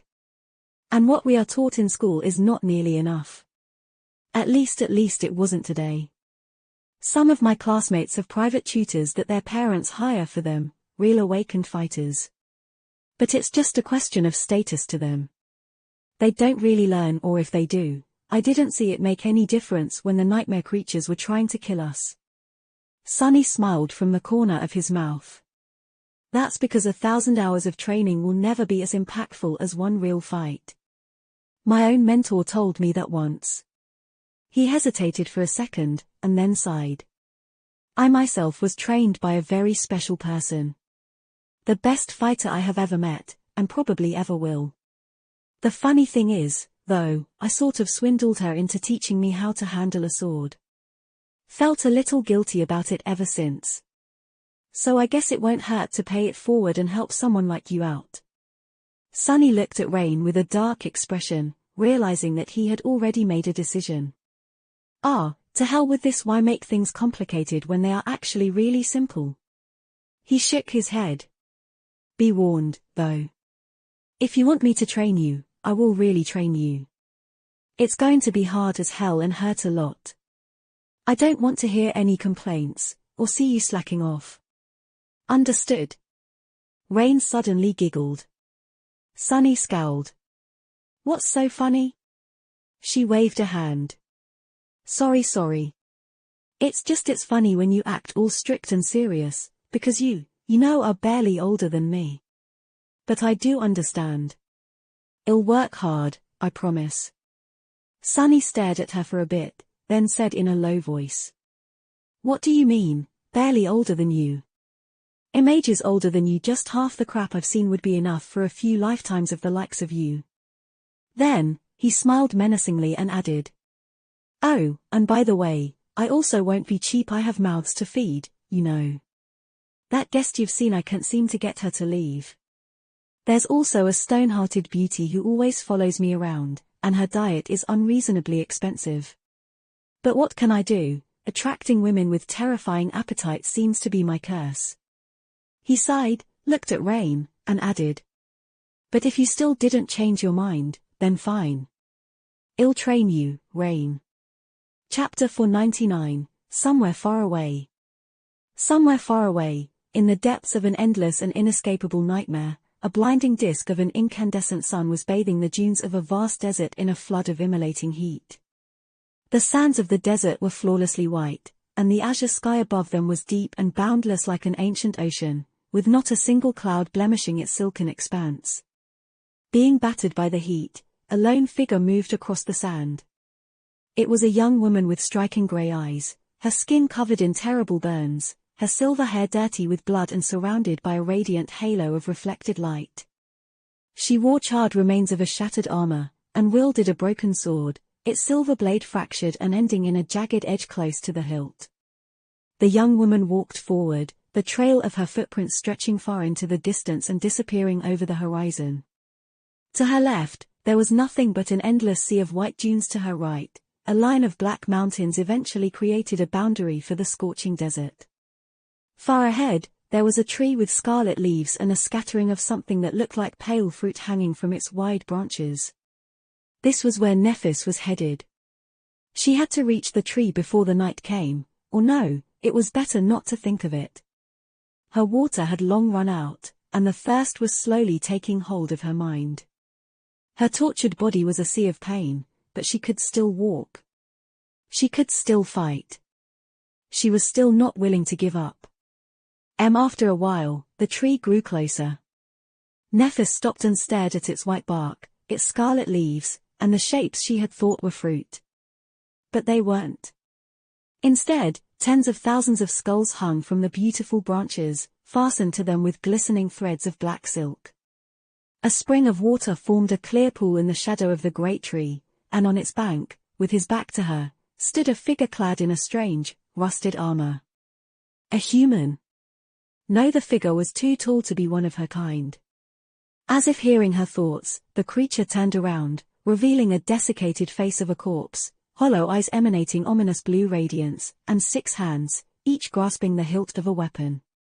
2 hands held long swords, their blades sharper than a razor and curved slightly, 2 hands held menacing twisted sickles, and the last 2 held a heavy scepter and a broken shield. The chest plate of the creature's rusted armor was shattered, revealing a harrowing wound beneath. Being consumed by thirst and exhaustion, Nephis raised a hand, as if begging the creature to stop. But, of course, it didn't. With furious madness burning in its eyes, the abomination lunged at her, striking down with one of the sickles. It moved faster than lightning, sending a scarlet cloud of fallen leaves swirling into the air with a strong gust of wind. Taking a step back, Nephis raised her broken sword to deflect the devastating strike, as if forgetting that it had no blade. At the last moment, though, a ray of pure sunlight appeared where the blade should have been and stopped the sickle from rending her flesh. Nephis swayed from the force of the impact, but remained standing. Her cracked lips opened, and a hoarse whisper escaped from them. "Let us burn, then let us burn together." In the next moment, white flames ignited in her eyes. Her skin suddenly shone with pure radiance, which then became brighter, and then, brighter still. Throwing the sickle away, she dodged two thrusting swords and danced around the armored giant, her blade of sunlight piercing the rusted armor with terrifying ease. The two of them fought in the shade of the ancient tree, thousands of skulls staring at their battle with empty eyes as they swayed in the wind. Nephis was much slower and weaker than the six-armed demon, but her skill was flawless, inexplicable, and deadly. She moved with the flow of the battle as if it was her natural element, controlling its cadence with indifferent ease. Her flesh mended itself seconds after being torn, and the flames burning in her eyes only grew hotter. Deathly pale from the harrowing pain, her beautiful face grew colder and colder, becoming almost inhuman. Her sword of sunlight, meanwhile, left molten marks on the body of the ancient demon.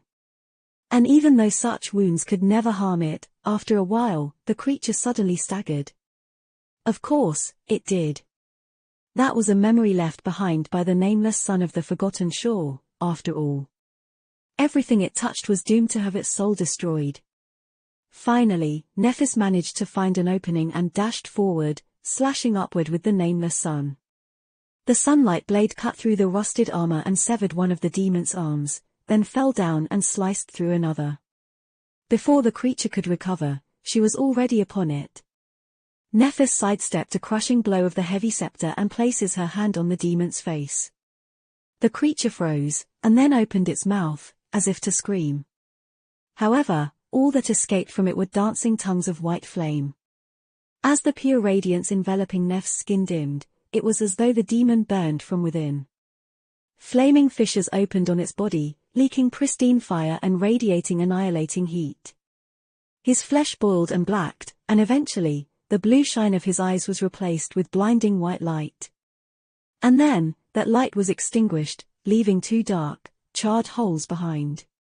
Nephis let go of the creature's face, and watched as its scorched body fell to the ground. She stared at it for a few moments, and then indifferently turned away.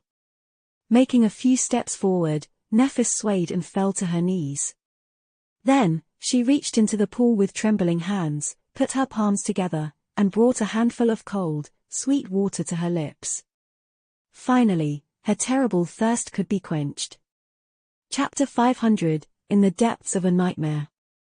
After drinking her fill, Nephis sat silently on the edge of the pool for a while, staring into the distance. Her eyes, however, were moving, as if reading an invisible book that floated in the air above the calm waters. Some time later, a pale shadow of a smile touched her lips. "That guy, he did something crazy again, didn't he?" She closed her eyes and inhaled deeply.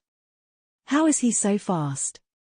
In the past months, years, lifetimes spent traversing the dream realm, surrounded by nothing except for pain and bloodshed, Nephis had started doubting the memories of her previous life. Sometimes, all of it seemed like something that she had simply imagined, a bittersweet dream she had invented to escape from the horrors of the real world. This world. The world of never-ending nightmares. The change of the runes describing Sunny was the only connection she had left to the actual reality.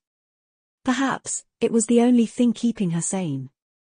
Even if the things she saw in the shimmering runes were sometimes hard to believe. The impossible lineage that should not have existed, the divine memory of the seventh rank, the strange essence of his soul, the true nature of the taciturn stone demon, and of course, of his flaw. It seemed that Sunny had much more secrets than Nephis had suspected. With that knowledge, many things made much more sense now, but at the same time, many others seemed much more incredible. Well, it was not like she didn't have secrets of her own. And anyway, it was all in the past. Everything was in the past. All that remained was the future. She did hope that he was doing well, though, out there in the real world. With Cassie. Looking up from the water, Nephis shifted her gaze to the ancient tree and saw two weathered skeletons cruelly nailed to its white bark. Both stared at her with empty eyes, their teeth bared in eternal grins. After some time, one of the skeletons said, "My, oh my. Am I that pleasant to look at?" The other grated its teeth and let out a creaky growl, then strained, trying to wrestle free of the large silver nails impaling it to the tree. However, no matter how furiously it struggled, the nails held true. Nephis looked at the skeletons with a calm expression, no emotion reflecting in her cold, grey eyes. The first skeleton spoke again. Is that living blood I smell? Gods, what terrible sins have you committed, girl, to be cast into this hell alive? Even for a revolting Nephilim like you, this is too harsh of a punishment." Finally, she opened her mouth and said hoarsely, in a voice of a person who had almost forgotten how to speak, "What language do you use?" The skeleton laughed. "The only language there is in this place, of course." "Why? Do you wish to learn it?" Nephis remained silent for a long time, and then said, "I seek a way back to the waking world. Do you know how to escape this place?" The skeleton stared at her with a grin. "The waking world? What is that?" The second skeleton suddenly spoke, his voice deep and full of rage. "Can't you smell the stench of a demon on this abominable thing? She is one of weavers, you fool." The first skeleton turned its skull a little, and then asked, "Is that so? My, oh my. In that case, you will not find guides better than the two of us. Just take us off this damn tree, and we will lead you to wherever you want." Nephis stared at them for a while, then turned away. "I don't need two guides. Which one should I pick?" The second skeleton strained to free himself again, and then roared. "I am Azarax the Mighty, the Plague of Steel, King of Kings, Conqueror of 100 thrones. Choose me, Nephilim. I will guide you to the shores of the underworld and through its dark expanse, back to the world of the living. You will need a powerful guide if you wish to escape."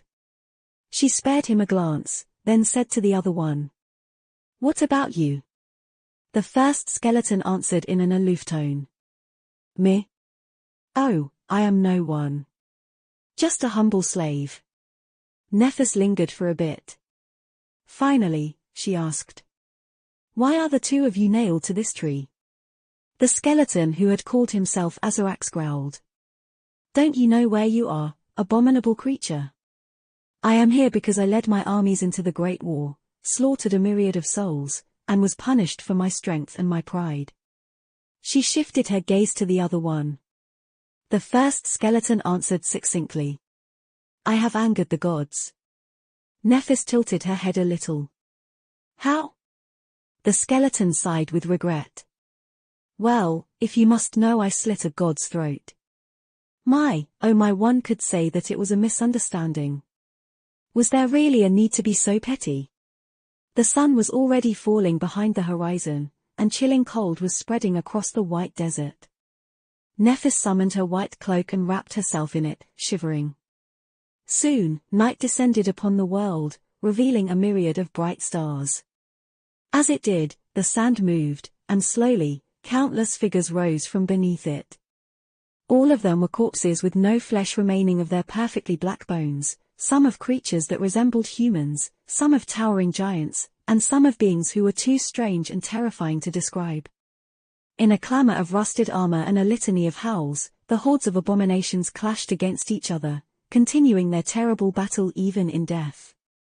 Nephis moved closer to the tree, which somehow remained an isle of calm in the sea of terror, and looked at the first skeleton. "You remind me of someone I knew. Come morning, I will take you off the tree. To guide me though." The skeleton cackled. "Very well, vile creature. Even though you are revolting, I will keep my promise. Nephis grinned. What do I call you, then? The skeleton remained silent for a bit. A name? I used to have one of those, before. What was it? Oh. He moved its jaw a little, and then said. Uris. Uris of the Nine. Chapter 501, Step 2. As waves of summer heat assaulted the city, its concrete and alloy jungle had turned into a sweltering oven. The air filtration systems were running without pause to save the people from suffocating in the clouds of pollutants, and in poorer districts, water had to be rationed because of the drought. Luckily, none of that touched the peaceful terrace neighborhood. Here, people leisurely enjoyed the warm weather in the cool shade of the tall trees when they had free time, had unlimited access to fresh water and delightfully cold drinks, and lived their lives seemingly without a care in the world. Sunny was constantly surprised to find himself among these fortunate and prosperous people. For the past month, his life was very busy, but without any distress. He had been steadily working toward his various goals, slowly making progress toward each. His shadow fragments were nearing full saturation, and so were Saint's. He had returned to the dreamscape and participated in countless duels in the professional arenas, where the fighters were much more capable and gave him the opportunity to witness and comprehend many different battle styles. As the result, Sunny was able to further develop shadow dance, making his mastery of it much more solid. The Prince of the Underworld enchantment of the mantle was now also very different from how it had been before. Even if he wasn't going to reach the mark 6,000 defeated opponents anytime soon or even a third of it, he was still making consistent progress. The counter already showed 15796,000. The drawback, of course, was that with each day he went without losing a fight, Mongol received more and more praise and attention. These days, each of his duels gathered an audience as large as that of the top Dreamscape broadcasters, especially because some sort of a yearly tournament seemed to be approaching. Mongol's fans, however, were doomed to be bitterly disappointed. Sunny had no plans of participating in a foolish imaginary competition. He didn't care about fame and recognition, and was too busy to even spare it a thought. Apart from practicing shadow dance, he also continued training with Effie and Saint, slowly bringing his mastery of the spear close to that of his knowledge of the sword. He also had to run the brilliant Emporium, which was quickly blossoming into an actual enterprise thanks to Aiko's management and hard work. And of course, he had been training Rain. Come on, seriously. She was currently in his living room, staring at him with outrage. Sunny tilted his head a little. Sure. What seems to be the problem? Rain opened her mouth, then shook her head. Listen, Sunny, I understand that you are the teacher, I really do. But it has already been a month, and all you taught me were wilderness survival lessons. And only one strike, which I had repeated thousands of times already. When I asked you to train me, I thought. Sunny grinned. You thought what? That I will teach you how to decimate nightmare creatures and bring all your enemies to their knees. She coughed in embarrassment, then said in a small voice. Yes. He shrugged. But that is exactly what I am teaching you. Who do you think survives in the dream realm? The best swordsman? The strongest fighter? No. You need to be alive to fight a nightmare creature, and for that, you need to know how to find food, water, how to read tracks and move through the environment without letting it kill you. And it will try to kill you, believe me. He paused, then added. Yes, they taught you the basics in school, but not nearly enough. You want to live long enough to become strong? Then this is step 1. Rain let out a long sigh, and then looked at Effie for support. The huntress was currently balancing in her wheelchair with a bored expression on her face, waiting at the door for some snacks she had ordered to arrive. What? Listen to Sunny, kid. He might look like a wet weasel, but this guy knows his stuff. The things he lived through are simply beyond reason. Honestly, if he had any shame, he would be dead. Sunny spared her a dark glance, and said, Thanks. I guess. Rain frowned, accepting her defeat. A few moments later, she suddenly asked. What's step 2? He raised an eyebrow. What? You said that learning to navigate the environment without dying is step 1. What's step 2? Sunny looked at her for a few moments, then said. It's about your mindset. You're not ready for step 2 yet, though. We'll get to it when the time is right. For someone like Rain, that step was going to be the hardest. She didn't really have an aptitude for violence, yet, because her life so far had been nice and soft. But she would have to not only come to terms with violence, but also adopt it into the very core of her being, make it one of the cornerstones of herself. That was the only way to survive the spell. Ironically, for Sunny, that step had been the easiest. In fact, he had made it long before his first nightmare, long before the spell even knew of his existence. Rain stared at him with disappointment, then sighed. I just want to be strong like her. He blinked a couple of times. I like who? Rain suddenly smiled. The awakened who saved me. She is so amazing, so strong, so beautiful. A true warrior, not someone like you. Suddenly, a mortified expression replaced her wistful smile. Oh, I'm so sorry, I didn't mean it like that. You are great, too, Sunny. I'm sure just, not on her level. Sunny stared at her for a bit, then said in a strange tone. Sure. No offense taken. Not everyone is made to be a true warrior, that's right. He wanted to say something else, but at that moment, his communicator suddenly rang, announcing an incoming call. Sunny frowned. Who might it be? Very few people ever called him. Looking at the screen, he suddenly felt a bit cold. It was the Soul Reaper herself, Ascended Jet. What? Why is she calling me? Sunny hesitated for a couple of moments, then answered the call. Ah, yes. Master Jet? The familiar voice, as relaxed as ever, came out of the speaker. Oh, hey there, awakened Sunless. Are you free right now? What does she want? He glanced at Rain, thought for a bit, then said cautiously. Sort of. Why? For a few moments, there was nothing but static and the sound of a PTV moving coming out of the communicator. Then, Master Jet asked. Mind lending me a hand? Chapter 502, Sudden Request. A strange expression appeared on Sunny's face. Lend her a hand? Me? Why would a master need help from an awakened? Meanwhile, Master Jet added.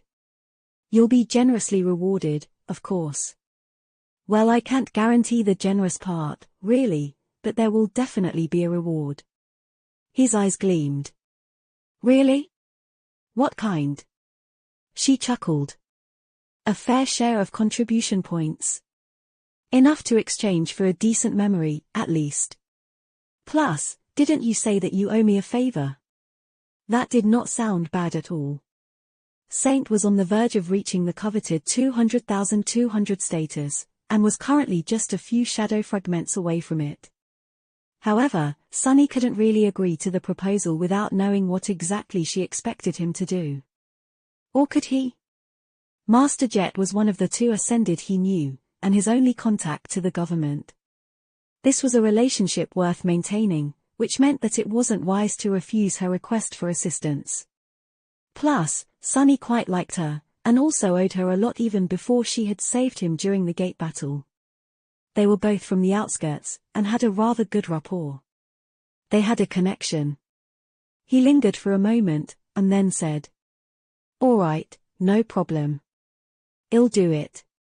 Master Jet answered with satisfaction in her voice. Good. I'll come pick you up, then. Sunny glanced around, evaluating how presentable his living room was. He was suddenly a bit nervous. What the hell? What are you nervous for, fool? He cleared his throat, and then said. Sure, oh, wait. Let me give you an address. Master Jet laughed. Gee, Sonny. I work for the government, remember? I know your address. Before he could respond, the call was cut off. Sonny was left standing with a rather dumbfounded expression on his face. She knows well, of course she knows. I wonder what else she knows. Noticing the strange look on his face, Rain asked. Did something bad happen? Sonny sighed, then slowly shook his head. No, nothing bad. Just some business I have to deal with. Sorry, we'll have to continue the lesson next time. She stared at him for a moment, then shrugged. Well, all right. I'll practice back home, then. With that, Rain picked up her training sword, said goodbye to Effie, and left. A couple of seconds after the door closed behind her, the former huntress gave him an amused look. That pupil of yours is a bit dense, isn't she? Sonny frowned, offended by her words. What do you mean? Effie giggled. Well, you've been tutoring her for a whole month, and she still has no idea who the two of us are. We're just two average, random awakened to her. I mean, it's not surprising that she didn't recognize you. But I am a very famous person, you know. Sonny smiled slightly. Yeah. Your pride must be really hurt, venerable raised by wolves. Please accept my sincere apologies. Not everyone, you see, is obsessed with the awakened. Rain, for example, is more interested in historical stuff, about or from before the spell. Plus, the government mostly uses your dream realm appearance to plaster all over the city, so. Effie waved a hand. I'm joking, you doofus. She's a good kid. She paused for a moment, and then added. That's why it hurts me to see her wasting money on a hack like you. At that moment, there was a sound of a PTV stopping nearby, and of light steps approaching their door. Effie's eyes shined. Turning her wheelchair, she opened the door and yelled. Finally. Master Jet stood on the porch in her usual deep blue uniform, with one hand raised to knock on the door. Her jacket, as always, was carelessly unbuttoned, revealing her slim waist and generous figure. Her short raven black hair was a bit messy, and there was a look of slight surprise in her icy blue eyes. Effie stared at the older woman for a few moments, disappointment clearly written on her face. Then, she said dejectedly. Oh. You're not food delivery. A polite smile appeared on Master Jet's face. Ah. Awakened Athena. It's an honor to meet the famous raised by wolves. I am Ascended Jet. Effie glanced at her, then at Sonny, then back at Master Jet. Then, she smiled. Good job, doofus. I approve.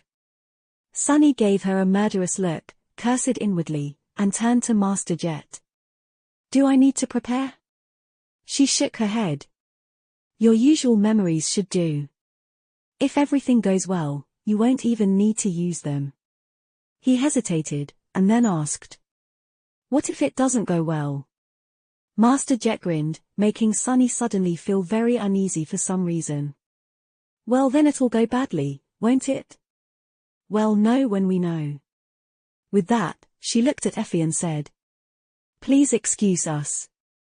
Time is of the essence, so we will have to leave immediately. It was very nice to meet you, awakened Athena. Effie winked at her. Sure. It was nice to meet you, too. Bring snacks next time. Sonny felt his ears turning red and promised himself to have a word with her when he got back. Or better yet, kill her. Yes, that would be much better. What next time? There won't be a next time. He quickly put on shoes and followed Master Jet outside, then got into the familiar PTV. As soon as the doors closed, she sent the vehicle moving at full speed, the acceleration pressing Sonny into the seat. The streets of the Terrace district flew by in a blur. Master Jet glanced at him, then said wistfully. That's a nice home you have. VE there. Feels strange, right? To own one. I did the same thing after becoming an awakened, actually. Granted, It took me a bit longer to earn enough. You could have afforded a much better district, though. You know that, right? Sunny shrugged. Yeah, I know. But I like it here. It's quiet. She looked into the window and smiled. Can't deny that. Sunny waited for a few moments, then finally asked. A master jet? Sorry, but what exactly are we doing? She briefly glanced at the control screen of the PTV, sent it into a sharp turn, and answered calmly. We are going to hunt down a dangerous beast. He frowned. Beast? What kind of a beast? Master Jet remained silent for a few moments. Then, she glanced at him and smiled darkly. The most dangerous beast there is. A human. Chapter 503, Harsh Reality. Sunny shifted in his seat, a bleak expression appearing on his face. A human? Why would a master be hunting down a human? There was police for that. Unless, of course, that human was an awakened. Sunny was aware that special government agents carriers of the nightmare spell themselves dealt with those awakened who broke the law, simply because police officers were often helpless against criminals that possessed inhuman strength and wielded bizarre or dangerous aspect abilities. It made sense that Master Jet would be involved in that side of government work, too. But, honestly, he didn't know too much about how these things usually went. Glancing at her, Sunny asked. Is it an awakened criminal? Master Jet spared him a short glance. A criminal? Yes, you might say that. She remained quiet for a few moments, and then corrected herself. No, actually, do not. The man we must find is not a criminal. He is an animal, a rabid one. Sunny frowned. An interesting choice of words. Master Jet was concentrating on driving the PTV, so she didn't answer immediately. When she did, however, her voice was strangely calm. You are not an inexperienced sleeper anymore, Sunny, so I will be straightforward. You, of all people, should be able to understand. The nightmares, the dream realm, they take a toll. Some people endure, some people break. Some people carry the nightmares back with them to the real world. A dark expression slowly appeared on her face. From what I heard about the Forgotten Shore, you witnessed the worst of what the spell does to us. Yes, we awakened are at the top of the world, those who return alive, that is. We have all the privileges, all the money, all the power. But the mark it leaves on us never goes away. After all the pain, blood, and horror, after all the crap we the lucky few are forced to survive, many crack. Master Jet looked at the road, her icy eyes full of unimaginable coldness. Some crack a little, and some crack a lot. The government portrays us awakened as powerful and noble, the saviors of the world, but really, most of us are walking on the edge, just one little step away from madness. All that trauma can mess one up really good, you know. It's all a big, big mess.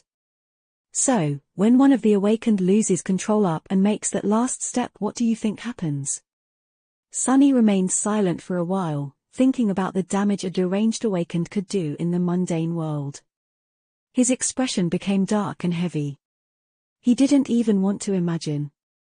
When that happens, you receive a call. Master Jet glanced at him and smiled. Smart. Yes, when an awakened goes out of control, I or someone like me receives the call.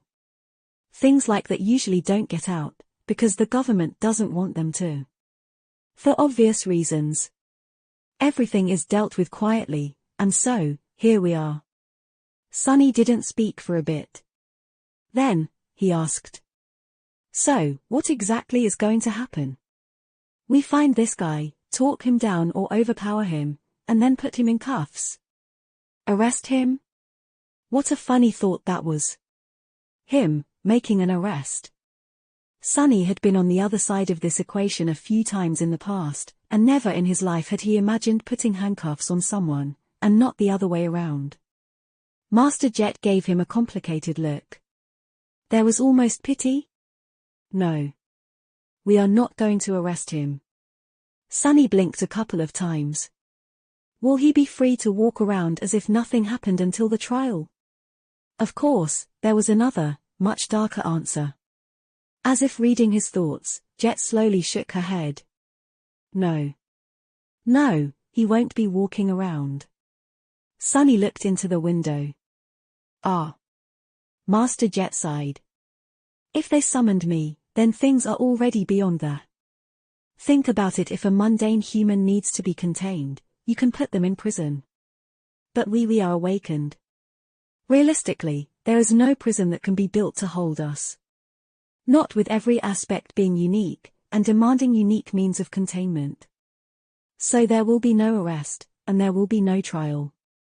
She accelerated the PTV even further, and then said evenly. There will only be an execution. Sunny looked out the window, not sure how he felt about that. Yes, what Master Jet said made sense. Awakened were too powerful, and too dangerous. If one of them lost control, then they needed to be dealt with, somehow. In a perfect world, they would go through the same process that mundane humans went through. They would be arrested, tried, and either locked in a cell or receive proper help in a mental institution. But this was not a perfect world. So, instead, they would just be hunted down and executed, and the whole thing would be swept under the rug to preserve the spotless reputation the Awakened enjoyed. Although harsh, this was the somber reality. He wasn't against the idea itself. He just didn't know how to feel about the fact that this time, he was going to be the executioner. Finally turning to Master Jet, Sunny lingered for a few moments, and then asked. So why me, of all people? Why ask me for help? Master Jet glanced at him, then grinned. 3 reasons, really. She blew through an intersection, almost crashing into a heavy cargo vehicle, and then dodged it at the last second. First, I know you. There are many people who could have helped, but very few whom I would trust to have my back. Sunny nodded, strangely pleased to hear that. Second, from the initial information I received, the suspect might have an aspect that is somewhat similar to yours. High affinity to shadows. So, you'll be helpful when we're tracking him down, and if things go south, he won't be able to escape easily. Another shadow user interesting. She gave him a calm look, and added.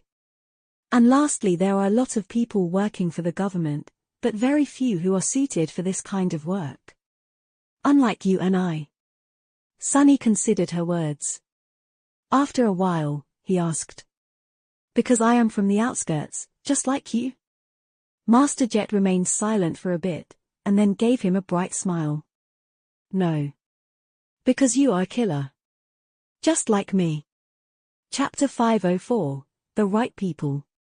Sunny wanted to deny her words, but in the end, simply turned away to look at the city streets flying by.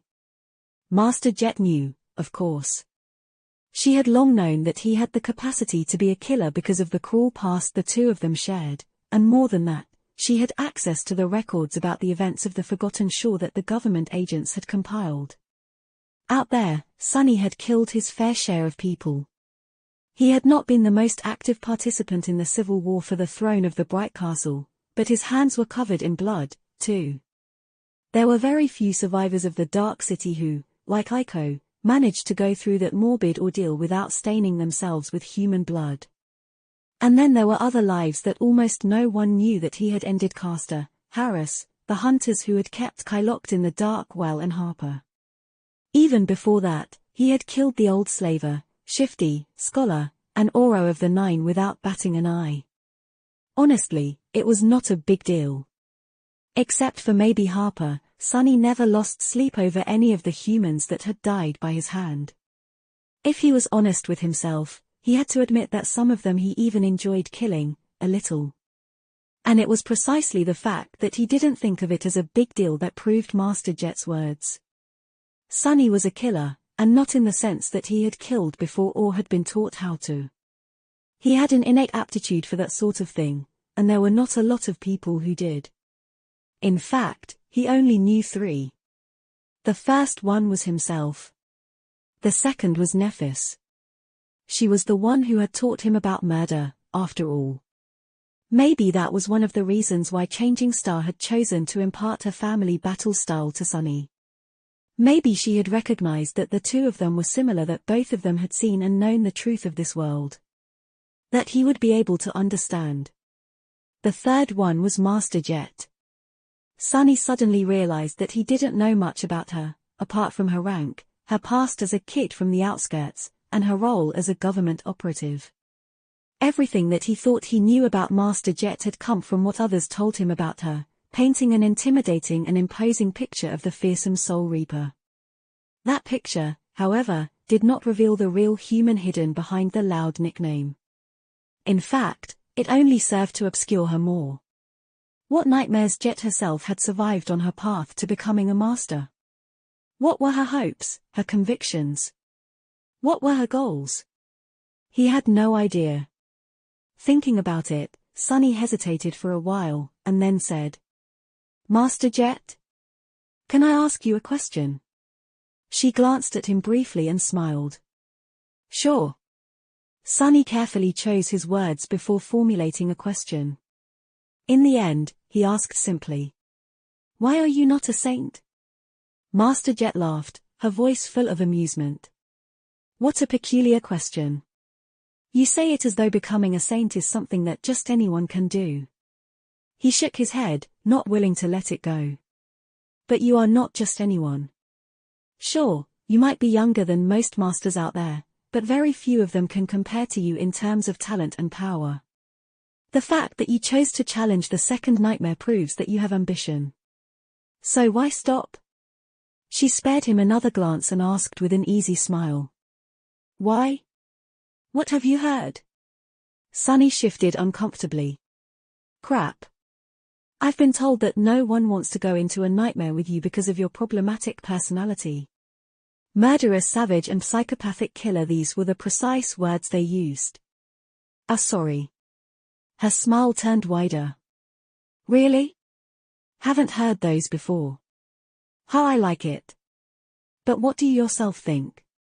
He remained silent for a bit, and then said with a bit of doubt, "I don't think I buy it.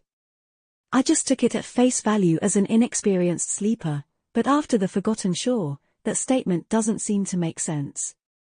Sure, it is important to trust those who you enter the nightmare with, but at the end of the day, strength is strength. And you are very strong. You also work for the government, which proves your ability to be an adequate part of a larger collective. To work in a team. So, I simply don't understand." Master Jet did not speak for a while, concentrating on the road. Eventually, she answered, a hint of darkness finding its way into her voice.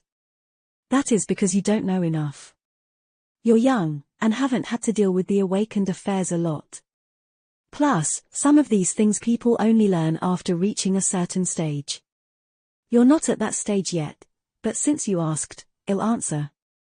She looked at him, the smile disappearing from her face. "It is very simple, really. Basically, you need the right people to help you become a master. But to become a saint, you need for the right people to not obstruct you. Take it as you will." She didn't say anything else, and Sunny did now ask, a deep frown appearing on his face. "For the right people to not obstruct you." He understood what Master Jet was hinting at, of course. He knew enough to come to the right conclusion. What she just told him was that to become a saint, one had to receive permission. And it wasn't too hard to realize who had to give that permission. The sovereigns. Who else but them? The three supremes who ruled the most powerful awakened the legacy clans from the shadows. Come to think of it, such an arrangement made a lot of sense. There were just a few dozen saints in the world, and each of them possessed unbelievable, mind-boggling powers. Would the sovereigns have allowed for such powerful individuals to exist outside of their control? From everything that Sunny knew about the vile nature of power and how the world worked, the answer was obvious no. So did every saint out there actually belong to one of the sovereigns? It seemed that they did. Even Skytide of the White Feather clan, who gave Sunny an impression of being a reclusive and fiercely independent woman, was beholden to a great clan and, therefore, to anvil a Vale of Aster song, and veil the sovereign of that clan. What about people like Master Jet, then? Someone capable enough to become a saint, but either labeled as undesirable or simply unwilling to submit to one of the Supremes. What was the obstruction she had spoken about? Was it a simple lack of support, or would the sovereigns go much further to prevent an independent saint from appearing in the world? If they had no problem with sending assassins to kill the 6-year-old daughter of their former comrade and companion, then they would surely have none with making someone like Jet meet an unfortunate end, should she act out of line. He lowered his head and briefly covered his eyes with a hand. It's absolutely the same crap as what Gunlog had done in the Bright Castle. Gods, how unoriginal. But that was the thing about vile things. People love to romanticize evil and those who committed it, creating countless alluring characters to act as compelling and brilliant villains. But in reality, human evil was almost always banal. It always followed the same disgusting, predictable paths, and led to the same hateful end. No wonder Nephis wanted to destroy them so much. Sunny's thoughts were suddenly interrupted by the PTV coming to an abrupt stop. Looking out the window, he saw that they had arrived at a dark and narrow alley, which was currently blocked off by a police cordon. Blinking lights of several armored police vehicles drowned it in an unsettling glow, and there were many officers on the scene, their faces pale and tense. Master Jet yawned, stretched, and gave him a crooked grin. Rise and shine, awaken sunless. We've arrived.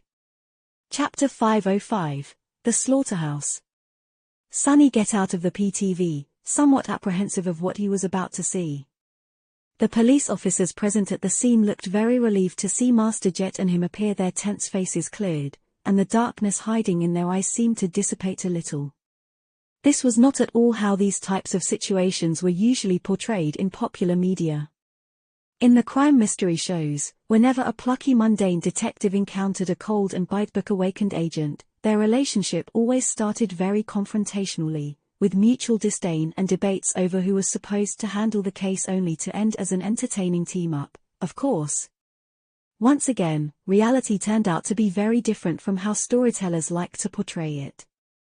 There was no conflict over jurisdiction or negativity expressed by the police officers. Instead, they were genuinely happy to see the awakened specialists arrive. Well, of course they were. It was just as the old policeman had once told, right before Sunny faced the first nightmare. If he died there and no awakened was near, they would have to fight the nightmare creature his body had turned into themselves. And that was not something mundane humans ever wished to do. Master Jet walked over to one of the policemen and greeted him with a short nod. Despite the fact that he was much older than her, not to mention Sunny himself, the officer treated them with the utmost respect. Nice to see you again, ma'am. Greetings, sir. Let me show you the way. He led them deeper into the alley, toward a heavy metal door that hid in the deep shadows. It was wide open, and there were strange flashes of intense white light coming out of it, mixing with the red glow of the police sirens. The whole situation seemed a little surreal to Sunny, as though he was in the midst of a strange dream. I mean, where else would I be addressed as sir by a police officer? Life sure is funny sometimes. Slightly amused by this thought, he turned to Master Jet and asked, "What is this place?" She hesitated for a few moments, then said in an unexpectedly dark tone, "It's a club, of sorts. Called the Slaughterhouse. One of the few such establishments in the city." Sunny stared at the door, which had no sign or any indication that there was a club on the other side of it. Was this a marketing ploy to create a feeling of mystique and exclusivity, or were there things going on inside that needed to be hidden? A peculiar name for a nightclub. Master Jet smiled with a corner of her mouth. It is meant for a very specific clientele. The ground floor is your usual dance club, but beneath it, there is a VIP area with an underground arena. There is nothing illegal going on there, just things that are in poor taste. She paused, and then added somberly. They send echoes, usually dormant beasts, to fight against mundane fighters there. The fighters are paid generously, of course, and the club profits from the rich assholes who enjoy watching this sort of thing enough to recoup losses if one of the echoes is accidentally destroyed. Everyone wins, I guess. Sonny frowned.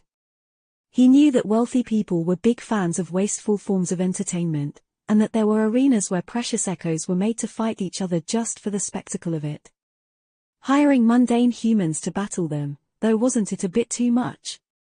Did I suddenly become a child after the awakening? Of course, nothing was ever too much. Sonny knew all about how vice worked, from his childhood in the outskirts. His current surprise was just because he lacked knowledge of what forms it took among the more affluent layers of society. So what happened in that slaughterhouse? Master Jet shrugged. That's what we have to find out. All I know is that everyone inside is dead. Kind of ironic, actually. The police officer guiding them spared her a glance, and then said hoarsely. It's a proper mess there, ma'am. Not for people with weak stomachs. And also not something that a mundane human would have been able to do. Charming. Inside, the air was filled with the smell of blood. Sonny found himself in a vast hall flooded by flashing lights, blinding white mixing with short moments of absolute darkness to create a strange and invasive atmosphere. It was hard to perceive anything in this strobe light hell. Master Jet frowned. What's with the light show? The policeman looked down in embarrassment. Sorry, ma'am. We figured out how to turn off the music, but the lights are giving us some trouble. She gave him an unamused look. Well, get on with it.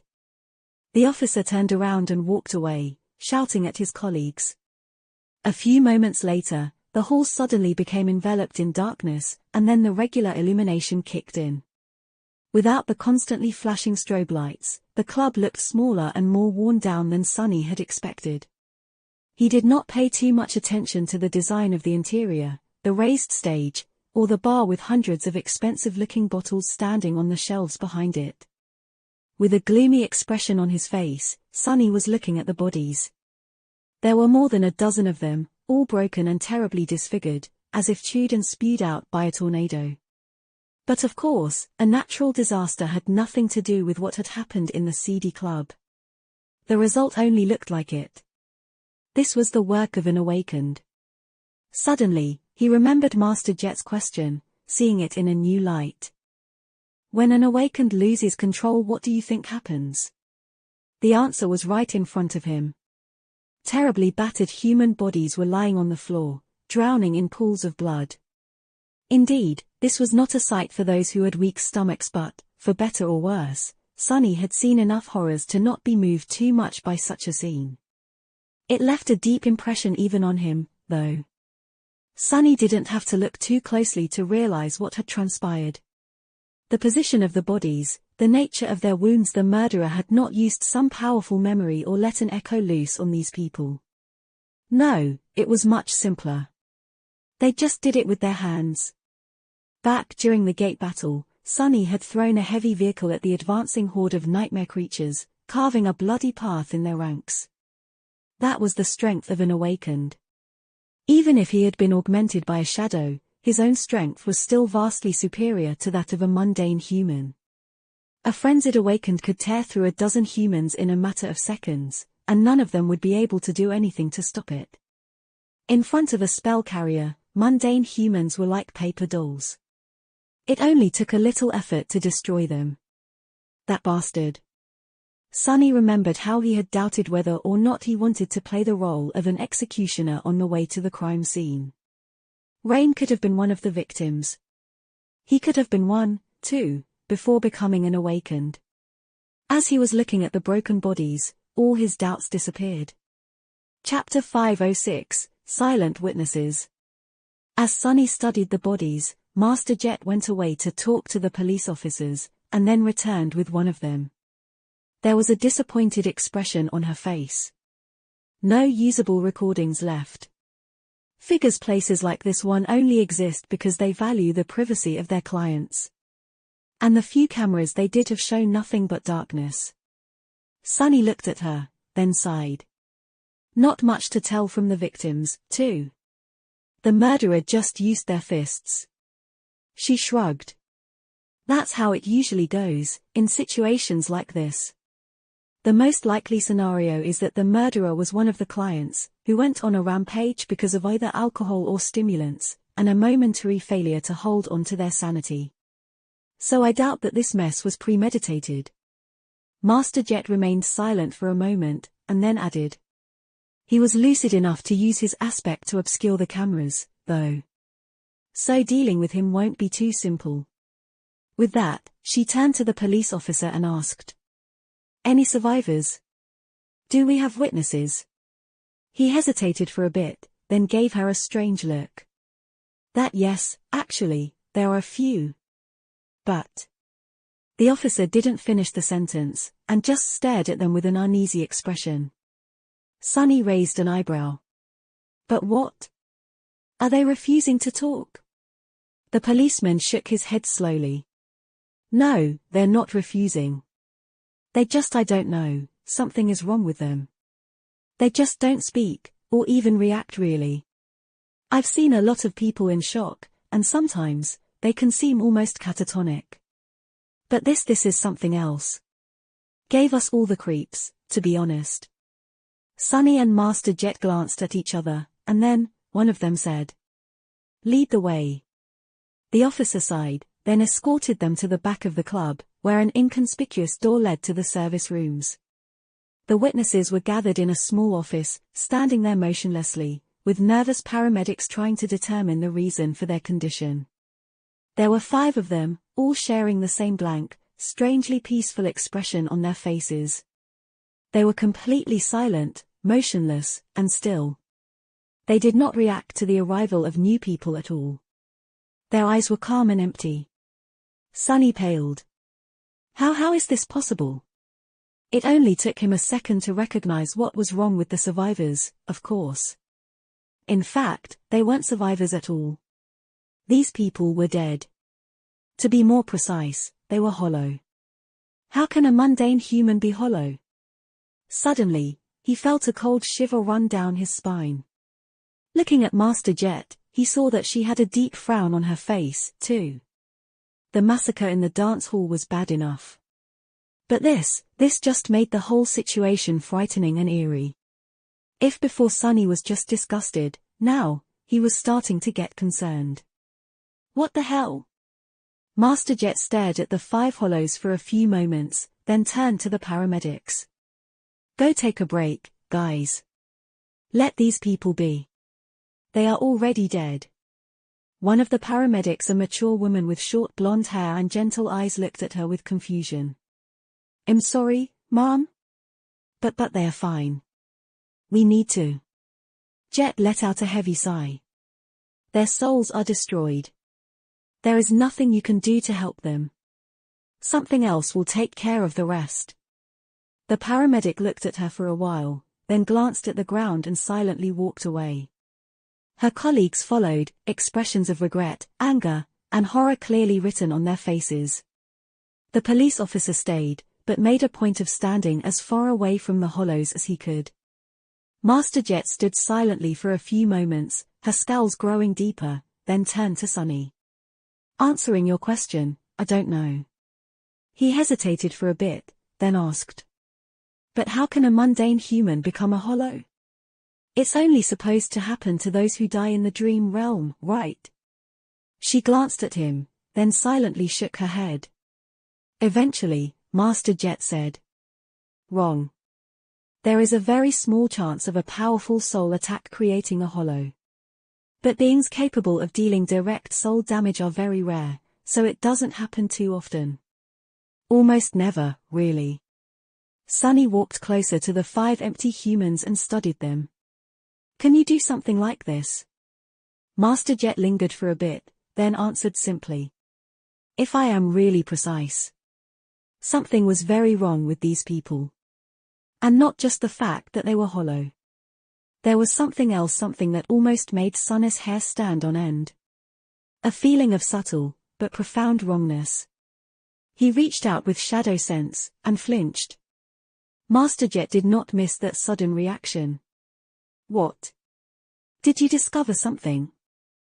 Sunny gritted his teeth, then nodded. They're shadows, they are dead. She stared at him with a raised eyebrow. How does this work? I don't know much about shadow affinity, sorry, it's a very rare type of aspect. Does damage to a shadow correlate to soul damage?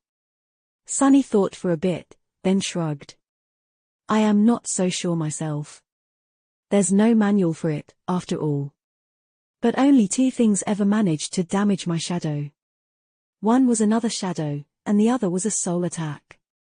Sunny wasn't sure that he was comfortable providing Master Jet, a person specializing in exactly such a type of attack, with this information, but decided to share it nevertheless. He trusted her that much, at least.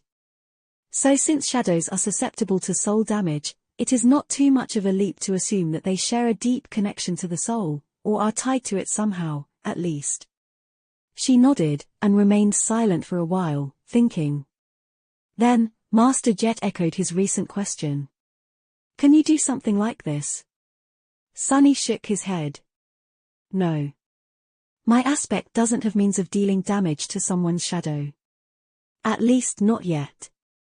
His shadow sense, meanwhile, spread throughout the whole club, allowing him to perceive it as a whole.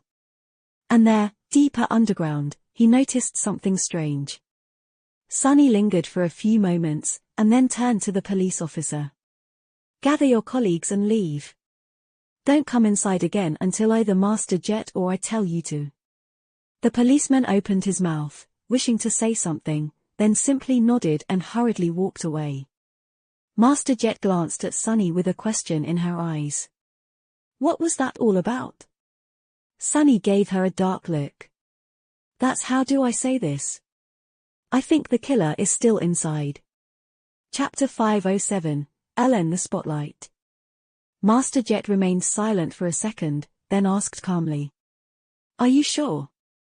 This place has been swept multiple times before we arrived. Sunny nodded. He is here. Underground. She looked down, her face slowly turning somber. Well, I guess we should go and say hi. Sunny nodded and made a step toward the door of the small office. However, she suddenly stopped him. Wait. He looked at her with a bit of confusion. Yes. Master Jet hesitated for a few moments. There was a complicated expression on her face. Finally, she said. There are very few people with a shadow affinity aspect in the world, and even fewer who frequent places such as this. Sunny frowned. What are you trying to say? She looked at him darkly. I'm saying that I might know this guy. In fact, when I heard that there was an incident in the slaughterhouse, I already had a suspicion of who was responsible. He blinked a couple of times. You know the murderer? Master Jet shrugged. There are hundreds of thousands of awakened in the world. That seems like a big number, but in fact, it is not. If you live long enough, sooner or later, you will know of everyone who is worth knowing more or less. It's a small world. She paused for a moment, and then added. Point is, if I am right, then this will be dangerous. This guy is not someone who has spent his whole life behind a citadel wall. He was the real deal. A specialist. Sunny glanced at the 5 hollows, then frowned slightly. A specialist, what a peculiar word. But he understood what Master Jet had meant. Most of the awakened were thrust into the spell and tried desperately to survive, striving to return to a semblance of a normal life. A much smaller amount, for whatever reason, embraced their new nightmarish reality and adapted to it, even thrived in it. They shaped their lives to suit the deadly challenge of the nightmare spell, and not the other way around. Sunny was one of these specialists himself, after all. If he is such a specialist, then how did this mess happen? Master Jet shook her head. Who do you think are the most compromised awakened? Folks who spent as little time as possible in the dream realm and then returned to their actual lives. No, it's people like us, the professionals. He thought on it for a bit, then said with confusion. I don't get it. Even if he is a seasoned fighter, so what? You are an ascended. Surely, dealing with him will be easy. Master Jet shook her head. Nothing is ever easy, Sunny. That is a mindset that will get you killed. No matter how powerful you are, one mistake is all it takes. Raw power doesn't always decide the outcome of the fight. You should know this already. Every aspect has a flaw, and every power has a counter. So keep your guard up. Sunny had to agree that she was right. His own experience served as the perfect proof. Harris had died by his hand because Sunny's aspect was a perfect counter to his formidable ability, and Castor had been undone by his flaw. He remained silent for a few moments, and then said, "When we confront this guy, pay attention to your shadow. Don't let him get anywhere near it." Master Jet frowned, and then gave him a simple nod. Together, they returned to the dance hall, and then found another heavy metal door. Behind it, a narrow staircase led further down, to the underground arena.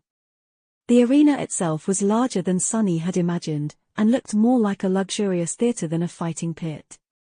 The rows of seats were furnished with red velvet, and there were private boxes for the most affluent of the visitors. The arena itself resembled a stage and was surrounded by a protective barrier fashioned out of transparent alloy. The whole space was sparsely illuminated, with deep shadows nesting between the areas of light. Still, one could more or less see everything. Master Jet studied the interior of the arena, then said quietly, "There's no one here." Sunny lingered for a moment, then walked over to a control panel hidden in one of the boxes and moved several switches. A moment later, bright spotlights ignited on the ceiling, flooding the arena with a bright radiance. The wave of light chased away the shadows, and suddenly, a figure of a man could be seen in the very center of the stage, sitting on the floor with his face buried in his hands. Previously, that place had seemed to be utterly empty. The man grimaced, and then raised his head to stare at the lights with a dark expression. A hoarse voice resounded in the silence of the underground theater. "Bastards, why can't they just leave me alone?" The murderer was around 30, with a gaunt unshaven face and bloodshot eyes. There were several used stimulant packs lying on the floor around him, as well as shards of a broken liquor bottle.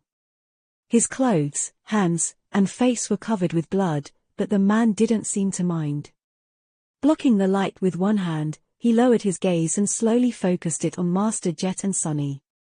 A hint of recognition slowly appeared in his eyes, which was then replaced with contempt. "Is that you, Soul Reaper?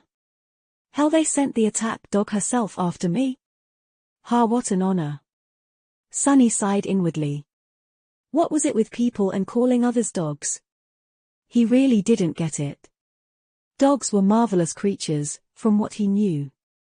Of course, only the rich could afford to have one. Dogs were the rich man's best friend. Jet took a step forward, piercing the man with a cold, cold gaze. The murderer shivered. "Hi there, Kurt. Long time no see." After hearing her voice, the man called Kurt suddenly grinned. "Yeah, long time indeed. You got really full of yourself lately, haven't you, Jet? Funny that a government lapdog like you finds it beneath herself to associate with upstanding people like me. Back in the day, you at least knew how to show respect, bitch." Ignoring his insult, she smiled, too. "Do you even understand what you have done, Kurt?" The grin disappeared from his face. As Sunny and Jet slowly walked toward the arena, he furtively looked away. "What, that mess upstairs? Ah shit, who cares? They were just cattle, anyway. Mundanes only exist to produce more of us, right? So what's the big deal?" Sunny's eye twitched. "He's a proper bastard, isn't he?" Master Jet, meanwhile, stopped smiling. "I care, Kurt. I care." He suddenly laughed. Wait, you're being serious? You're really going to do the whole thing? In getting the full parade? Fuck, that's hilarious." Suddenly, an ugly expression appeared on his face. "Have you forgotten who you are, Jet? Gods, did becoming a master give you that big of a head? Come on, we all know who you work for, and who I work for. You'll still be a master when I am a saint, wench. He glanced at Sunny, and then added in a mocking tone. Look, you even had to bring a kid to help you out. I guess no adult is willing to get your stench on them. Then, Kurt got a bit serious and stared at Jet darkly, deep shadows slowly gathering around him. Look, I get it. I fucked up. So let's have it. Give me a slap on the hand, be on your merry way, all right? I'm having a really hard day as it is. We all know that you won't dare to do more, anyway. Master Jet tilted her head a little, and then said with amusement. Ah, but that's where you're wrong, Kurt. I do dare. Yeah, we both know who I work for, and who your sorry ass works for. But, the thing is, I don't give a damn. She chuckled and outstretched one hand, as if ready to summon her weapon. Kurt laughed again. This time, however, his laugh was a bit desperate. Then, he looked down and whispered. Ah, well. Not like it matters, anyway. You know about the Abel scale, so why even bother? Nothing will change. He remained still for a moment, and then suddenly exploded with movement. After that, everything happened very fast. Chapter 508, Battle of the Shadows. Kurt moved with terrible speed, covering the distance between the center of the arena and the first row of the seats, where Sunny and Master Jet were, in a split second. Just from the way he moved, it was easy to tell that his soul core had been fully saturated a long time ago. He was indeed a powerful awakened. Still, it wasn't enough time to summon a memory. The white sparks that were supposed to form into a glaive were just starting to manifest themselves around Jet's hand, but he was already upon her. One of Kurt's hands shot forward, a knife forged out of a strange lusterless alloy appearing in it as if out of nowhere. There was no magic involved in its sudden appearance, though. The knife had just been hidden in a secret sheath on his forearm. Of course, Master Jet was much faster. She blocked the strike before it could ever reach her flesh at the last moment. However, Kurt twisted his wrist and let go of the handle, sending the knife flying past her. Right at Sunny. He had barely any time to react. The cruel sight was still in the process of being summoned, so Sunny used his other hand to try and swat the knife away.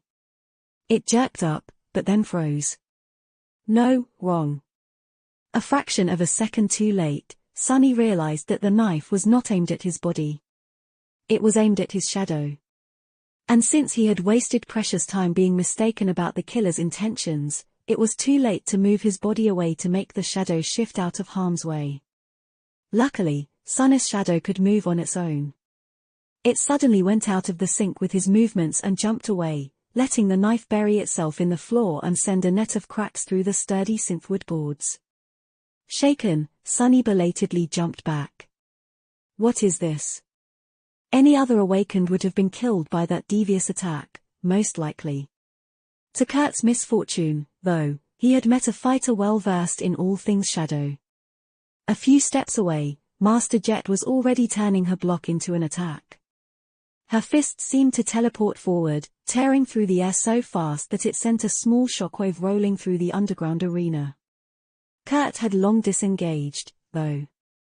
As soon as he threw the knife, he saturated his body with essence and lunged back, smashing through the velvet seats and momentarily appearing a dozen meters away.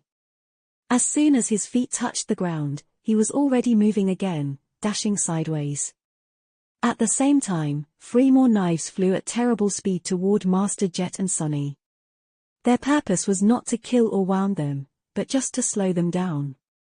One was meant for the Ascended, one for Sunny, and the last one for his shadow. Sunny dodged the knife and summoned the shadow to wrap itself around his body, feeling his strength and speed become even more enhanced. He dashed forward, and finally felt the cool wooden surface of the cruel sight's hilt appear in his hand. Not too bad. Jet's voice tore this thought to shreds. Be careful, he's planning something.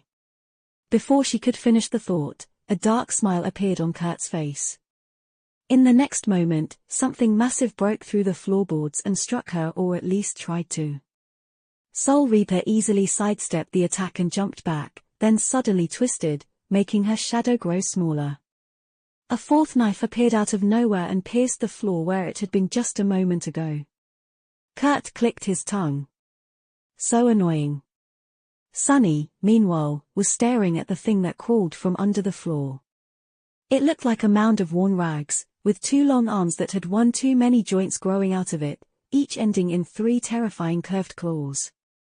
The towering thing was vaguely humanoid in shape, with broad shoulders and a small head covered by a tattered hood. He felt angry at his own stupidity. An echo curses, of course he has an echo. Why else would the bastard frequent the slaughterhouse and its underground arena? Something didn't add up, though whatever that thing was, it didn't look like any kind of a dormant beast Sunny had ever seen. If he had to guess, he would be willing to bet that the creature was at least of the fallen rank, and had at least 3 soul cores hiding in its raggedy carcass. Maybe more. Weren't the arena meant for dormant echoes? As a vicious-looking curved sword appeared in Kurt's hands, Sunny got his answer. 3 more nightmare creatures suddenly appeared out of the shadows. These seemed not to be fallen, at least. He wasn't sure if they were beasts or monsters, though just that they looked rather menacing. One was covered in black chitin and had a long tail that ended in a jagged blade, drops of poison falling from it and leaving smoldering holes on the floor. The other was like a repulsive mix of a human and a pale centipede, its limbs numerous and thin as bone needles. The last one resembled a marionette with sharp knives sewn to its wrists. The 4 echoes surrounded Master Jet. If it was anybody else, Sunny might have been worried. Soul Reaper, though, seemed unperturbed. She simply raised her glaive and smiled darkly. The air in the underground arena suddenly felt bitterly cold. She was probably capable of handling the echoes without too much trouble, even if one of them was a fallen demon or worse. Would she be able to do so while also paying attention to her shadow, though? That was not something people intuitively knew how to do. As the nightmare creatures attacked, Kurt surrounded himself with dancing shadows and dashed forward while Sunny simply took a step back, and suddenly appeared in his way. The more shadows the bastard used, the easier it was for Sunny to get to him, after all. He noticed a hint of surprise in the killer's eyes, and brought the cruel sight down. The Samba memory was in the form of a short sword right now, so the almost non-existent distance between the two of them was not an issue. Somehow, Kurt managed to dodge the silver blade and swiped at Sunny with his curved sword. Although he was incredibly fast, Sunny was much, much faster. He moved the cruel sight and blocked the strike without too much effort. Easy. Simultaneously, Master Jet's words echoed in his mind. One mistake is all it takes. Yes, Sunny knew it all too well. Usually, he was the beneficiary of this deadly truth, and exploited the mistakes of his enemies to bring them down. This time, however, the situation was reversed. As something broke with a deafening crash and a roar full of agony resounded behind their backs, a triumphant spark appeared in Kurt's eyes.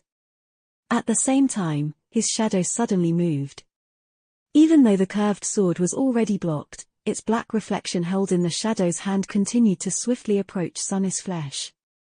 Before it could cut him down, though, the blade of the cruel sight suddenly ignited with blinding radiance, summoning pure sunlight into the underground arena. Sunny had activated the Light Eater enchantment, which could absorb and expel light. Because it shined much brighter than the lamps illuminating the theater, Kurt's shadow was suddenly thrown away, appearing behind him and far away from Sunny. An expression of shock twisted the killer's gaunt face, and he swiftly jumped back, creating distance between himself and the radiant short sword, which was already flying toward his heart. The hilt of the cruel sight, however, suddenly elongated, turning into the shaft of a spear. Before Kurt could do anything, the silver blade pierced his armor and buried itself deep in his chest. He opened his mouth, eyes full of disbelief. Before any words could escape it, though, the spearhead turned furiously incandescent, and suddenly, the killer's body became enveloped with white flames. In mere seconds, he had turned into ash. Sunny sighed. You have slain an awakened human, Kurt. Your shadow grows stronger. What a pity. I hoped to receive more than a single fragment from a fellow shadow user. The spell wasn't done talking, though. You have received an echo. Chapter 509, Ghastly Reward. In the deadly silence that settled over the underground arena after the spell had spoken its last sentence, Sunny stared motionlessly at the flakes of ash swirling in the air. An echo? He was now in possession of a new echo. A human echo. Of course, it was only logical that an awakened could leave one behind. Sunny had received his first ever memory after killing a human, after all, and those were not too different. However, somehow, he had never considered commanding an echo left behind by a dead man. One that he had killed with his own 2 hands, no less. Wasn't it a little bit too ghastly? He imagined the soulless, empty copy of Kurt staring at him with lifeless eyes, and shivered a little. The situation was only made more morbid by the fact that a softly glowing soul shard was left in the pile of ash that the killer had turned into. Just like with nightmare creatures, the strange nature of Sunny's aspect left the crystal intact despite absorbing the shadow fragment. If an ordinary awakened was in his place, the shard would have formed empty and cracked.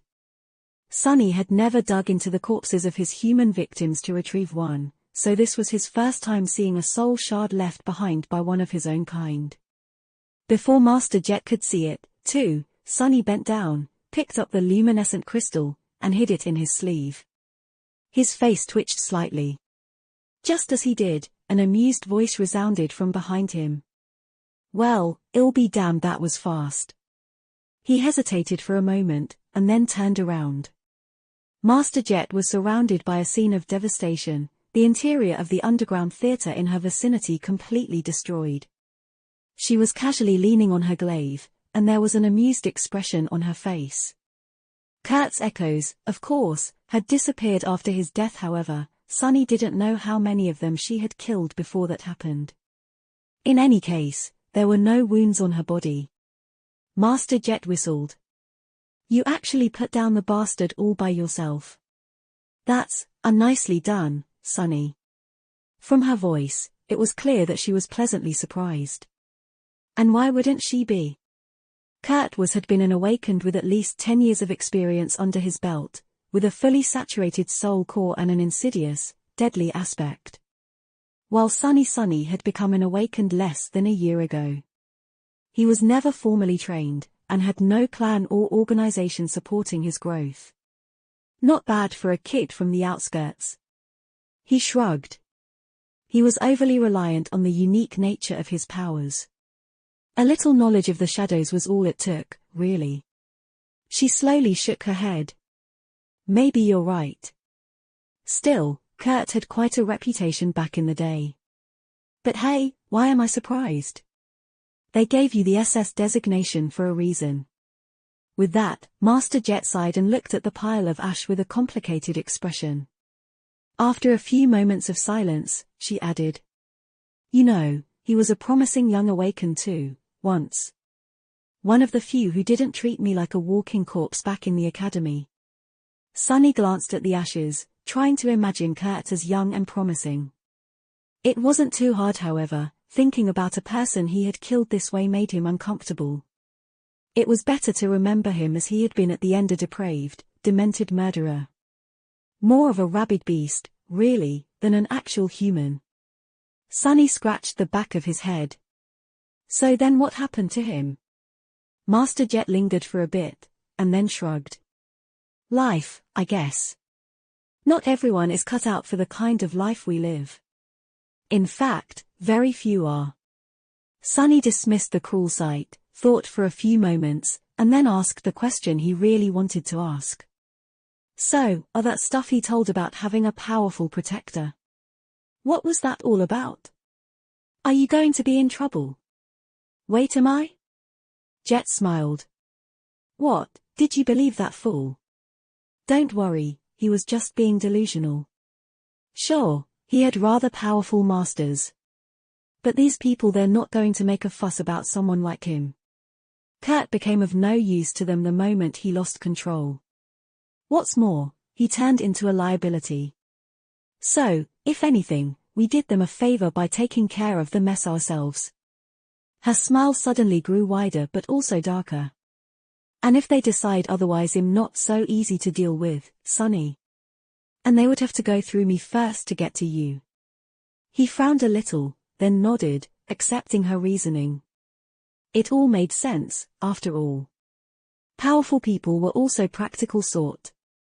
They wouldn't hesitate to discard a broken tool, and that was what people like Kurt were, tools to be used and discarded once they couldn't be used anymore. Good thing I didn't join a legacy clan. I guess that is what I would have become if I did. Master Jet warned me against it for a reason. Then, something else came to his mind. The strange words Kurt had said right before launching his suicidal attack. Not like it matters, anyway. You know about the Abel scale, so why even bother? Nothing will change. What did he mean? It almost seemed as though the knowledge of this mysterious Abel scale was the real reason for why he allowed himself to lose control. Of why he had lost hope. Sonny lingered for a few moments, then asked cautiously. Oh, by the way. What was that nonsense Kurt went on about? The Abel scale. What is that? Master Jet gave him a long, somewhat strange look. Then, she simply shook her head. Don't worry about it. It's not some secret, anyway. You can find the information on the network. Abel was the name of a scientist who developed the spell tech system the government uses to detect signs of a manifesting gate. The infrastructure of that thing is getting old, though, so the readings have become less reliable lately. Nothing that some thorough calibrations can't fix. Sonny tilted his head a little. Why was he so fixated on it, though? She looked at him with amusement. How would I know what went on in that crazy head of his? The bastard massacred 20 people, and thought that I would let him go after a stern reprimand. He was obviously not all there at the end. He frowned, and decided to let it go. Either Jet knew, or she didn't. Either way, it didn't seem like she was going to tell him. Instead, Sonny asked. So what now? Master Jet dismissed her glaive and massaged her shoulders. Now? Nothing much. Give me 20 minutes to settle things down with the police, and then we'll go get you your reward. She looked at him and added with a smile. By the way, thanks. This would have been much messier without your help. With that, Master Jet walked toward the exit from the arena, leaving Sonny alone.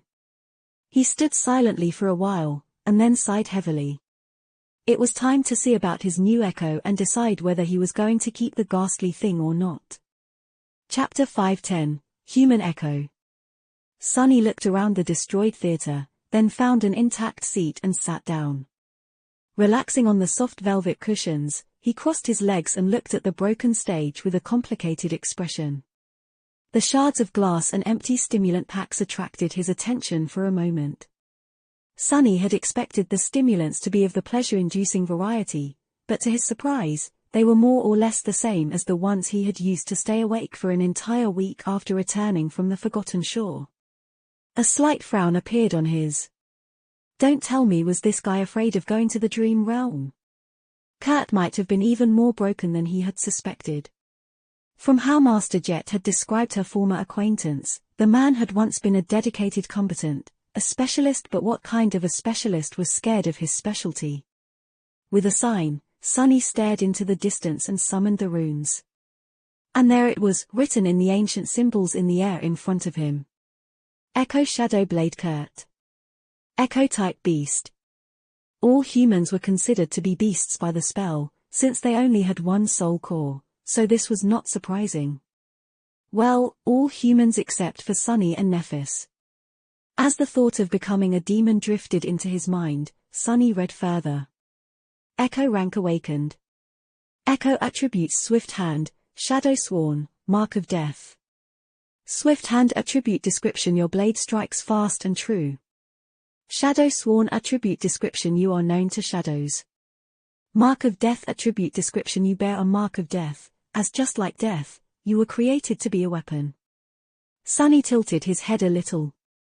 So, an attribute that increased perception and agility, an attribute that gifted Kurt affinity to shadows although to a much lesser extent than his own, and a third attribute that actually, Sunny had no idea what the third attribute did. Its description, though, was very interesting. He knew that death had been created by Shadow God, and now, he learned that it had been created as a weapon, but against whom? What kind of enemy could have demanded the creation of such a terrible thing? Someone immortal, perhaps. No, that didn't make sense.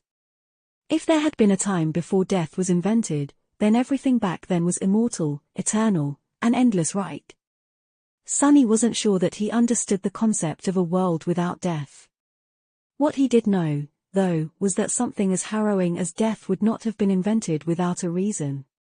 He frowned, then turned his attention back to the runes. Echo abilities: Shadow Manipulation, Shadow Strike, Awakened. Shadow Manipulation ability description: you can affect the movement of shadows and walk through them unseen. Shadow Strike ability description: you can strike at the shadows, and your shadow can strike at the living things.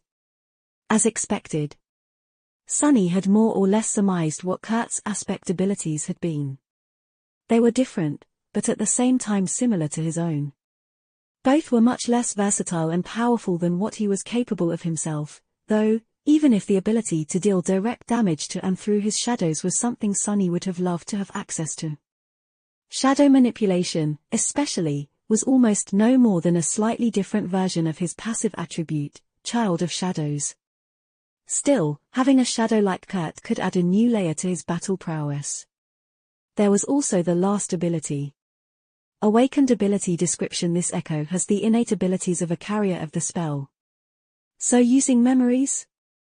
That was a nice ability to have. Even Saint herself was limited to only using weapons and charms.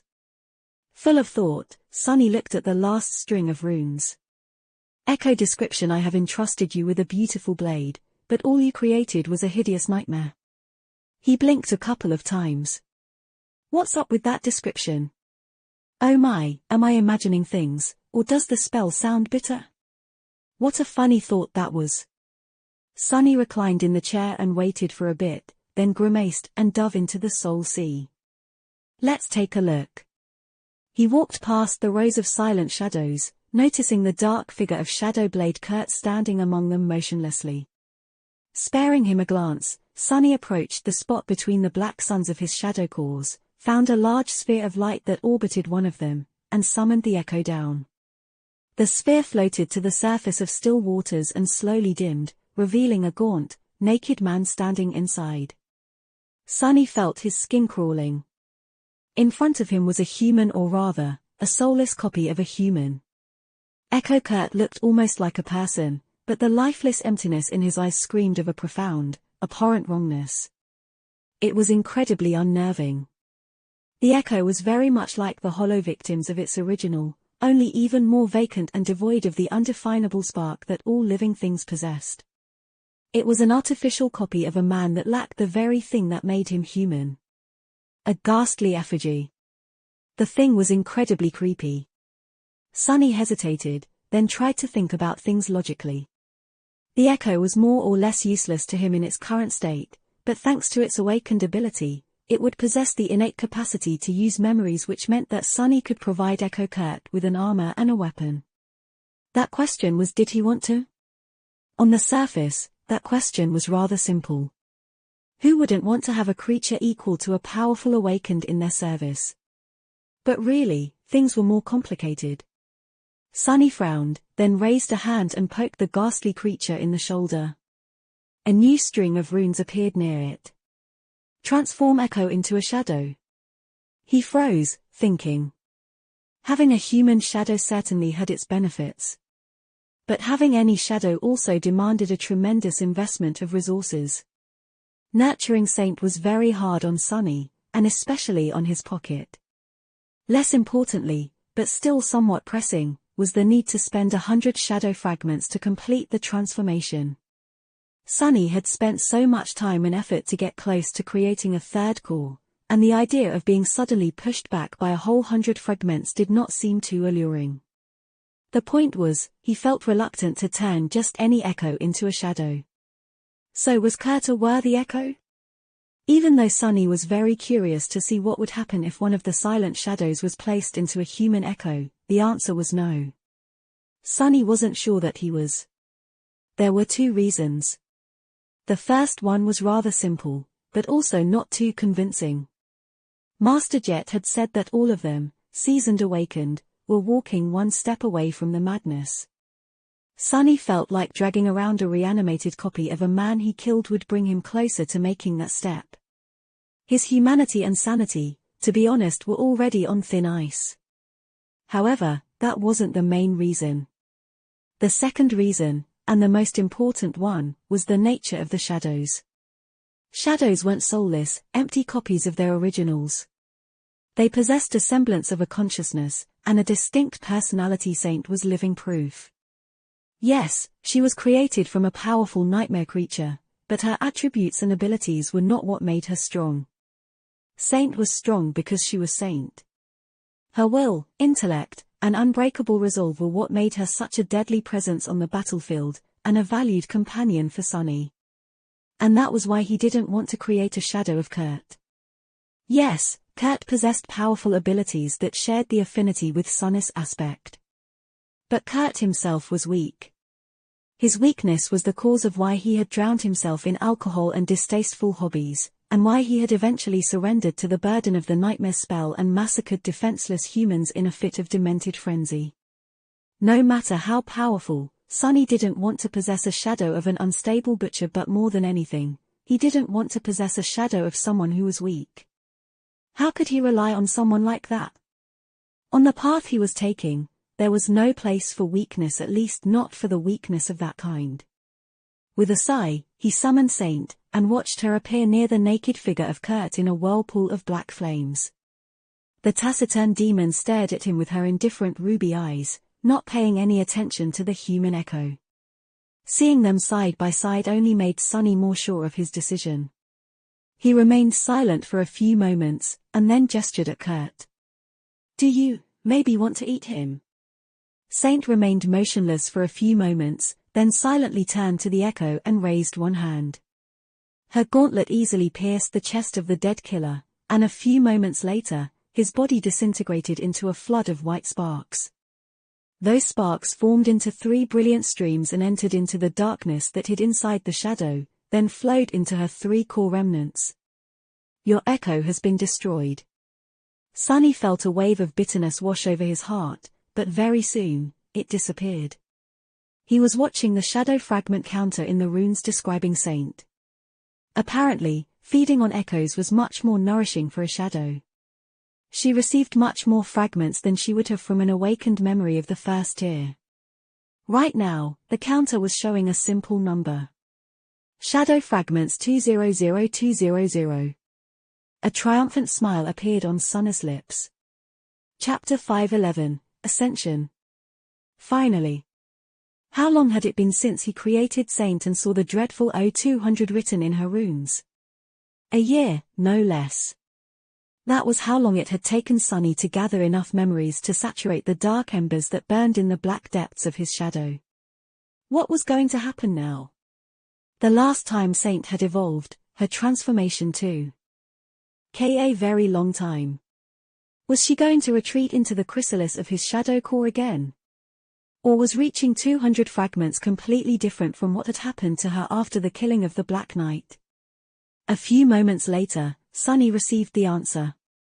Bathed in the lightlessness of his soul sea, Saint suddenly shuddered. The darkness hiding in her body surged, and the 3 embers hidden within it, one in her chest, one in her abdomen, and the last one in her head, shined with black radiance. It was very different, but also very similar to the process he himself had gone through twice, once after the first nightmare, and once after going through the gateway in the Crimson Spire. Is he ascending to a new rank? The thought filled Sunny with a jubilant thrill. Meanwhile, Saint was in the throes of her transformation. The still waters around her were now restless, as though assaulted by invisible winds. Wisps of dancing black flames suddenly appeared around her body, and it rose above the surface of the water, becoming partially obscured. Sunny took a step back and silently watched the strange and beautiful process, his heart beating wildly. After a few minutes, it was over. The invisible winds disappeared, and so did the black flames. The water turned tranquil and still once again. Saint landed on her feet and straightened, her graceful figure brimming with new power. The glow of her ruby eyes seemed to have become brighter. Unlike the previous time, the taciturn demon had not changed outwardly. Her onyx armor was still composed of polished, stone-like metal. Sunny knew that beneath it, her skin was still smooth and white as alabaster. On the inside, though, the changes were nothing short of profound. The darkness hiding in the body of the living statue now seemed much, much deeper, and the three embers seemed to have become substantially larger. More than that, they appeared to be more complete, somehow. Not yet whole, but also not as broken and fragmented as they had been before. Sunny hesitated, then summoned the runes. Shadow Marble Saint. Her name didn't change. The next string of runes, however, was vastly different. Shadow rank ascended. He froze. Ill be damned. Ascended, Saint was now ascended indeed. She had achieved a new rank, the same rank, in fact, as that of Master Jet, as well as the Black Knight, Mirror Beast, and Mordant Mimic. An ascended human was called a master, while nightmare creatures of the same rank were called fallen. Saint was now somewhere in between, a creature possessing multiple cores, but following the path of ascension as opposed to the path of corruption. Like Sunny himself. Of course, she was much more powerful than him now. Sunny was torn between being mad with joy and slightly bitter. Back when he had created Saint, she was stronger than him for a long, long time. After becoming an awakened, he had finally caught up to her, but now, she was the stronger one once more. He sighed, then looked at his demon with a wide smile. Good job, Saint. Who's going to stop us now, huh? The taciturn demon did not answer, and just tilted her head a little. Then, however, she silently raised her hand, made a fist, and lightly struck the left side of her breastplate twice. Sunny stared, not accustomed to his shadow being so chatty. Yeah. Exactly. Feeling a little awkward, he lingered for a moment, and then looked back to the runes. Saint's class, attributes, and abilities did not change. At the very end of the plane of runes, however, he was met with an unexpected surprise. What? The last string of runes read. Shadow Fragments 39200. He stared at the number for a few moments, then rubbed his eyes. No, he wasn't mistaken. It was indeed 39 out of 200. Pleasantly confused, Sunny narrowed his eyes. But how does it make sense? Before Saint had consumed Kurt, the runes showed 179200. How many fragments exactly had eating the echo given her? With a sudden suspicion, Sunny turned around and looked at the rows of silent shadows. The shadow of Kurt was gone. So, she consumed it too. He was starting to understand what had happened. Most likely, a larger share of the fragments came not from the echo, but from the shadow of its original. Kurt had been an experienced awakened, one in possession of a fully saturated core. By absorbing his shadow, Saint must have inherited a portion of all the soul fragments he had accumulated over his life, just like a human would after slaying another human. That amount was enough to bridge the gap to the next rank, and then some. Of course, since his shadow was now an ascended, she required shadow fragments of similar quality to grow one tune. Those that came from Kurt were only awakened, though. So, in fact, the current number would have been 78,200 if Saint's rank had not changed. That meant that she received almost 100 shadow fragments by consuming the echo of Shadow Blade Kurt, an utterly insane number, considering that it had taken Sunny somewhere around half a year to feed her that much before. Suddenly, the regret he felt over sacrificing such a valuable echo disappeared. That's a windfall, a crazy windfall. Today, luck was truly on his side. And an ascended demon was now by his side, which instantly propelled Sunny to a completely new level of capability. Together with the newly transformed Saint, he would be able to do much more, challenge much more powerful nightmare creatures, and therefore, accelerate his own growth even further. Even better, this change could not have come at a better time. Because it was nearly time for him to return to the shipwreck island, and challenge the terrifying being that dwelled in the ancient wreck. Having an ascended shadow by his side would be of enormous help. Sunny only noticed that a wide, stupid smile appeared on his face when Master Jet returned to the underground arena. He hurriedly erased it and stood up. All done? She gave him a relaxed nod, then yawned. Yeah. We are free to go. A little paperwork, and the contribution points I promised will be yours to spend. We can grab a bite first, if you want. Sunny smiled. Oh yes, there is also the reward from the government. Now that he didn't need to spend all the contribution points on bringing Saint to full saturation as soon as possible, what else would he be able to get? Chapter 5:12, Unburdened. Sitting on the very edge of the sanctuary island with his feet dangling above the abyss of the sky below, Sunny was enjoying the view of the clear streams falling down into the darkness and turning into clouds of water dust. After a while, he lowered his eyes and looked at the item laying on his palm with a bit of confusion. So that's it? This was one of the 2 memories he had exchanged for the contribution points given to him for helping Master Jet deal with Shadow Blade Kurt. It looked like a long, narrow needle forged out of black steel, with gold wire wrapped around one of its ends, sort of like an antique acupuncture needle, but much sturdier. The needle's name was Heavenly Burden, a very ironic name for a memory, here on the Chained Isles. He had just received it this morning, and this was his first opportunity to properly study the thing. Very curious, Sunny summoned the runes. Memory Heavenly Burden. Memory Rank Awakened. Memory Tier 3. Memory Type Tool. Memory Description: to be free of a burden, one has to let go of all attachments they hold in their heart. Only those who untethered themselves from everything can become truly free. Sounds wonderful. At first glance, the memory wasn't too outstanding. Its rank wasn't high, and neither was its tier. With the amount of money Sunny was making, he could probably buy something like this after a week or 2 of collecting soul shards in the dream realm. But that was why contribution points were more valuable than credits. The government had access to things that were exceedingly rare or simply impossible to get on the market. Heavenly Burden was one such thing, and it was due to the enchantment the needle possessed. Memory Enchantments Unburdened. Enchantment Description: those pierced with this needle will rise to the skies. Indeed, it was a memory that could allow him to fly. Sort of. Flight enchantments were extremely rare and tremendously valued. In all honesty, Sunny had no business being able to get his hands on a memory such as this. He was already incredibly lucky to have the Dark Wing, which, while not capable of true flight, was pretty close to it. Usually, only masters or saints were able to purchase decent flight memories.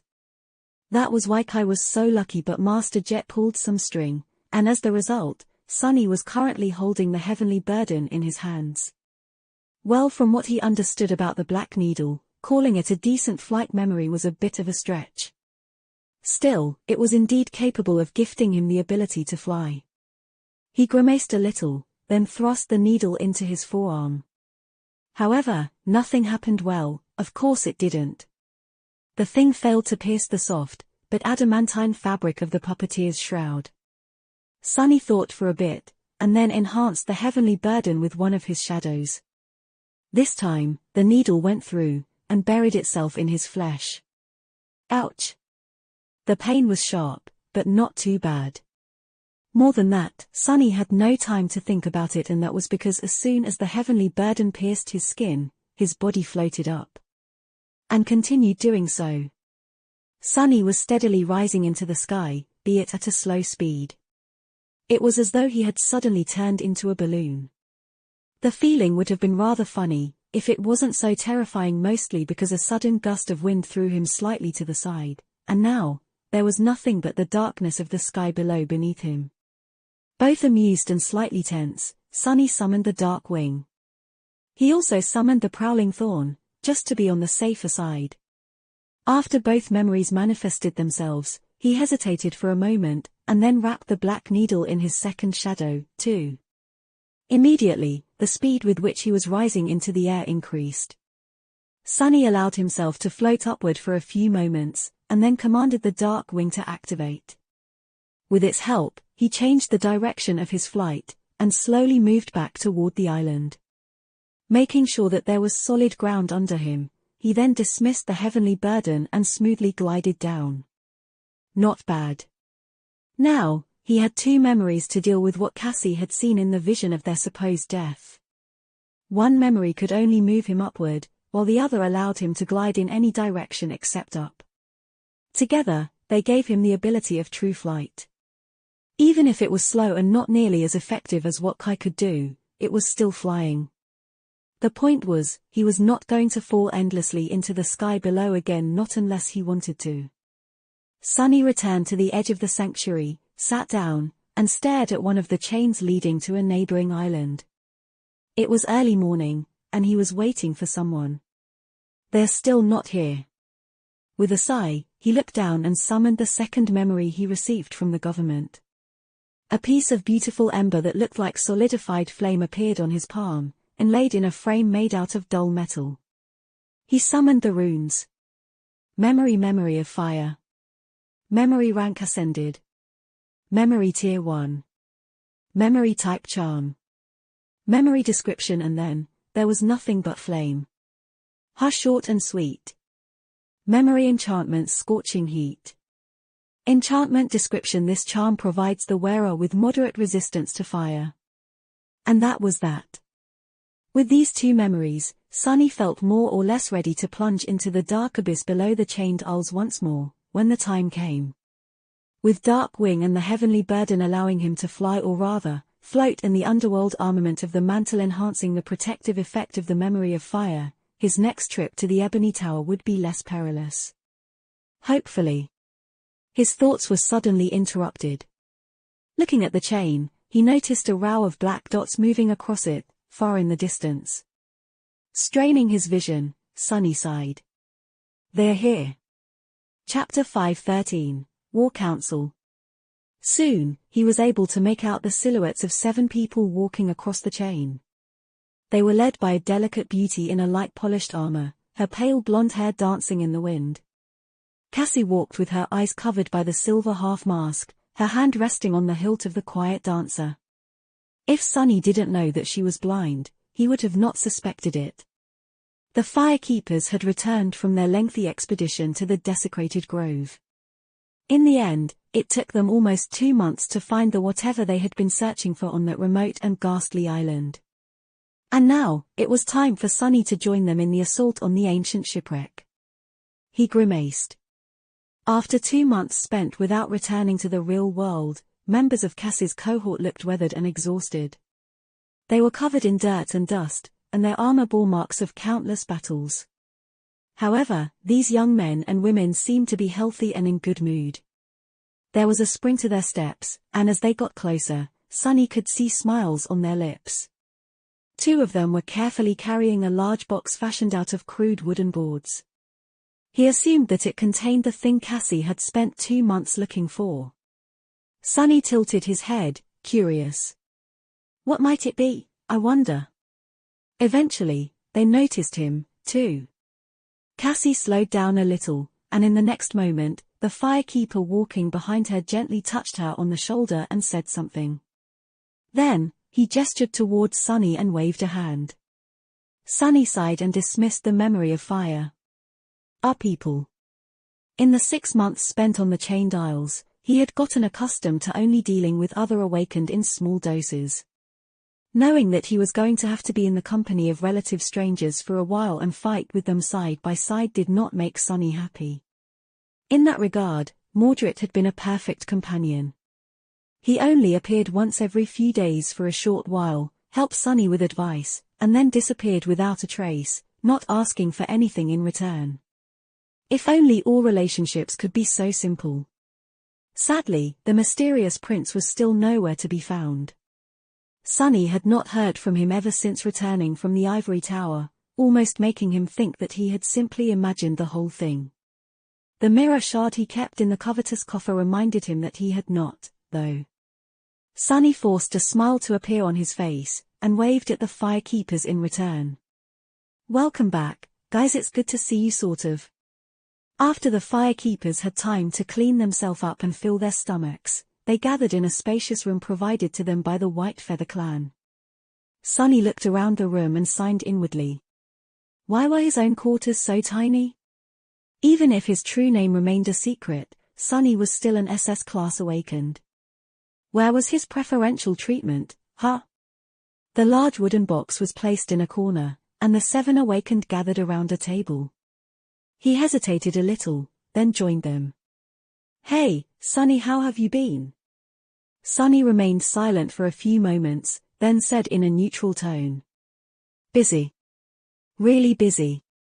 The young man who had asked him the question smiled. "Really? What's keeping you busy?"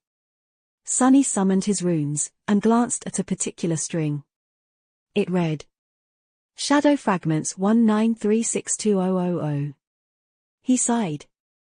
"All kinds of things. Haven't you heard? I am the most indispensable shopkeeper on the Chained Isles. By the way, if any of you want to purchase something, just let me know. Toothpaste, spices, underpants, we have it all." The firekeepers gave him strange looks, then laughed. "What's so funny? That's a legitimate business, you fools." Shaking his head, he glanced at the table, where a map of the Chained Isles was placed, with possible routes to the shipwreck island marked on it. From the look of it, they were well thought out and as safe as could be. A somber expression appeared on his face. "So you were really serious? We are actually planning to attack a corrupted monster in its lair." Cassie gave him a nod. "Indeed." He sighed. "Let me ask you this. Are you CR?" However, then, Sunny fell silent without finishing the question and suddenly cleared his throat in embarrassment. The blind girl frowned. "Are you all right?" Sunny waved a hand. Yes, don't mind me. Oh right, you haven't been back to the real world in a couple of months." One of the firekeepers raised an eyebrow, and asked with confusion. "Sure. Why is that important?" Sunny looked at him with an unreadable expression. "It's not. Don't worry about it." "No, really anyway, let's get back to the corrupted monster. How much do you guys know about that thing?" Cassie lingered for a few moments, then said. "We know its rank and class, the general characteristics, and a few details that the White Feather clan had shared with us. Master Roan had fought the thing in the past, but only briefly." Sunny looked at her, then shook his head. "Well, I don't know what he told you, but I've seen that monstrosity in action with my own 2 eyes. So let me paint you the picture." He pointed to the shipwreck island on the map, and said in a dark tone. "The wreck is situated in the center of the island, and the creature itself made a nest in its main cargo hold. Don't think that you'll be safe before we reach the ship, though. Actually, its vines stretch beneath the ground throughout the whole island." He paused, and then added. "Since it's a corrupted monster, most of you won't even be able to cut the vines, let alone sever them. You don't have the Dawn Shard augmenting your memories anymore, after all. However, if you do manage to cut the vines, each cut will produce a cloud of poisonous mist. There will be poison in the air whether you cut them or not, though, especially inside the wreck. There, breathing is almost impossible." With each word he said, the firekeepers grew more and more serious. However, they were still in too good of a mood. "What is wrong with these idiots?" Sunny cleared his throat. "Oh, and by the way, there are other nightmare creatures on the island, too.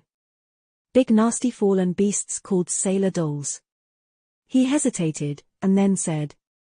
"Well, if there is one good about the whole situation, it's that the creature in the wreck usually slumbers until one of its vines is disturbed. Cassie told me that it is weak to fire. So my suggestion would be to just burn the whole ship down, and the scary bastard with it." The firekeepers glanced at each other with strange expressions. Cassie remained silent for a bit, and then said awkwardly. No, we can't burn the ship. Sunny blinked a couple of times. And why, pray tell, is that?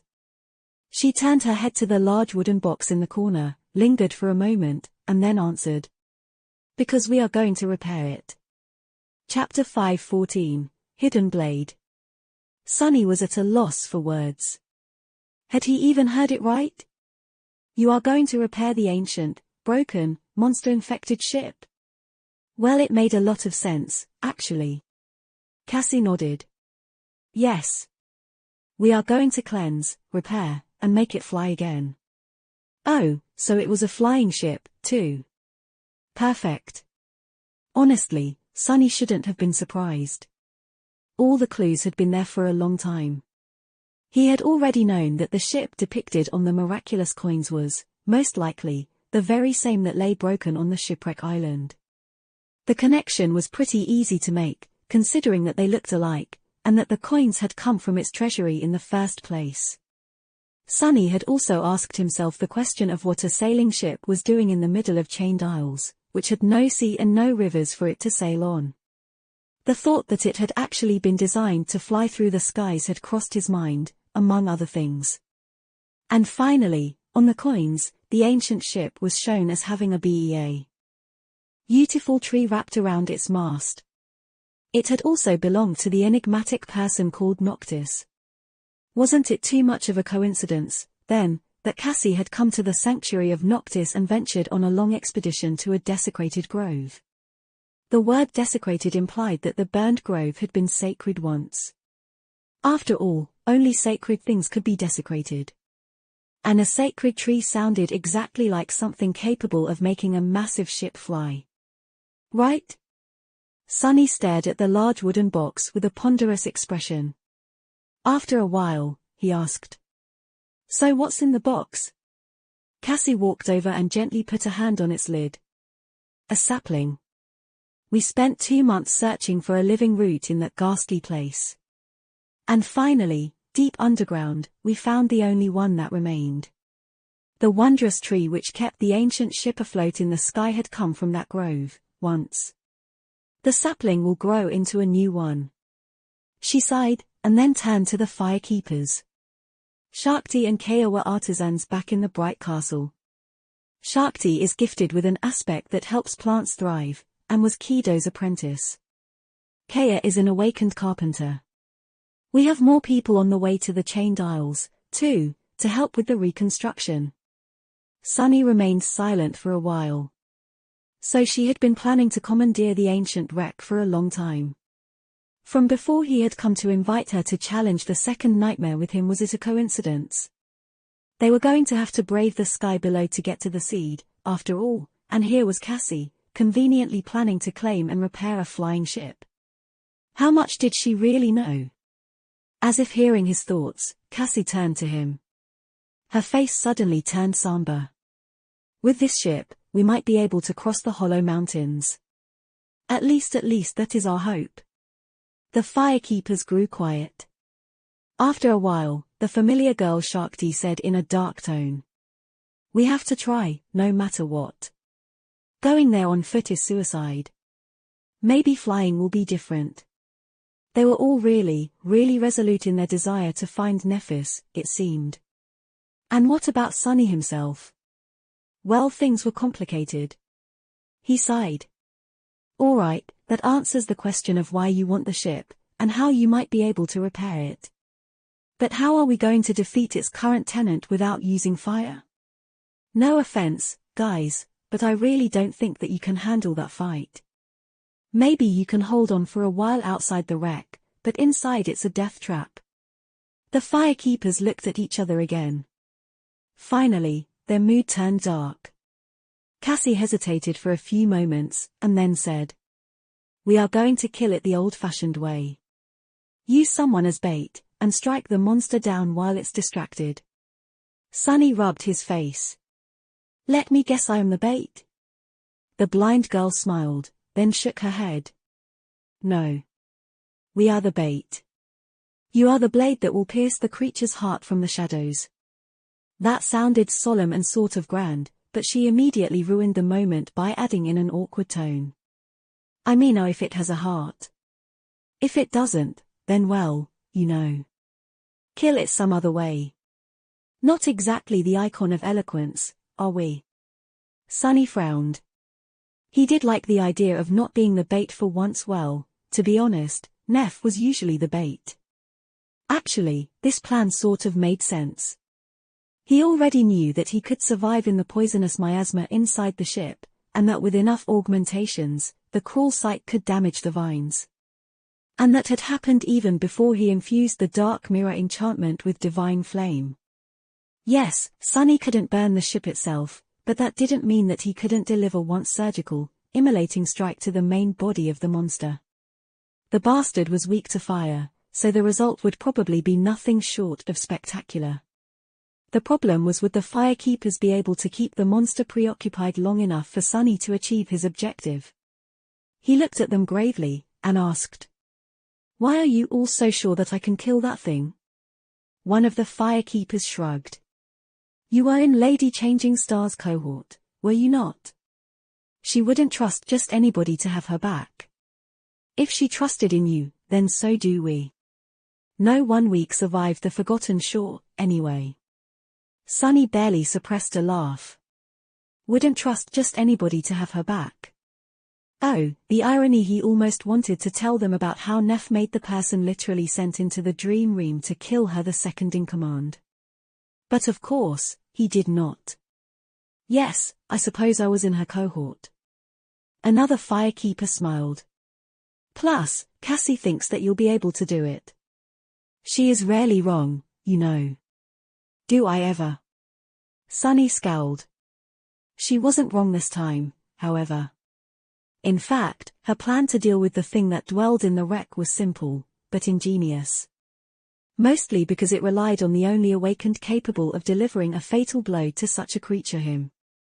Without Sonny, it would have been really impossible.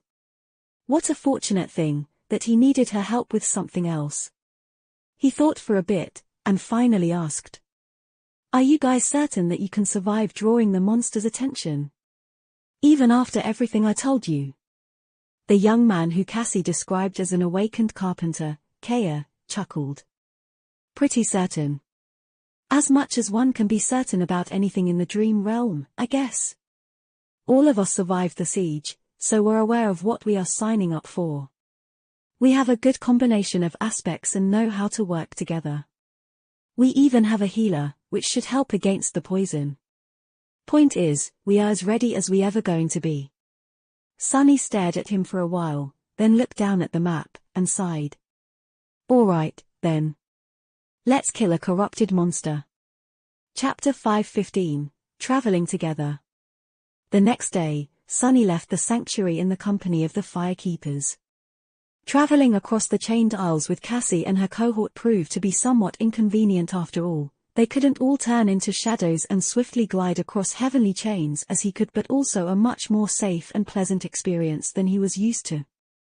In fact, this was probably the most relaxed and serene journey Sonny had ever undertaken in the dream realm. Even if the party moved slower, it was also much more battle-ready and capable than any solitary awakened could ever dream to be. Each of the firekeepers was a talented fighter with years of experience under their belt, and more than that, they fought together like a singular, finely tuned battle machine. Even though Sonny didn't want to admit it, he had to give Cassie credit. Under her leadership, the cohort had become a beautifully cohesive battle unit in less than a year. She must have learned well from how Nephis had built her cohort, and then her army, back in the Dark City. The fact that these young men and women shared a common past and had gone through a harrowing hell together must have helped a lot, too. Whenever the party encountered nightmare creatures, Sonny felt a very strange and unfamiliar sensation. It was almost as if he didn't have to do anything. He could literally remain still, and nothing would happen to him. His temporary companions were more than capable of dealing with the abominations themselves. Of course, that was only because the route they were taking had been carefully chosen to avoid the really dangerous places. There was another reason for why this expedition was going so smoothly: Cassie herself. Traveling with a powerful oracle was a very convenient thing, indeed. Not only was she able to steer the cohort clear of anything they were not equipped to deal with, she also had a supernatural intuition when it came to predicting which islands were going to enter into a descent, and which were going to rise instead. Thanks to that, they were able to avoid being caught by the crushing and having to either endure it or scramble to escape to the nearest isle, which could have landed them into the hunting territory of extremely powerful nightmare creatures. Just like before, Sunny and she worked together to make sure that nothing unexpected happened. With Cass's intuition and his shadows scouting ahead, the cohort always had plenty of time to avoid a confrontation with dangerous abominations or thoroughly prepare for it. It was almost like the good old times. The fact that Sunny, unlike the firekeepers, who had spent most of their time on the chained isles up north, knew this part of the region pretty well also helped. On the way, they had passed through many islands that he had explored and hunted on before. Plus, he had the covetous coffer now, which made their rest stops and meals much more enjoyable. So, as far as traversing the dream realm went, this journey was almost enjoyable. After a calm and comparatively uneventful week, they finally reached the shipwreck island. This close to the tear, the nightmare creatures were much more dangerous and vile. Sunny and the firekeepers were currently on the island he had visited before, the one with dozens of stone towers laying in ruins, overgrown by moss, and monstrous worms hiding underground. They had just fought off a swarm of them, and were now approaching the edge of the isle. Soon, the sight of the gargantuan chain stretching into the distance opened to them, and they heard the sound of rusty metal scraping against ancient iron on the wind. The firekeepers froze and stared at the distant shipwreck island and the corpse of the metal giant that was entangled in the remnants of a broken chain, swaying slowly above the dark abyss of the sky below. They were as stunned by this forlorn visage as Sunny had been when he first saw the mangled remains of the steel colossus. After a while, one of them said, "That wound in his chest, what kind of force could have shattered such a creature? And his arm, we saw it already, didn't we?" Sunny didn't respond, since the question wasn't directed at him, and thus his floor remained silent. Another firekeeper lingered, then asked in a curious tone, "Maybe we should climb down and investigate, after taking control of the island." Sunny glanced at her, then shook her head.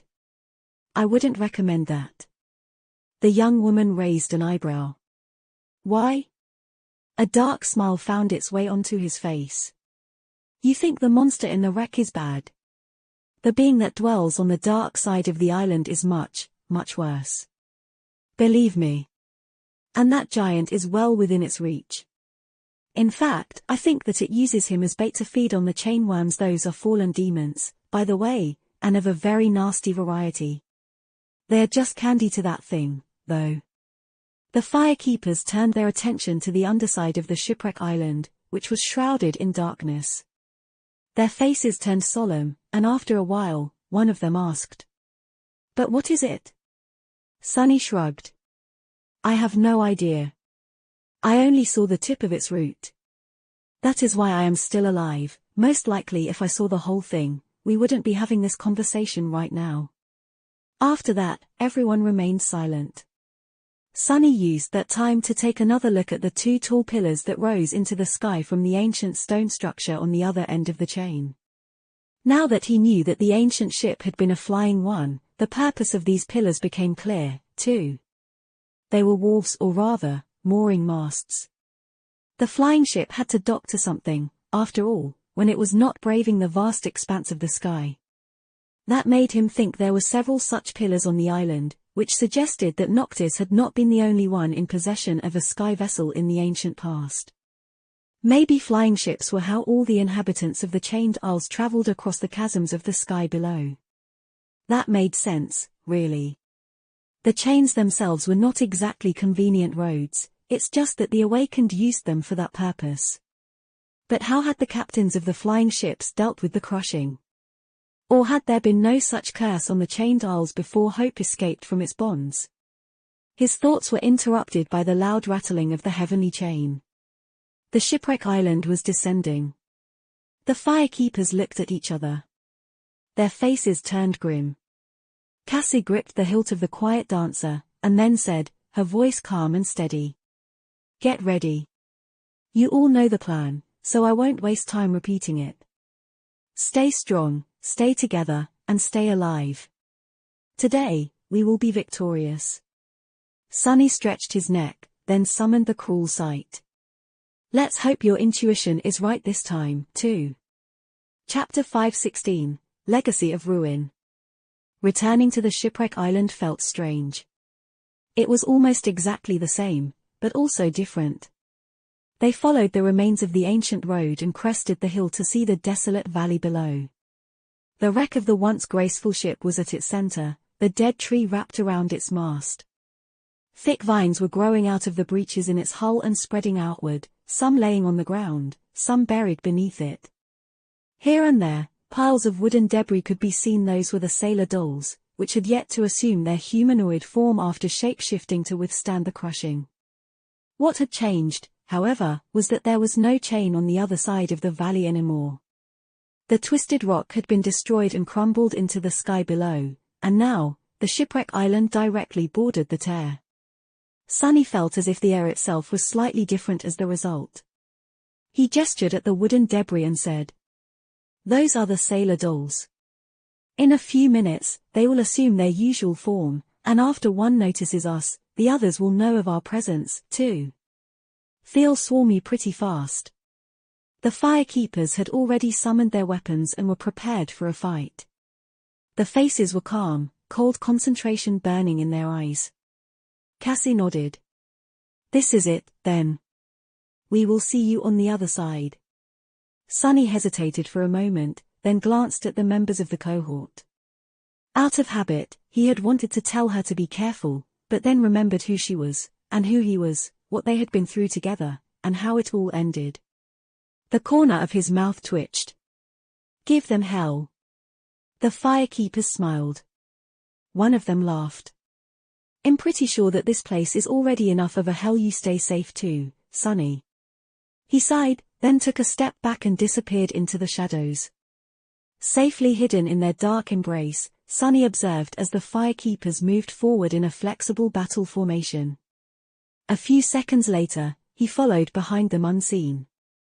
Soon, the piles of debris shuddered and started assembling into tall, menacing wooden humanoids, their arms ending with jagged blades.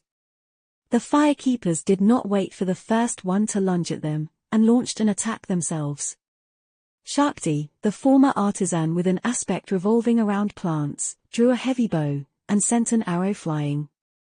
It hit the nearest abomination in the head and suddenly exploded into shards, creating a cloud of icy mist. The creature swayed, then turned to face them, one side of its body in shambles. As it moved toward the humans, a thin crust of ice formed on its limbs, slowing the doll down. Before it could strike with its blades, another firekeeper dashed forward and brought the blade of a heavy axe on its shoulder, severing one of the abomination's arms completely. Another appeared by his side, receiving a retaliatory strike on his shield. The young man grunted, but held his ground. A moment later, the sailor doll was dead, hacked into pieces by the rest of the cohort. Not a bad start. But that was just the beginning. Soon, the 8 humans were surrounded by a dozen more fallen beasts, all towering above them with menacing, bloodthirsty determination. Things were about to turn bad for the firekeepers, but at that moment, Kaya the artisan specializing in carpentry froze for a moment and narrowed his eyes. Immediately, a subtle change happened to the wooden creatures. While not really rendered weak, they did, however, become a bit sluggish and slow. That made it possible for the members of the cohort to hold against the onslaught of the nightmare creatures a whole rank above their own. It was not easy, though. The firekeepers held their formation, but only just barely. The young man armed with the heavy axe was now using his aspect ability, which made the blade of his weapon shine with an angry red glow. It bit into the wooden flesh of the abomination he was fighting, penetrating much deeper than it should have been able to. His partner was like a wall, refusing to take even a step back. He blocked strike after strike with his heavy shield, lashing out from behind it with a short spear from time to keep the enemies from simply overwhelming him with their size and mass. This was the healer of the cohort, so his fortitude and grit came from his physical prowess alone, not from any kind of ability. There was another firekeeper that used a shield, a young woman with dirty blonde hair and an aspect that allowed her to exert vicious strength with each strike of her sword. She fought in tandem with a young man who wielded two great swords in his 4 hands. The second pair appeared when he activated his own aspect ability. These two were quite devastating together. Shakti continued to fire her bow, switching between memory arrows and mundane ones, which were crafted by Kaya. Her bow was powerful enough, and her aim precise enough, to deal heavy damage to the advancing sailor dolls. The carpenter himself was sustaining the strange hex he put on the abominations and covering her with a wooden staff in his hands, his face grim and full of resolve. Another firekeeper possessed an aspect that allowed him to gift his companions with an augmentation to stamina and endurance, as well as making one of them much more resilient. He wielded a curved sword and covering Cassie's back. And then, there was Cassie herself, who had turned out to be perhaps the most deadly of them all. She wielded the quiet dancer in one hand and a long dagger in the other, using it to deflect blows and launch an unexpected, quick attack from time to time. The delicate girl wasn't the strongest, nor was she the fastest of the firekeepers.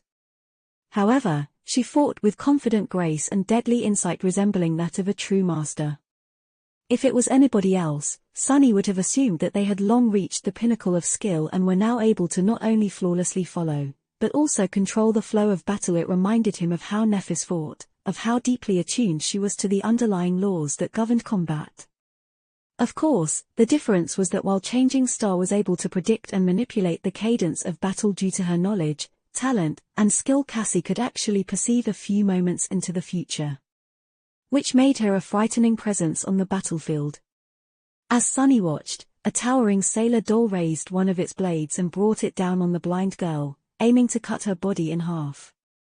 However, Cassie simply moved slightly to the side a split second before the blade would have sliced her apart, and lashed out with her dagger.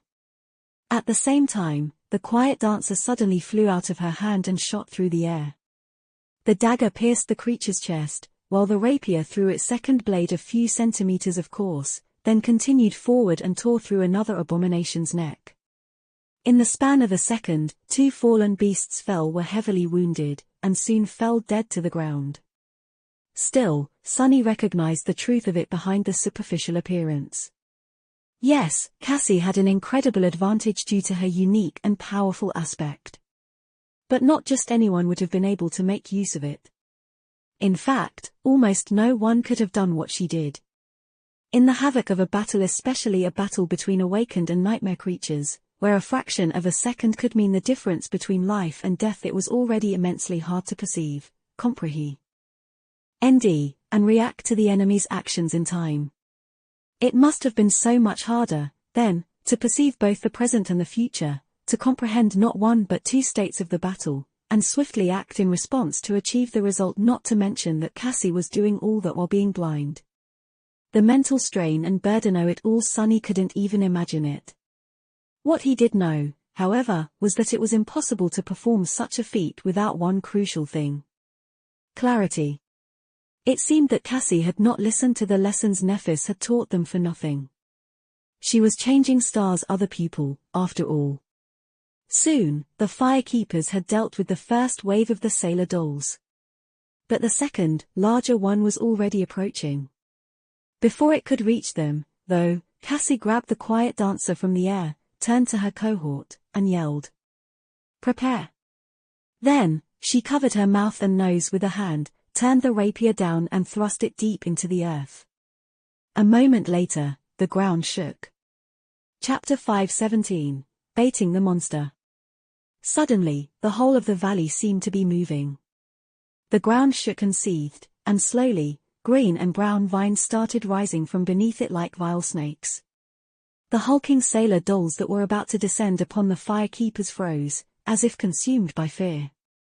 Then, they turned around and stumbled away. Some simply crumbled into piles of debris, pretending to be dead. Even these fallen beasts were terrified of the being that dwelled in the heart of the ancient wreck. Cassie and her cohort, however, remained unperturbed. Moving with swift determination, they made their preparations. Just a moment after the blind oracle thrust her rapier into the ground, the firekeepers had strips of cloth wrapped around their mouths and noses. The corpses of the slain sailor dolls were dragged to form a circle around them and set aflame. Soon, the cohort was surrounded by a ring of tall bonfires, the 8 awakened bathed in the waves of heat. They stood back to back, their weapons drawn and their faces full of grim resolve. Only Sharpty was on one knee, her hand pressed to the ground. After a moment, she screamed something. Sunny was still observing from the shadows, his emotions in turmoil. Although he would no go so far as to call these young people friends, he had grown somewhat attached to them after going through the ordeal of the civil war in the Bright Castle and traveling together. These firekeepers were a likable sort. He didn't want to watch them die while doing nothing. But that was his role in this fight. He had to remain safely hidden until the corrupted monster's attention was fully concentrated on Cass's cohort, and then deliver one decisive strike, ending it all. That time had not come yet. Consumed by dark discontent, Sunny continued to watch. Reacting to Shakti's scream, one of the firekeepers suddenly dashed to the side. A fraction of a second later, the moss beneath his feet was pierced by a stem of a brown vine. It thrashed blindly, failing to catch anyone in its deadly embrace, but then seemed to have sensed the presence of life, and shot toward the nearest human. The vine was as thick as a man's arm, and there were black thorns protruding from its glistening surface. One of the firekeepers sliced at it with her sword, but the sharp blade just bounced off of the vine without leaving even a scratch on its surface. 2 others simply fell on it, pressing the thing down with their shields. That gave enough time for the young man whose aspect allowed him to enhance his weapon-type memories to bring his glowing axe down, severing the vine. As soon as he did, a cloud of poisonous mist shot out from the cut, enveloping the young man. Luckily, he knew to hold his breath and immediately jumped back. Cassie, who had sheathed her rapier and was now holding a familiar wooden staff, pointed it forward and summoned the wind. The cloud of poison was blown toward the bonfires and devoured by flame. That axe is an ascended memory. Indeed, it was. In fact, all of the firekeepers seemed to be equipped rather well, and several of them wielded weapons above their rank. Quiet Dancer was also not the only echo in their possession. Just as another vine appeared from the flames, its stem singed and damaged, a familiar shape suddenly weaved itself from sparks of light just beyond the ring of bonfires and pounced on it. It was a creature that looked like a giant praying mantis, its flesh composed of glass and blood-red clay. Sunny remembered seeing these creatures during the siege of the Crimson Spire. 2 scythes came down on the vine, and bit deep into it. A moment later, the mantis dashed away with incredible speed, avoiding being entangled and shredded to pieces by the jagged black thorns. Despite this efficient start, more and more vines were crawling toward the circle of fire, and several more appeared from beneath the ground inside it. With each moment that passed, the size of the vines attacking the firekeepers was bound to increase, too. The further from the wreck, the thinner and weaker the vines were. But closer to the ancient ship, truly monstrous ones were already in motion, spreading outward with murderous intent. It was as though the monster was slowly unfurling its long limbs, which both spelled doom for the cohort of awakened and was their intent. Only when the primary vines were too far away from the main body of the creature to return at once could Sunny make his move. After that, he was either going to succeed and end the whole battle, preventing the firekeepers from perishing in the flood of vines, or they were all going to die together. That moment of truth was swiftly approaching. Faced with more and more vines, Cassie and her cohort did their best to resist. They cut apart those that were damaged by the fire enough for their weapons to become effective, and concentrated the efforts of several members on those which did not. But no matter how hard they fought, soon, the scales started to tilt in the favor of the corrupted monster. Their formation was on the verge of being broken, and their actions, perfectly coordinated at first, were slowly turning desperate and hectic. Despite its terrifying speed, the echo of the blood-red mantis was finally caught by the vines. Its glass body was immediately shredded, and the creature was only saved from being completely destroyed by the swift reaction of its master, who dismissed it just in time. That was the moment when the primary vines finally reached the ring of bonfires. Sunny threw one last glance at the desperately fighting firekeepers. His gaze lingered on Cassie, who wielded her long dagger at the head of the cohort, for a few moments. Then, he turned away and stepped through the shadows. A second later, Sunny emerged from the gloomy shadow on the hull of the ancient ship, far away from the mayhem of battle. And very close to the terrifying creature that was the source of all that horror. Summoning the cruel sight, Sunny held his breath, and jumped into the darkness, nesting in a jagged breach in the hull. It was time for him to play his role. Chapter 5:18, Cargo Hold. Landing into the poisonous miasma of the ancient wreck, Sunny immediately turned into a shadow and glided over the ancient wooden boards, which were long ago overgrown with brown moss and bulging, thorned vines. To be honest, he would have preferred to move through the ship as a human. Sunny knew that he was going to inhale at least some of the poison while fighting the being that dwelled in the cargo hold, so having some time to get accustomed to the debilitating effect of the toxin was better than going through that process in the middle of the battle. But he couldn't risk getting noticed too soon. The whole battle was supposed to be over in just a few moments anyway. Alas, Sunny had little hope that everything was going to go as planned. His previous experiences had taught him that very few things ever did. Remembering the path he had taken during the hunt for Noctis coins, Sunny glided through the narrow corridors. This time, they were vastly different from how they had been before. After all, the monster was wide awake now. The vines sprawling through the ancient wreck were pulsating and moving, spouting clouds of deadly mist. The air was murky and full of disturbing sounds of something slithering beyond the wooden bulkheads. It was as though Sunny was inside a giant, living organism. A virus cell that invaded the ancient wreck to kill its host. Luckily, these were mostly just the roots of the vile vines. The parts that were really mobile and dangerous were far away, currently killing the cohort of firekeepers. Suddenly grim, Sunny increased his speed, and soon reached the gates of the cargo hold, which were bent outward, as if straining to contain something pressing on them from the other side. He could feel the vast space beyond the gate, and a massive shadow of the creature in its center, its form rhythmically expanding and contracting, as if breathing. With each contraction, a wave of warm wind blew through the remnants of the flying ship. He lingered for a fraction of a second, and then gathered his resolve. There was no time to waste.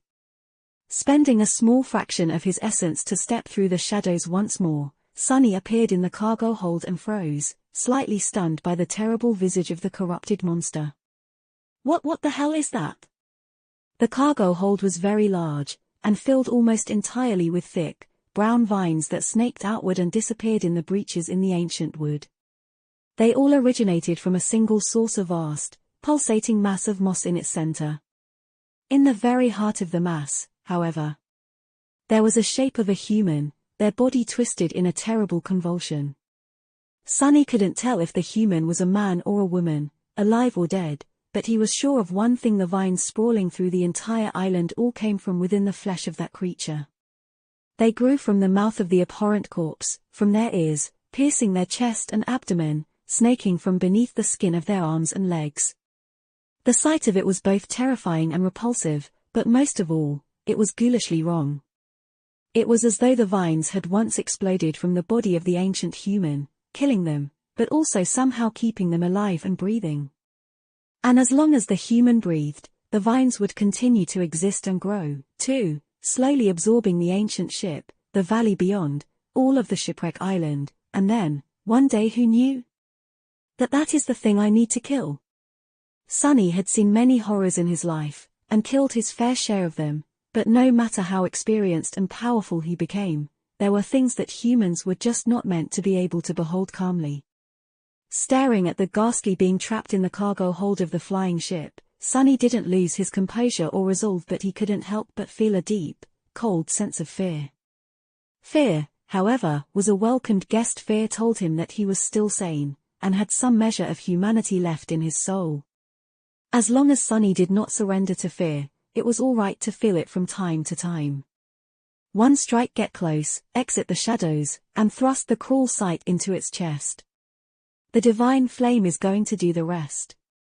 Steeling himself, he began to glide forward, trying to traverse the vast cargo hold as quickly as possible. The plan, however, went wrong just a moment later. Because as soon as Sunny moved, and long before he was able to get anywhere near the terrible creature, the corpse suddenly opened its eyes. Those eyes were empty, dead, and as dark as the abyss of the sky below. And they were staring directly at him, as if the creature could easily pierce the veil of darkness and separate the intruding shadow from all the rest. Sunny was caught. No way. He froze for a fraction of a second, stunned by the fact that the incredible stealth augmentation of his aspect was broken with such ease. And then, all hell broke loose. Sunny's first thought was to retreat and run as fast as he could. After all, he was currently a shadow, and as far as he knew, thorny vines and poison were not capable of harming a shadow. But if he did so, the firekeepers were going to die. And more than that, he was determined to kill this thing. He wanted its shadow fragments, its memory if there were to be one, and its secrets. The terrible creature had to die for his plans to go smoothly, for his challenge of the second nightmare to have as high a chance of success as possible. So, he didn't run. Instead, Sunny dashed forward, flying toward the pulsating mass of brown moss and vines with as much speed as he could muster. It was only going to take him a second to reach the ghastly corpse, as long as simply stepping through the shadows would. However, the host of the ancient wreck did not remain idle. Countless vines sprawling on the floor and the walls of the cargo hold suddenly surged, spewing clouds of poison, and more emerged from the mangled flesh of the ancient being. These vines, however, did not shoot at Sunny in a futile attempt to catch a shadow. Instead, they flew upward, tearing the hull of the ship apart. Bright sunlight flooded through the wide breach, and as it banished the shadows populating the cargo hold, Sunny was suddenly expelled from their safe embrace, rolling on the floor while the sharp thorns of the vines bit into his flesh through the fabric of the puppeteer's shroud. His thoughts were in a state of momentary panic. Not good. Chapter 5:19, Trapped. Sunny rolled over his shoulder and jumped to his feet, the blade of the cruel sight slicing through a vine that was flying through the air to ensnare him. Blood was streaming down his back, and poison was entering his lungs. What's worse, a concentrated dose of it must have been infused into his bloodstream by the blackthorns. Sunny suddenly felt feverish and weak, and a sense of cold paralysis was spreading through the left side of his body, which took the most damage. He was still able to move, and Bloodweave was already working to contain and devour the toxin. But before it prevailed, Sunny was in a dire situation. Gritting his teeth, he dashed to the side, hoping to escape the sunlight and use Shadow Step to reach the abominable creature in the center of the cargo hold. Before he could dive into the saving darkness of the shadows, however, a massive vine crushed into the floorboards, shattering them and barring his way. Sunny froze for a fraction of a second, realizing that there was nowhere to escape. Dozens of vines were already moving in his direction, glistening in the sunlight as clouds of murky mist escaped from the pores on their surface. Even though the root section of the vines was not very mobile, the sheer amount of them made it almost impossible to survive the onslaught. What's worse, the vines were contracting, pulling more and more of their length into the cargo hold. He cursed. At least the pressure on the firekeepers should have diminished. Sunny was 1 moment away from being killed. He was not going to be able to reach the monster without the help of the shadows, but bathed in the merciless sunlight, he also had no chance of diving into their embrace. All he could do was use his own. Commanding one of the shadows to unwrap itself from his body, Sunny sent it toward the ghastly corpse and staggered as the strength and resilience provided by it disappeared. The second shadow slid from the cruel sight and attached itself to his feet, meant to serve as a threshold through which he was going to step. Now, all he had to do was to survive the short second it was going to take the first shadow to reach its goal. That was easier said than done. Straining the flexibility of his body to its limit, Sunny felt his joint groan and his tendons tremble on the verge of tearing apart. Twisting at an almost impossible angle, he dodged one of the vines, placed his hand on the spongy carpet of the brown moss, and performed a bizarre spin, narrowly sliding between two more. If not for the torturous training he had put himself through to accommodate the inhuman demands of shadow dance, this would have been impossible. Feeling the skin of his palm burn, as though submerged in stomach acid, he retrieved his hand from the brown moss and immediately jumped backward to save himself from being entangled in the slithering vines. He was swift enough to avoid being caught, but not swift enough to escape unscathed. The black thorns tore into his right side, and more blood flowed down his body, while more poison entered his bloodstream. Arg! Sunny ducked, dashed desperately to the side, then rolled and threw himself upward from an impossible position, feeling his ligaments rip. Dodging the swarm of vines was like being a fly surrounded by a contracting mass of spiderwebs. Luckily, he only had to survive in their lethal, moving maze for a second. Before the vines could turn into an impenetrable barrier all around him, Sunny dove into his shadow and emerged right in front of the vile mass of brown moss and the remains of the human encased within it. The cruel sight flashed with pure light, and in one fluid motion, he thrust its incandescent blade into the chest of the monster. Got you. And then nothing happened. The corpse didn't react to receiving a mortal wound at all. Its ghastly face remained unmoving, its eyes full of terrifying emptiness, its body a harrowing mess of torn flesh and slithering brown vines. The mass of moss continued to contract and expand, and the vines themselves continued to pursue the invader. Even the divine flame seemed to have no effect on the corrupted monster. Sunny paled. Crap. He twisted the cruel sight, hoping that it would have some effect, but all was in vain. The corrupted monster simply refused to die, for whatever reason, and the ancient remains that were its source appeared to be immune to flame, even if the vines themselves were susceptible to it. The information Cassie shared with him came from Master Roan, who had fought the vines once. But he had never entered the wreck, so of course, the dashing griffin rider couldn't have known that the creature itself did not share the weaknesses of its sprawling thorned limbs. Damn, now what? The vines were already upon him. Before they could ensnare Sunny, though, two ruby eyes ignited in his shadow, and a graceful figure of the demonic knight lunged forward out of it. The blade of her stone-like sword flashed through the air, easily severing several vines, and then her shield crashed into the slithering vernicose wall, pushing it away and making the whole cargo hold shudder. Now that Saint was ascended, and augmented by one of his shadows, her strength was truly frightening. The taciturn demon spun in the mass of vines, cutting them down like a demented gardener. For a moment, none of them could reach her.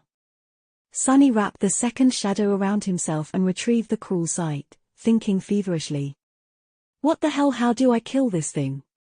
He could try to place the broken oath near it and retreat, but no, that wouldn't work. Unlike the mordant mimic, who had been paralyzed by the crushing, the being trapped in the cargo hold of the ancient ship could simply move the charm away with one of its vines, or crush it.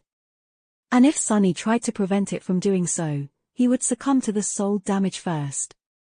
Even with the help of the mantle of the underworld, he would still be just an awakened. A corrupted monster's soul was much, much more vast and resilient.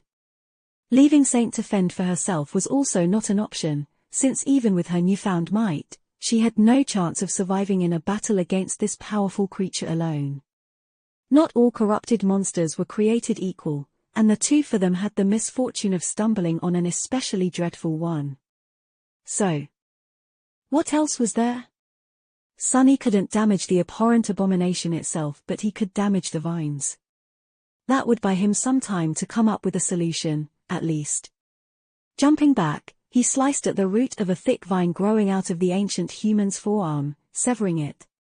As a side effect of this attack, the corpse seemed to retrieve some control of its hand, which slowly rose and stretched toward Sunny. Damn. Suddenly feeling a sickening, cold sensation in his heart, he hurried to create as much distance between himself and the corpse as he could. However, the abomination didn't seem to be launching an attack. Its hand strained to rise, held down by the massive vines growing from it. Struggling against this terrible burden, it twitched and moved slightly, then froze. One of its fingers trembled. The creature seemed to be pointing at something. And for the first time, the expression in its empty eyes changed, betraying that there was still a hint of consciousness trapped in this mangled body. Those terrible eyes were not burning with bloodlust, hunger, or wrath. Instead, they were full of harrowing agony and pleading. Chapter 520, Deliverance. Sunny almost stumbled because of the terrible realization. Was the mutilated body inside the nest of moss still alive? How could that be? Thousands of years must have passed since the flying ship crashed on this desolate island. How long had this poor soul suffered this harrowing torture? What sin had they committed, and who had doomed them for an eternity of ghastly suffering? How had the vines ended up growing from their flesh, and why? But most importantly, how the hell was that mangled thing not dead? Even divine flame was powerless to end its grisly, gruesome existence. If Sunny could find the answer, maybe he would be able to kill the corrupted monster, after all. Using the momentary lull in the onslaught of the vines that Saint's appearance had brought him, he faced away from the fight and tried to understand what the host of the abominable growth was pointing at. He desperately hoped that the ancient human was, indeed, trying to point at something, and not just convulsing in terrible pain. Where is it? What is it? His gaze flew to a certain point on the wall of the cargo hold and lingered on it. At first glance, there was nothing different about it. That section of the bulkhead was just like all the rest, ancient and overgrown with brown moss. But as he looked closer, he noticed a small gap in the layer of moss, as well as a strange bend to the vines growing on that particular wall. It was as though they, too, wanted to avoid something lodged into the wooden boards. That had to be it. However, Sunny didn't see anything in the small circular gap, just a splinter of wood sticking out of it at a sharp angle. His heart was beating like a wild beast in a cage, consumed equally by hope and despair. Throwing a glance at Saint, who was slowly drowning in the flood of slithering vines, he hesitated for a moment, and then rushed toward the wall instead of joining her in the fight. There has to be something, there has to be. He was certain that the ancient human pointed at that section of the wall for a reason.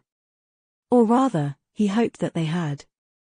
Jumping over an attacking vine and staggering sideways to avoid another one, Sunny slashed, hacked, and tore his way through the cargo hold, feeling more wounds appearing on his body and more poison flowing through his bloodstream. At this point, even Bloodweave was having trouble resisting the deadly toxin. Well, it was miraculous enough that he could withstand it at all, considering that the poison came from a creature 2 whole ranks above Sunny. Weaver's lineage was, indeed, a terrifying thing. Maybe there was a reason for why it was described as forbidden. Finally, Sunny sliced through the last vine in his way, leaving it broken and singed, and crashed into the overgrown bulkhead near the small gap in the brown moss. Drawing in a hoarse breath, he stared at it with enough intensity to melt stones. Wait, is it? His eyes widened slightly. The thing that he had thought to be a splinter turned out to be something else. Out there on the wall of the cargo hold, thrust deeply into it by someone's hand, was a rather simple-looking knife. Its shape, however, was very familiar to Sunny. It was exactly the same as the knife that lay on the white altar of the sanctuary of Noctis, except for the fact that this one wasn't cut from a single piece of obsidian. However, it also wasn't cut from ivory. Instead, it seemed to be made entirely of wood, as if a tree branch had somehow grown in the shape of a knife, and was then broken off to become one. What does it mean? Sunny allowed himself to remain confused and perplexed for a split second, and then decisively grabbed the handle of the knife. Act now, think later, damn it all, please don't tell me that I need 1,000 coins to lift this one, too. Luckily, this time, there was no need for an offering. Although it took some effort, a moment later, the wooden blade slid from where it was thrust into the wall, and Sunny found himself holding the cruel sight in one hand, and the strange wooden knife in the other. Something else happened, though. As soon as he laid his hands on the wooden handle, all the vines in the cargo hold surged in his direction with frenzied fury, utterly forgetting about Saint and her vicious sword. Sunny paled. Crap. Before the mass of slithering vines could crush him, he abandoned all attempts to escape and thrust his hand forward instead. The wooden knife slipped from his grip, cut a sharp arc in the air, and was nimbly caught by Saint. Without wasting the opportunity that the sudden shift in the corrupted monster's behavior gave her, the taciturn demon immediately dashed toward the pulsating mass of brown moss and thrust the wooden knife right into one of the ancient human's empty eyes. In the next moment, the whole wreck shuddered. The mass of moss violently contracted, throwing Saint away. The vines suddenly lost any semblance of cohesion and thrashed violently, forcing Sunny to retreat as close to the wall as he could. Still, the sea of black thorns was mere centimeters away from his face, raging in a storm of chaotic movements. Even the brown moss he was pressed against seemed to be convulsing, as if overwhelmed by unbearable pain. Despite all that, the only thing Sunny saw was the one remaining eyes of the terribly malformed ancient human. It stared at him for a few moments, the emptiness and darkness slowly giving way to something else. A feeling of relief so vast that it was almost beyond the concept of emotion. Then, that look of deliverance was gone, too. The terrible eye was empty once again, now truly and forever. The head of the ancient human lifelessly rolled back. And as soon as it did, the vines suddenly fell to the ground, too, dead and motionless. Suddenly weak, Sunny powerlessly slid to the floor. The voice of the spell whispered into his ear. You have slain a corrupted monster, Wormvine. You have slain a transcendent human, Solvane. Your shadow grows stronger. Chapter 521, Undying Chain. Sitting on the floor of the cargo hold, with his back against the soft and spongy layer of rotting brown moss, Sunny bent down and spat a mouthful of blood. Breathing hoarsely, he stared at it for a moment, and then tiredly leaned back. He did not feel too well. Your shadow grows stronger. A bitter smile appeared on his face. What? Is that all? After all that had just happened, Sunny felt that he really deserved more. This time, his hopes were not for naught. The spell remained silent for a bit, as though to torture him, and then added. You have received a memory. Better. After that, he groaned and coughed some more blood. All around Sunny, the brown moss was rotting, withering, and turning into dust. The same thing was happening to the vile mass of vines, albeit at a slower rate.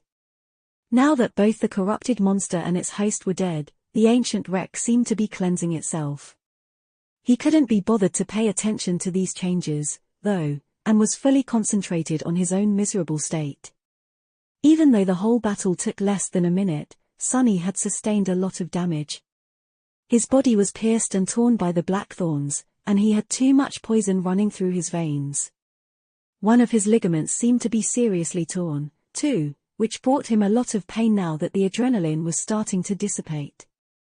The puppeteer's shroud was a wonderful armor and accompanied him on his misadventures from almost the very start of it all, but Sunny had to reluctantly admit that with the caliber of enemies he was facing these days, its protective qualities left a lot to be desired. Sadly, even such a powerful memory could not keep up with the progress of its master. If there was one good thing about his condition, though, it was that the effects of the poison did not seem to be growing stronger. Bloodweave had the situation under control, and he was bound to feel better soon. In any case, the battle was over.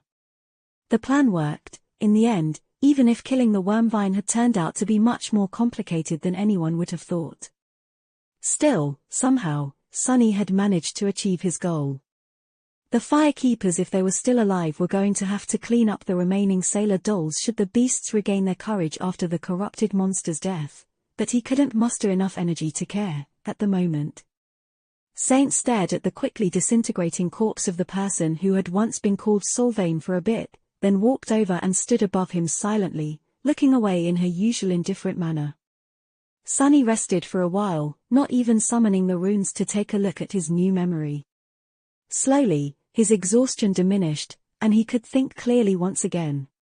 As that happened, numerous questions inevitably assaulted his mind. What had happened in the cargo hold of the ancient ship was just too peculiar. Who was Solvane, and how had they ended up as the host of the Wormvine?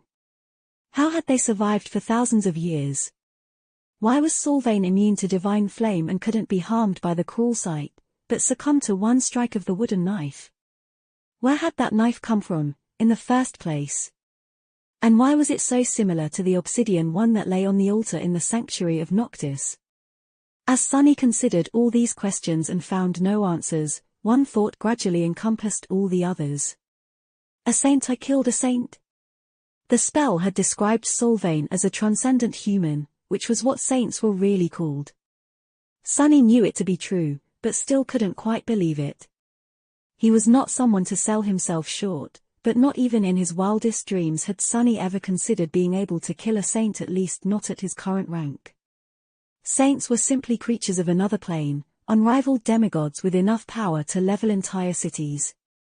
Technically, a corrupted monster was of the same rank as a saint, and even possessed one more soul core, but there was no comparison. Due to their aspects and nature, transcendent humans were much more of a force to be reckoned with than any beast or monster could ever hope to be. Only a devil of the same rank, or maybe a powerful demon, could stand a chance in a battle against them. And yet, Sunny had killed one. He had also killed a corrupted monster, with the same strike. Well, technically, it was Saint who had delivered the strike, but it didn't matter. The result was the same. Now that is definitely something that no one is going to believe, huh? Sunny chuckled, then grimaced from pain, and finally summoned the runes. The first thing he did was check his fragments. The number was just as he expected. Shadow fragments 195820000. He had managed to kill a few nightmare creatures on the way to the shipwreck island, and killing a human and a monster 2 ranks above him gave 12 more fragments, 4 from the saint, and 8 from the wormvine. Sunny sighed, lamenting the unfairness of his aspect for the 1000th time, and looked at the list of his memories. New runes appeared at the end of the list. He held his breath and read. Memory Undying Chain. Memory rank Transcendent. His heart started to beat faster. At long last. This was the first transcendent memory he had acquired, which was a very pleasant milestone. Granted, an awakened like him was not even supposed to have ascended memories, let alone something one whole rank higher. But then, an average awakened rarely had to fight things above their rank, too. Pleased, Sunny continued to read. Memory Tier 3. Huh? How was this possible? The memory could have either come from the wormvine, in which case it was supposed to be of the 2nd tier, or from Solvayne, in which case it was supposed to be of the 1st. However, it seemed as though the Undying Chain had actually come from both of his kills, maybe because Solvayne and the parasitic wormvine were irrevocably connected. As such, it ended up being of the 3rd tier. Sunny had not even known that something like that was possible. Even more pleased, he grinned in satisfaction and returned his attention to the runes. Memory Type Armor. His eyes glistened. Now that's what I'm talking about. Chapter 522, El Invincible. Sunny was really beyond himself. A good armor was exactly what he needed, and what could be better than a transcendent one? Most of the enemies he fought would not even be able to scratch it, let alone pierce it. His smile turned a little bitter when he remembered receiving the puppeteer's shroud and imagining how he would be nearly invincible to all the dormant creatures trying to attack him come winter solstice. Who knew that he would end up in a place where there was not even a single dormant bastard around? Not counting Sunny himself and all the other misfortunate sleepers on the forgotten shore, of course. Still, he would have died 100 times if it hadn't been for the puppeteer's shroud. The Undying Chain was an undeniable improvement, so he had high hopes for it. Moving his gaze lower, he read the armor's description. Memory description: in a beautiful tower at the end of the world, Desire was bound by 7 brilliant shackles. She was meant to be chained there forever, and so her shackles were made eternal. Yet in the end, Desire was unleashed upon the world. Her shackles were destroyed, and the will of the gods was broken. Sunny stared at the shimmering runes, wondering. He knew that the spell, for whatever reason, behaved strangely when speaking about diamonds. In fact, he had never seen or heard it use that term, as though the word itself was somehow forbidden. Sunny only learned it from the writings left behind by the prisoner of the hidden cell beneath the ruined cathedral in the Dark City. The closest the spell had ever come to mentioning the word demon was calling the prince of the underworld a prideful demon. Yet, there was no doubt that the desire it spoke about here was a demon, the demon of hope, who had been once chained in the ivory tower. Sunny had seen the place where she had been imprisoned himself, as well as the seed of nightmare growing from her broken shackles. At first glance, the meaning of the description was rather obvious. Or at least it was to him, with how much he already knew. But something told Sunny that it wasn't. The thing that didn't seem to add up was the fact that he had received the undying chain for killing Solvane or the Wormvine, both of whom had seemingly nothing to do with the description. Unless he was thinking about it all wrong. Wormvine was susceptible to fire, as well as other means of dealing damage powerful enough to wound the abomination's flesh. But Solvane was not so simple. The saint from whose flesh the terrible monster had been born seemed immune to any form of harm, including the immolating divine flame. Almost as if Solvane was immortal. That would certainly explain how the poor saint had survived thousands of years of harrowing torture after becoming Wormvine's host, and why the memory Sunny received from their death had the epithet of undying. Was there a second, less literal meaning to the 7 brilliant shackles mentioned in the description of the undying chain? Which, apparently, were made eternal. Just like Solvane had been. Sunny frowned. This is just too weird. Even if his tentative theory was technically not impossible, the existence of the wooden knife went against it. What was that knife, and why had it killed Solvane when nothing else seemed to have been able to? The knives, perhaps, were an even greater mystery. In any case, he didn't have enough information yet to try and glean the truth. With a sigh, Sunny returned to the runes. Learning what his new armor could do was much more interesting than trying to guess at the ancient mysteries with no clues, anyway. Memory enchantments, chains of longing, brilliant will, undying. Chains of longing enchantments description. This armor provides the wearer with high protection against mind attacks. Sunny blinked. What are the chances? Resistance to mind attacks was the second rarest form of protection, right after resistance to soul damage. And yet, this was the third armor-type memory he had received that boasted it. His luck was incredibly good. Or maybe his tendency to run into especially terrible monsters was incredibly bad. In any case, this enchantment made sense. If this memory was connected to the imprisonment of hope, whose powers had been most likely tied to mind manipulation, then having protection against such attacks was logical. The fact that the undying chain had only 3 enchantments, as opposed to 5 of the mantle of the underworld, was also to be expected. The tier of a memory seemed to dictate how many enchantments it could accommodate, and the mantle, despite being of a lower rank, was higher by a few tiers. The second enchantment of the undying chain was very interesting. Brilliant will enchantments description. This armor becomes stronger when worn by those of divinity. Sunny grinned. Even without looking at the undying chain and its spell weave, he could tell how this enchantment worked. It was an overall enhancement based on how high the wearer's divine affinity was. Which meant that a random awakened would not receive any augmentation to the resilience of their armor, while someone with the mark of divinity attribute would receive a decent amount. Sunny, though? With his ember of divinity, the augmentation would be enhanced 3-fold. It was a very solid enchantment. This is great. When his eyes fell on the third enchantment, though, he forgot all about his previous joy, intense as it was. His eyes widened slightly. The runes read. Undying enchantment description. The wearer cannot die. Sunny tilted his head. What?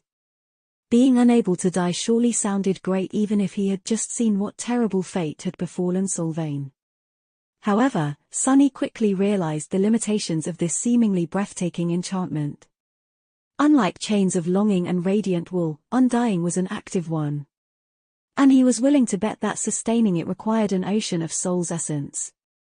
Considering that Sunny was just an awakened, his reserves would probably only amount to 1 moment of immortality. Still, 1 moment of immortality was more than fantastic. if used wisely. Sunny could imagine a lot of situations where this enchantment could save his life, but even more where using it would only amount to postponing his death by a fraction of a second. It was an amazing, but very dangerous tool. Full of thought, but extremely satisfied, Sunny stood up. Gunlorg, too, had possessed a transcendent armor. However, his golden echo now felt inferior to the undying chain. The bright lord seemed so invincible and terrifying once, but Sunny had long surpassed him. And now, his arsenal did, as well. It was a strange feeling. Gee. With a sigh, Sunny dismissed the torn and blooded puppeteer's shroud, then summoned the undying chain. Immediately, a slender metal armor weaved itself from nothingness around his body. It was forged out of lusterless, bleak steel which looked very similar to the iron from which the heavenly chains themselves were made. The armor covered his body almost entirely, and the few gaps left between the fitted plates of steel showed a layer of thin, but incredibly strong chain mail underneath. His face became hidden behind a helmet that looked like a featureless mask, with only several vertical lines cut into it to provide a decent level of visibility. Shadow nested in the slits of the visor, creating a dark and ominous visage. There was a piece of black cloth wrapped around his waist, held in place by a wide belt fashioned out of dark leather, as well as a hood that provided additional protection to his head and neck. Surprisingly, the armor didn't seem very heavy, and neither did it restrict his mobility by much. The design was so intricate, and the steel plates fitted so perfectly to his body and to each other that it felt like a second layer of skin if that skin was cast of impenetrable steel. Of course, the undying chain wasn't as light as the puppeteer's shroud, but Sunny could move freely while wearing it, all the while not producing almost any sound. In exchange, it provided a vastly larger amount of protection. Standing in the cargo hold of the ancient ship, clad in his new transcendent armor, Sunny couldn't help but feel invincible. Disabuse yourself of that thought, fool. He smiled darkly, then looked at Saint. Well. What do you think? The taciturn demon didn't answer, of course. However, Sunny could swear that the glow of her ruby eyes, which were hidden behind the visor of a similarly closed helmet, became a bit approving. His smile widened, but then slowly disappeared. A steel armor. Suddenly grim, Sunny dismissed his helmet and turned in the direction where the firekeepers were supposed to be. After a few moments, he said quietly, I see. Chapter 523, Made Eternal. Bloodweave was slowly devouring the toxin, but Sunny still felt weak and feverish. Dismissing Saint, he walked around the cargo hold, getting used to the feel of the undying chain and looking around to see if there was something interesting laying around. Like another chest full of Noctis coins, for example. Sadly, he didn't find anything. Even if the cargo hold had once stored ancient curios and treasures, everything was destroyed by the vines and the brown moss over thousands of years. However, he was pleasantly surprised to realize that the lusterless steel armor was not constricting his movements at all. It was really like a second layer of skin. Perhaps if Sunny wasn't augmented by the shadow, the undying chain would have been cumbersome. But he was, and on top of that, there were almost 2,000 shadow fragments stored in his two cores. Even if an awakened wasn't supposed to be able to wear the transcendent armor effortlessly, Sunny had no such problem. Sweet. Finally, he limped over to the pile of dust that remained of Solvane and knelt beside it, then reached inside the ashes and retrieved the wooden knife.